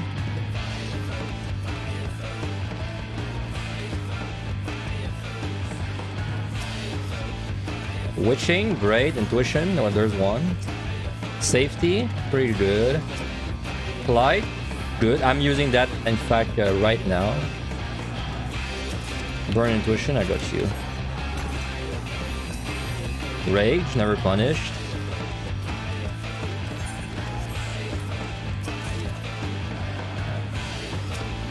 Fortune. Well, I would say that was quite worth it.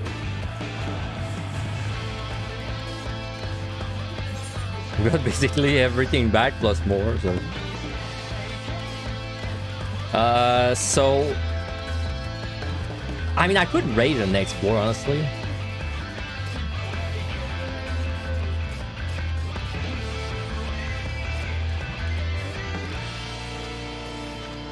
Because, like, the monsters are gonna blow whatever they are, so...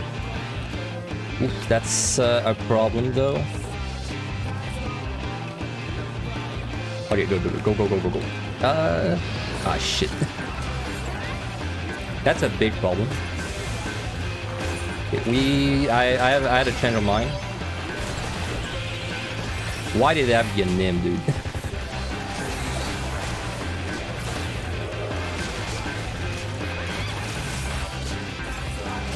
I can't survive this guy when he's out of this, so he has to die. He will die, though, so it's fine.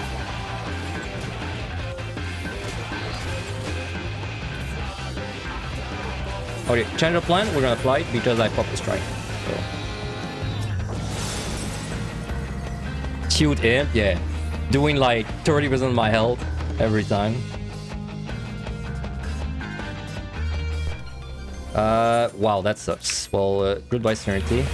Kind of unfortunate that this was the floor was gonna fight too. Man, we can't be wasting time though. I need about 8 on the boss. I'm pretty sure it's not any more than 8. But like we gotta get moving. And Flood Dragon is not a viable option. Neither is a Claw. Alright, we're not checking that. Okay, if there's nothing in that room, that means there's a patrol. 1. That's it? That's the only thing I can fight? Alright.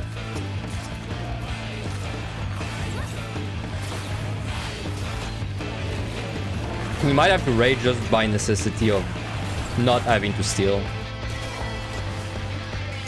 Because I'd rather rage than steal. You know? And I need to refresh the steal on the boss anyway. Because I mean, it's not like we got bad bombs anyway, so...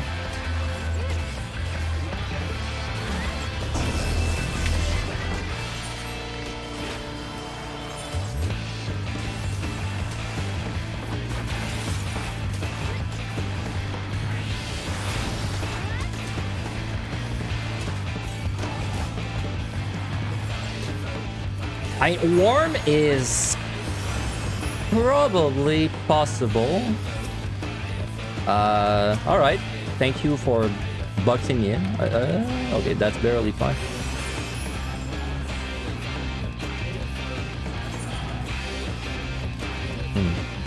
I think Worm's possible with Steal. It's not like a comfy fight. So 15. It's enraging at 45.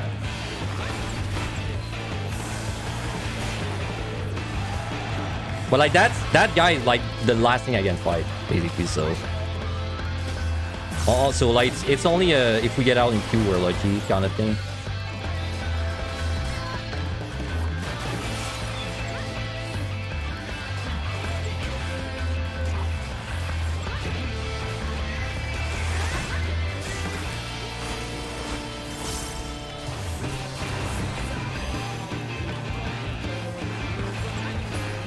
And we are not lucky. Which kind of means my I mean, it's steel or it's steel or rage, and I would rather rage. Well, I'll just check this, and then I'll rage because I would just rather do it this way. So let's do it.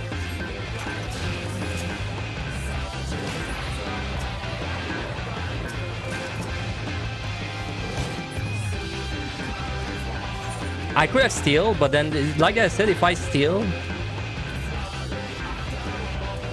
like I just rather have two. Let me phrase it that way. I would rather go to the next set with 2 rage, 1 steal, than 3 rage, 0 steal. I just think it's a better like setup. So.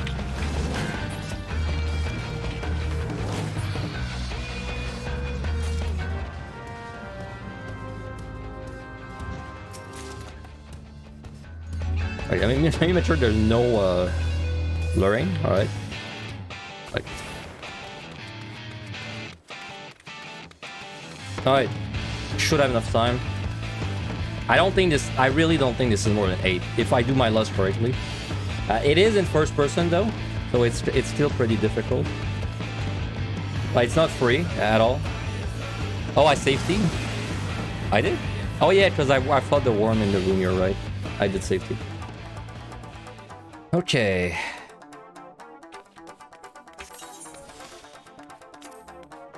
I'll do this, I'll restrain.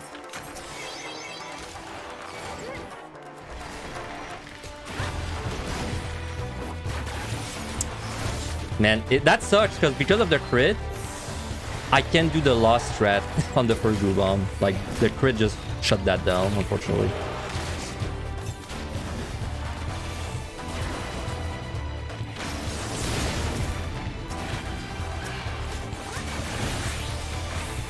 And he crit me again, so I guess we're not gonna lose this cycle. We're gonna lose the next cycle. Kinda sucks, but oh well.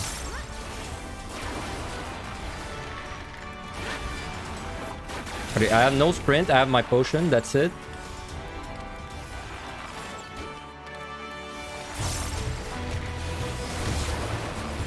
Alright, that's a tank buster, good.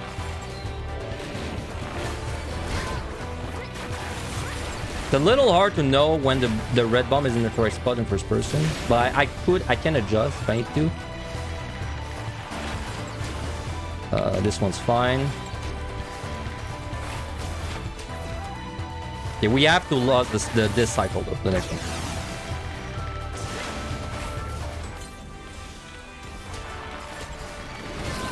Okay, I'm gonna sprint.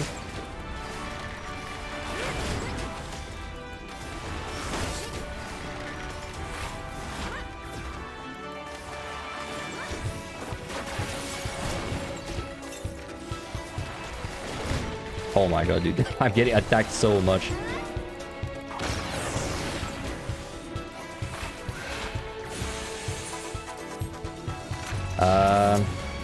Man, I don't know if that's gonna be such a good... I don't know if that's gonna be a good loss. Oh, yeah, it's fine, that's fine. Okay, fine. If he attacked me there, no. But because he skipped the attack, it's fine. Okay, good. So we're in business now. We just need to do good damage now.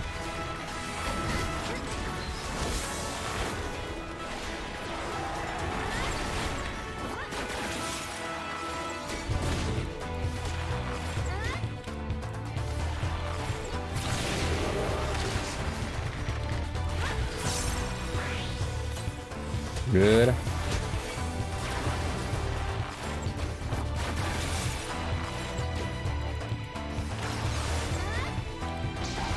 Yeah, I mean, it's better to get 4 stacks than 0 stacks, but unfortunately I was able to get all my stacks. Crit. I mean, I'm gonna heal.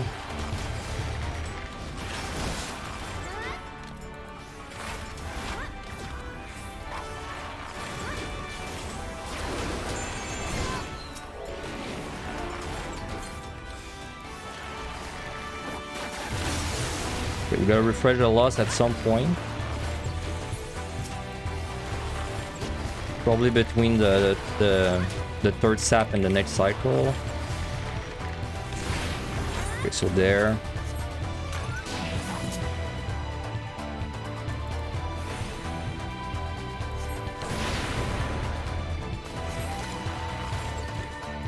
And we're out of lust. Ow.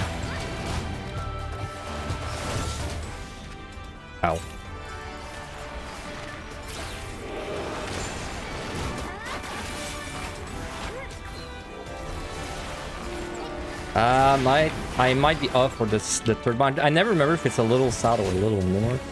Oh, we're fine, never mind. That usually doesn't matter, but it matters when I can't see shit. So.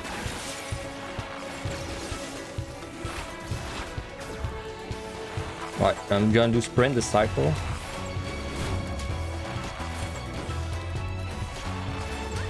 I have no. Oh my god, I have no healing. I have no healing. Don't crit, don't crit, don't crit. That's a bad time to crit me.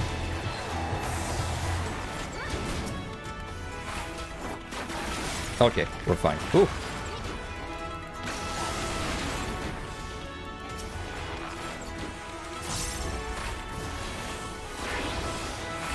Next cycle, I have second wind and potion, so we should be good.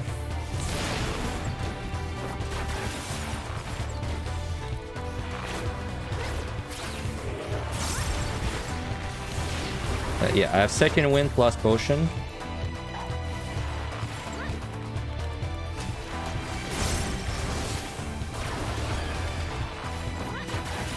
Next red bomb is to the left.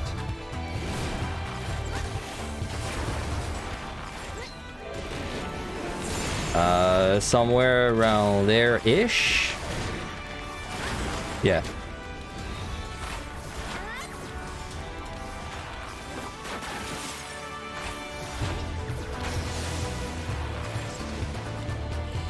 I got sprint.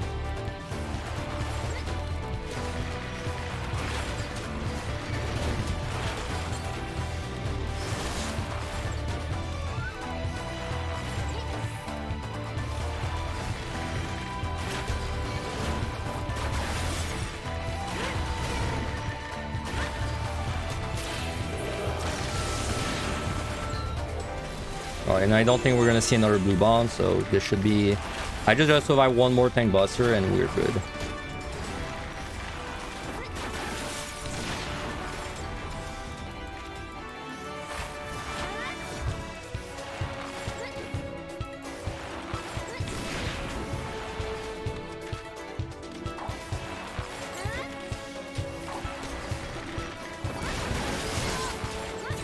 Yeah, okay. And the next bomb is somewhere in the middle.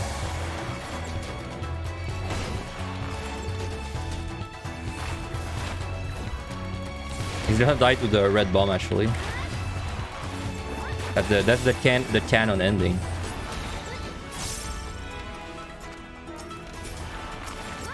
Ooh.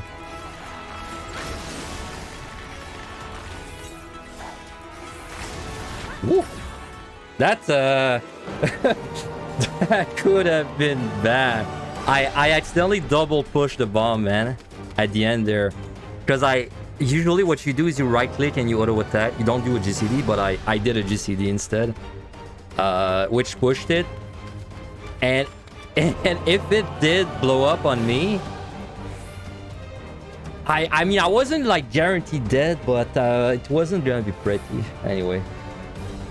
I mean this is all behind us now. Bombs are pretty good. I'm a little sad I have 2 Serenities, but that's about the only thing that's a little sad. I could use one more steel. One more steel would have been nice too, but anyway. Last stretch. Is someone doing PotD? Yeah, it's pretty good. It's like a worse machinist. It's like a worse machinist, but you have a shield. And by worse machinist, like machinist is really good, right? So it's still really good.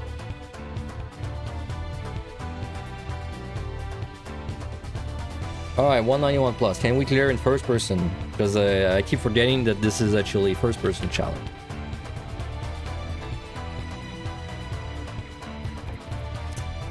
Alright, let's just go right back in. I mean, time-wise, I don't think we have issues.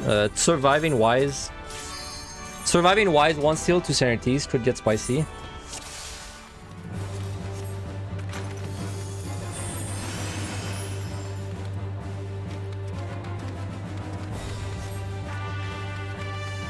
2 patrol. That's a lot of undead, huh? And a lot of stunnable undead. Where? I need to see where it is. Wow, it's far. Okay.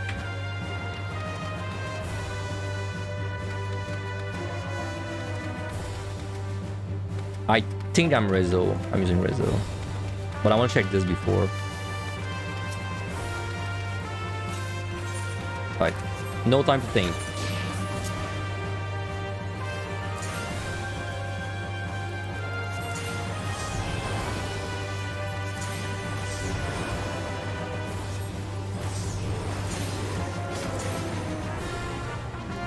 Is that gonna hit the patrol? I don't think it's gonna hit the patrol.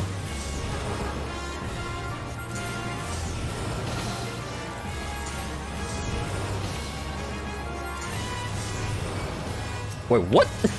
Wait, how did that not hit the patrol? Did you guys see that? I did like a blast and it just did not hit the patrol. Even though it was right on top of him. What the hell?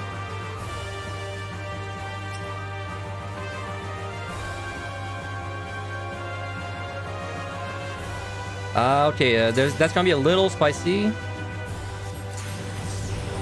Please hit, please hit. Okay, good.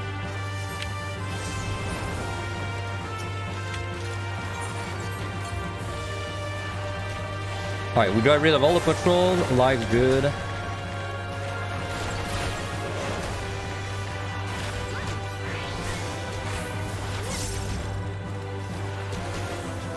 I did raise, yes.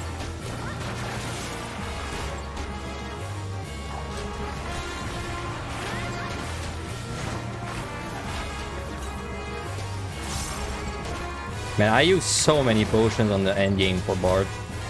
I kind of forgot how many potions you use in the end game. Oh, what? 6 kill? Oh, that's 6 kill. Never mind. I thought this was like 4, but no, the Rezo actually did the work there.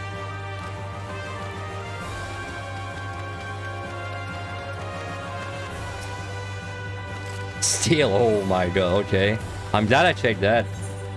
2 strength, 2 steal. Next floor, what am I doing? I think I'm using altar. Altar at once. Ooh.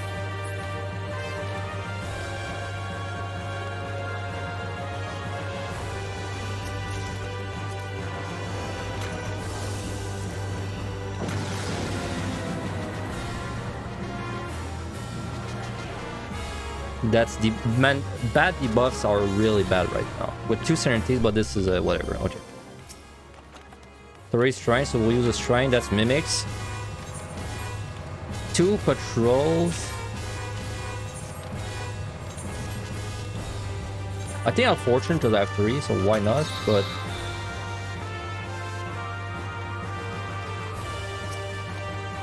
intuition, might as well, right?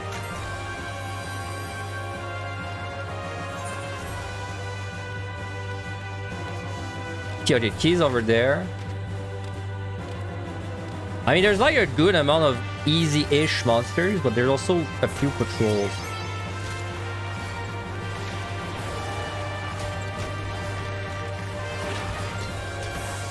Okay, and I'm lucky because this one is not going towards me.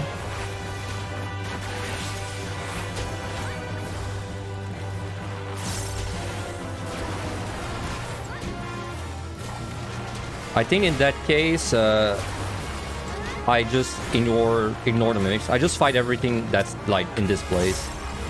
Okay, please don't come there, please.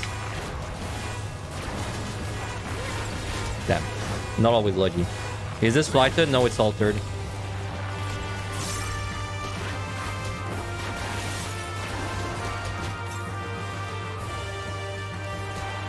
Okay, we cannot fight the patrol. Well, I mean, if we do, it's basically a gamble if we die, so I would rather not do it.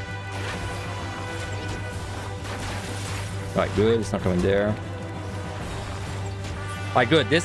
It's good that I'm clearing this room, because now I have a room where I can kite, which is massive. So now that the hard part of the floor is done. Like, this was the hard part. Now I just gotta kite around this room. And then if I need to kite a lot, I safety and I kite like even more in the...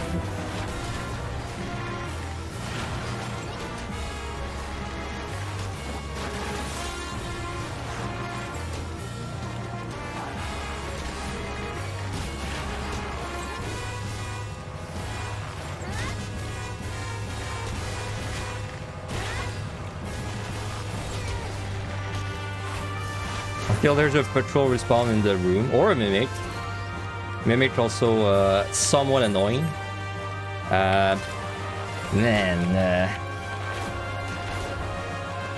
That's gonna be so annoying. Oh my god, I'm stuck. This is like kind of a bad room to kite in. No, sorry, it's like it's okay, but there's a lot of little notch in the wall. I'm still like hitting a trap. I got all my healing though. Okay, patrol. Could be okay.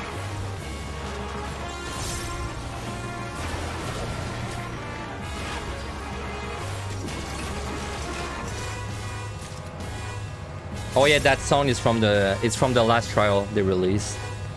Last phase of last trial. Intuition, just what I needed.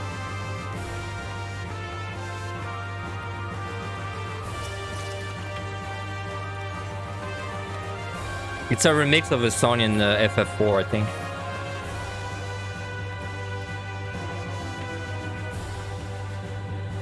No. There's been no respawn so far. There's a respawn is in a minute. Don't worry.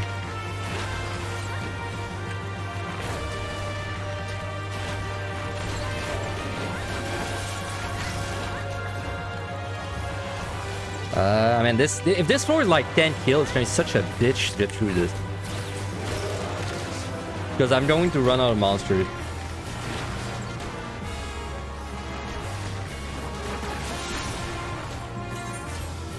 Alright, good. He's going away. Pull the mummy next. Parade the patrol, go the other way. Also, good plan. Respawns in 20. It might be a little spicy if the patrol comes my way. And it does. So we have to be a little bit of a... It's gonna be a little bit of a gamble for the patrol. Sorry, for the respawn, I mean.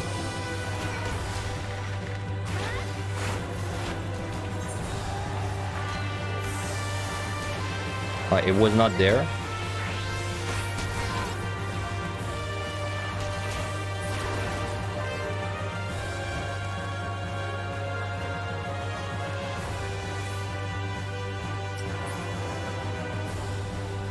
By the way, there's an ad in a minute or so. Just a heads up. Let me kill the trap while I wait to see where the patrol moves. So this way I can just kind of like face tank, right?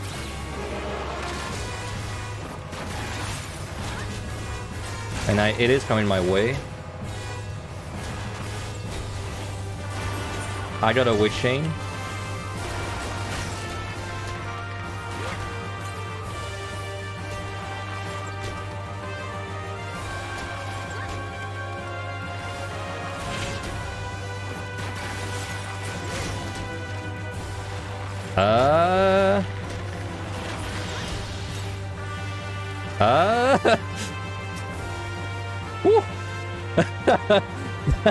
Stop at the right distance.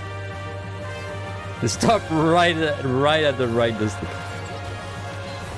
Just staring me down, dude. It's like a... Whoever said that was like a horror game earlier, they were kind of right. That was kind of... I really felt like I was in amnesia there. It's like being chased by the little fuckers.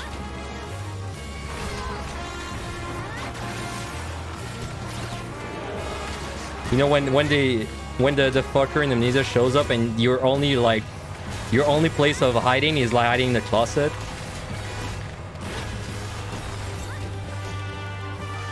That's what it felt like.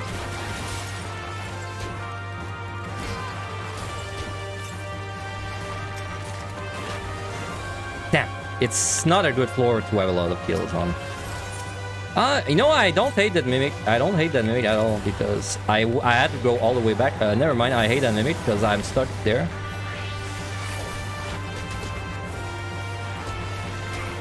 Wow, this might cost me a witching. Unless he goes really far on the right. And he doesn't, so...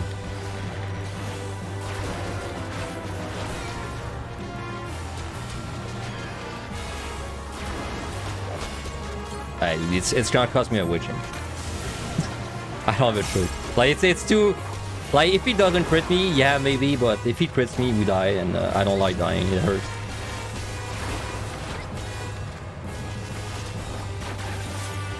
Ah, I'm not out. Come on.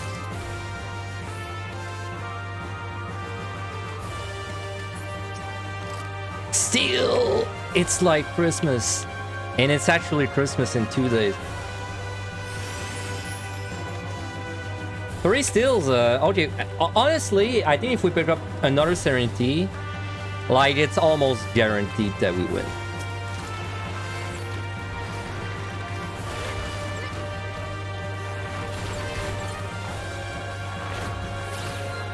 By the way, this is a 10 kill. That's a little annoying. But we had a 6 kill on the first floor, so... You know, what's the average of 10 and 6? It's 8. 8 is about the average shield kill on this set, so it works out. The math checks out.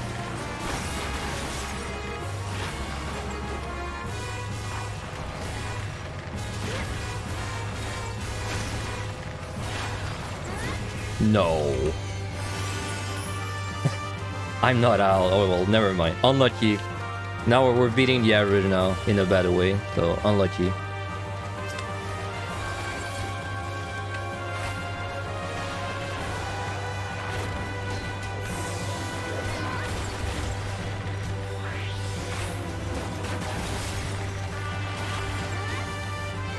You know, had I known I was gonna find a third steal, I would have rather stealed instead of using my last witch chain.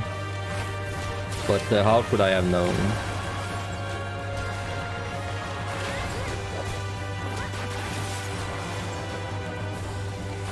Respawn soon-ish.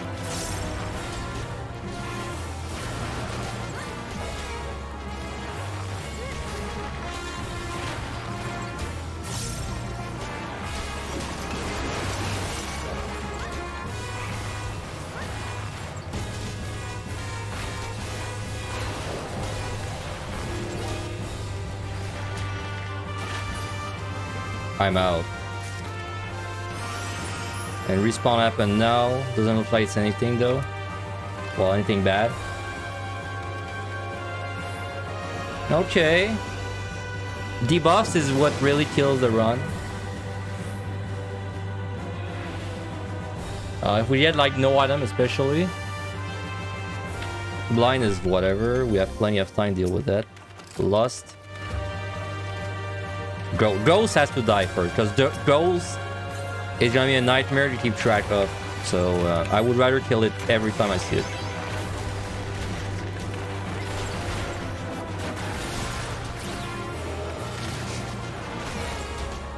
Ow.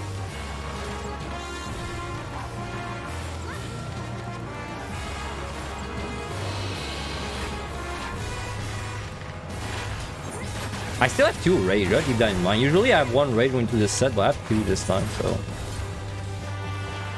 I'm really not stressed for time. Also, there's 1 bed patrol, I just saw it.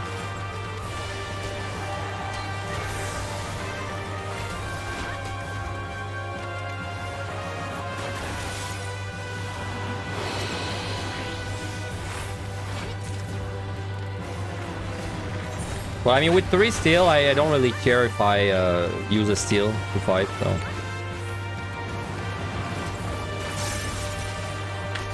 But there it is.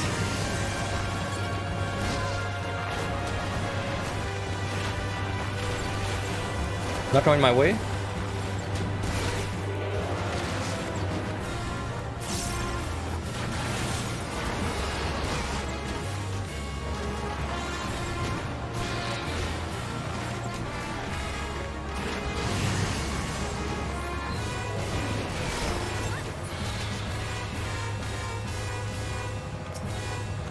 Lost?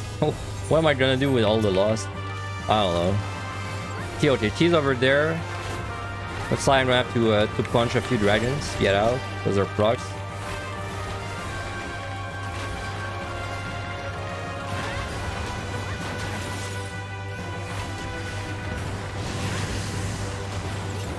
BJ we pull, of course, yeah, with all your bar defenses. To be fair, Bard has one really good thing for like AoE Lost Cold. It's the fact that your army's peon actually boosts your attack speed for like the Lost as well. That's pretty good. But surviving, you have nothing to survive on Bard during the Lost. At least in PotD, right?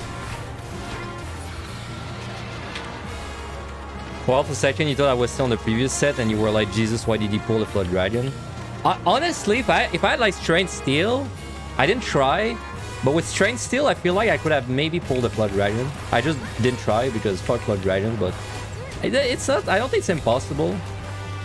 Because like you can remove the dot once, right, with the Warden's peon.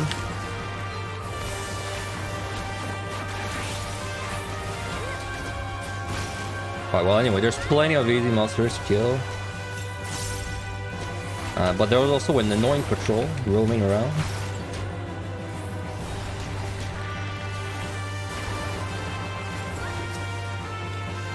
Alright, quick. Gotta make it back before we make it back. Yep, good.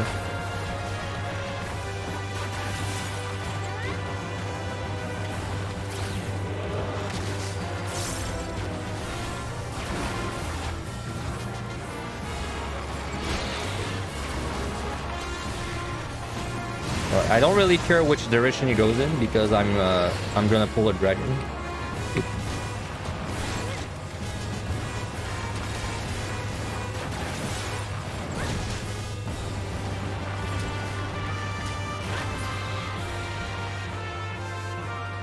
Okay. So with you, I should be able to get out if it's open.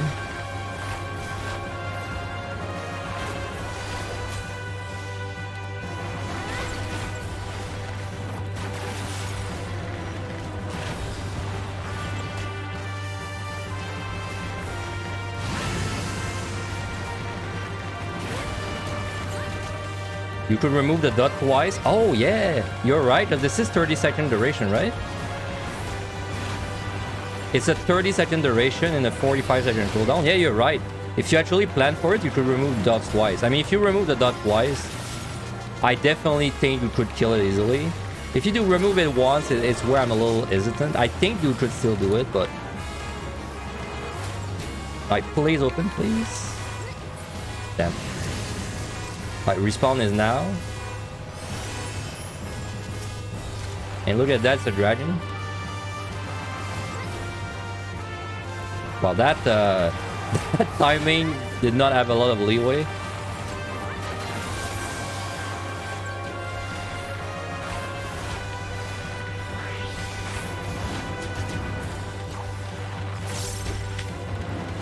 Right.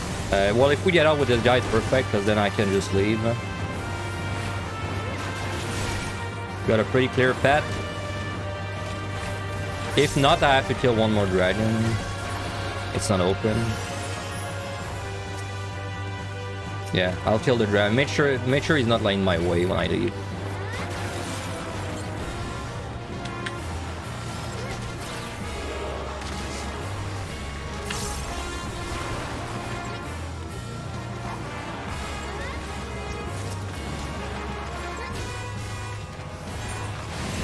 That's a lot of potions, dude.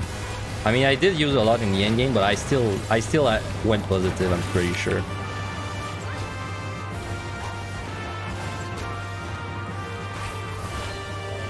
Alright, please let me out. That's 8 kills. That's the average. I don't know if that guy's in the pool.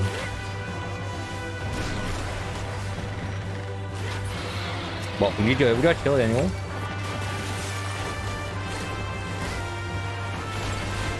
I'm getting like high kills, but it's fine because I'm a detail job. If I was playing a healer, it'd be a little more frustrating. Alright, he's coming my way.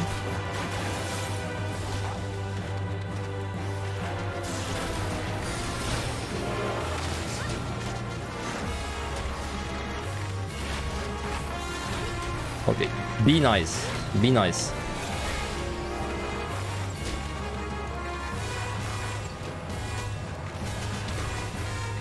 Okay. Good.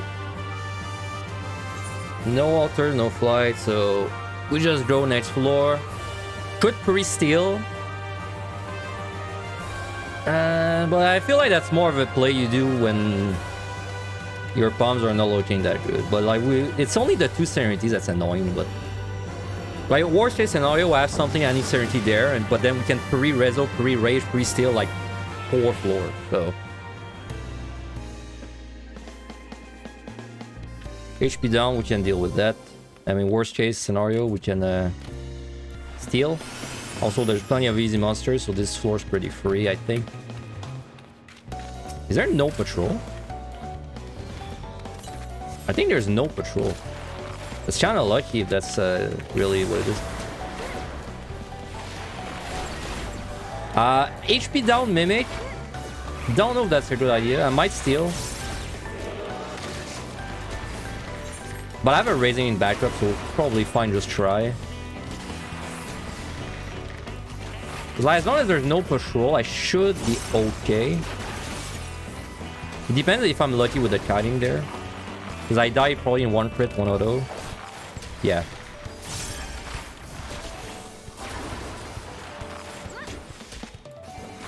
No, I'm lucky with the kiting, fortunately. He only attacked me once.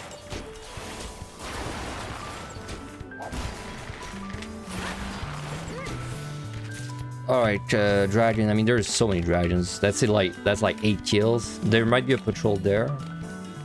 Nope, there's no patrol. Wow. Alright.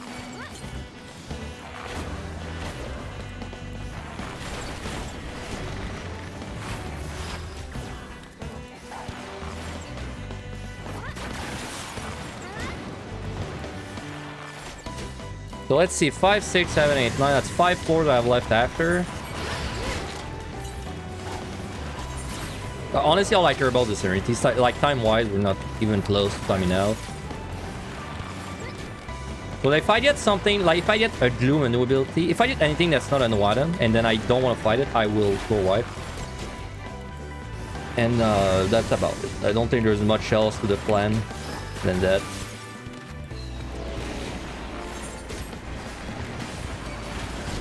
I will also ult that strength, because I don't have a reason to use it either.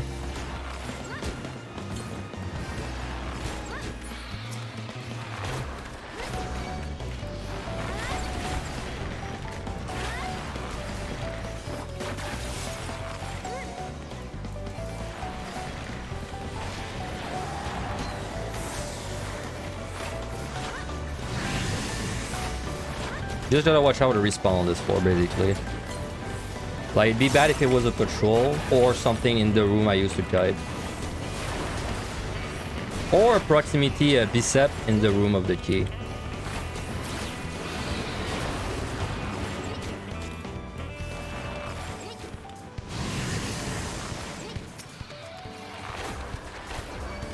I mean, pretty chill set so far, honestly. Not very unlike the last time I did what was it, Machinist, right? I think the last POTD run I did is Machinist. I did like the lowest score Machinist. No, Summoner. Lowest score Summoner. Where the last set was kind of a nightmare. This is not at all how it was on my Summoner attempt.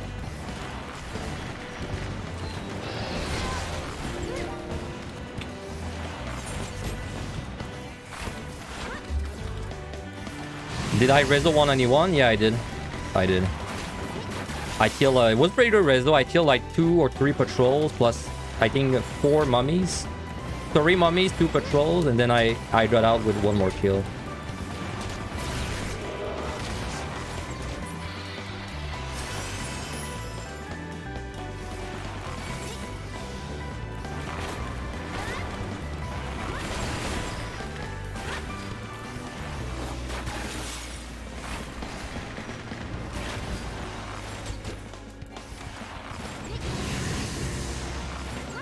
By the way, I hope this is not a surprise to anyone, but Christmas is in 2 days, by the way. So if you just realized it's Christmas in 2 days and you haven't bought your gifts yet, sorry for you, because you're in big trouble, man.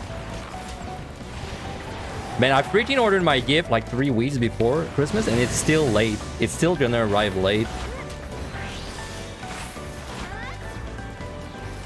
What? Nah. You're pulling my... You're making fun of me. No one thought it was Christmas, right? Respawn in 10.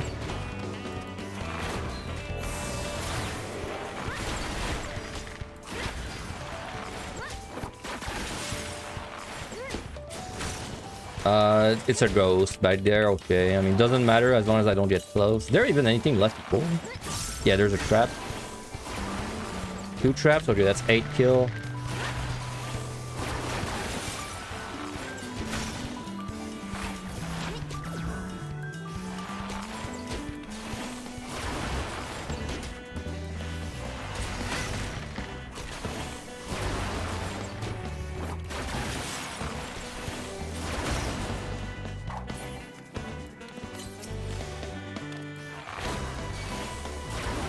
That's 7, and then I got 8 back there, and then if we're not out yet, we complain and we go kill dragons in the back.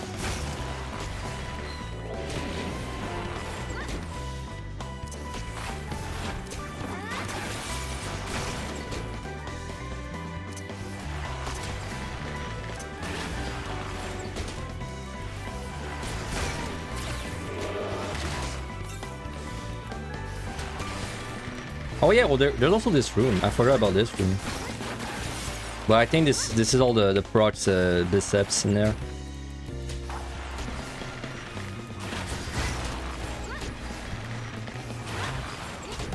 Where's my damage, man? Where's the damage, dude? I'm not out. Alright, this trap.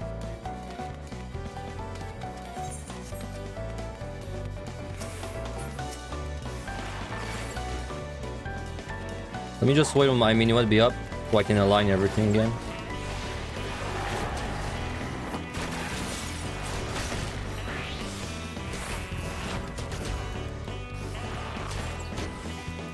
I mean, what could kill this run at this point?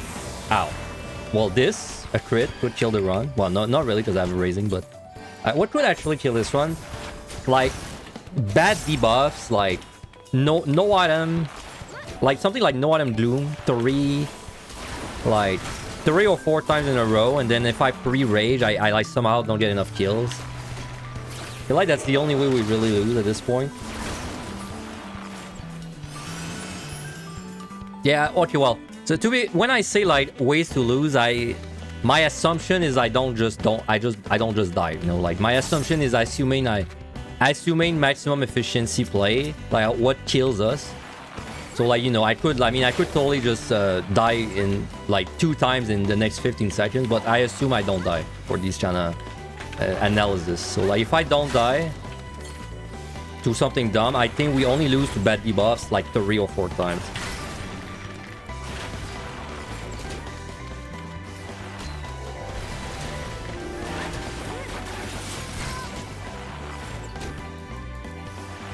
That's 9 kills, very high kill counts.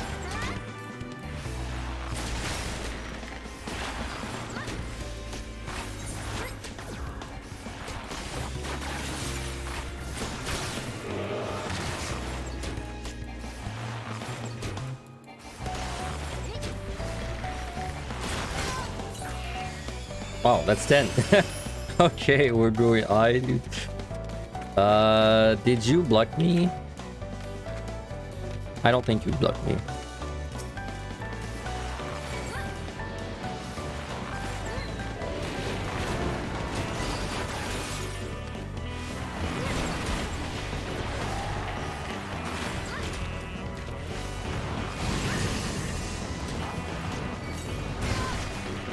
Well, I'm like gaslighting myself. Oh my god, I'm glad I didn't go. No, you're definitely not blocking me anymore. I mean, surely 10 is the last kill, right? I think we can start moving back.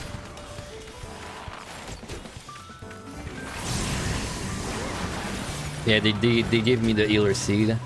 They gave me Aurora's Conjurer seed. What? 11? Are you taking the piss out of me? What the hell? You know, it's 11, but on the bright side, I'm glad I actually had like 11 kills to do of like things that are not hard. Because if everything was like the biceps or like patrols, I would have sucked so much more.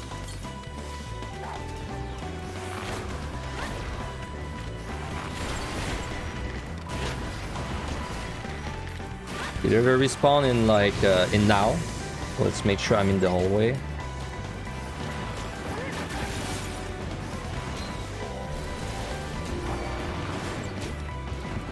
It's nothing I care about. I think something respawned in the room, the room back there again. It's almost a treasure room now. Dude, this floor took 11 minutes for a DPS job. That's kind of insane. That is like insane. That's if we get out this kill, and we do. Wow, did I really never check this? I think I never checked this. I'll check it. Because Serenity kind of seals the deal, so I'm willing to gamble a Mimic. Now we're still not in a bad spot whatsoever.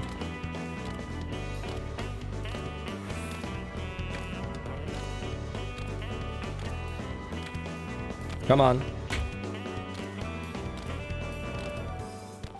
Bro. Nah. That's too... I'm too lazy for that. That's too much. And before this was a certainty I needed to prevent losing on 199.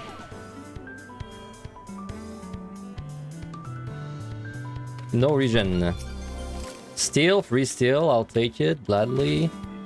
I mean, we just fight this, right? And he's right there. No, there's nothing really complex. Okay, we pretty much win now. Like, yeah, I don't really know how we would lose at this point. So let's just go hard. Like we get no items 4 times in a row, and on the last floor I pre-rage and I can't kill enough with the rage. Like that's the only way we would lose. So very unlikely. Don't pull knight. Don't pull knight. I'll pull knight just for that.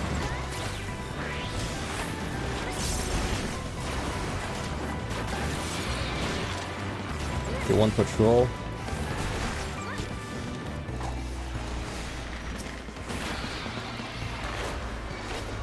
That guy, you want to make sure you're not kiting him, because if you kite him, he actually hurts more, as weird as it is. Because if you stand still, he does like level 5 deaths a lot, but if you move, he will only stone you.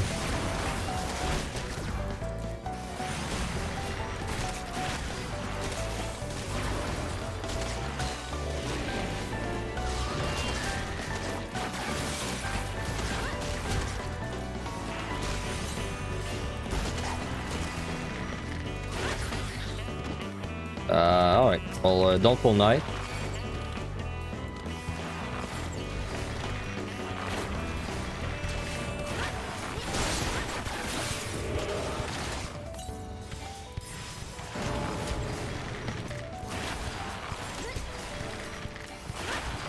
Don't even know if we're gonna see the enrage. And that's without my burst too.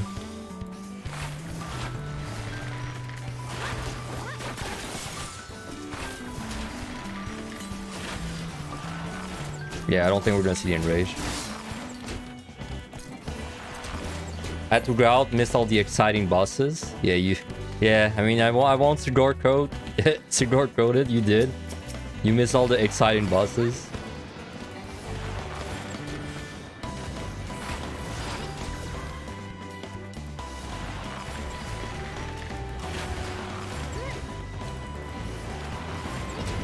Yeah, I mean, I wish they buff its damage too. Well, let me rephrase. I wish they remove its buffs to other players so that they could then buff it instead. Because I'd rather, I don't know, dude. Like shooting arrows is kind of cool, but it's kind of lame that you do so little damage with your actual bow in that game.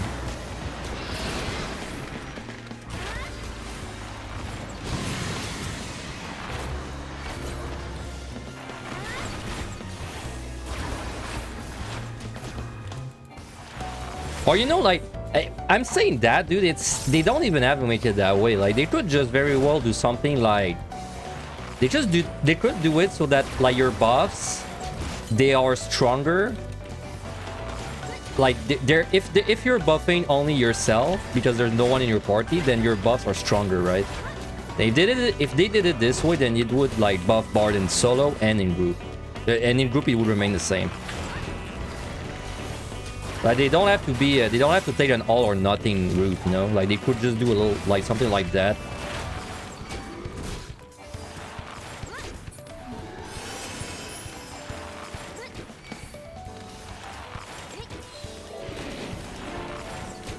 But 101 spaghetti code, 100 spaghetti code.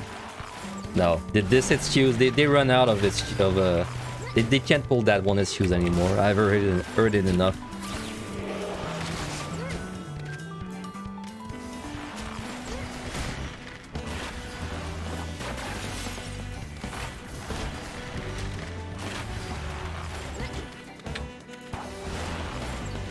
All right, girls first.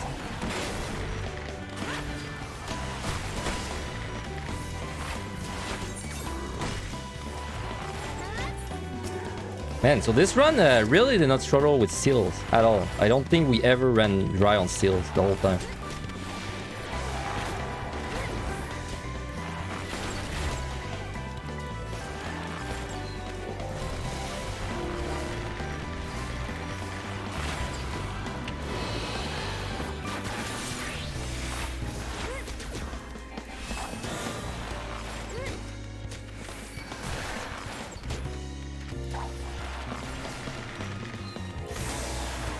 Alright, pull the dragon next, no matter what, because I won't be able to sneak past it.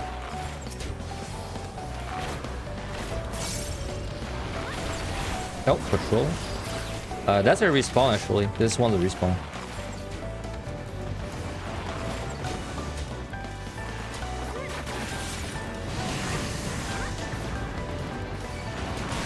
Did we die once? I don't think we died once. The whole run either. Well, unless we die, you know, in the next 20 minutes, but I don't think we died ever.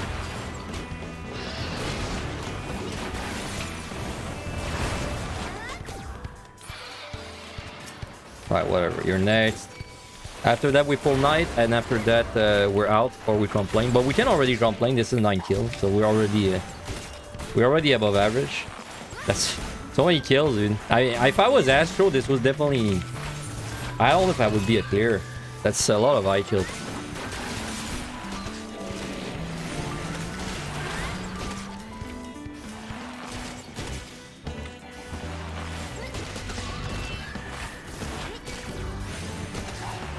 Oh yeah, I died to something? What do you mean a key? I remember, now that you mention it, I died to something once. I died to a luring. Yeah, luring. I popped a luring while I was going for a key. Like I was going to the key. Yeah. You're right. I don't remember it because when I died, I had like a raising to use right away. That's why I didn't remember it.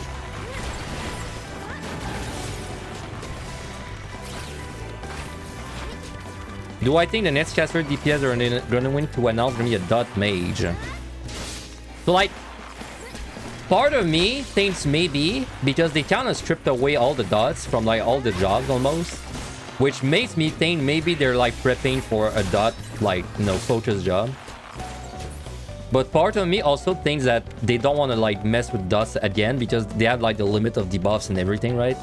So I actually have no idea. I have no idea if that's what they're going for or not. By the way, if we don't have bad debuffs on this floor, we win. So guaranteed.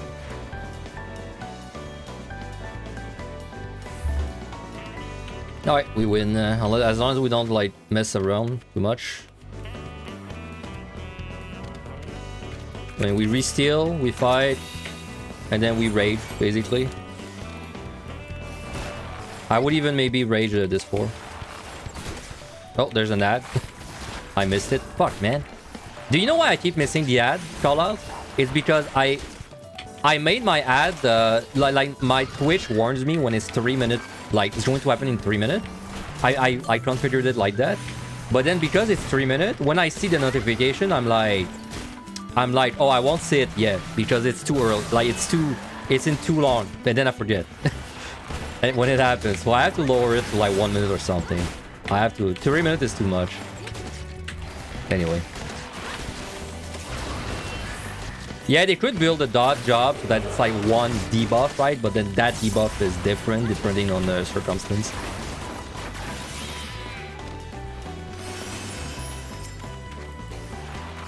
But you know, I don't want to drag Square Enix good name in the mud, but like Square Enix innovation in 14, no, not quite there. Maybe they'll prove me wrong,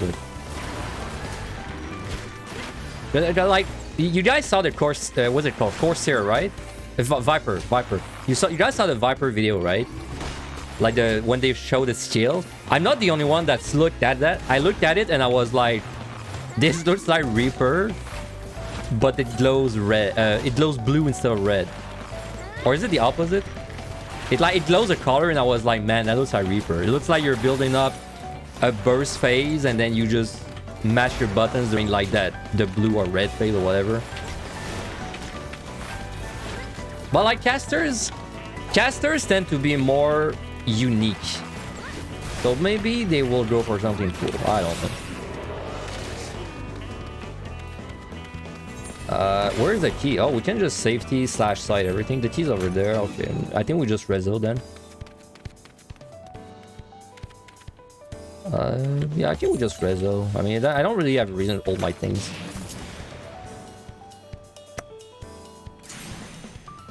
Right, I'm looking at my feats.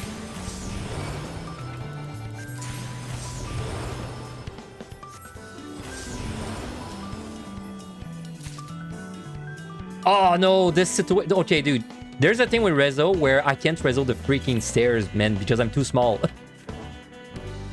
I have to actually climb up to reso, man. That's like Lalafell problem, man. I'll show you real quick after I kill these guys, but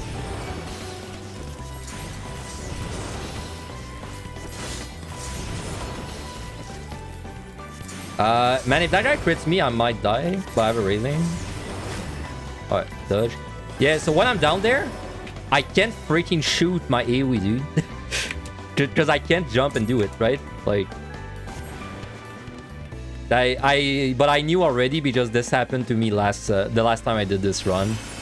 I was gonna reso a floor, and then I was like, I realized, wait, I can't fucking shoot my reso up this stair, and then I could not go upstairs because it was like a bunch of monsters that would aggro on me. Short people problem, yeah, dude. Like, you want to know what it's like to be short? Just play first person Lalafell. You'll get it. You'll get it.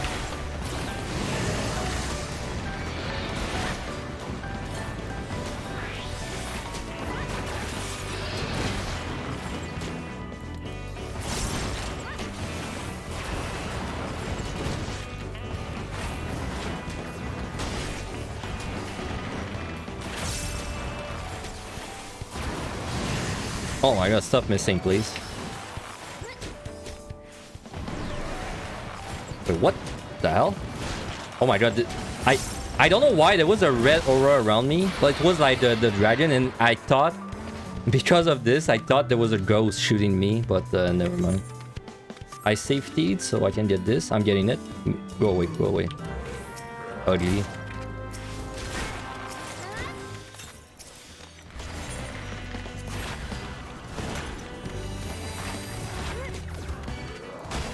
Fine, we'll kill that guy. I mean, we're not really rushing for time, so... Oh, and a respawn happened, and I did not pay attention to it. And it's a patrol. I just saw it.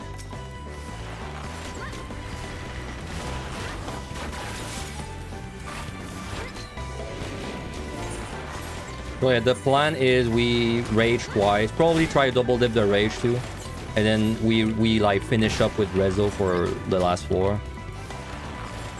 Respawn patrol are just rude. You know what's even more rude is when you step on a Lorraine, you die, and then the Lorraine add a patrol monster on it. So in addition to you just like dying, you just found like 2 patrols on your floor. It's like, you know, happy birthday, bitch. Well, enjoy your time.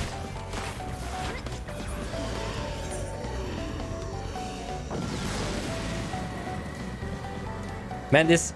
I always have the most anti-climatic last sets. It's rare to have an exciting last set in UTD. It's always like super easy. Not as bad as Yo though. Well, I don't know. Yo as the last boss, that kind of carries hard. Luring, there should be enough kill. I think I just rage, right? Let me think about it for like 2 seconds. Yeah, I just rage.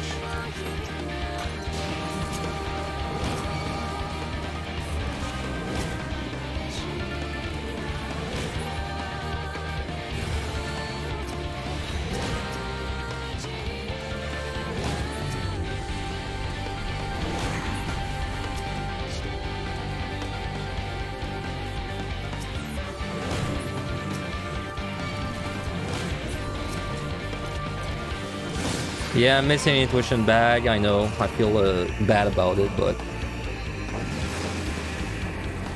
Oh wow, I was just about to rewatch a segment of your Evan Eyes. Hello, guy. Hello. Hey, hello, Inhibition. Well, don't let me distract you from your guide watching time. But yeah, thanks for saying hello. I mean, we're about done with this run. Like, there's really not much left. Also, not very lucky luring, by the way. Like, at this point, we can't really lose this run. Like, for me to lose this, it would have to be the craziest throw you've ever seen.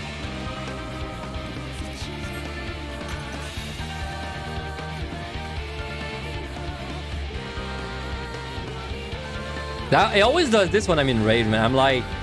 I'm secretly hoping that I find like your luring, you know, and then sometimes it happens and it feels great. And that was one of these times. Yeah, not risking it.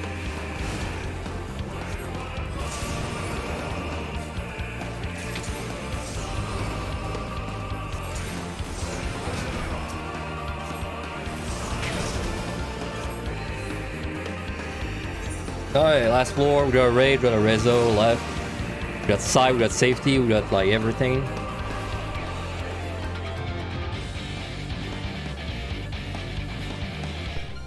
That's like the first floor where we actually get no autumn, I think, in a long time.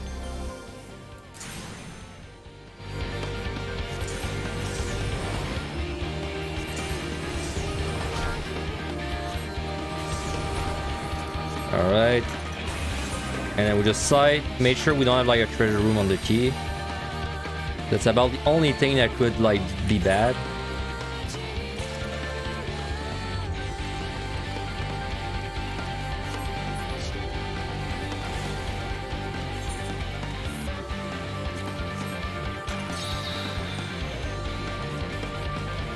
Come on. I gotta take a peek at the treasure room. Sorry, at the key room, which is hopefully not a treasure room. It's not. Alright, so we just... Let me wait. That's gonna be... Yeah, okay. I thought that would happen too. Let me just move.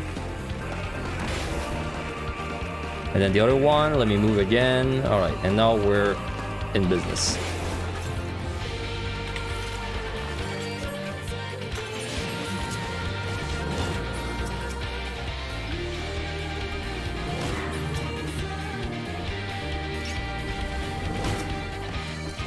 Now we just kill as much as we can, so I can maybe get potshers, hell yeah.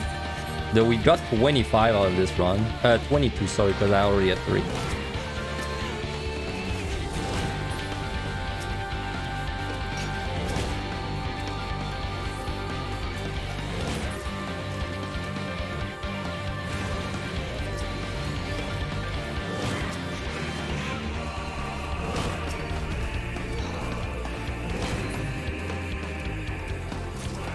Alright, pretty clean run, right? Even Behemoth was really clean, man. This was just a... This was a first-person challenge run. It really did not feel like a challenge. Like the first-person bit... sorry, let me rephrase. Like, it was challenging, Behemoth, especially, but like the first-person bit did not really... I did not really feel it too much. I've gotten too used to this. We need to add new modifiers to this to do it again.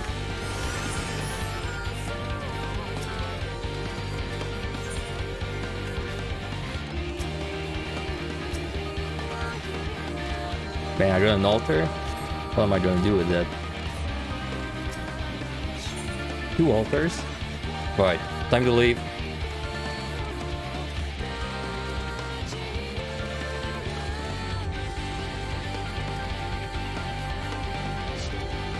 This is the second time I clear Bard, by the way. This is one of the jobs where I did not really clear it that much. I cleared it once, and then I never touched it again. So this is my second clear on Bard. No music for the last. You cannot have music for the last floor. It's illegal. And also, you have to walk there if you have time. That's just the rule. GG. Yeah, I mean, you gotta make it. Dude, we're at first person. Like, you gotta be immersed, you know?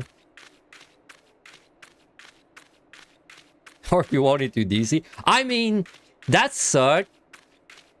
But, like, because it's not a score run, I don't care too much. In that specific case, you know, I would say, even if I DC there, I would still upload the run. Because, you know, we cleared, I think. Now we have about, what, 8 minutes to touch the shrine? One day you will get your 200 room, GG. Yeah, you get your own instance, dude. No one can be in your 200 room except you, which is kind of lame. Can you imagine how cool it'd be if... So, like, it's an instance, right? Like, the whole place is an instance, the way it is. But then once you make it to the last floor, it's still an instance because of the timer. But then once you click, like, the shrine, then you get teleported to, like, a shared map of this place. But then the only way to reach this place would be to clear, you know? Like, you have to clear. And you can't come back in this place unless you clear again. Wouldn't that be cool? Like, you would clear, and then suddenly you would, like... Then you would pop in, like, the same place, but the non-instance version. And then there would just be, like, all the people that cleared chilling. Like, well, the people that cleared and stayed there chilling. So you could just clear, and then... And then, you know, as soon as you right-click, it switches you to the non-instance version, and then there's just, like, guys sitting on the chair. There's just guys hanging around, right? And girls, too.